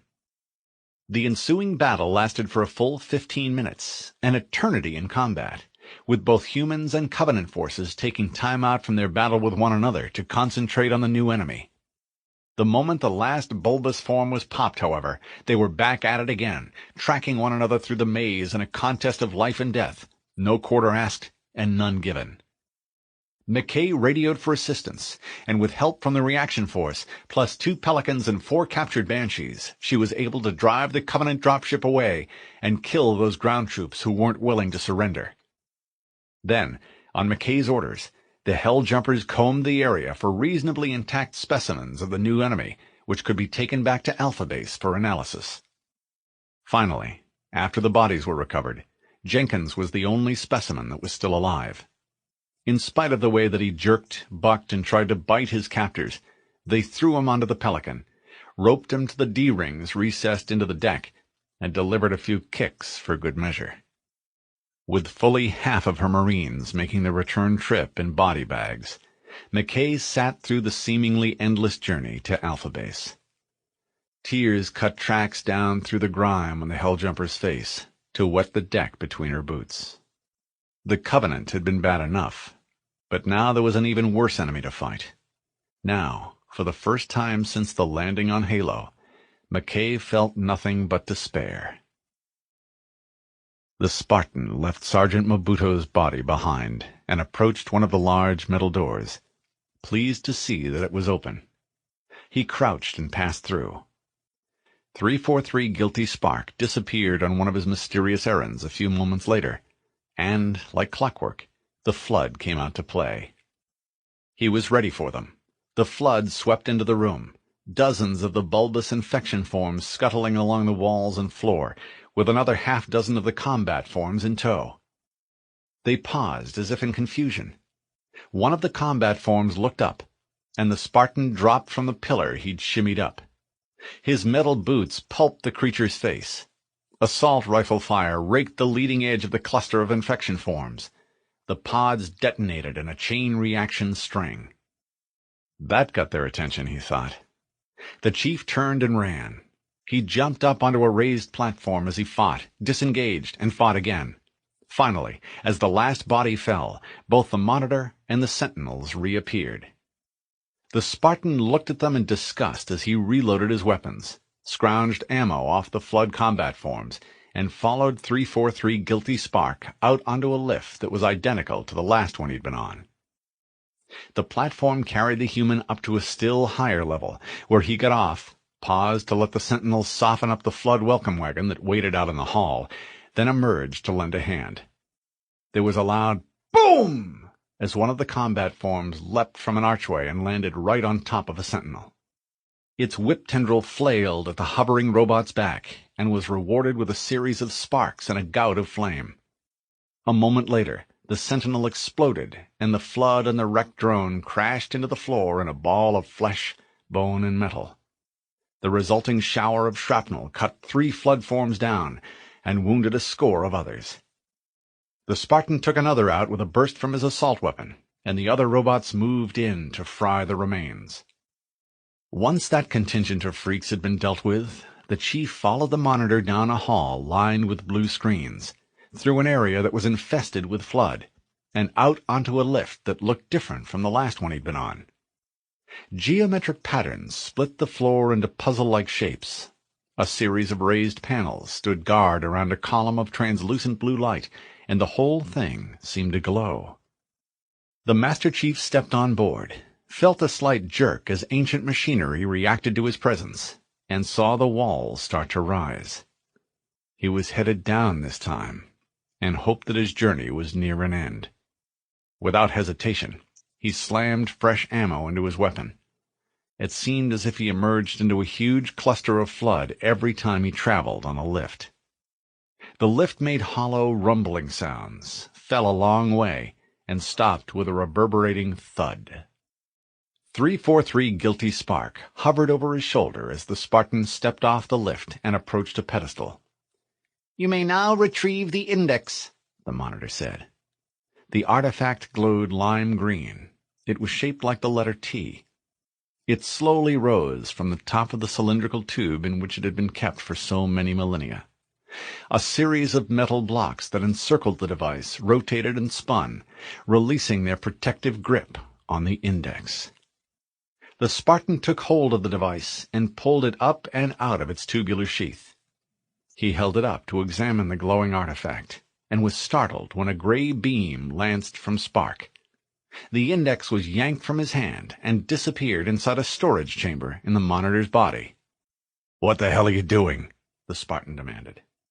"As you know, Reclaimer," Spark said, as if addressing an errant child, "protocol requires that I take possession of the index for transport." 343 Guilty Spark swooped and dived, then floated in place. Your biological form renders you vulnerable to infection.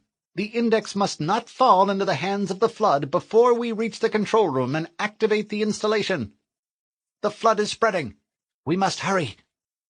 The Master Chief was about to reply when he saw the bands of pulsating light flowing down around his body, knew he was about to be teleported, and again felt lightheaded. It wanted something, Keyes realized. The memories that replayed like an endless library of video clips were being sifted for something.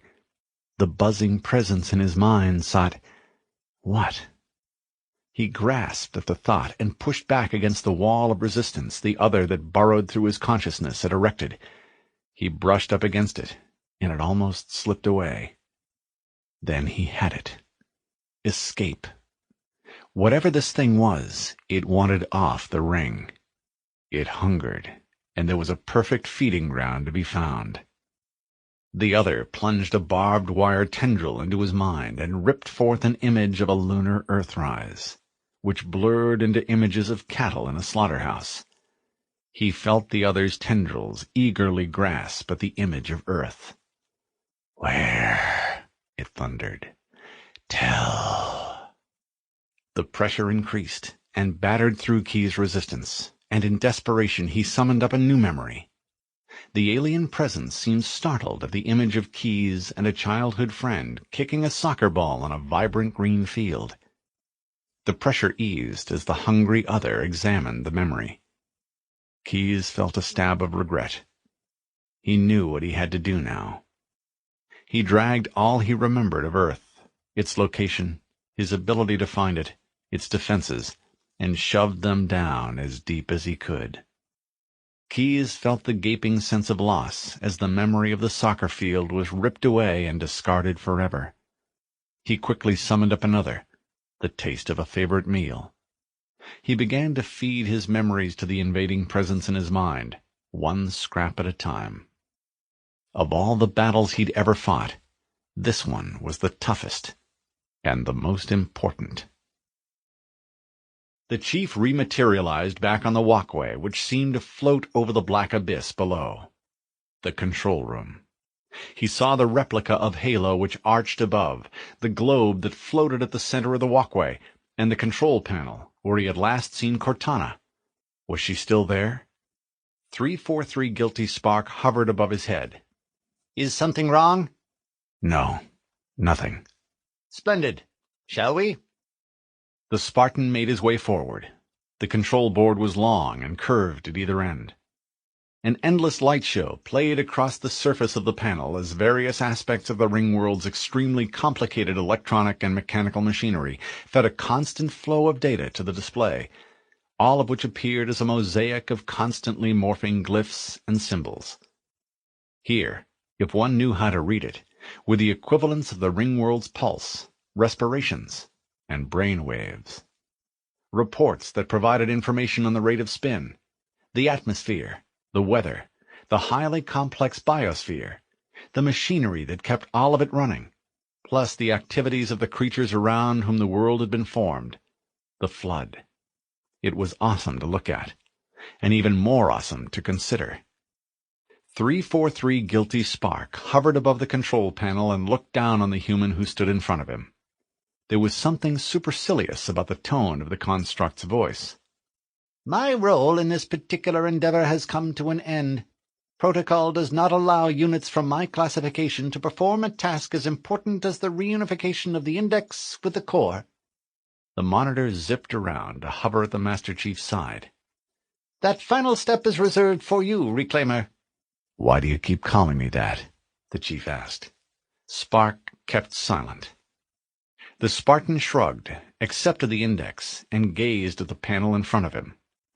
One likely-looking slot pulsed the same glowing green that shone from the index. He slid it home. The T-shaped device fit perfectly. The control panel shivered as if stabbed. The displays flared as if in response to an overload, and an electronic groan was heard. 343 Guilty Spark tilted slightly, as if to look at the control board. That wasn't supposed to happen, Spark chirped. There was a sudden shimmer of light as Cortana's holographic figure appeared and continued to grow until she towered over the control panel. Her eyes were bright pink. Data scrolled across her body, and the chief knew she was pissed. "Oh, really?" she said. She gestured, and the monitor fell out of the air and hit the deck with a clank. The Spartan looked up at her. "Cortana." The AI stood with hands on hips. "I spent hours cooped in here watching you toady about, helping that thing get set to slit our throats."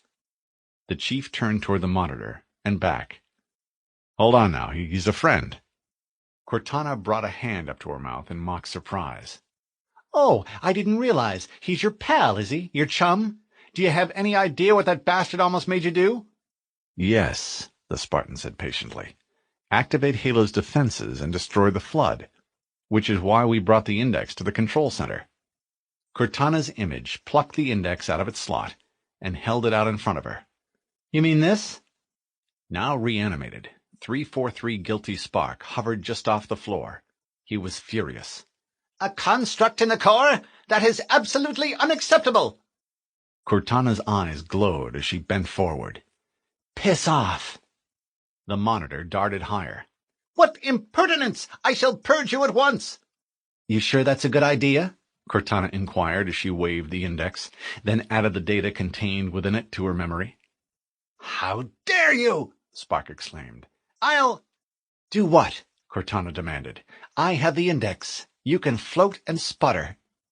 The Master Chief held both hands up. One held the assault rifle. "Enough! The flood is spreading. If we activate Halo's defenses, we can wipe them out." Cortana looked down on the human with an expression of pity. "You have no idea how this ring works, do you? Why the Forerunners built it?" She leaned forward, her face grim. "Halo doesn't kill Flood. It kills their food. Human, Covenant, whatever. You're all equally edible. The only way to stop the Flood is to starve them to death. And that's exactly what Halo is designed to do. Wipe the galaxy clean of all sentient life. You don't believe me?" the AI finished. "Ask him." And she pointed to 343 Guilty Spark. The ramifications of what Cortana said hit home, and he gripped his MA-5B tightly. He rounded on the monitor. "Is it true?" Spark bobbed slightly. "Of course," the construct said directly.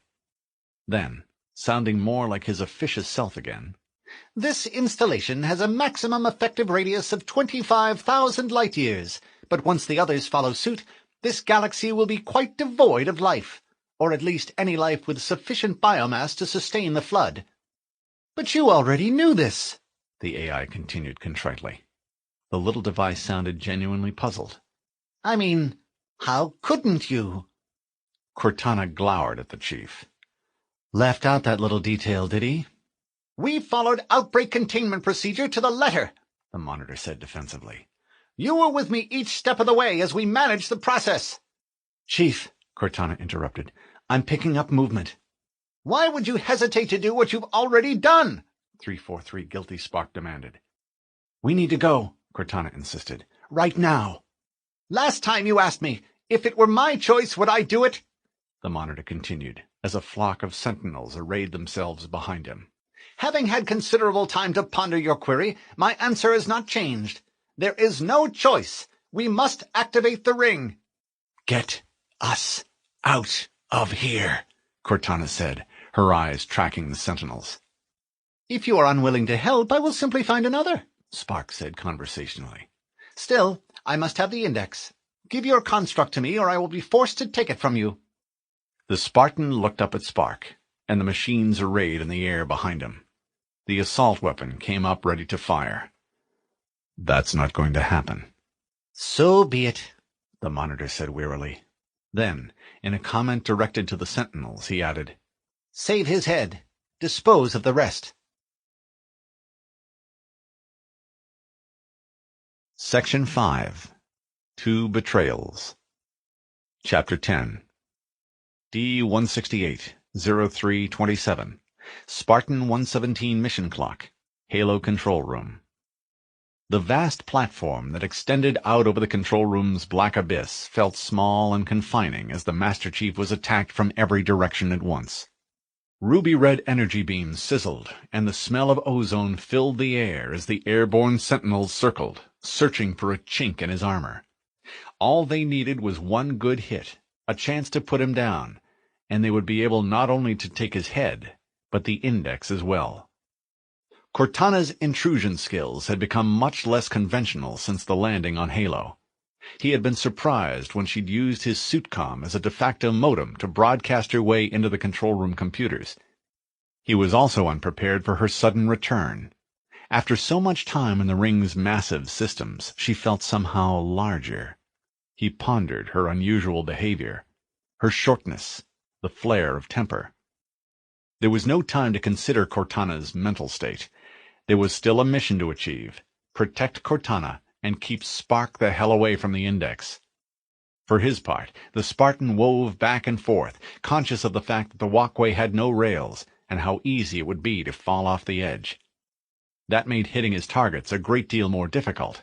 Still, he had seen the Flood bring sentinels down, and he figured that if the combat forms could do it, so could he. He decided to tackle the lowest machines first. He was careful to get a good lead on each target. The assault rifle stuttered, and the nearest target exploded. He switched to the shotgun and fired methodically. He pumped a new round into the chamber and fired again. Thanks to the broad pattern provided by each shell, the pump gun soon proved itself to be an extremely effective weapon against the sentinels. One of the machines exploded, another hit the deck with a loud clang, and a third trailed smoke as it spiraled into the darkness below. The battle became somewhat easier after that, as there was less and less incoming fire, and he was able to knock 3 more robots out of the air in quick succession. He started to move, reloading as he went. One especially persistent machine took advantage of the interlude to score 3 hits on his back, which triggered the audible alarm and pushed his shield to the very edge. With only 4 shells in his weapon, the Chief turned, blew the robot out of the air, and spun to nail another. Then, weapon raised, he turned in a circle, searching for more targets. There weren't any. "So," he said as he lowered the shotgun and pushed more shells into the receiver. "Don't tell me. Let me guess. You have a plan." "Yes," Cortana replied unabashedly. "I do. We can't let the Monitor activate Halo. We have to stop him. We have to destroy Halo." The Spartan nodded and flexed his stiff shoulders. "And how do we do that?" "According to my analysis of the available data, I believe the best course of action is somewhat risky." Naturally, the Chief thought. "An explosion of sufficient size," Cortana explained, "will help destabilize the ring, and will cut through a number of primary systems. We need to trigger a detonation on a large scale, however. A starship's fusion reactors going critical would do the job. I'm going to find out where the Pillar of Autumn went down. If the ship's fusion reactors are still relatively intact, we can use them to destroy Halo." "Is that all?" the Spartan inquired dryly. "Sounds like a walk in the park. By the way, it's nice to have you back." "It's nice to be back," Cortana said, and he knew she meant it. Although there were any number of natural biosentients that she thought of as friends, the bond the AI shared with the Spartan was unique. So long as they shared the same armor, they would share the same fate. If he died, then she died. Relationships don't get any more interdependent than that. Something that struck Cortana as both wonderful and frightening. His boots made a hollow sound as he approached the gigantic blast doors and hit the switch. They parted to reveal a battle in progress between a group of Sentinels and Covenant ground troops. Red lasers split the air into jagged shapes as robots burned a jackal down. The contest was far from one-sided, however, as one of the machines exploded and showered the Covenant with bits of hot metal. The room was a long rectangular affair with a strangely corrugated floor.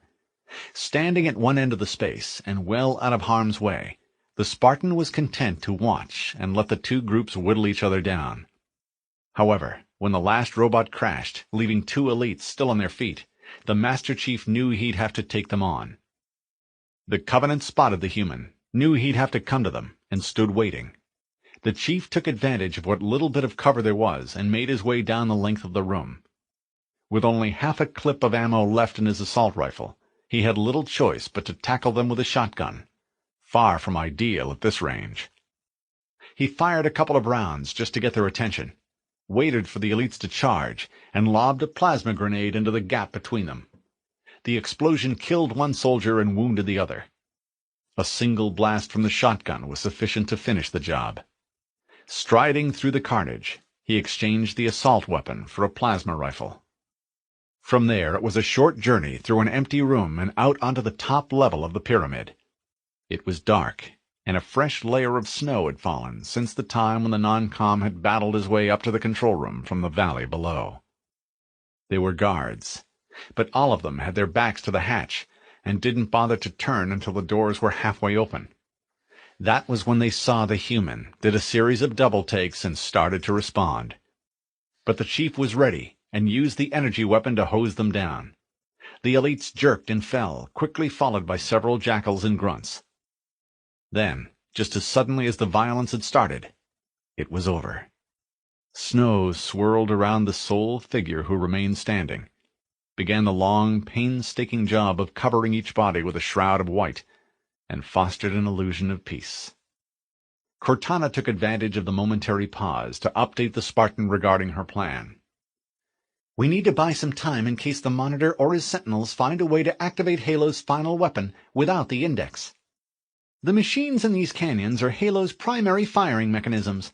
They consist of 3 phase pulse generators that amplify Halo's signal and allow it to fire deep into space. If we damage or destroy the generators, the Monitor will need to repair them before Halo can be used. That should buy us some time. I'm marking the location of the nearest pulse generator with a nav point. We need to move and neutralize the device." "Roger that," the chief said, as he made his way down the first ramp to the platform below. Once again the element of surprise worked in his favor. He killed 2 elites, caught a couple of jackals as they tried to run, and nailed a grunt as it appeared from below. The wind whistled around the side of the pyramid. The Spartan left a trail of large boot prints as he made his way down to the point where the ramp met the next level walkway, crossed to the other side of the structure, and ran into a pair of elites as they hit the top of the up-ramp and rounded the corner. There wasn't enough time to do anything but fire and keep on firing in an attempt to overwhelm the Covenant armor. It wouldn't have worked had the aliens been farther away, but the fact that the plasma pulses were pounding them in close made all the difference. The first elite made a horrible gurgling sound as he fell, and the second got a shot off, but lost half of his face. He brought his hands up to the hole, made a gruesome discovery, and was just about to scream when an energy bolt took his life. Then, as the Spartan prepared to descend into the valley below, Cortana said, "Wait, we should commandeer one of those banshees. We'll need it to reach the pulse generator in time." Like many of the AI's suggestions, this was easier said than done, but the chief was in favor of speed, and he filed the possibility away. Now, as he came down off the pyramid, he saw lots of Covenant, but no Flood, and felt a strange sense of relief. The Covenant were tough, but he understood them, and that lessened his apprehension. The alien plasma rifle lacked the precision offered by an M60 pistol or a sniper's rifle, but the chief did the best he could to pick off some of the Covenant below. Still, he had only nailed 3 of the aliens when his efforts attracted the attention of a Wraith tank, along with more troops. There was nothing he could do except retreat back uphill. The Wraith, which continued to hurl plasma bombs upslope, actually helped by preventing other Covenant forces from charging after him. That advantage wouldn't last long, though, which meant that he had to find some additional firepower, and find it fast. Even though there was no sign of the Flood at the moment, some of their half-frozen bodies lay scattered about, suggesting that there had been a significant battle within the last couple of hours. He knew the Flood carried weapons acquired from dead victims, so the chief ran from corpse to corpse, looking for what he required. For a while it seemed hopeless as he uncovered a series of M60s, energy pistols, combat knives, and other gear, anything and everything, except what he needed most. Then, just when he had nearly given up hope, he saw a few inches of olive-drab tubing protruding from under a dead combat form. He rolled the X-Elite over and felt a rising sense of excitement. Was the launcher loaded? If so, he was in luck. A quick check revealed that the weapon was loaded, and as if to prove that luck comes in threes, the Spartan found 2 reloads only a few meters away. Armed with a launcher, he was ready to go to work. The Wraith represented the most significant threat, so he decided to deal with that first. It took time to make his way back across the face of the pyramid to a point where he could get a clear shot, but he did. The monster was dangerously close as he put a pair of rockets into the mortar tank and watched it explode. He ejected the spent rocket tubes, slammed a reload home, and shifted his aim. 2 more rockets lanced ahead and detonated in clusters of Covenant soldiers. He fell back and slung the rocket launcher. He had a limited supply of rockets, and once they were gone, he had no choice but to go down onto the valley floor and finish the job the hard way. He crept up on the pair of elites who stood guard near a banshee. They went down from deadly, spine-cracking blows, and he stepped past their fallen corpses.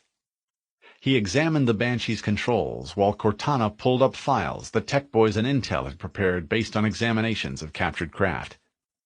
He boarded the single-seat aircraft and activated its power plant.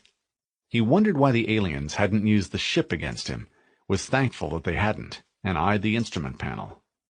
The Master Chief had never flown one of the attack ships before, but was qualified to fly most of the UNSC's atmospheric and space-going ships, so between his own experience and the tech files Cortana provided, he found the controls relatively easy to understand. The takeoff was a bit wobbly, but it wasn't long before the flight began to smooth out, and the Banshee started to climb. It was dark, and snow continued to fall, which meant that visibility was poor. He kept a close eye on both the nav point Cortana had projected onto his HUD and the instrument panel. The design was different, but an alien turn-and-bank indicator still looked like what it was, and helped the human maintain his orientation.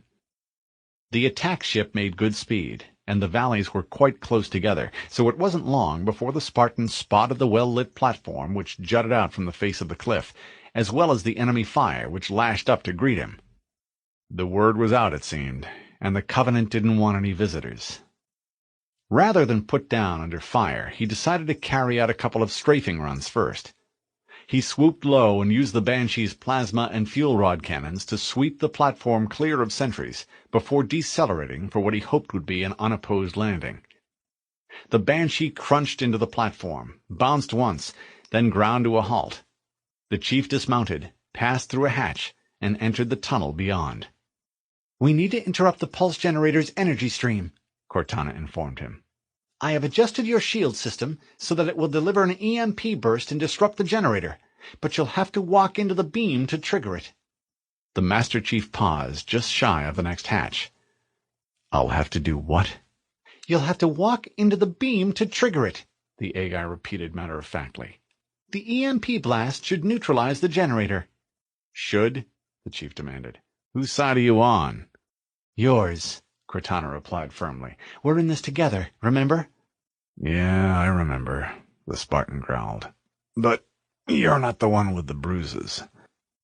The AI chose to remain silent as the Chief passed through a hatch, paused to see if anyone would attempt to cancel his ticket, and followed the nav indicator to the chamber located at the center of the room. Once he was there, the pulse generator was impossible to miss. It was so intensely white that his visor automatically darkened in order to protect his eyes. Not only that, but the Chief could feel the air crackle around him as he approached the delta-shaped guide structures and prepared to step in between them. "I have to walk into that thing?" the Chief inquired doubtfully. "Isn't there some easier way to commit suicide?" "You'll be fine," Cortana replied soothingly. "I'm almost sure of it." The Spartan took note of the almost, clenched his teeth, and pushed himself into the blindingly intense light. The response was nearly instantaneous.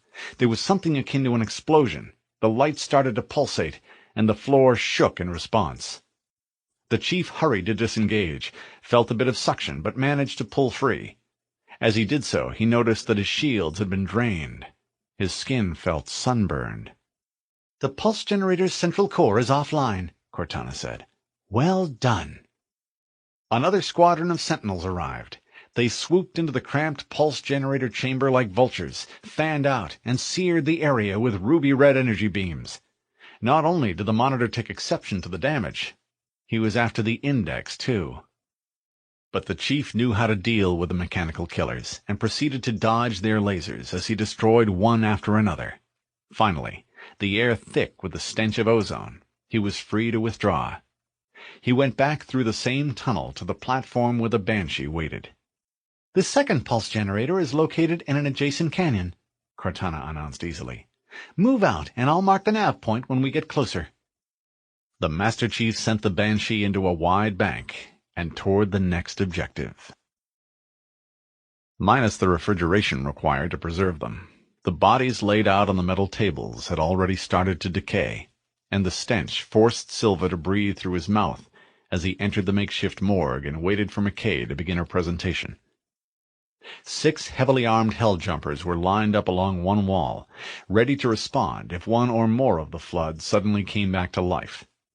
It seemed unlikely, given the level of damage each corpse had sustained, but the creatures had proven themselves to be extremely resilient and had an alarming tendency to reanimate. McKay, who was still trying to deal with the fact that more than 15 Marines under her command had lost their lives in a single battle, looked pale. Silva understood, even sympathized, but couldn't allow that to show. There was simply no time for grief, self-doubt, or guilt. The company commander would have to do what he did, which was to suck it up and keep on going. He nodded coolly. "Lieutenant?" McKay swallowed in an attempt to counter the nausea she felt. "Sir." "Yes, sir." "Obviously, there's still a great deal we don't know, but based on our observations during the fight and information obtained from Covenant POWs, here's the best intelligence we have. It seems that the Covenant came here searching for holy relics. We think that means useful technology, and ran into a life form they refer to as the Flood." She gestured at the fallen creatures on the slab. "Those are Flood." "Charming," Silva muttered. "As best we can figure out," McKay said, "the Flood is a parasitic life form which attacks sentient beings, erases their minds, and takes control of their bodies. Wellesley believes that Halo is constructed to house them, to keep them under control, but we have no direct evidence to support that. Perhaps Cortana or the Chief can confirm our findings when we're able to make contact with them again. The Flood manifests in various forms, starting with these things," McKay said, using her combat knife to prod a flaccid infection form. "As you can see, it has tentacles in place of legs, plus a couple of extremely sharp penetrators, which they use to invade the victim's central nervous system and take control of it. Eventually, they work their way inside the host body and take up residence there." Silva tried to imagine what that might feel like, and felt a shiver run down his spine. Outwardly, he was unchanged. "Please continue," McKay said. "Yes, sir," and moved to the next table. "This is what the Covenant call a combat form. As you can see from what remains of its face, this one was human. We think she was a Navy weapons tech, based on the tattoos still visible on her skin. If you peek through the hole in her chest, you can see the remains of the infection form that deflated itself enough to fit in around her heart and lungs."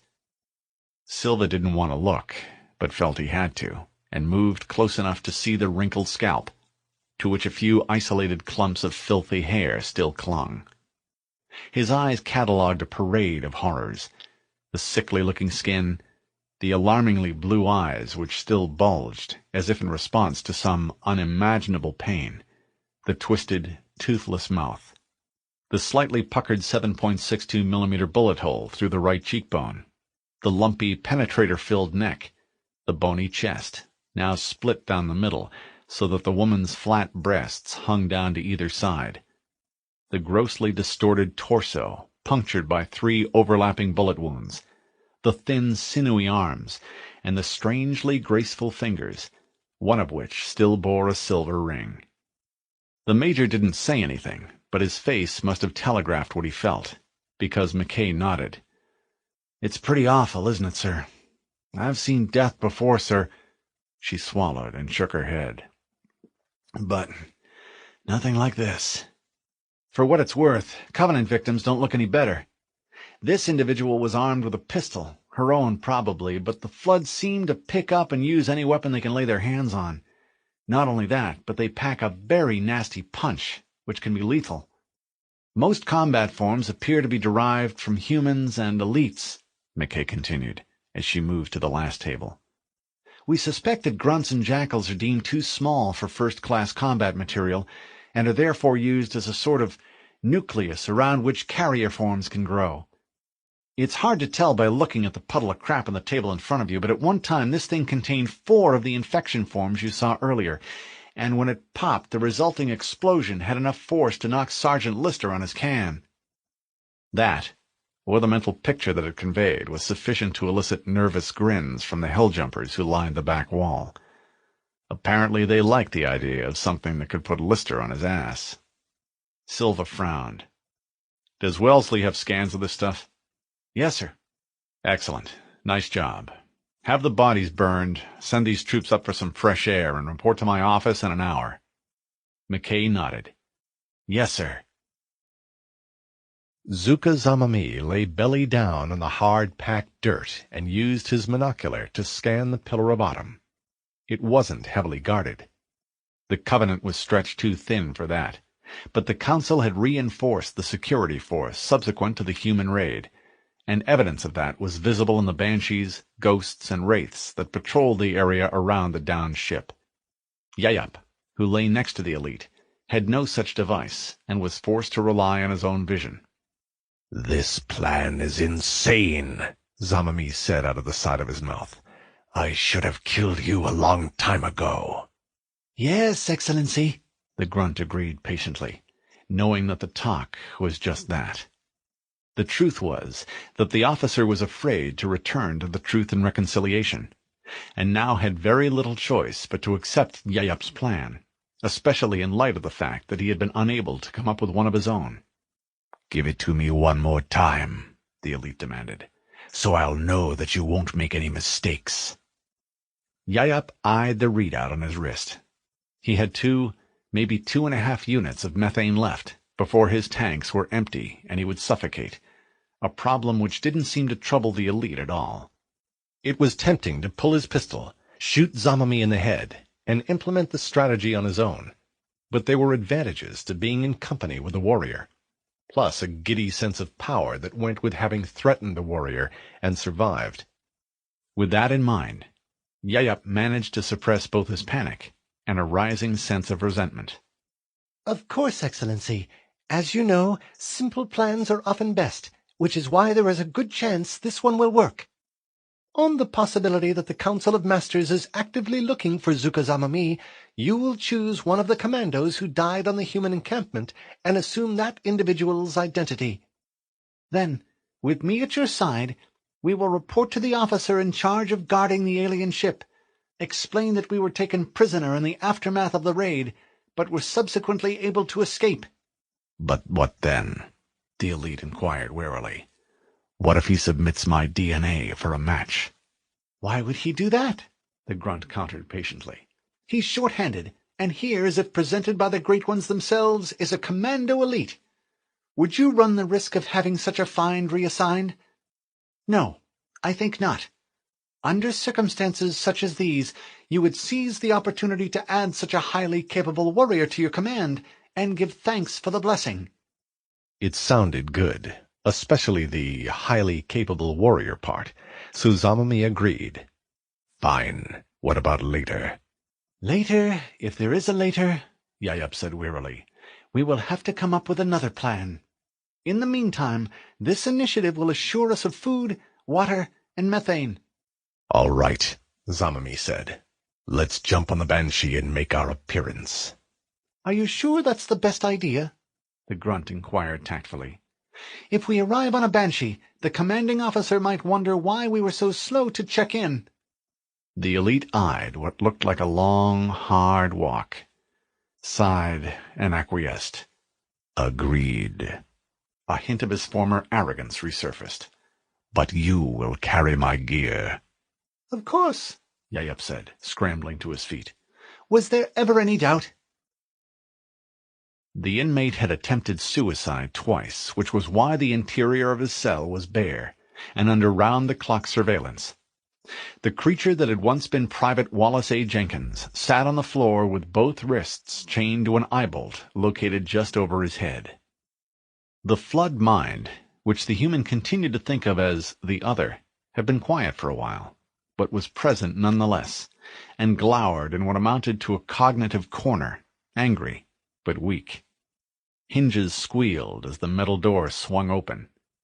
Jenkins turned to look and saw a male non-com enter the room, followed by a female officer. The private felt an almost overwhelming sense of shame, and did what he could to turn away. Earlier, before the guard secured his wrists to the wall, Jenkins had used pantomime to request a mirror.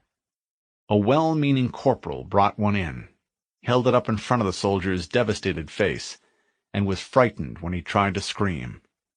The initial suicide attempt followed 30 minutes later. McKay took a look at the prisoner's dry, parched lips and guessed that he might be thirsty. She called for some water, accepted a canteen, and started across the cell. "With respect, ma'am, I don't think you should do that," the sergeant said cautiously. "These suckers are incredibly violent." "Jenkins is a private in the UNSC Marine Corps," McKay replied sternly, "and will be referred to as such, and your concern has been noted." Then, like a teacher dealing with a recalcitrant child, she held the canteen out where Jenkins could see it. "Look," she said, sloshing the water back and forth. "Behave yourself and I'll give you a drink." Jenkins tried to warn her, tried to say, "No," but heard himself gabble instead. Thus encouraged, McKay unscrewed the canteen's lid, took 3 steps forward, and was just about to lean over when the combat form attacked. Jenkins felt his left arm break as the chain brought it up short, and fought to counter the other's attempt to grab the officer in a scissor lock. McKay stepped back just in time to evade the flailing legs. There was a clacking sound as the guard pumped a shell into the shotgun's receiver and prepared to fire. McKay shouted, "No!" and held up her hand. The non-com obeyed, but kept his weapon aimed at the combat form's head. "Okay," McKay said, looking into the creature's eyes. "Have it your way. But like it or not, we're going to have a talk." Silva had entered the cell by then, and stood behind the lieutenant. The sergeant saw the major nod, and backed into a corner with his weapon still held at the ready. "My name is Silva," the major began, "and you already know Lieutenant McKay here. First, let me say both of us are extremely sorry about what happened to you. We understand how you feel, and will make sure that you receive the best medical care that the UNSC has to offer. But first we have to fight our way off this ring. I think I know how we can do that, but it will take some time. We need to hold this butte until we're ready to make our move. That's where you come in. You know where we are now, and you know how the flood move around. If you had my job, and you had to defend this base against the flood, where would you focus your efforts?" The other used his right hand to grab his left, jerked hard, and exposed a shard of broken bone. Then, as if hoping to use that as a knife, the combat form lunged forward. The chains brought the creature up short. Jenkins felt indescribable pain, began to lose consciousness, but fought his way back. Silva looked at McKay and shrugged. "Well, it was worth a try, but it looks like he's too far gone." Jenkins half expected the other to lunge forward again, but having shared in the human's pain, the alien consciousness chose that moment to retreat. The human surged into the gap, made hooting sounds, and used his good hand to point at Silva's right boot. The officer looked down at his boot, frowned, and was about to say something when McKay touched his arm. "He isn't pointing at your boot, sir. He's pointing down, at the area under the butte." Silva felt something cold trickle into his veins. "Is that right, son? The flood could be directly below us?" Jenkins nodded emphatically, rolled his eyes, and made inarticulate gagging sounds. The major nodded and came to his feet. "Thank you, Private. We'll check the basement and be back to speak with you some more." Jenkins didn't want to talk. He wanted to die, but nobody cared. The guards left, The door clanged shut, and the Marine was left with nothing but a broken arm and the alien inside his head. Somehow, without actually dying, he had been sentenced to hell. As if to confirm that conclusion, the other surged to the fore, yanked at the chains, and beat its feet on the floor. Food had been present. Food had left, and it remained hungry. The Master Chief spotted the next waypoint, put the hijacked Banshee down on a platform, and entered the complex via an unguarded hatch.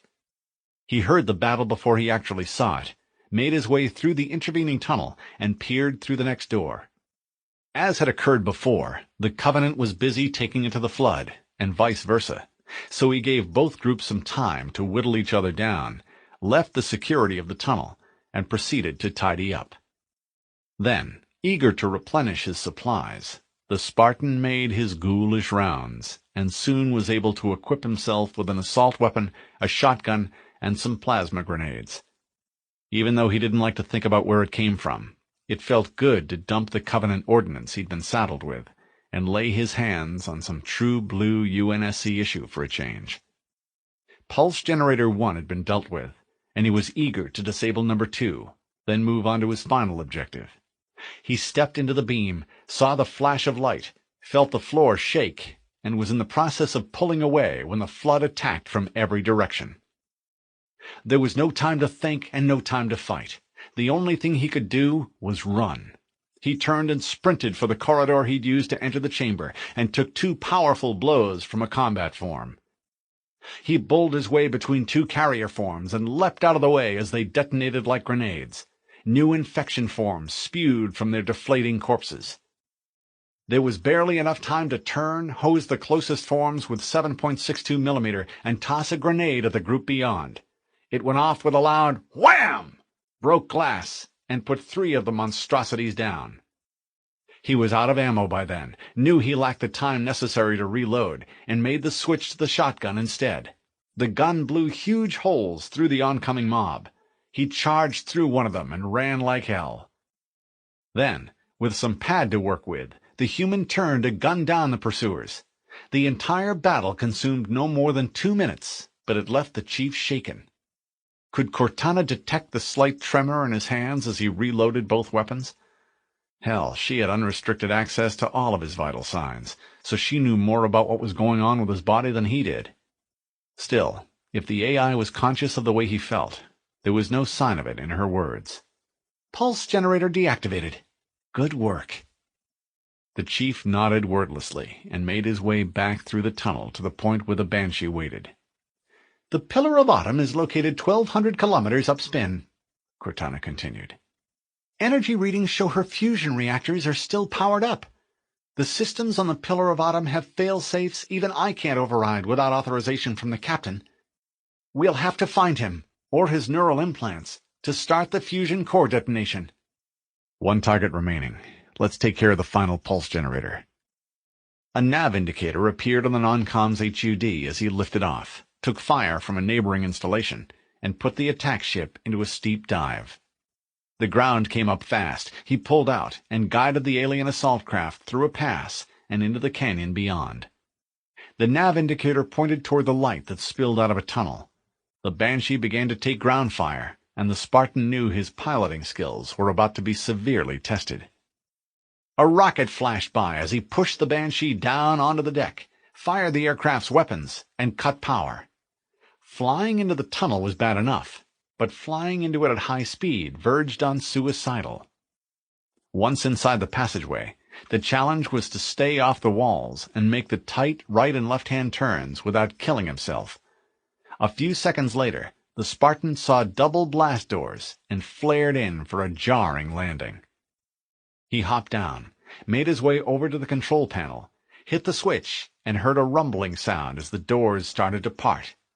Then there was a bang as something exploded and the enormous panels came to a sudden stop. The resulting gap was too small for the Banshee, but sufficient for 2 carrier forms to scuttle through. The beasts scrambled toward him on short, stubby legs. The humpbacked bladders that formed their upper torsos pulsed and wriggled as the infection forms within struggled for release. The chief blew both monsters away with twin shotgun blasts and mopped up the rest of the infection forms with another shot. He paused and reloaded. There were bound to be more of the creatures on the far side of the doors. Resigned to a fight, he stepped through the crack and paused. There was no sound beyond the gentle roar of machinery, the drip, drip, drip of water off to his right, and the rasp of his own breathing. The threat indicator was clear, and there were no enemies in sight. But that didn't mean much, not where the flood were concerned. They had a habit of coming out of nowhere. The cave, if that was the proper word for the huge cavern-like space, featured plenty of places to hide.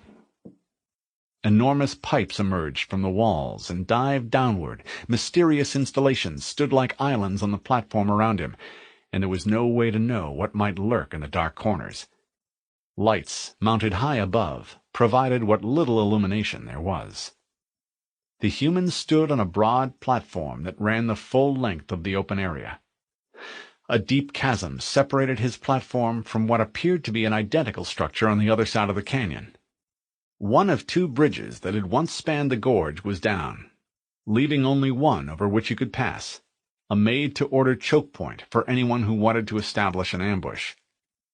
There wasn't a hell of a lot of choice, so he marched down to the point where the remaining span was anchored and started across.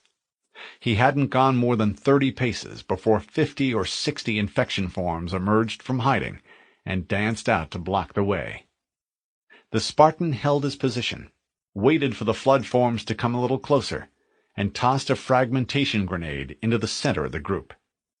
The cavern ate some of the sound, but the explosive device still managed to produce a bang, and the resulting shrapnel laid waste to all but a handful of the creatures.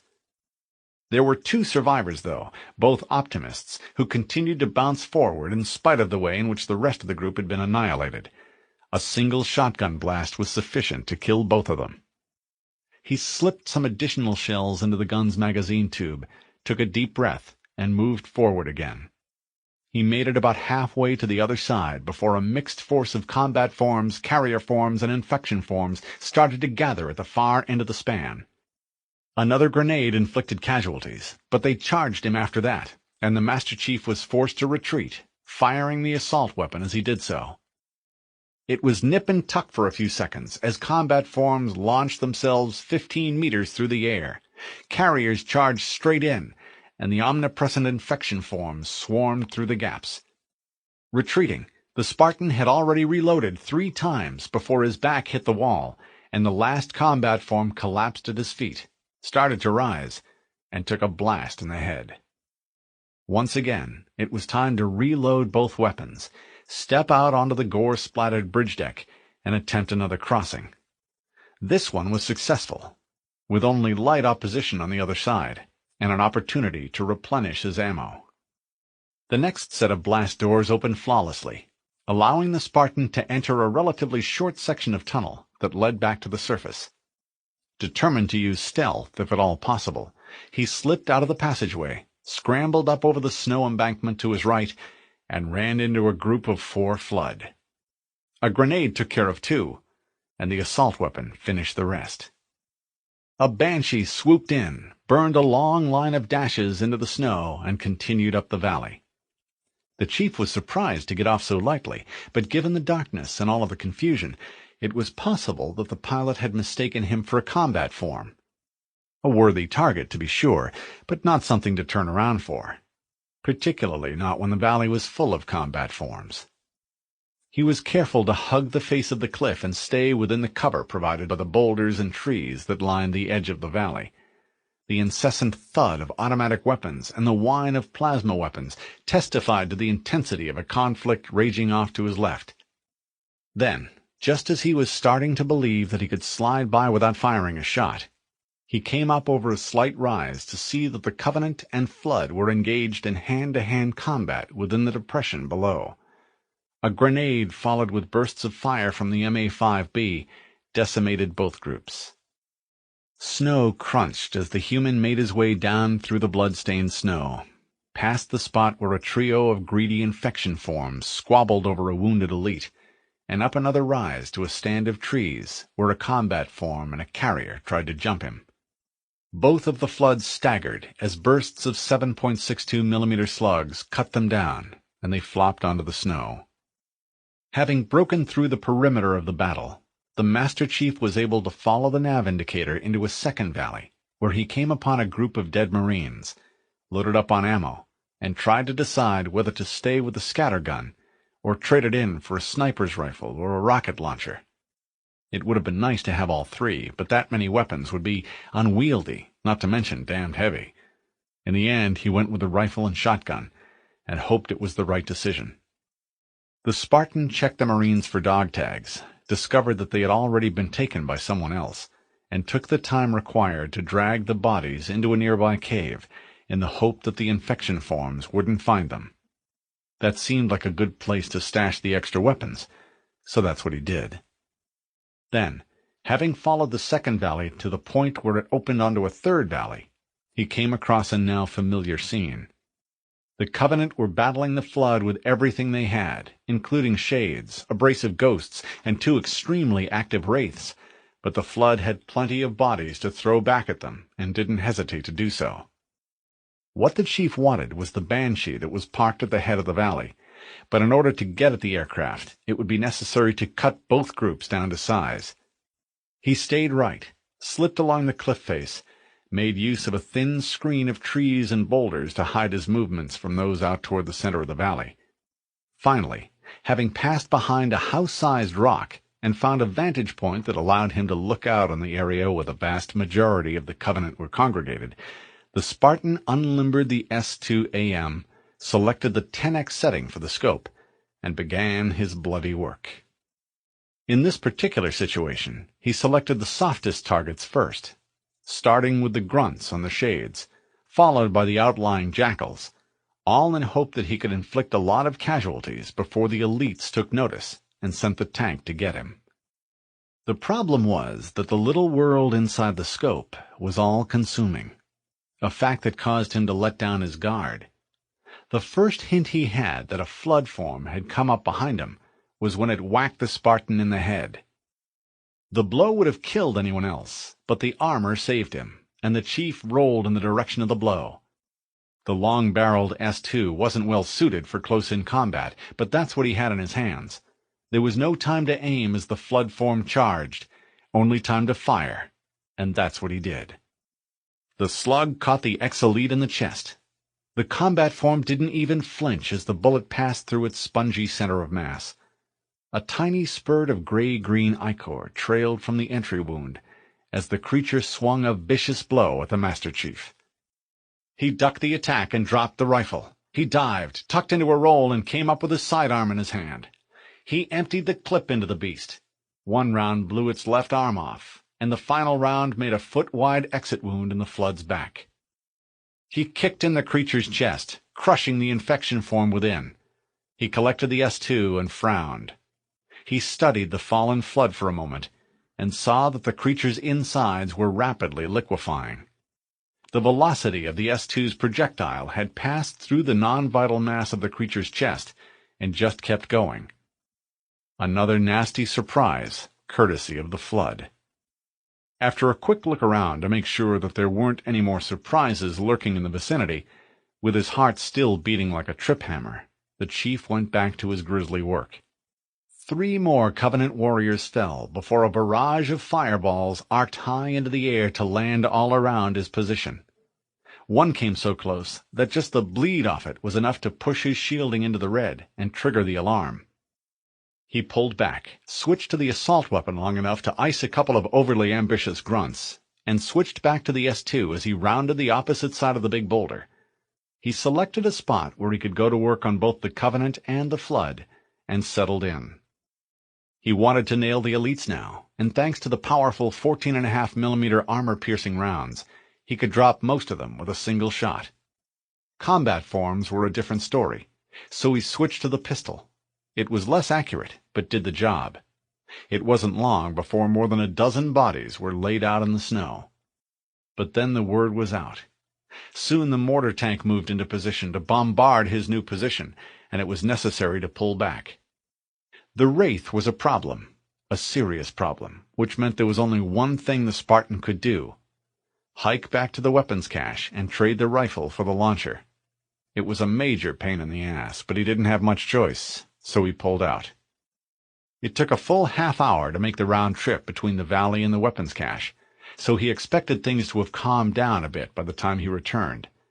That wasn't the case, however, which suggested that the flood had thrown even more forms into the battle. The chief followed his own footprints back to the hiding place next to the big boulder, put the launcher on his shoulder, and hit the zoom. The Wraith, which was busy hurling bombs down valley, seemed to leap forward. As if somehow aware of his presence, the tank spun on its axis and launched a bomb toward the rock. The Spartan forced himself to ignore the artificial comet, locked onto the target, and triggered the rocket. There was an impact and a loud crump, followed by smoke, but the Wraith continued to fire nonetheless. Now, with fireballs exploding all around him, the Master Chief had to take a deep breath, hold the tank at the center of his sight, and pull the trigger again. The tube jerked, the second missile ran straight and true, and hit with a loud crack. The Wraith opened like a red flower, burped pitch-black smoke, and nosed into a snowbank. "Nice shot," Cortana said admiringly. "But watch the ghost." It was good advice, because although the attack vehicle had held back up to that point, it came skittering into sight, opened up with its plasma weapons, and threatened to accomplish what the rest of the Covenant soldiers hadn't. But the chief had reloaded by then. The rocket tube was the right weapon for the job, and a single missile was sufficient to send the attack vehicle flipping end for end, to finally wind up with its belly in the air and flames licking at the engine compartment. With that problem out of the way, the chief came to his feet, slapped a fresh load into the launcher, and made a beeline for the Banshee. He was halfway across, with nowhere to hide, when a pair of hunters emerged from a jumble of boulders. Now, grateful that he still had some rockets, he had no choice but to stop, drop to one knee, and take them on. The first shot was dead on, hit the alien in the chest, and blew the bastard apart. Another rocket flew over the second hunter's right shoulder and cut a tree in half. The big alien started to lumber across open ground, picking up speed and charging its arm-mounted cannon. It was a waste of ammo to pepper the front end of a hunter with 7.62mm rounds, and slow though he was, the alien could still bring him down with a blast from his arm-mounted fuel rod cannon. So he put his sight onto a target so big he didn't need to zoom, and let fly. The hunter saw the missile coming, tried to deflect it with his shield, and failed. Seconds later, pieces of warm meat showered the area, melted holes in the snow, and continued to steam. The chief ran past without a second look, jumped onto the Banshee, and strafed the rest of the Covenant forces on his way down the valley. Judging from the way the nav indicator was oriented, the Spartan needed altitude, a lot of it, so he put the alien attack ship into a steep climb. Finally, when the red delta flipped over and started to point down, he knew he was high enough. He did a nose-over and caught his first glimpse of the waypoint below. The surrounding area was dark, and snow continued to fall, but the platform was nicely lit. He lowered the Banshee onto the pad and had just bailed out of the pilot's seat when the Sentinels attacked. "This is the last one," Cortana said. "The Monitor will do anything to stop us." The chief blew 3 of the pesky machines out of the air, backed through the hatch, and let the door close on the rest. "We're close," the AI commented. "The generator is up ahead." The chief nodded, stepped out into a room, and felt a laser burn across the front of his armor. It seemed that the Monitor had posted sentinels inside the complex as well. Not only that, but these machines had benefit of intermittent force fields, which were resistant to automatic weapons fire. Still, he had a couple of 102mm surprises in store for the electromechanical enforcers, which he fired into the center of the hovering pack. 3 sentinels were blown out of the air. A 4th did loops as it tried to rid itself of a plasma grenade, failed, and took another machine with it. The 5th and 6th succumbed to a hail of bullets as their shields recharged, while the 7th slammed into a wall, crashed to the floor, and was busy trying to lift off again when the chief stomped it to death. The way was clear at that point, and the Spartan was quick to take advantage of it. A few quick strides were sufficient to carry him into the central chamber, where he was free to approach the final pulse generator. "Final target neutralized," Cortana said as the non-com stepped back a few moments later. "Let's get out of here." "Let's find a ride and get to the captain," the chief agreed, as he prepared to leave. "No, that'll take too long." "Do you have a better idea?" "There's a teleportation grid that runs around Halo. That's how the monitor moves about so quickly," the AI explained. "I learned how to tap into the grid when I was in the control center." "So," the chief asked, somewhat annoyed, "why didn't you just teleport us to the pulse generators?" "I can't. Unfortunately, each jump requires a rather consequential expenditure of energy, and I don't have access to Halo's power systems to reroute the energy we need." She paused, then reluctantly continued. "There may be another way, however." The Spartan frowned and shook his head. "Something tells me I'm not going to like this." "I'm pretty sure I can pull the energy we need from your suit without permanently damaging your shield system or the armor's power cells," Cortana continued. "Needless to say, I think we should only try this once." "Agreed. Tap into the Covenant network and see if you can find him. If we've only got one shot at this, we should make it a good one." There was a pause as Cortana worked her magic with the intrusion and scan software. A moment later she exclaimed, "I've got a good lock on Captain Key's CNI transponder signal. He's alive, and the implants are intact. There's some interference from the cruiser's damaged reactor. I'll bring us in as close as I can." "Do it," the Master Chief growled. "Let's get this over with." No sooner had the Spartan spoken than bands of golden light started to ripple down over his armor. The now familiar feeling of nausea returned, and the Master Chief seemed to vanish through the floor. Once he was gone, only a few motes of amber light remained to mark his passing. Then, after a few seconds, they too disappeared. Chapter 11. D-173, 134-16, Spartan 117 mission clock, on board the Truth and Reconciliation. He wasn't here, wasn't there, wasn't anywhere insofar as the chief could tell from within the strange Never-Never Land of Halo's teleportation net. He couldn't see or hear anything, save a sense of dizzying velocity. The Spartan felt his body stitched back together one molecule at a time. He saw snatches of what looked like the interior of a Covenant ship, as bands of golden light strobed up and disappeared over his head. Something was wrong, and he was just starting to figure out what it was. The inside of the ship seemed to be upside down, when he flipped head over heels and crashed to the deck. He'd materialized with his feet planted firmly on the corridor's ceiling. "Oh," Cortana exclaimed. "I see the coordinate data needs to be—" The chief came to his feet, slapped the general area where his implants were, and shook his head. The AI sounded contrite. "Right. Sorry." "Never mind that," the Spartan said. "Give me a sit rep." She patched back into the Covenant computing systems, a much easier task now that they were aboard one of the enemy's warships. "The Covenant network is absolute chaos," she replied. "From what I've been able to piece together, the leadership ordered all ships to abandon Halo when they found the Flood, but they were too late. The Flood overwhelmed this cruiser and captured it." "I assume," he said, "that's bad." "The Covenant think so. They're terrified that the Flood will repair the ship and use it to escape from Halo. They sent a strike team to neutralize the Flood and prepare the ship for immediate departure." The chief peered down the corridor. The bulkheads were violet. Or was that lavender? Strange patterns marbled the material like the oily sheen of a beetle's carapace. Whatever it was, he didn't care for it, especially on a military vessel. But who knew? Maybe the Covenant thought olive drab was for wimps. He started forward, but quickly came up short, as a voice that verged on a groan came in over his implants. "Chief, don't be a fool. Leave me." It was Key's voice. Keyes, Jacob, Captain, service number 019er2819er12 Juliet Kilo.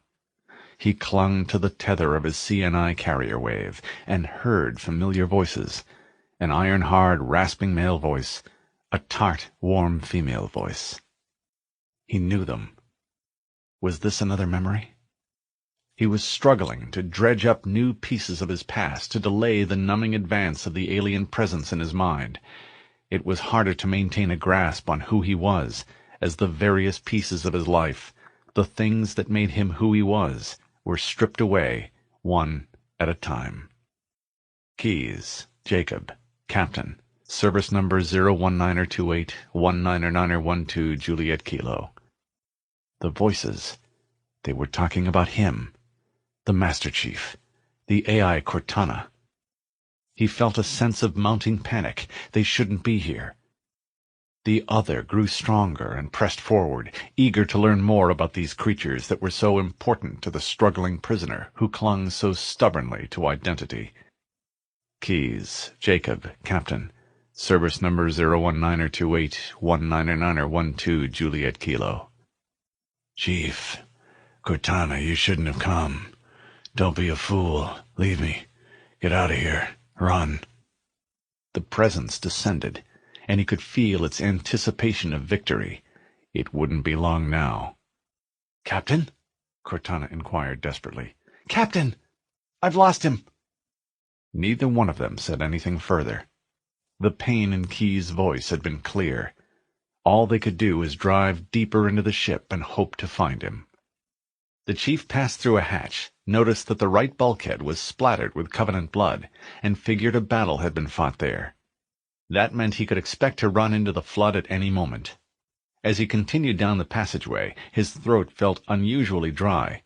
His heart beat a little faster, and his stomach muscles were tight. His suspicions were soon confirmed as he heard the sounds of battle, took a right, and saw that a firefight was underway at the far end of the corridor. He let the combatants go at it for a bit, before moving in to cut the survivors down. From there he took a left, followed by a right, and came to a hatch. It opened to reveal a black hole with jagged edges. Farther back, beyond the drop-off, another firefight was underway. "Analyzing data," Cortana said. "This hole was caused by some sort of explosion. All I detect down there are pools of coolant. We should continue our search somewhere else." The AI's advice made sense, so the Spartan turned to retrace his steps. Then, as he took the first left, all hell broke loose. Cortana said, "Warning! Threat level increasing!" And then, as if to prove her point, a mob of flood came straight at him. He fired, retreated, and fired again. Carrier forms exploded in a welter of shattered flesh, severed tentacles, and green slime. Combat forms rushed forward as if eager to die, danced under the impact of the 7.62 millimeter rounds, and flew apart. Infection forms skittered across the decks, leapt into the air, and shattered into flaps of flying flesh.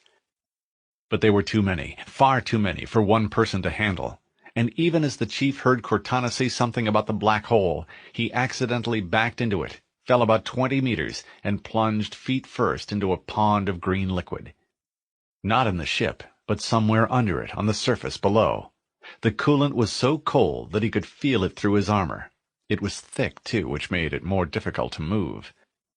The Master Chief felt his boots hit bottom, knew the weight of his armor would hold him in place, and marched up onto what had become a beach of sorts. The cavern was dark, lit mostly by the luminescent glow produced by the coolant itself, although streaks of plasma fire slashed back and forth up ahead, punctuated by the steady thud, thud, thud of an automatic weapon. "Let's get out of here," Cortana said, "and find another way back aboard the ship." He moved up toward the edge of the conflict and let the combatants hammer each other for a bit before lobbing a grenade into the mix, waiting for the body parts to fall and strafing what was left. Then, having moved forward, he was forced to fight his way through a series of narrow, body-strewn passageways, as what seemed like an inexhaustible supply of flood forms came at him from every possible direction.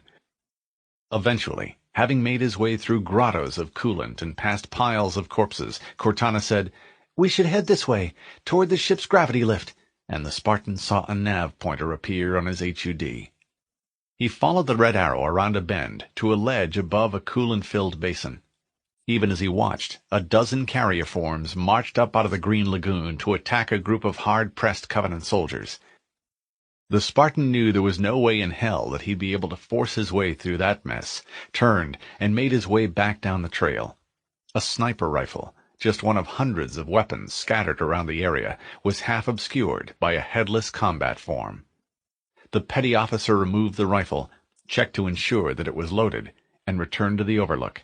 Then, careful to make each shot count, he opened fire. The elites, jackals, and grunts went down fairly easily, but the flood forms, especially the carriers, were practically impossible to kill with this particular weapon. With few exceptions, the heavy rounds seemed to pass right through the lumpy-looking bastards without causing any harm whatsoever.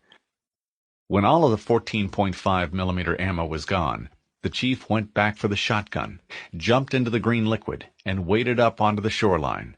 He heard an obscene sucking noise, saw an infection form trying to enter an elite's chest cavity, and blew both of them away. After that, there was more cleanup to do as some combat forms took a run at the human, and a flock of infection forms tried to roll him under. Repeated doses of shotgun fire turned out to be just what the doctor ordered. The area was soon littered with severed tentacles and scraps of wet flesh. A pitch-black passageway led him back to another pool, where he arrived just in time to see the flood overrun a shade and the elite who was seated at the controls. The Spartan began firing, already backpedaling, when the flood spotted him and hopped, waddled, and jumped forward. He fired, reloaded, and fired again, always retreating, always on the defensive, always hoping for a respite. This wasn't his kind of fight. Spartans were designed as offensive weapons, but ever since they'd landed on the ring, he'd been on the run. He had to find a way to take the offensive, and soon. There was no break in the endless wall of flood attackers. He fired until his weapons were empty, pried energy weapons out of dead fingers, and fired those until they were dry. Finally, more by virtue of stubbornness than anything else, and having reacquired human weapons from dead combat forms, the Master Chief found himself standing all alone, rifle raised, with no one to shoot at. He felt a powerful sense of elation. He was alive. It was a moment he couldn't take time to enjoy. Eager to reboard the cruiser and find Captain Keyes, he made his way back along the path he had been forced to surrender to the flood, past the shade, rounded a bend, and saw a couple dozen infection forms materialize out of the darkness ahead. A plasma grenade strobed the night, pulverized their bodies, and produced a satisfying boom. It was still echoing off the canyon walls as the human eased his way through a narrow passage and emerged at one end of a hotly contested pool. About 50 meters away, the Covenant and Flood surged back and forth, traded fire with each other, and appeared to be on the verge of hand-to-tentacle combat. 2 well-thrown grenades cut the number of hostiles in half. The MA-5B took care of the rest. "There's the gravity lift," Cortana said. "It's still operational. That's our way back in." It sounded simple, but as the Master Chief looked up at the hill on which the lift was sited, well-aimed plasma fire lashed down to scorch the rock at his right elbow. It glowed as the human was forced to pull back, wait for a lull, and dash forward again. Looking ahead, he spotted the point where a group of hard-pressed Covenant were trying to bar a group of Flood from making their way up a path toward the top of the hill and the foot of the gravity lift. It was a last stand, and the Covenant knew it. They fought harder than he'd ever seen the aliens fight. He felt a moment of kinship with the Covenant soldiers. He stood and threw 2 grenades into the middle of the melee, waited for the twin explosions, and went in shooting. An elite sent plasma stuttering into the night sky as he fell over backward. A combat form swung a jackal's arm like a club, and a pair of infection forms rode a grunt down into the pool of coolant. It was a madness, a scene straight from hell, and the human had little choice but to kill everything that moved. As the last bodies crumpled to the ground, the Spartan was free to follow the steadily rising path upward, turn to the right, and enter the lift's footprint. He felt static electricity crackle around his armor, and heard plasma shriek through the air as a distant Covenant took exception to his plans. Then the chief was gone, pulled upward into the belly of the beast. Keyes? Keyes, Jacob, yes, that was it. Wasn't it? He couldn't remember. There was nothing left now but navigation protocols, defense plans, and a duty to keep them safe. A droning buzz filled his mind. He vaguely remembered hearing it before, but didn't know what it was. It pressed in, hungry. Metal rang under her boots as McKay jumped down off the last platform onto the huge metal grating. It shivered in response. The trip down from the mesa had taken more than 15 minutes. First, she had taken the still functional lift down to the point where she and her troops had forced their way into the butte, back when the Covenant still occupied it, then transferred to the circular staircase, which, like the rifling on the inside of a gun barrel, wound its way down to the bottom of the shaft and the barrier under her feet. "Good to see you, ma'am," a private said, as he materialized at her elbow. "Sergeant Lister would like to speak with you." McKay nodded, said, "Thanks," and made her way over to the far side of the grating, where the so-called entry team were gathered into a tight little group next to an assemblage of equipment that had been lowered from above. A portable work light glowed at the very center of the assemblage and threw huge shadows up onto the walls around them. Bodies parted as McKay approached, and Lister, who was down on his hands and knees, jumped to his feet. "Turn up!" Everyone came to attention. McKay noticed the way that the long hours and constant stress had pared what little bit of extra flesh there was off the non-com's face, leaving it gaunt and haggard. "As you were. How does it look? Any contact?" "No, ma'am," Lister responded. "Not yet. But take a look at this." A Navy tech directed a handheld spotlight down through the grating, and the officer knelt to get a better look. The stairs, which had ended on the far side of the platform, appeared to pick up again just below the grating and circled into the darkness below. "Look at the metal," Lister prompted, "and look what's piled up on the stairs below." McKay looked, saw that the thick metal crosspieces had been twisted out of shape, and saw a large pile of weapons below. No human ordnance, as far as she could tell, just Covenant, which was to say plasma weapons. With no cutting torches to call upon, not yet anyway, it looked as though the flood had depleted at least 100 energy pistols and rifles in a futile attempt to cut their way through the grating. Given some more time, say another day or two, they might have succeeded. "You've got to give the bastards credit," McKay said grimly. "They never give up." "Well, neither do we. Let's cut this sucker open, go down and lock the back door." Lister said, "Ma'am, yes, ma'am." but there were none of the usual gung-ho responses from the others who stood around him. It was dark down there, and nightmares lay in wait. Once inside the Pillar of Autumn, Zamami and Yayap found conditions to be both better and worse than they had expected. Consistent with the Grunt's predictions, the officer in charge, an overworked elite named Ontami, had been extremely glad to see them, and wasted little time placing Zamami in charge of 20 jackals, with Yayap as senior NCO. That, plus the fact that the security detachment had a reasonable amount of supplies, including methane, meant that basic physical needs had been met. That was the good news. The bad news was that Zamami, now known as Huki Umami, lived in constant fear that an elite who knew either him or the recently deceased commando he had decided to impersonate would come along and reveal his true identity, or that the prophets would somehow pluck the information out of thin air, as they were rumored to be able to do. These fears caused the officer to lay low, stay out of sight, and delegate most of his leadership responsibilities to Yayap. This would have been annoying but acceptable where a contingent of grunts was concerned, but was made a great deal more difficult by the fact that the jackals saw themselves as being superior to the gas-suckers, and were anything but pleased when they found themselves reporting to Yayap.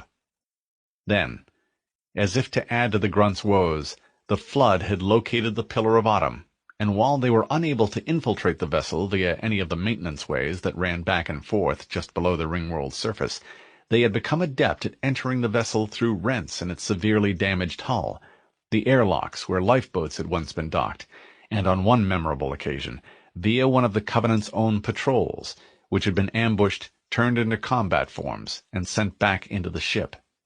The ruse had been detected, but only after some of the contaminated soldiers were inside the vessel. A few of them were still at large, somewhere within the human vessel. As the Grunt and his group of surly jackals stood guard in the autumn shuttle bay, a dropship loaded with supplies circled over the downed ship, asked for and received the necessary clearances, and swooped in for a landing. Yayup eyed his recalcitrant troops, saw that 3 of them had drifted away from their pre-assigned positions, and used his radio to herd them back. "Jack, Buck, and Yeg, we have a shuttle coming in. Focus on the dropship, not the area outside." The jackals were too smart to say anything over the radio, but the Grunt knew they were grumbling among themselves as they returned to their various stations, and the ship settled onto the blast-scarred deck. "Watch the personnel slots," Yayup cautioned his troops, referring to the small compartments that lined the outside surfaces of the shuttle's twin hulls. "They could be packed with flood." In spite of the resentment he felt, Bach touched a switch and opened all of the slots for inspection, a new security procedure instituted 3 days before. The compartments were empty. The jackals sniggered, and there was nothing Yayup could do but suffer through the indignity of it.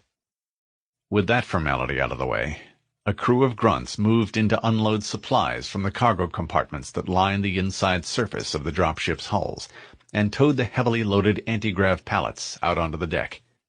Then, with the unloading process complete, the shuttle rose on its grav field, turned toward the hatch, and passed out into bright sunlight. The cargo crew checked the label on each cargo container to see where it was supposed to go, gabbled at one another, and were about to tow the pallets away when Yayup intervened. "Stop! I want you to open those cargo mods one at a time. Make sure they contain what they're supposed to." If the previous order had been unpopular, this one met with out-and-out rebellion, as Bach decided to take Yayup on. "You're no elite. We're under orders to deliver this stuff now. If we're late, they'll take our heads." He paused and clicked his beak meaningfully. "And our kin will take yours, gas sucker." The jackals, all of whom were enjoying the interchange to the maximum, looked at each other and grinned. Zamami should have been there, should have been giving the orders, and Yayup cursed the officer from the bottom of his heart. "No," he replied stubbornly. "Nothing leaves here until it has been checked. That's the new process. The elites were the ones who came up with it, not me. So open them up, and we'll get you and your crew out of here." The other alien grumbled, but knew the rule-happy elites would back Yayup, and turned to his crew. "All right, you heard Field Master Gas Sucker. Let's get this over with." Yayup sighed, ordered his jackals to form a giant U with the open end toward the cargo containers, and took his own place in the line. What ensued was boring, to say the least, as each cargo module was opened, closed, and towed out of the way. Finally, with only 3 containers to go, Bach undogged a hatch, pulled the door open, and disappeared under an avalanche of infection forms. One of the attacking pods grabbed onto the jackal's head, wrapped its tentacles around the creature's skull, drove a penetrator down through his throat, and had already tapped into the soldier's spine by the time Yayup yelled, "Fire!" and the rest of the jackals opened up. Nothing could live where the 20 plasma beams converged, and most of the infection forms were dead within 2 or 3 heartbeats. But Yayup thought he detected motion behind the mist created by the exploding pus pods, and lobbed a plasma grenade into the cargo module. There was a flash of green-yellow light as the device went off, followed by a resonant boom as it detonated. The cargo container shook like a thing possessed, and chunks of raw meat flew out to spray the deck with gore. It was clear that 3, or maybe even 4 combat forms had been hiding in the cargo compartment, hoping to enter the ship. Now, as the last of the infection forms popped, a momentary silence settled over the shuttle bay. Bach's corpse smoldered on the deck. "That was close," the jackal named Jack said. "Those stupid gassers damned near got us killed. Good thing our file leader kept them in line." The soldiers to either side of the former critic nodded solemnly. Yayup, who was close enough to hear the comment, wasn't sure whether to be angry or pleased. Somehow, for better or for worse, he'd been elevated to the position of honorary jackal. A full company of heavily armed Marines waited as torches cut through the metal grating, Sparks fell into the Stygian blackness below, and each man or woman considered what awaited them. Would they survive, or leave their bones in the bottom of the hole? There was no way to know. Meanwhile, 30 meters away, 2 officers stood by themselves. McKay had borne far more than her fair share of the burden ever since the drop. Silva was aware of that, and regretted it. Part of the problem stemmed from the fact that she was his XO, an extremely demanding position that could burn even the most capable officer out. But the truth was, McKay was a better leader than her peers, as evidenced by the fact that the Helljumpers would follow her anywhere, even into a pit that might be filled with life-devouring monstrosities. But everyone had their limits, even an officer like McKay, and the Major knew she was close to reaching them. He could see it in the grim contours of her once rounded face, the empty staring eyes, and the set of her mouth. The problem wasn't one of strength. She was the toughest, most hardcore Marine he knew, but one of hope.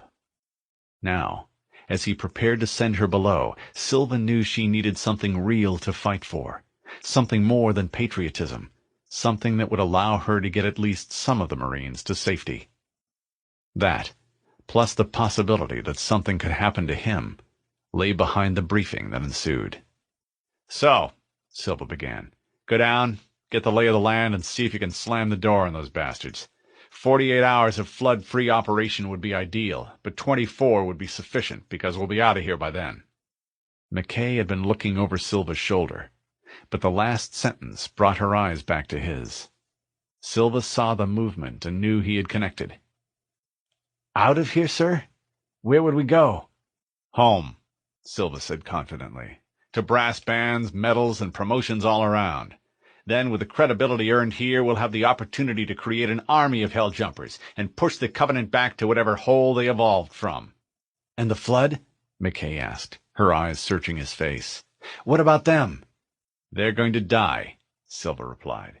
"The AIs managed to link up a few hours ago. It turns out that the Chief is alive. Cortana is with him, and they're trying to rescue Keyes. Once they have him, they're going to rig the Autumn to blow. The explosion will destroy Halo and everything on it. I'm not a fan of the Spartan program, you know that, but I gotta give the bastard credit. He's one hell of a soldier." "It sounds good," McKay said cautiously. "But how do we get off before the ring blows?" "Ah," Silva replied. "That's where my idea comes in. While you're down cleaning out the sewers, I'll be up top, making the preparations necessary to take the Truth and Reconciliation away from the Covenant. She's space-worthy now, and Cortana can fly her. Or if all else fails, we'll let Wellesley take a crack at it. It'll be a stretch, but he might be able to pull it off. Imagine arriving back on Earth in a Covenant cruiser packed with Covey technology and loaded with data on Halo. The response will be incredible. The human race needs a victory right now, and we'll give them a big one." It was then, as McKay looked into the other officer's half-lit face, that she realized the extent to which raw ambition motivated her superior's actions, and knew that even if his wildest dreams were to come true, she wouldn't want any part of the glory that Silva sought. Just getting some Marines home alive, that would be reward enough for her. An old soldier's adage flashed across her mind: never share a foxhole with a hero. Glory and promotion were fine, but right now she'd settle for survival, plain and simple. First, there was a loud clang, followed by the birth of 6 blue-white suns, which illuminated the inside surface of the shaft as they fell to the filth-encrusted floor below. Then the invaders dropped, not one at a time down the stairs as the infection forms might have assumed, but half a dozen all at once dangling on ropes. They landed within seconds of each other, knelt with weapons at the ready and faced outward. Each Helljumper wore a helmet equipped with 2 lights and a camera. With simple back-and-forth movements of their heads, the soldiers created overlapping scans of the walls, which were transmitted up to the grating above, and from there to the mesa. McKay stood on the grating, eyed the raw footage on a portable monitor, and saw that 4 large arches penetrated the perimeter of the shaft and would need to be sealed in order to prevent access to the circular stairway. There was no sign of the flood. "Okay," the officer said. "We have 4 holes to seal. I want those plugs at the bottom of the shaft 30 from now. I'm going down." Even as Mackay spoke and dropped into the hole which had been cut into the center of the grate, Wellesley was calculating the exact dimensions of each arch so that Navy techs could fabricate metal plugs that could be lowered to the bottom of the shaft, manhandled into position, and welded into place. Within a matter of minutes, computer-generated outlines were lasered onto metal plates, torches were lit, and the cutting began. Mackay felt her boots touch solid ground and took her first look around. Now, finally able to see the surroundings with her own eyes, the company commander realized that a bas-relief mural circled the lower part of the shaft. She wanted to go look at it, to run her fingers across the grime-caked images recorded there, but knew she couldn't, not without compromising the defensive ring and placing herself in jeopardy. "Contact!" one of the Marines said urgently. "I saw something move." "Hold your fire," Mackay said cautiously, her voice echoing off the walls. "Conserve ammo until we have clear targets." As soon as she'd given the hold fire order, the flood gushed out into the shaft. Mackay screamed, "Now, pull!" and 7 well-anchored winches jerked the entire team into the air and out of reach. The Marines fired as they ascended. One Helljumper screamed curses at the combat form who was leading the charge. The loudmouthed Marine dropped his clip, loaded a fresh one into his rifle, and shouldered the weapon to resume fire. The combat form he'd been shooting leapt 15 meters into the air, wrapped his legs around the Marine's waist, and caved in the side of the soldier's head with a rock. Then, with the fallen Marine's assault weapon slung over his shoulder, the creature climbed the rope like an oversized monkey and raced for the platform above. Lister, who still stood on the grating above, aimed his pistol straight down, put 3 rounds through the top of the combat form's skull, saw the form fall backward into the milling mass below, and watched it disappear under the tide of alien flesh. "Let's move, people!" the non-com said. "Raise the bait and drop the bombs!" Energy bolts stuttered upward as the winches whirred. The Helljumpers rose, and 20 grenades fell through the grating and into the mob below. Not fragmentation grenades, which would have thrown shrapnel up at the Helljumpers, but plasma grenades, which burned as the flood congregated around them, then went off in quick succession. They vaporized most of the gibbering monsters and left the rest vulnerable to a round of gunfire and a second dose of grenades. 10 minutes later, word came down that the plugs were ready, and a larger combat team was sent down, followed by 4 teams of techs. The arches were blocked without incident, the shaft was sealed, and the grating was repaired. Not forever, but for the next day or so, and that was all that mattered. The Master Chief arrived at the top of the gravity lift and fought his way through a maze of passageways and compartments, occupied by Flood and Covenant alike. He rounded a corner and saw an open hatch ahead. "It looks like a shuttle bay," Cortana commented. "We should be able to reach the control room from the 3rd level." The CNI link that Cortana followed served to deliver a new message from the captain. The voice was weak and sounded slurred. "I gave you an order, soldier. Now pull out." "He's delirious," Cortana said. "In pain. We have to find him." "Pull out. I gave you an order, soldier." The thought echoed in what was left of Key's ravaged mind. The invading presence descended. It could tell this one was nearly expended. No more energy left to fight. It pushed in on the memories that the creature so jealously guarded, and recoiled at the sudden resistance, a defiance of terrible strength. Keyes clutched at the last of his vital memories, and, inside his mind, where there was no one but he and the creature that attempted to absorb him, screamed, "No!" Death, held in abeyance for so long, refused to rush in.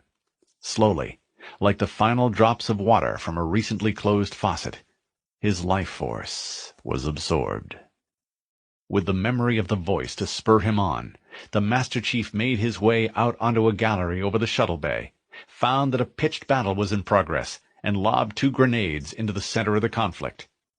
They had the desired effect, but also signaled the human's presence, and the flood came like iron filings drawn to a magnet. The flood onslaught was intense, and the Spartan was forced to retreat into the passageway whence he had come, in order to concentrate the targets, buy some time, and reload his weapons. The pitched firefight ended, and he sprinted for the far side of the gallery and passed through an open hatch. He fought his way up to the next level of the gallery, where the flood appeared to be holding a convention at the far end of the walkway. The chief was fresh out of grenades by then, which meant he had to clear the path the hard way. A carrier form exploded and sent a cluster of combat forms crashing to the ground. The burst carrier spewed voracious infection forms in every direction and collapsed as one of the fallen combat forms hopped forward, dragging a broken leg behind him, hands clutching a grenade as if it were a bouquet of flowers. The Spartan backed away, fired a series of 10-round bursts, and gave thanks when the grenade exploded. The carrier had given him an idea. When they blew, they went up in a big way. A second of the creatures scuttled into view, and made its ungainly way forward, accompanied by a wave of infection forms and 2 more combat forms. He used his pistol scope to survey the combat forms and was gratified that they fit the bill. Each carried plasma grenades. He stepped into view, and the combat forms instantly vaulted high in the air. As soon as their feet left the deck, the chief dropped and fired, directly at the carrier. The Spartan's aim was perfect. As soon as they passed over the carrier, it burst and ignited the plasma grenades the combat forms carried. They all went up in a blue-white flash of destructive energy. "The control room should be this way," Cortana said, as he charged ahead, eager to keep them moving in the right direction. He moved fast, advancing across the blood-slicked floor, and followed Cortana's new nav coordinates toward the still distant hatch. He passed through the opening, followed the corridor to an intersection, took a right, a left, and was passing through a door when a horrible groan was heard over the link. "The captain," Cortana said. "His vitals are fading. Please, Chief, hurry!" The Spartan charged into a passageway packed with both Covenant and Flood, and sprayed the tangle of bodies with bullets. He kept running at top speed, sprinting past enemies and ignoring their hasty snapshots. Time was of the essence. Keyes was fading fast. He made it to the CNI's carrier wave source, the cruiser's control room. The lighting was subdued, with hints of blue and reflections off the metal surfaces. Thick, sturdy columns framed the ramp, which led up to an elevated platform, where something strange stood. He thought it was a carrier at first glance, but soon realized that the creature was far too large for that. It boasted spines that connected it to the ceiling overhead, like thick, gray-green spiderwebs. There were no signs of opposition, not yet anyway, which left him free to make his way up the ramp with his rifle at the ready. As he moved closer, the chief realized that the new flood form was huge. If it was aware of the human presence, the creature gave no sign of it, and continued to study a large hollow panel, as if committing the information displayed there to memory. "No human life signs detected," Cortana observed cautiously. She paused and added, "The captain's life signs just stopped." "Damn." "What about the CNI?" he asked. "Still transmitting."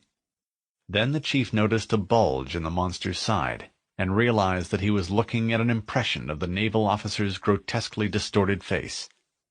The AI said, "The captain! He's one of them!" The Spartan realized then that he already knew that, had known it ever since he had seen Jenkins' video, but was unwilling to accept it. "We can't let the flood get off this ring," Cortana said desperately. "You know what he'd expect, what he'd want us to do." Yes, the chief thought. I know my duty. They needed to blow the Autumn's engines to destroy Halo and the flood. To do that, they needed the captain's neural implants. The Master Chief drew his arm back, formed his hand into a stiff-fingered armored shovel, and made use of his enormous strength to plunge the crude instrument into the flood form's bloated body. There was momentary resistance as he punched his way through the creature's skin and penetrated the captain's skull to enter the half-dissolved brain that lay within. Then, with his hand buried in the form's seemingly nerveless body, he felt for and found Keyes' implants. The chief's hand made a popping sound as it pulled out of the wound. He shook the spongy gore onto the deck, and slipped the chips into empty slots in his armor. "It's done," Cortana said somberly. "I have the code. We should go. We need to get back to the Pillar of Autumn. Let's go back to the shuttle bay and find a ride." As if summoned by the lethargic beast that stood in front of the ship's controls, a host of Flood poured into the room, all of whom were clearly determined to kill the heavily armed invader. A flying wedge comprised of carrier and combat forms stormed the platform, pushed the human back, and soaked up his bullets as if eager to receive them. Finally, more by chance than design, the Spartan backed off the command deck and plummeted to the deck below. That bought a moment of respite. There wasn't much time, though, just enough to hustle up out of the channel that ran parallel to the platform above, reload both of his weapons, and put his back into a corner. The horde really came for him then, honking, gibbering, and gurgling, climbing up over the bodies that were mounded in front of them, careless of casualties, willing to pay whatever the price he required. The storm of gunfire put out by the Mjolnir-clad soldier was too powerful, too well aimed, and the Flood started to wilt, stumble, and fall, many giving up their lives only inches from the Spartan's blood-drenched boots, clawing at his ankles. He gave thanks as the last combat form collapsed, relished the silence that settled over the room, and took a moment to reload both of his weapons. Are you okay?" Cortana asked hesitantly, both grateful and amazed by the fact that the chief was still on his feet. He thought of Captain Keyes. "No," the Spartan replied. "Let's get the hell out of here and finish these bastards off." He was numb from creeping exhaustion, hunger, and combat. The planned escape route back to the shuttle bay was littered with Flood and Covenant alike. The Spartan moved almost as if he was on autopilot. He simply killed and killed and killed. The bay was filled with Covenant forces. A dropship had deployed fresh troops into the bay and bugged out. A pair of amped-up elites patrolled near the Banshee at the base of the bay. All the possibilities raced through his weary mind. What if that particular machine was in for repairs? What if an elite took over the shade and gunned him down? What if some bright light decided to close the outer doors? But none of those fears were realized as the aircraft came to life, turned toward the planet that hung outside the bay doors, and raced into the night. Energy beams followed and tried to bring the Banshee down, but ultimately fell short. They were free once more.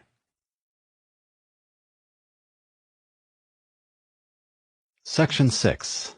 The Maw. Chapter 12. D-176, 1856, Spartan 117 mission clock. Commandeered Banshee, on approach to the Pillar of Autumn. The Banshee screamed through a narrow valley and out over an arid wasteland. The assault ship's shadow raced ahead as if eager to reach the Pillar of Autumn first. The Master Chief felt the slipstream fold in behind the aircraft's nose and tug at his armor. It felt good to be out of twisting corridors and cramped compartments, if only for a short while. The first sign of the ship's presence on the ringworld surface was the 100-meter-deep trench the Autumn's hull had carved into Halo's skin. It started where the cruiser had first touched down, vanished where the vessel had bounced into the air, and reappeared a half-click further on. From there, the depression ran straight as an arrow to the point where the starship had finally come to rest, with its blunt bow protruding out over the edge of a massive cliff. There were other aircraft in the area as well, all of which belonged to the Covenant, and they had no reason to suspect the incoming Banshee. Not yet, at any rate. The Spartan, who was eager to make his approach look normal, chose one of the many empty lifeboat bays that lined the starship's starboard side, and bored in. Unfortunately, the engine cut out at the last moment. The Banshee hit the Autumn's hull, and although the Spartan was able to bail out, the alien fighter fell to the rocks below. Not the low-visibility arrival he had hoped for. Still, given Cortana's plans for the vessel, his presence wouldn't remain secret for long anyway.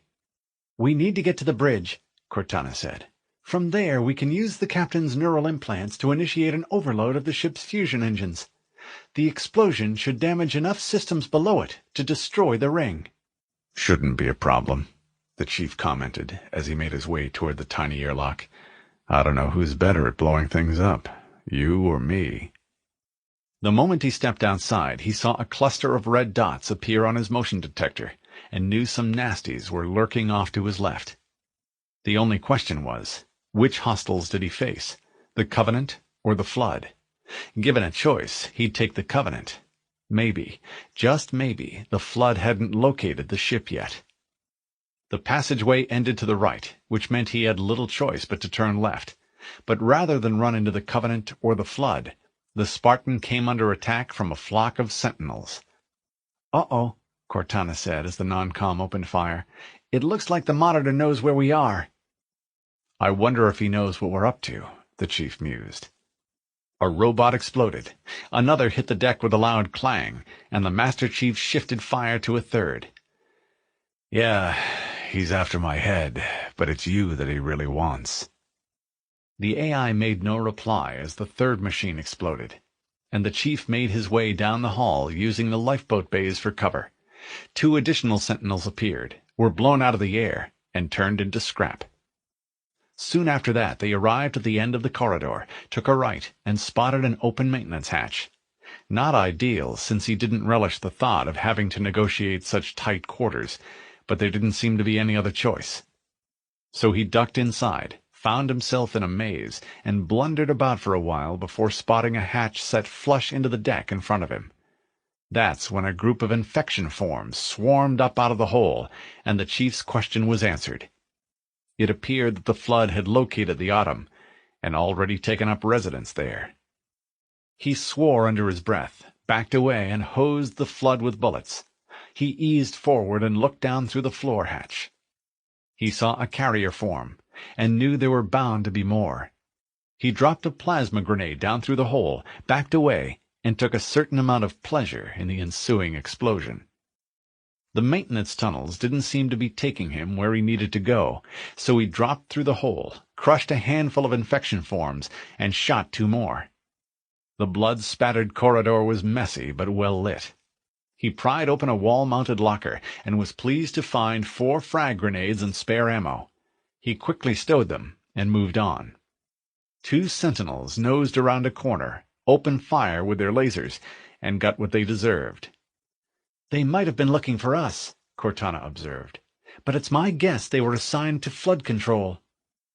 The theory made sense, but didn't really help much, as the Master Chief was forced to fight the Sentinels, the Flood, and the Covenant, while he made his way through a series of passageways and into the ship's heavily damaged mess, where a large contingent of elites and grunts were waiting to have him for lunch. There were a lot of them, too many to handle with the assault weapon alone, so he served up a couple of grenades. One of the elites was blown to pieces by the overlapping explosions, another lost a leg, and a grunt was thrown halfway across the room. They'd come full circle. He'd blasted Covenant troops apart before the crash landing, and here he was again. The enemy just didn't learn, he thought. There was a survivor, however, a tough elite who threw a plasma grenade of his own and missed by a matter of centimeters. The Master Chief ran and was clear of the blast zone by the time the device went off. The elite charged, took the better part of a full clip, and finally slammed into the deck, dead. It was a short distance to the burned-out bridge, where a Covenant security team was on duty. Word had been passed. They knew the human was on his way, and opened fire the moment they saw him. Once again the Spartan made use of a grenade to even the odds, then crushed the head of an elite with his fist.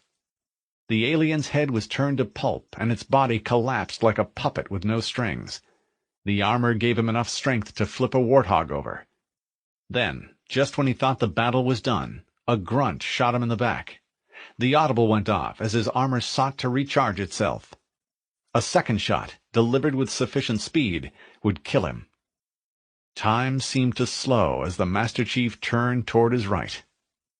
The grunt, who had been hiding inside an equipment cabinet, froze as the armored alien not only survived what should have been a fatal shot, but turned to face him. They were only an arm's length away from each other, which meant that the Master Chief could reach out, rip the breather off his assailant's face, and close the door on him. There was a loud click, followed by wild hammering as the chief made his way forward to the spot where Captain Keyes had issued his orders. Cortana appeared over the control panel in front of him. Everywhere the AI looked, she saw burned-out equipment, blood-stained decks, and smashed viewports. She shook her head sadly. "I leave home for a few days, and look what happens." Cortana brought a hand up to her semi-transparent forehead. "This won't take long. There. That should give us enough time to make it to the lifeboat and put some distance between ourselves and Halo before detonation." The next voice the chief heard belonged to 343 Guilty Spark. "I'm afraid that's out of the question." Cortana groaned. "Oh, hell." The chief brought his weapon up, but saw no sign of the monitor or his sentinels. That didn't prevent the construct from babbling in his ears, though. The AI had tapped into his comm system. "Ridiculous! That you would imbue your warship's AI with such a wealth of knowledge! Wouldn't you worry that it might be captured? Or destroyed?" Cortana frowned. "He's in my data arrays. A local tap." Though nowhere near the bridge, the monitor was on board and flitted from one control panel to the next, sucking information out of Cortana's non-sentient subprocessors with the ease of someone vacuuming a set of drapes. "You can't imagine how exciting this is, to have a record of all our lost time. Oh, how I will enjoy every moment of categorization. To think that you would destroy this installation as well as this record. I am shocked, almost too shocked for words." "He stopped the self-destruct sequence," Cortana warned. "Why do you continue to fight us, Reclaimer?" Spark demanded. "You cannot win. Give us the construct, and I will endeavor to make your death relatively painless and—" The rest of 343 Guilty Spark's words were chopped off, as if someone had thrown a switch. "At least I still have control over the comm channels," Cortana said. "Where is he?" the chief asked. "I'm detecting taps throughout the ship," Cortana replied. "Sentinels, most likely. As for the monitor, he's in engineering. He must be trying to take the core offline. Even if I could get the countdown restarted, I don't know what to do." The Spartan stared at the hologram in surprise. This was a first, and it made her seem more human somehow. "How much firepower would you need to crack one of the engine shields?" "Not much," Cortana replied. "A well-placed grenade, perhaps, but why?" He produced a grenade, tossed the device into the air, and caught it again. The AI's eyes widened, and she nodded. "Okay, let's go." The Spartan turned and started to leave. "Chief," Cortana said, "Sentinels!" In unison, the machines attacked. Major Silva stood at what amounted to parade rest, feet spread, hands clasped behind his back, as he looked out over the landing pads while the men and women under his command made final preparations for the assault on the Covenant ship Truth and Reconciliation. 15 Banshees, all scrounged from different sites across Halo's embattled surface, sat waiting for the order to launch. Pelicans, 3 of the 4 that the humans had left, squatted ramps down as heavily loaded Marines filed aboard. Each of the surviving 236 Leathernecks was armed with weapons appropriate to the mission at hand. No long-range stuff like rocket launchers or sniper rifles, just assault weapons, shotguns, and grenades, all of which were lethal within enclosed spaces and would be effective against both the Covenant and the Flood. Naval personnel, and there were 76 of them, were armed with Covenant plasma rifles and pistols, which, thanks to their light weight and the fact that there was no need to tote additional ammo, left the Swabbies free to carry tools, food, and medical supplies. They had orders to avoid combat if possible, and concentrate on running the ship. Some, a group of 16 individuals, had skills considered to be so critical that each one had been given 2 Marine bodyguards. Assuming that Cortana and the Master Chief were able to complete their mission, they would take one of the Autumn's remaining lifeboats and rendezvous with the Truth and Reconciliation out in space. Annoying though she sometimes was, the officer knew Cortana would be able to pilot the alien vessel and get them home. Failing that, Silva hoped that Wellesley, with help from the naval personnel, would be able to take the cruiser through slipspace and back to Earth. An event he had already planned for, right down to what he would wear, and a short but moving speech for the media. As if summoned by his thoughts, Wellesley chose that moment to intrude on the officer's reverie. The AI, who rode in an armored matrix slung from Silva's shoulder, was characteristically unapologetic. "Lieutenant McKay called in, Major. Force 1 is in place." Silva nodded, remembered that Wellesley couldn't actually see him, and said, "Good. Now if they can lay low for the next couple of hours, we'll be in good shape." "I have every confidence in the lieutenant," the AI replied plainly. The implication was obvious. While Wellesley had faith in McKay, the AI had concerns where the lieutenant's superior was concerned. Silva sighed. Had the artificial intelligence been human, the officer would have put him in his place long ago. But Wellesley wasn't human, couldn't be manipulated in the same fashion that flesh and blood subordinates could, and like the human on whom he had modeled himself, tended to speak his mind. "All right," the Major said reluctantly. "What's the problem?" "The problem," Wellesley began, "is the flood. If the plan is successful and we manage to take the Truth and Reconciliation, there will almost certainly be flood forms on board. In fact, based on what Cortana and I have been able to piece together, that's the only reason the vessel remains where it is. All of the necessary repairs have been made, and Covenant forces are trying to sterilize the ship's interior prior to lifting off." "Which answers your question," Silva said, struggling to contain his impatience. "By the time we take over, most of the flood will be dead. Once underway, I will dispatch hunter-killer teams to find the survivors. With the exception of a few specimens which I will place under heavy guard, the rest will be ejected into space. There. Are you satisfied?" "No," Wellesley replied firmly. "Were a carrier form to escape onto Earth's surface, the entire planet could fall. This threat is as dangerous as, if not more so than, the Covenant. Cortana and I agree. No flood form can be allowed to leave this system." Silva took a quick look around to make sure no one was close enough to hear him, and let the anger enter his voice. "Both you and Cortana have a tendency to forget one very important fact. I'm in command here, and you are not. And I defy you to find anywhere in my orders that identifies a threat to Earth bigger than the goddamn Covenant. Your role is to provide advice. Mine is to make decisions. It's my belief that we could find better ways to combat the flood if our scientists had live specimens with which to work. More than that, our people need to see this new enemy, know how dangerous they are, and believe they can be conquered." Wellesley considered taking the debate one step further, by pointing out that Silva's ambitions might well have clouded his judgment, but knew it would be a waste of time. "That's your final decision?" "Yes, it is." "Then God help you," the AI replied gravely. "Because if your plan fails, no one else will have the power to do so." The compartment, a space untouched by the fighting, had once served as a ready room for the ship's longsword, Pelican, and shuttle pilots. Now, with no modifications other than the installation of some crude sleeping accommodations, a back table with some food on it, and crates of supplies, the room functioned as an unofficial HQ for Covenant forces stationed aboard the Pillar of Autumn. The command staff, or what was left of it, sat slumped in the uncomfortably alien chairs, many too tired to move, and stared up at their leader.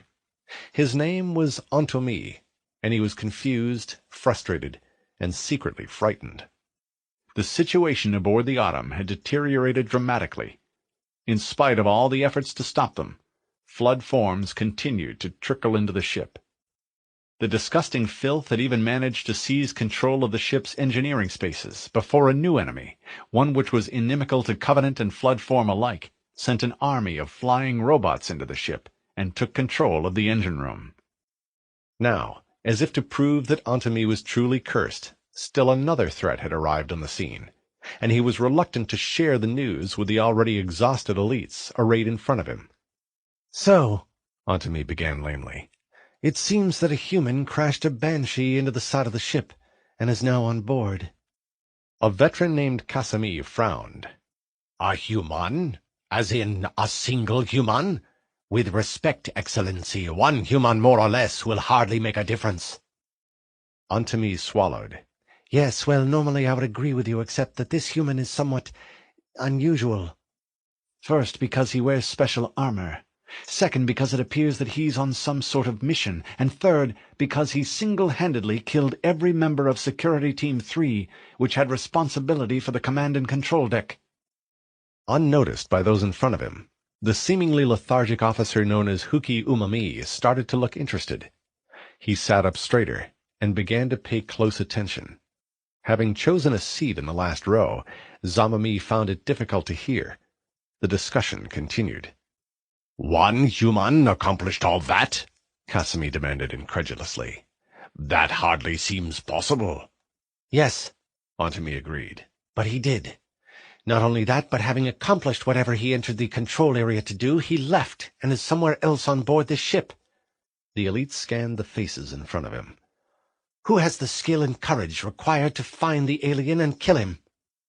The response came with gratifying speed. "I do," Zamami said, now on his feet. Antami peered into the harsh human lights. "Who is that?" "Umami," the elite lied. "Ah, yes," Antami replied gratefully. "A commando, just the sort of person we need to rid ourselves of this two-legged vermin. The mission is yours. Keep me informed." Now, turning our attention to these new airborne mechanisms. Later, as the meeting ended, Kasumi went looking for the volunteer, fully intending to compliment the younger officer on his initiative. But like the human the elite was supposed to find, the elite officer had disappeared. Having fought his way clear of the bridge, the Master Chief made his way through a series of passageways, ran into more flood, and gunned them down. Cortana figured that they could access the engine room via the cryo chamber, and that was where the chief was headed. The problem was that he kept running into jammed hatches, locked doors, and other obstacles that kept him from taking a direct route. After he moved through a large, dark room strewn with weapons, the chief heard the sounds of combat coming from the area beyond a closed hatch. He paused, heard the noises die away, and slipped out into the corridor. Bodies lay all about as he slid along a bulkhead, saw some spikes sticking up over a cargo module, and felt his blood run cold. A hunter, or more accurately, 2 hunters, since they traveled in pairs. Lacking a rocket launcher, the chief turned to the only heavy-duty firepower that he had, grenades. He threw 2 grenades in quick succession, saw the spined behemoth go down, and heard a roar of outrage as the second hunter charged. The Spartan fired just to slow the alien down, backed through the hatch, and gave thanks as the door closed. That gave him 2 or 3 seconds that he needed to plant his feet, pull another grenade, and prepare to throw it. The hatch opened, the fragmentation grenade flew straight and true, and the explosion knocked the beast off its feet. The deck shook as the body hit. The hunter attempted to rise, but fell under a hail of armor-piercing bullets. The Master Chief gave the corpse a wide berth as he left the room and passed back into the hall. As he made his way through the ship's corridors, he saw blood-spattered bulkheads, bodies sprawled in every imaginable posture of death, blown hatches, sparks flying out of junction boxes, and a series of small fires, which, thanks to a lack of combustible materials, seemed to be fairly well contained. He heard the sound of automatic weapons fire somewhere ahead and passed through another hatch. Inside, a fire burned at the point where 2 large pipes traversed a maintenance bay. He was close to the cryo chamber, or thought he was, but he needed to find a way in. Hesitant to jump through the flames unless it was absolutely necessary, he took a right turn instead.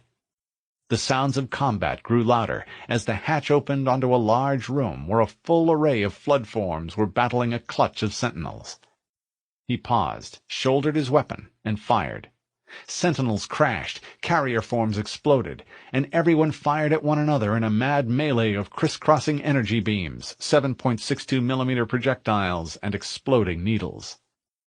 Once the robots had been put out of action, and most of the flood had been neutralized, the chief was able to cross the middle of the room, climb a ladder, and gain the catwalk above.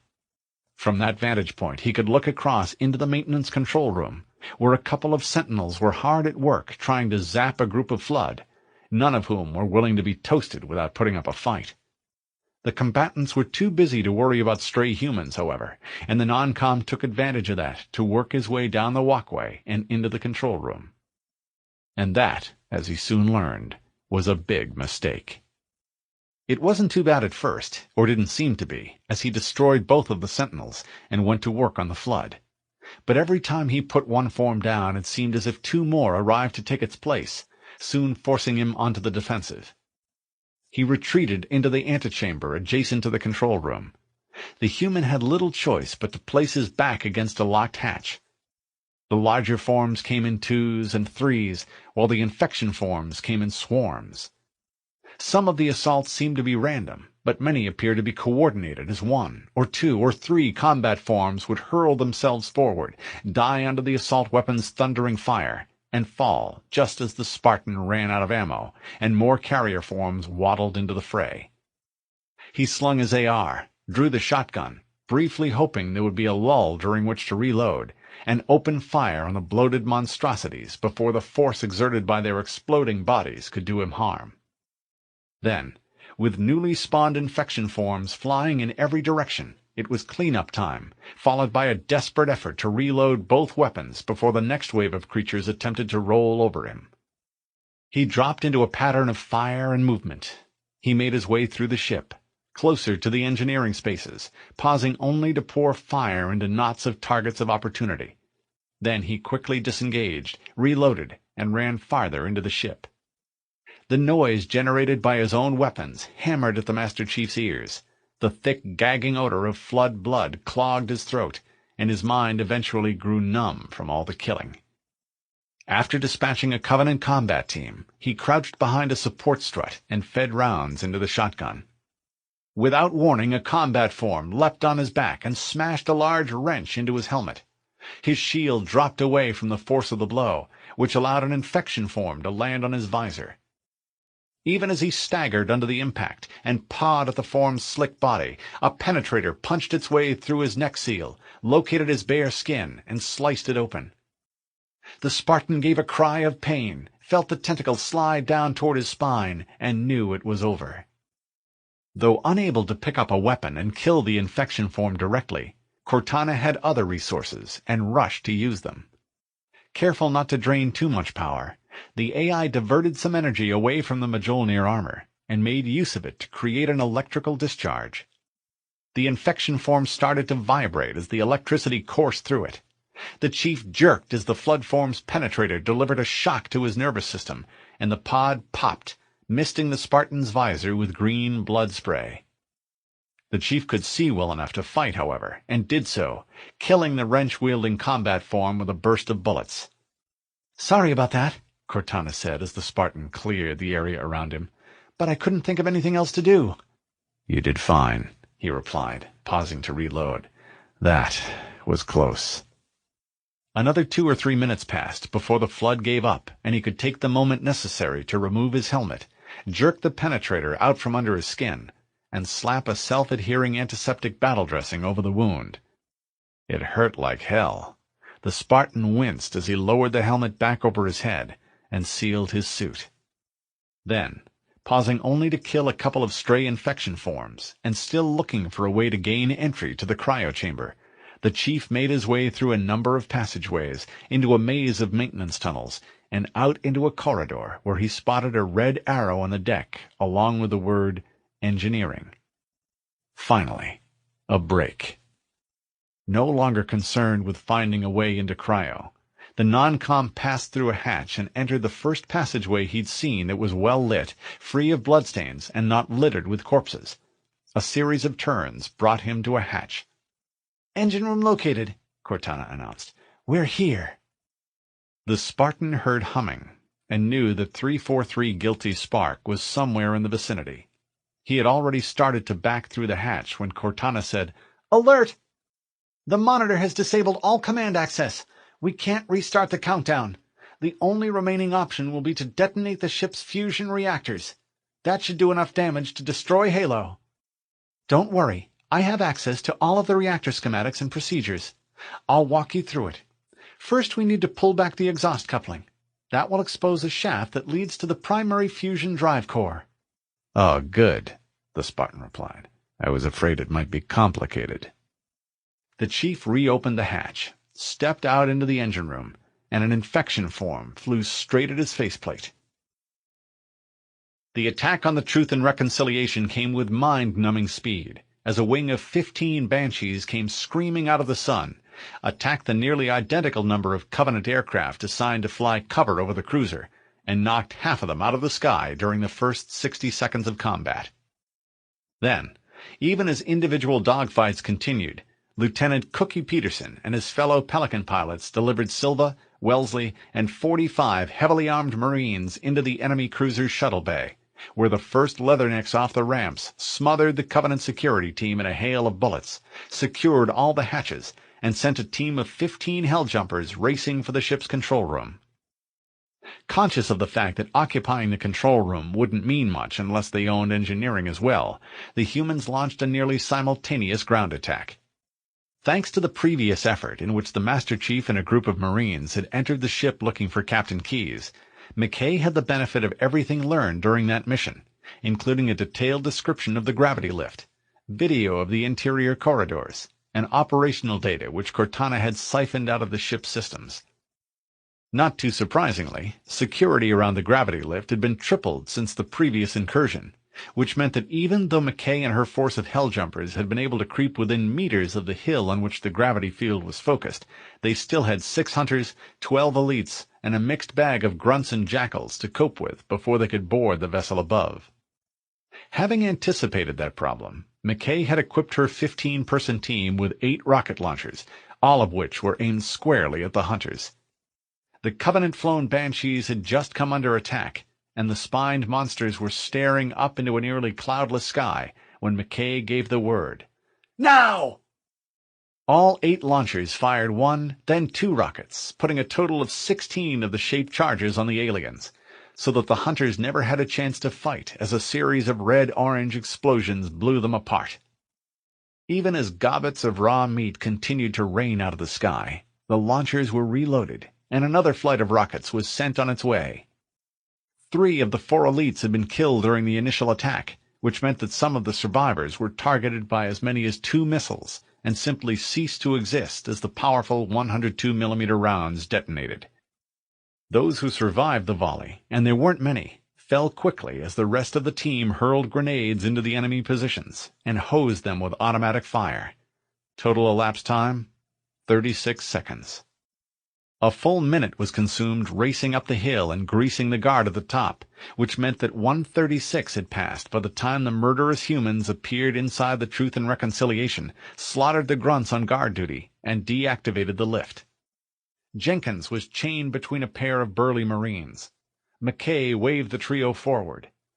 "Let's go, Marines! We're supposed to take the engine room, so let's get to work!" Jenkins, or what remained of Jenkins, could smell the flood. They were there, hiding in the ship, and he struggled to tell McKay that. But the only thing that came out was a series of grunts and hoots. The humans had taken the ship, but they had taken something else as well, something that could kill every single one of them. Zama-Mi ushered Yeyup into the heavily guarded Covenant Communication Center and gave the grunt a moment to look around. The space had once housed all of the communications gear associated with the Pillar of Autumn's auxiliary fighters, shuttles, and transports. Human gear had been ripped out to make room for Covenant equipment, but everything else was pretty much in the same configuration. A team of 6 comm-techs were on duty, all with their backs to the center of the room, banks of equipment arrayed in front of them. A constant murmur of conversation could be heard via the overhead speakers, some of which was punctuated by the sounds of combat, as orders went out and reports came back in. "This is where you will sit," the elite explained, pointing toward a vacant chair. "All you have to do is listen to the incoming traffic, make note of the reports that pertain to the human, and pass the information along to me by radio. He has an objective, we can be sure of that, and once we know where he's going, I'll be there to greet him. I know you would prefer to be in on the kill, but you're the only individual I can trust to handle my communications, so I hope you'll understand." Yeyup, who didn't want to be anywhere near the kill, tried to look downcast. "I'll do my part, Excellency, and take pleasure in the team's success." "That's the spirit," Zama-Mi said encouragingly. "I knew I could count on you. Now sit down at the console, put on that headset, and get ready to take some notes. We know he left what the humans refer to as the bridge, fought a battle near the maintenance control room, and was last spotted heading toward the engine room. We don't have any personnel in that compartment at the moment, but that doesn't matter, because the real challenge is to figure out where he's headed next. You feed the information to me. I'll take my combat team to the right place, and the human will enter the trap. The rest will be easy. Yayap remembered previous encounters with the human, felt a chill run down his spine, and took his seat.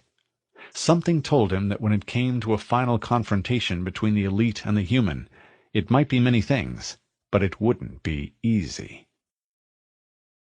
The engine room hatch opened. An infection form went for the Master Chief's face, and he fired a quarter of a clip into it. A lot more bullets than the target required, but the memory of how the penetrator had slipped in under the surface of his skin was still fresh in his mind, and he wasn't about to allow any of the pods near his face again, especially with a hole in his neck seal. A red nav indicator pointed the way toward a ramp at the far end of the enormous room. He pounded his way up onto a raised platform, ran past banks of controls, and ducked through the hatch that led up to Level 2. He followed a passageway out into an open area, and then up the ramp to Level 3. Near the top, a pair of combat forms fell to his well-placed fire.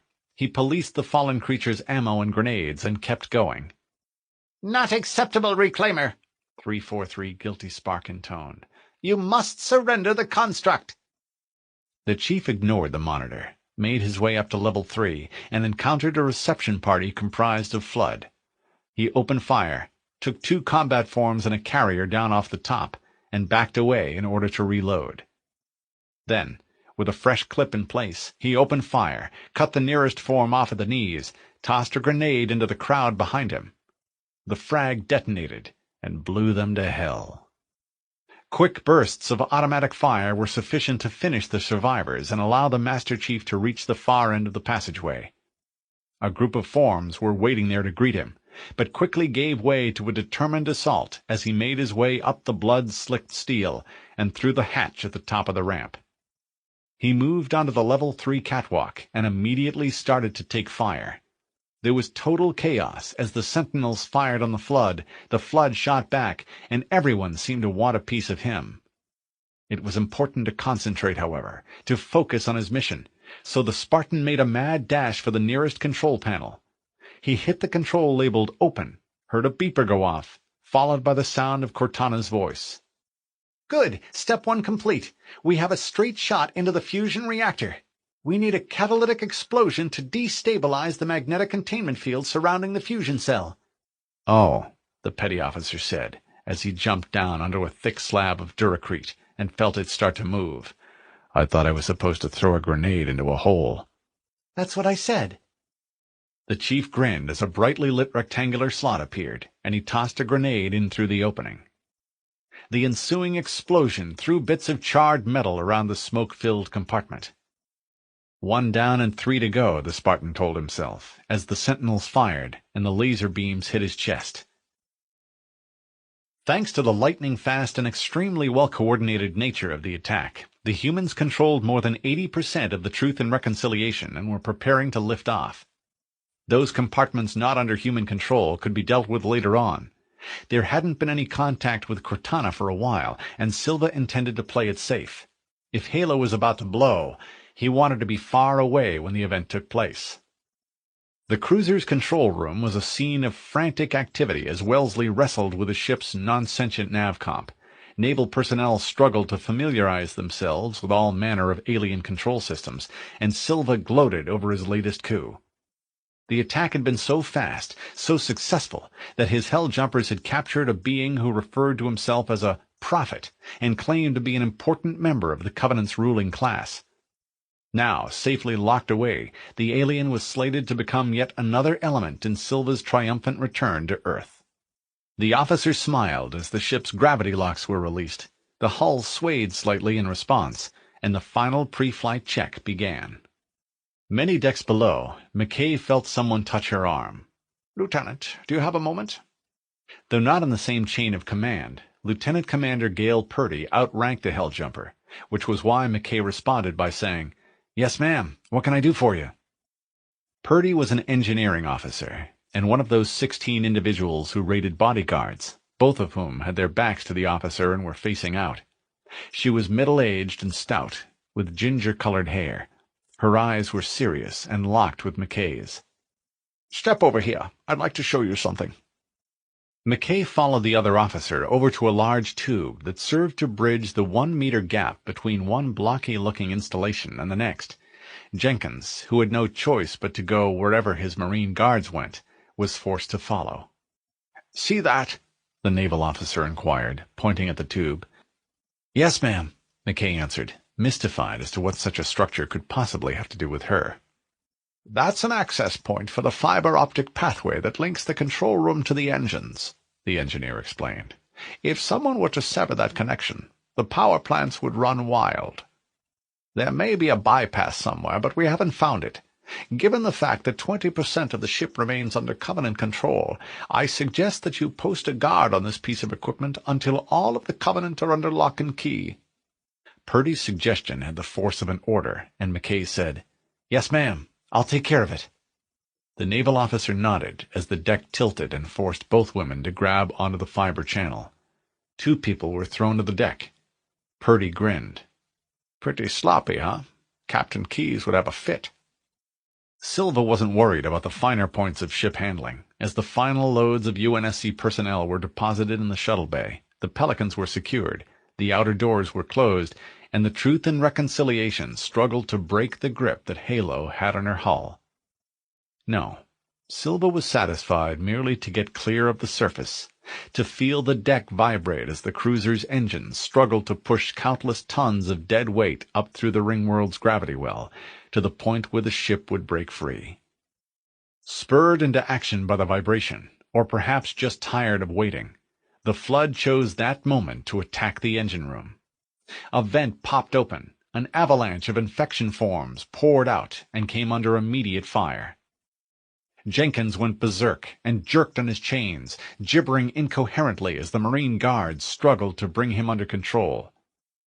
The battle lasted for less than a minute before all of the flood forms were killed, the vent was sealed, and the cover welded into place. But the attack served to illustrate the concerns that McKay already had. The Flood were like an extremely deadly virus, and it was naive to believe that they could be controlled by anything short of extermination. The Marine used her status as XO to get through to Silva, gave a report on the attack, and finished by saying, "It's clear that the ship is still infected, sir. I suggest that we put down again and sterilize every square centimeter prior to lifting again." "Negative, Lieutenant," Silva replied grimly.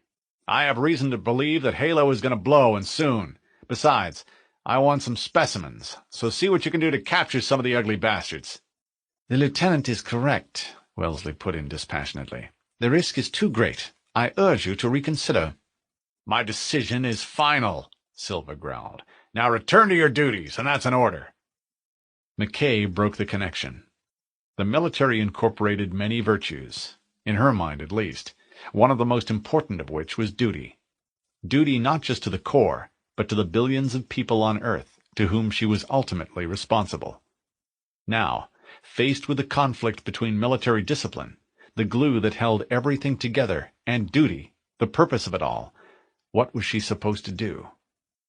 The answer, strangely enough, came from Jenkins, who, having been privy to her end of the conversation, jerked at his chain.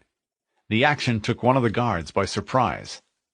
He fell as Jenkins lunged in the direction of the fiber-optic connection, and was still trying to regain his feet when the combat form ran out of slack and came up short.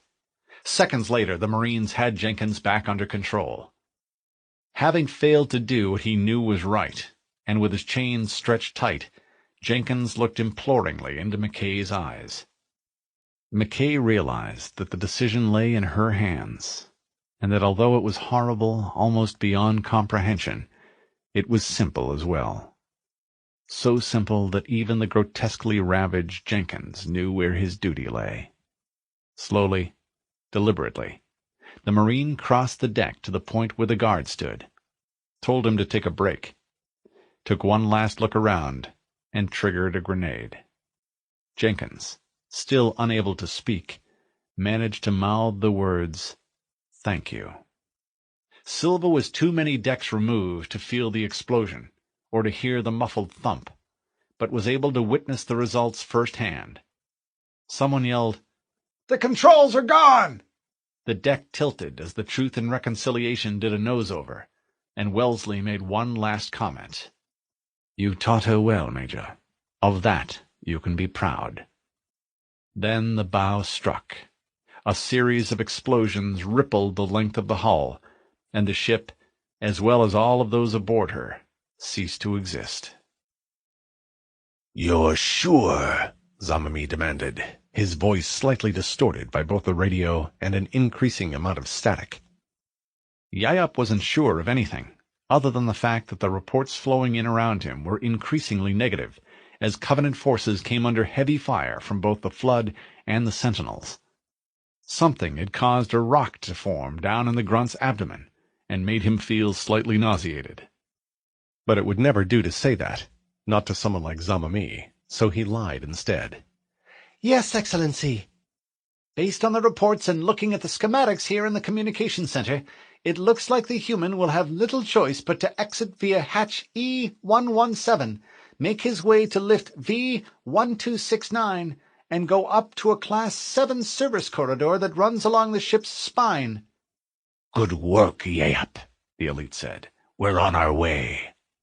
For reasons he wasn't entirely sure of, and in spite of his many failings, the grunt felt a strange sense of affection for the elite.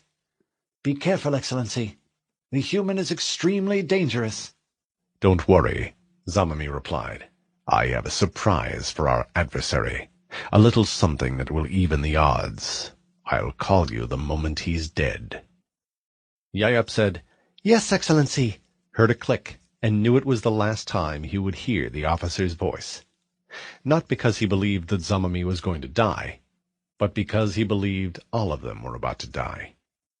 That's why the diminutive alien announced that he was going on a break, left the communication center, and never came back. Shortly thereafter, he loaded a day's worth of food, plus a tank of methane onto a Ghost, steered the vehicle out away from the Pillar of Autumn, and immediately found what he was searching for, a sense of peace. For the first time in many, many days, Yayup was happy. As the final grenade went off, the Master Chief felt the shaft he was standing on shake in sympathy, and Cortana yelled into his ears, "That did it! The engines will go critical. We have 15 minutes to get off the ship. We should move outside and get to the third-deck elevator. It will take us to a Class 7 service corridor that runs the length of the ship. Hurry!" The Chief jumped up onto the Level 3 platform, blasted a combat form, and turned toward the hatch off to his right. It opened. He passed through and ran the length of the passageway. A second door opened into the area directly in front of the large service elevator. The Chief heard machinery whir, figured he had triggered a sensor, and waited for the lift to arrive. For the first time in hours, there was no immediate threat, no imminent danger, and the Spartan allowed himself to relax, fractionally. It was a mistake. "Chief," Cortana said, "get back!" Thanks to the warning, he was already backing through the hatch when the lift appeared from below, and the elite, seated in the plasma turret, opened fire. Special Ops Officer Zuka Zamami fired the shade. The energy cannon took up most of the platform, leaving barely enough room for the grunts who would help the elite wrestle the weapon aboard. The bolt flared blue, hit the hatch as it started to close, and slagged half the door. He felt elation as the waves of energy slashed through the air toward his target. Soon victory would be complete, and his honor could be restored. Then he'd deal with the tiresome grunt, Yayup. It was going to be a glorious day. "Damn!" the Chief exclaimed. "Where did that come from?" "It looks like someone has been tracking you," Cortana said grimly. "Now get ready. I'll take control of the elevator and cause it to drop.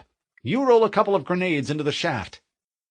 Zamami saw the energy bolt hit the hatch, experienced a sense of exhilaration as the human hurried to escape, and felt the platform jerk to a halt. The elite had just fired again, just blown what remained of the human's cover away, when he heard a clank, and the lift started to descend. "No!" he shouted, sure that one of the grunts was responsible for the sudden movement, and desperate lest the human escape his clutches. But it was too late, and there was nothing the smaller aliens could do as the elevator continued to fall. Then, even as his target vanished from sight, and Zamami railed at his subordinates, a couple of grenades tumbled down from above, rattled around the floor, and exploded. The force of the blast lifted the elite up and out of his seat, gave him one last look at his opponent, and let him fall. He hit with a thud, felt something snap, and waited for his first glimpse of paradise. Cortana brought the lift back up. The Master Chief had little choice but to step onto the gore-splattered platform and let it carry him toward the service corridor above. Cortana took advantage of the moment to work on the escape plan. "Cortana to Echo 419. Come in, Echo 419. "Roger, Cortana," Forehammer said from somewhere above. "I read you 5 by 5. The Master Chief felt a series of explosions shake the elevator, knew the ship was starting to come apart, and looked forward to the moment when he would be free of it. "The Pillar of Autumn's engines are going critical, Forehammer," Cortana continued. "Request immediate extraction. Be ready to pick us up at External Access Junction 4C as soon as you get my signal." "Affirmative, Echo 419 to Cortana. Things are getting pretty noisy down there. Is everything okay?" The elevator shook again as the AI said, Negative. We have a wildcat destabilization of the ship's fusion core. The engines must have sustained more damage than we thought." Then, as the platform jerked to a halt and a piece of debris fell from somewhere up above, the AI spoke to the Spartan. "We have 6 minutes before the fusion drives detonate. We need to evacuate now. The explosion will generate a temperature of almost 100 million degrees. Don't be here when it blows." That sounded like excellent advice.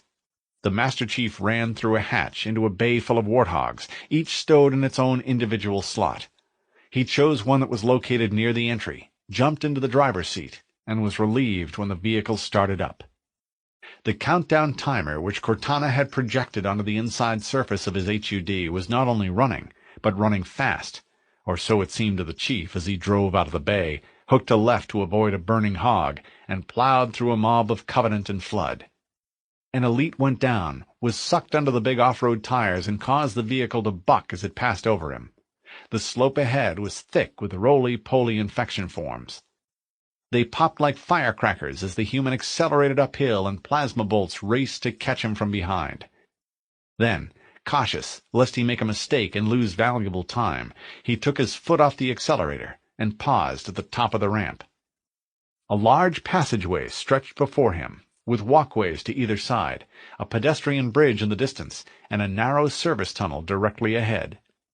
A couple of flood forms were positioned on top of the entrance and fired down at him as he pushed the warthog forward and nosed into the opening ahead. The ramp sloped down, the Spartan braked, and he was soon glad that he had, as something went boom and hurled pieces of jagged metal across the passageway in front of him. The Chief took his foot off the brake, converted a carrier form into paste, and sent the LRV up the opposite slope. He emerged from the subsurface tunnel, and with a barrier ahead he swung left, ran the length of a vertical wall. He saw a narrow ramp, accelerated upslope, and jumped a pair of gaps that he never would have tackled had he been aware of them. He hit a level stretch, braked reflexively, and was thankful when the warthog nose-dived off the end of the causeway and plunged into another service tunnel. Now, with a group of Flood ahead, he pushed through them, crushed the monsters under his tires. "Nice job in that last section," Cortana said admiringly. "How did you know about the dive off the end?" "I didn't," the Master Chief said as the LRV lurched up out of the tunnel and nosed into another. "Oh." This passage was empty, which allowed the Spartan to pick up speed as he guided the warthog up into a larger tunnel. The hog caught some air, and he put the pedal to the metal in an effort to pick up some time. The large passageway was smooth and clear, but took them out into a hell of flying metal, homicidal Flood, and laser-happy sentinels, all of whom tried to cancel his ticket while he paused, spotted an elevated ramp off to the left, and steered for it, even as crisscrossing energy beams sizzled across the surface of his armor and explored the interior of the vehicle. The Spartan fought to control the hog as one tire rode up onto the metal curb and threatened to pull the entire vehicle off into the chaos below.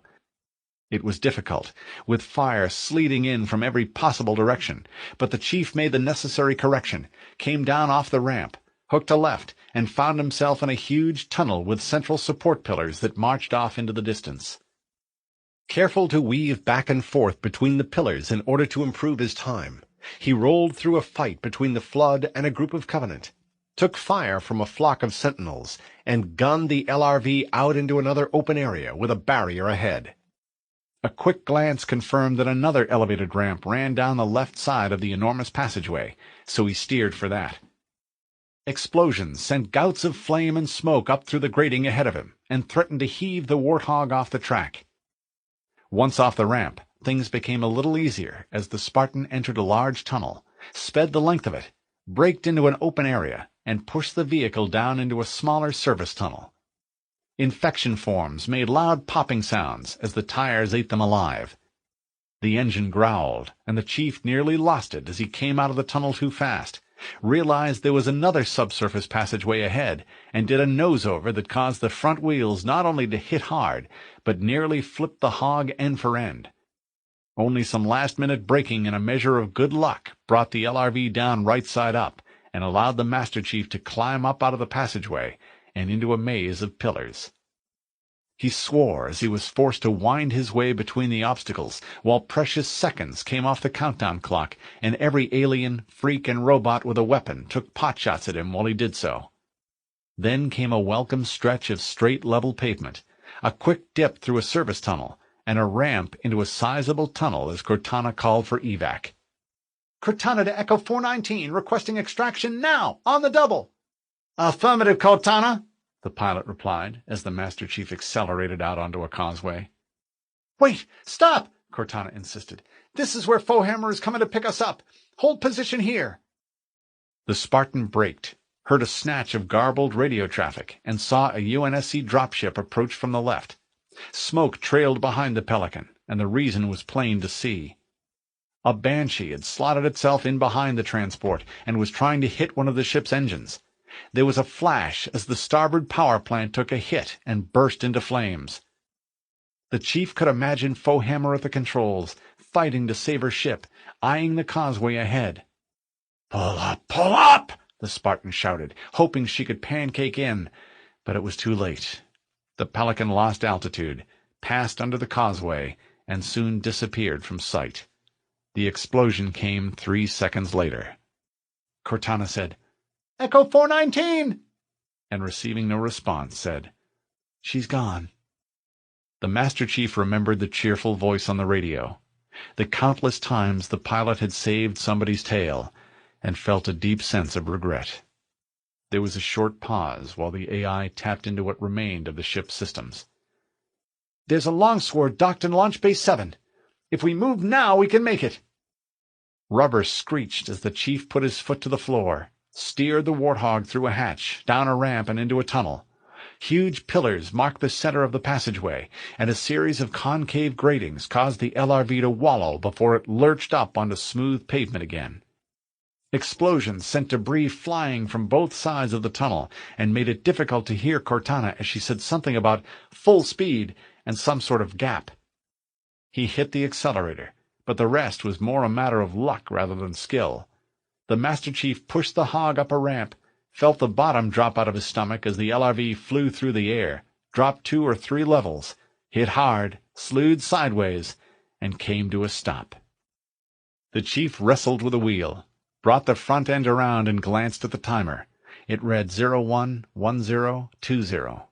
He stamped on the accelerator. The warthog shot ahead, raced through a narrow tunnel, then slowed as he spotted the array of horizontally striped barrels that blocked the road ahead. Not only that, but the entire area was swarming with Covenant and Flood. The Master Chief jumped out, hit the ground running, and gunned an elite who had the misfortune to get in the way. The fighter was straight ahead, ramped down, waiting for him to come aboard. Plasma bolts stuttered past his head, explosions hurled debris in every direction, and then he was there, boots pounding on metal as he entered the ship. The ramp came up just as a mod of flood arrived. The longsword shook in sympathy as another explosion rocked the Pillar of Autumn, and the Spartan staggered as he made his way forward. Precious seconds were consumed as he dropped into the pilot's seat, brought the engines online, and took the controls. "Here we go." The chief made use of the ship's belly jets to push the longsword up off the deck. He turned the fighter counterclockwise and hit the throttles. G-forces pushed him back into his seat as the spacecraft exploded out of its bay and blasted up through the atmosphere. Yayup, who had made it to the edge of the foothills by then, heard a series of dull thuds and turned in time to see a line of red-orange flowers bloom along the length of the Autumn's much-abused hull. As the cruiser's fusion drives went critical, a compact sun blossomed on the surface of Halo. Its thermonuclear sphere carved a 5-kilometer crater into the superdense ring material and sent powerful pressure waves rippling throughout the structure. Both up and down spin of the explosion, the fireball flattened and sterilized the surface terrain. Within moments, the yellow-white core had consumed all of the available fuel, collapsed upon itself, and winked out. Still spinning, but unable to withstand the forces exerted on this new weak point, the ring structure slowly tore itself apart. Huge chunks of debris tumbled end over end out into space, as a 500-kilometer-long section of the ringworld's hull sliced through an even longer curve of brilliantly engineered metal, earth, and water, and produced a cascade of eerily silent explosions. There was an insistent beeping sound as the words "engine temp, critical" flashed on the control panel, and Cortana said, "Shut them down. We'll need them later." The Master Chief reached up to flick some switches, got up out of his seat, and arrived in front of the viewport in time to see the last intact piece of Halo's hull sheared in half by the dreadful slow-motion ballet of flying metal. For some reason he thought of Lieutenant Melissa McKay, her calm green eyes, and the fact that he had never gotten to know her. "Did anyone else make it?" "Scanning," the AI replied. She paused, and he could see scan data scroll across the main terminal. A moment later, she spoke again, her voice unusually quiet. "Just dust and echoes. We're all that's left." The Spartan winced. McKay, Fohammer, Keyes, and all the rest of them, dead, just like the children he'd been raised with, just like a part of himself. When Cortana spoke, it was as if the AI felt she had to justify what had transpired. "We did what we had to do, for Earth. An entire Covenant armada obliterated, and the Flood. We had no choice. Halo, it's finished." "No," the Chief replied, settling in behind the longsword's controls.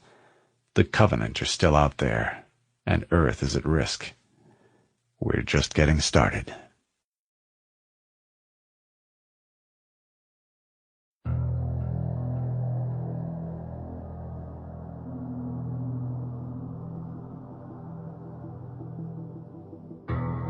Halo, The Flood, was written by William C.Dietz and read by Todd McLaren. Kamchatka, music from Halo 5 Guardians, was composed by Kazuma Jinouchi. Terry Hogan was the mix engineer. The associate producer was Michael Noble. This has been a presentation of Simon & Schuster Audio.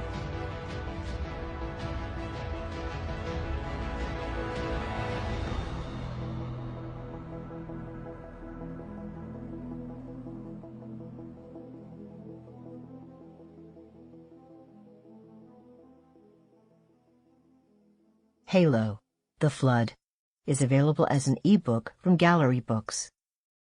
Also from Simon & Schuster Audio, Halo, Bad Blood, written by Matt Forbeck and read by Scott Brick, and Halo, Silent Storm, written by Troy Denning and read by Scott Brick. Audible hopes you have enjoyed this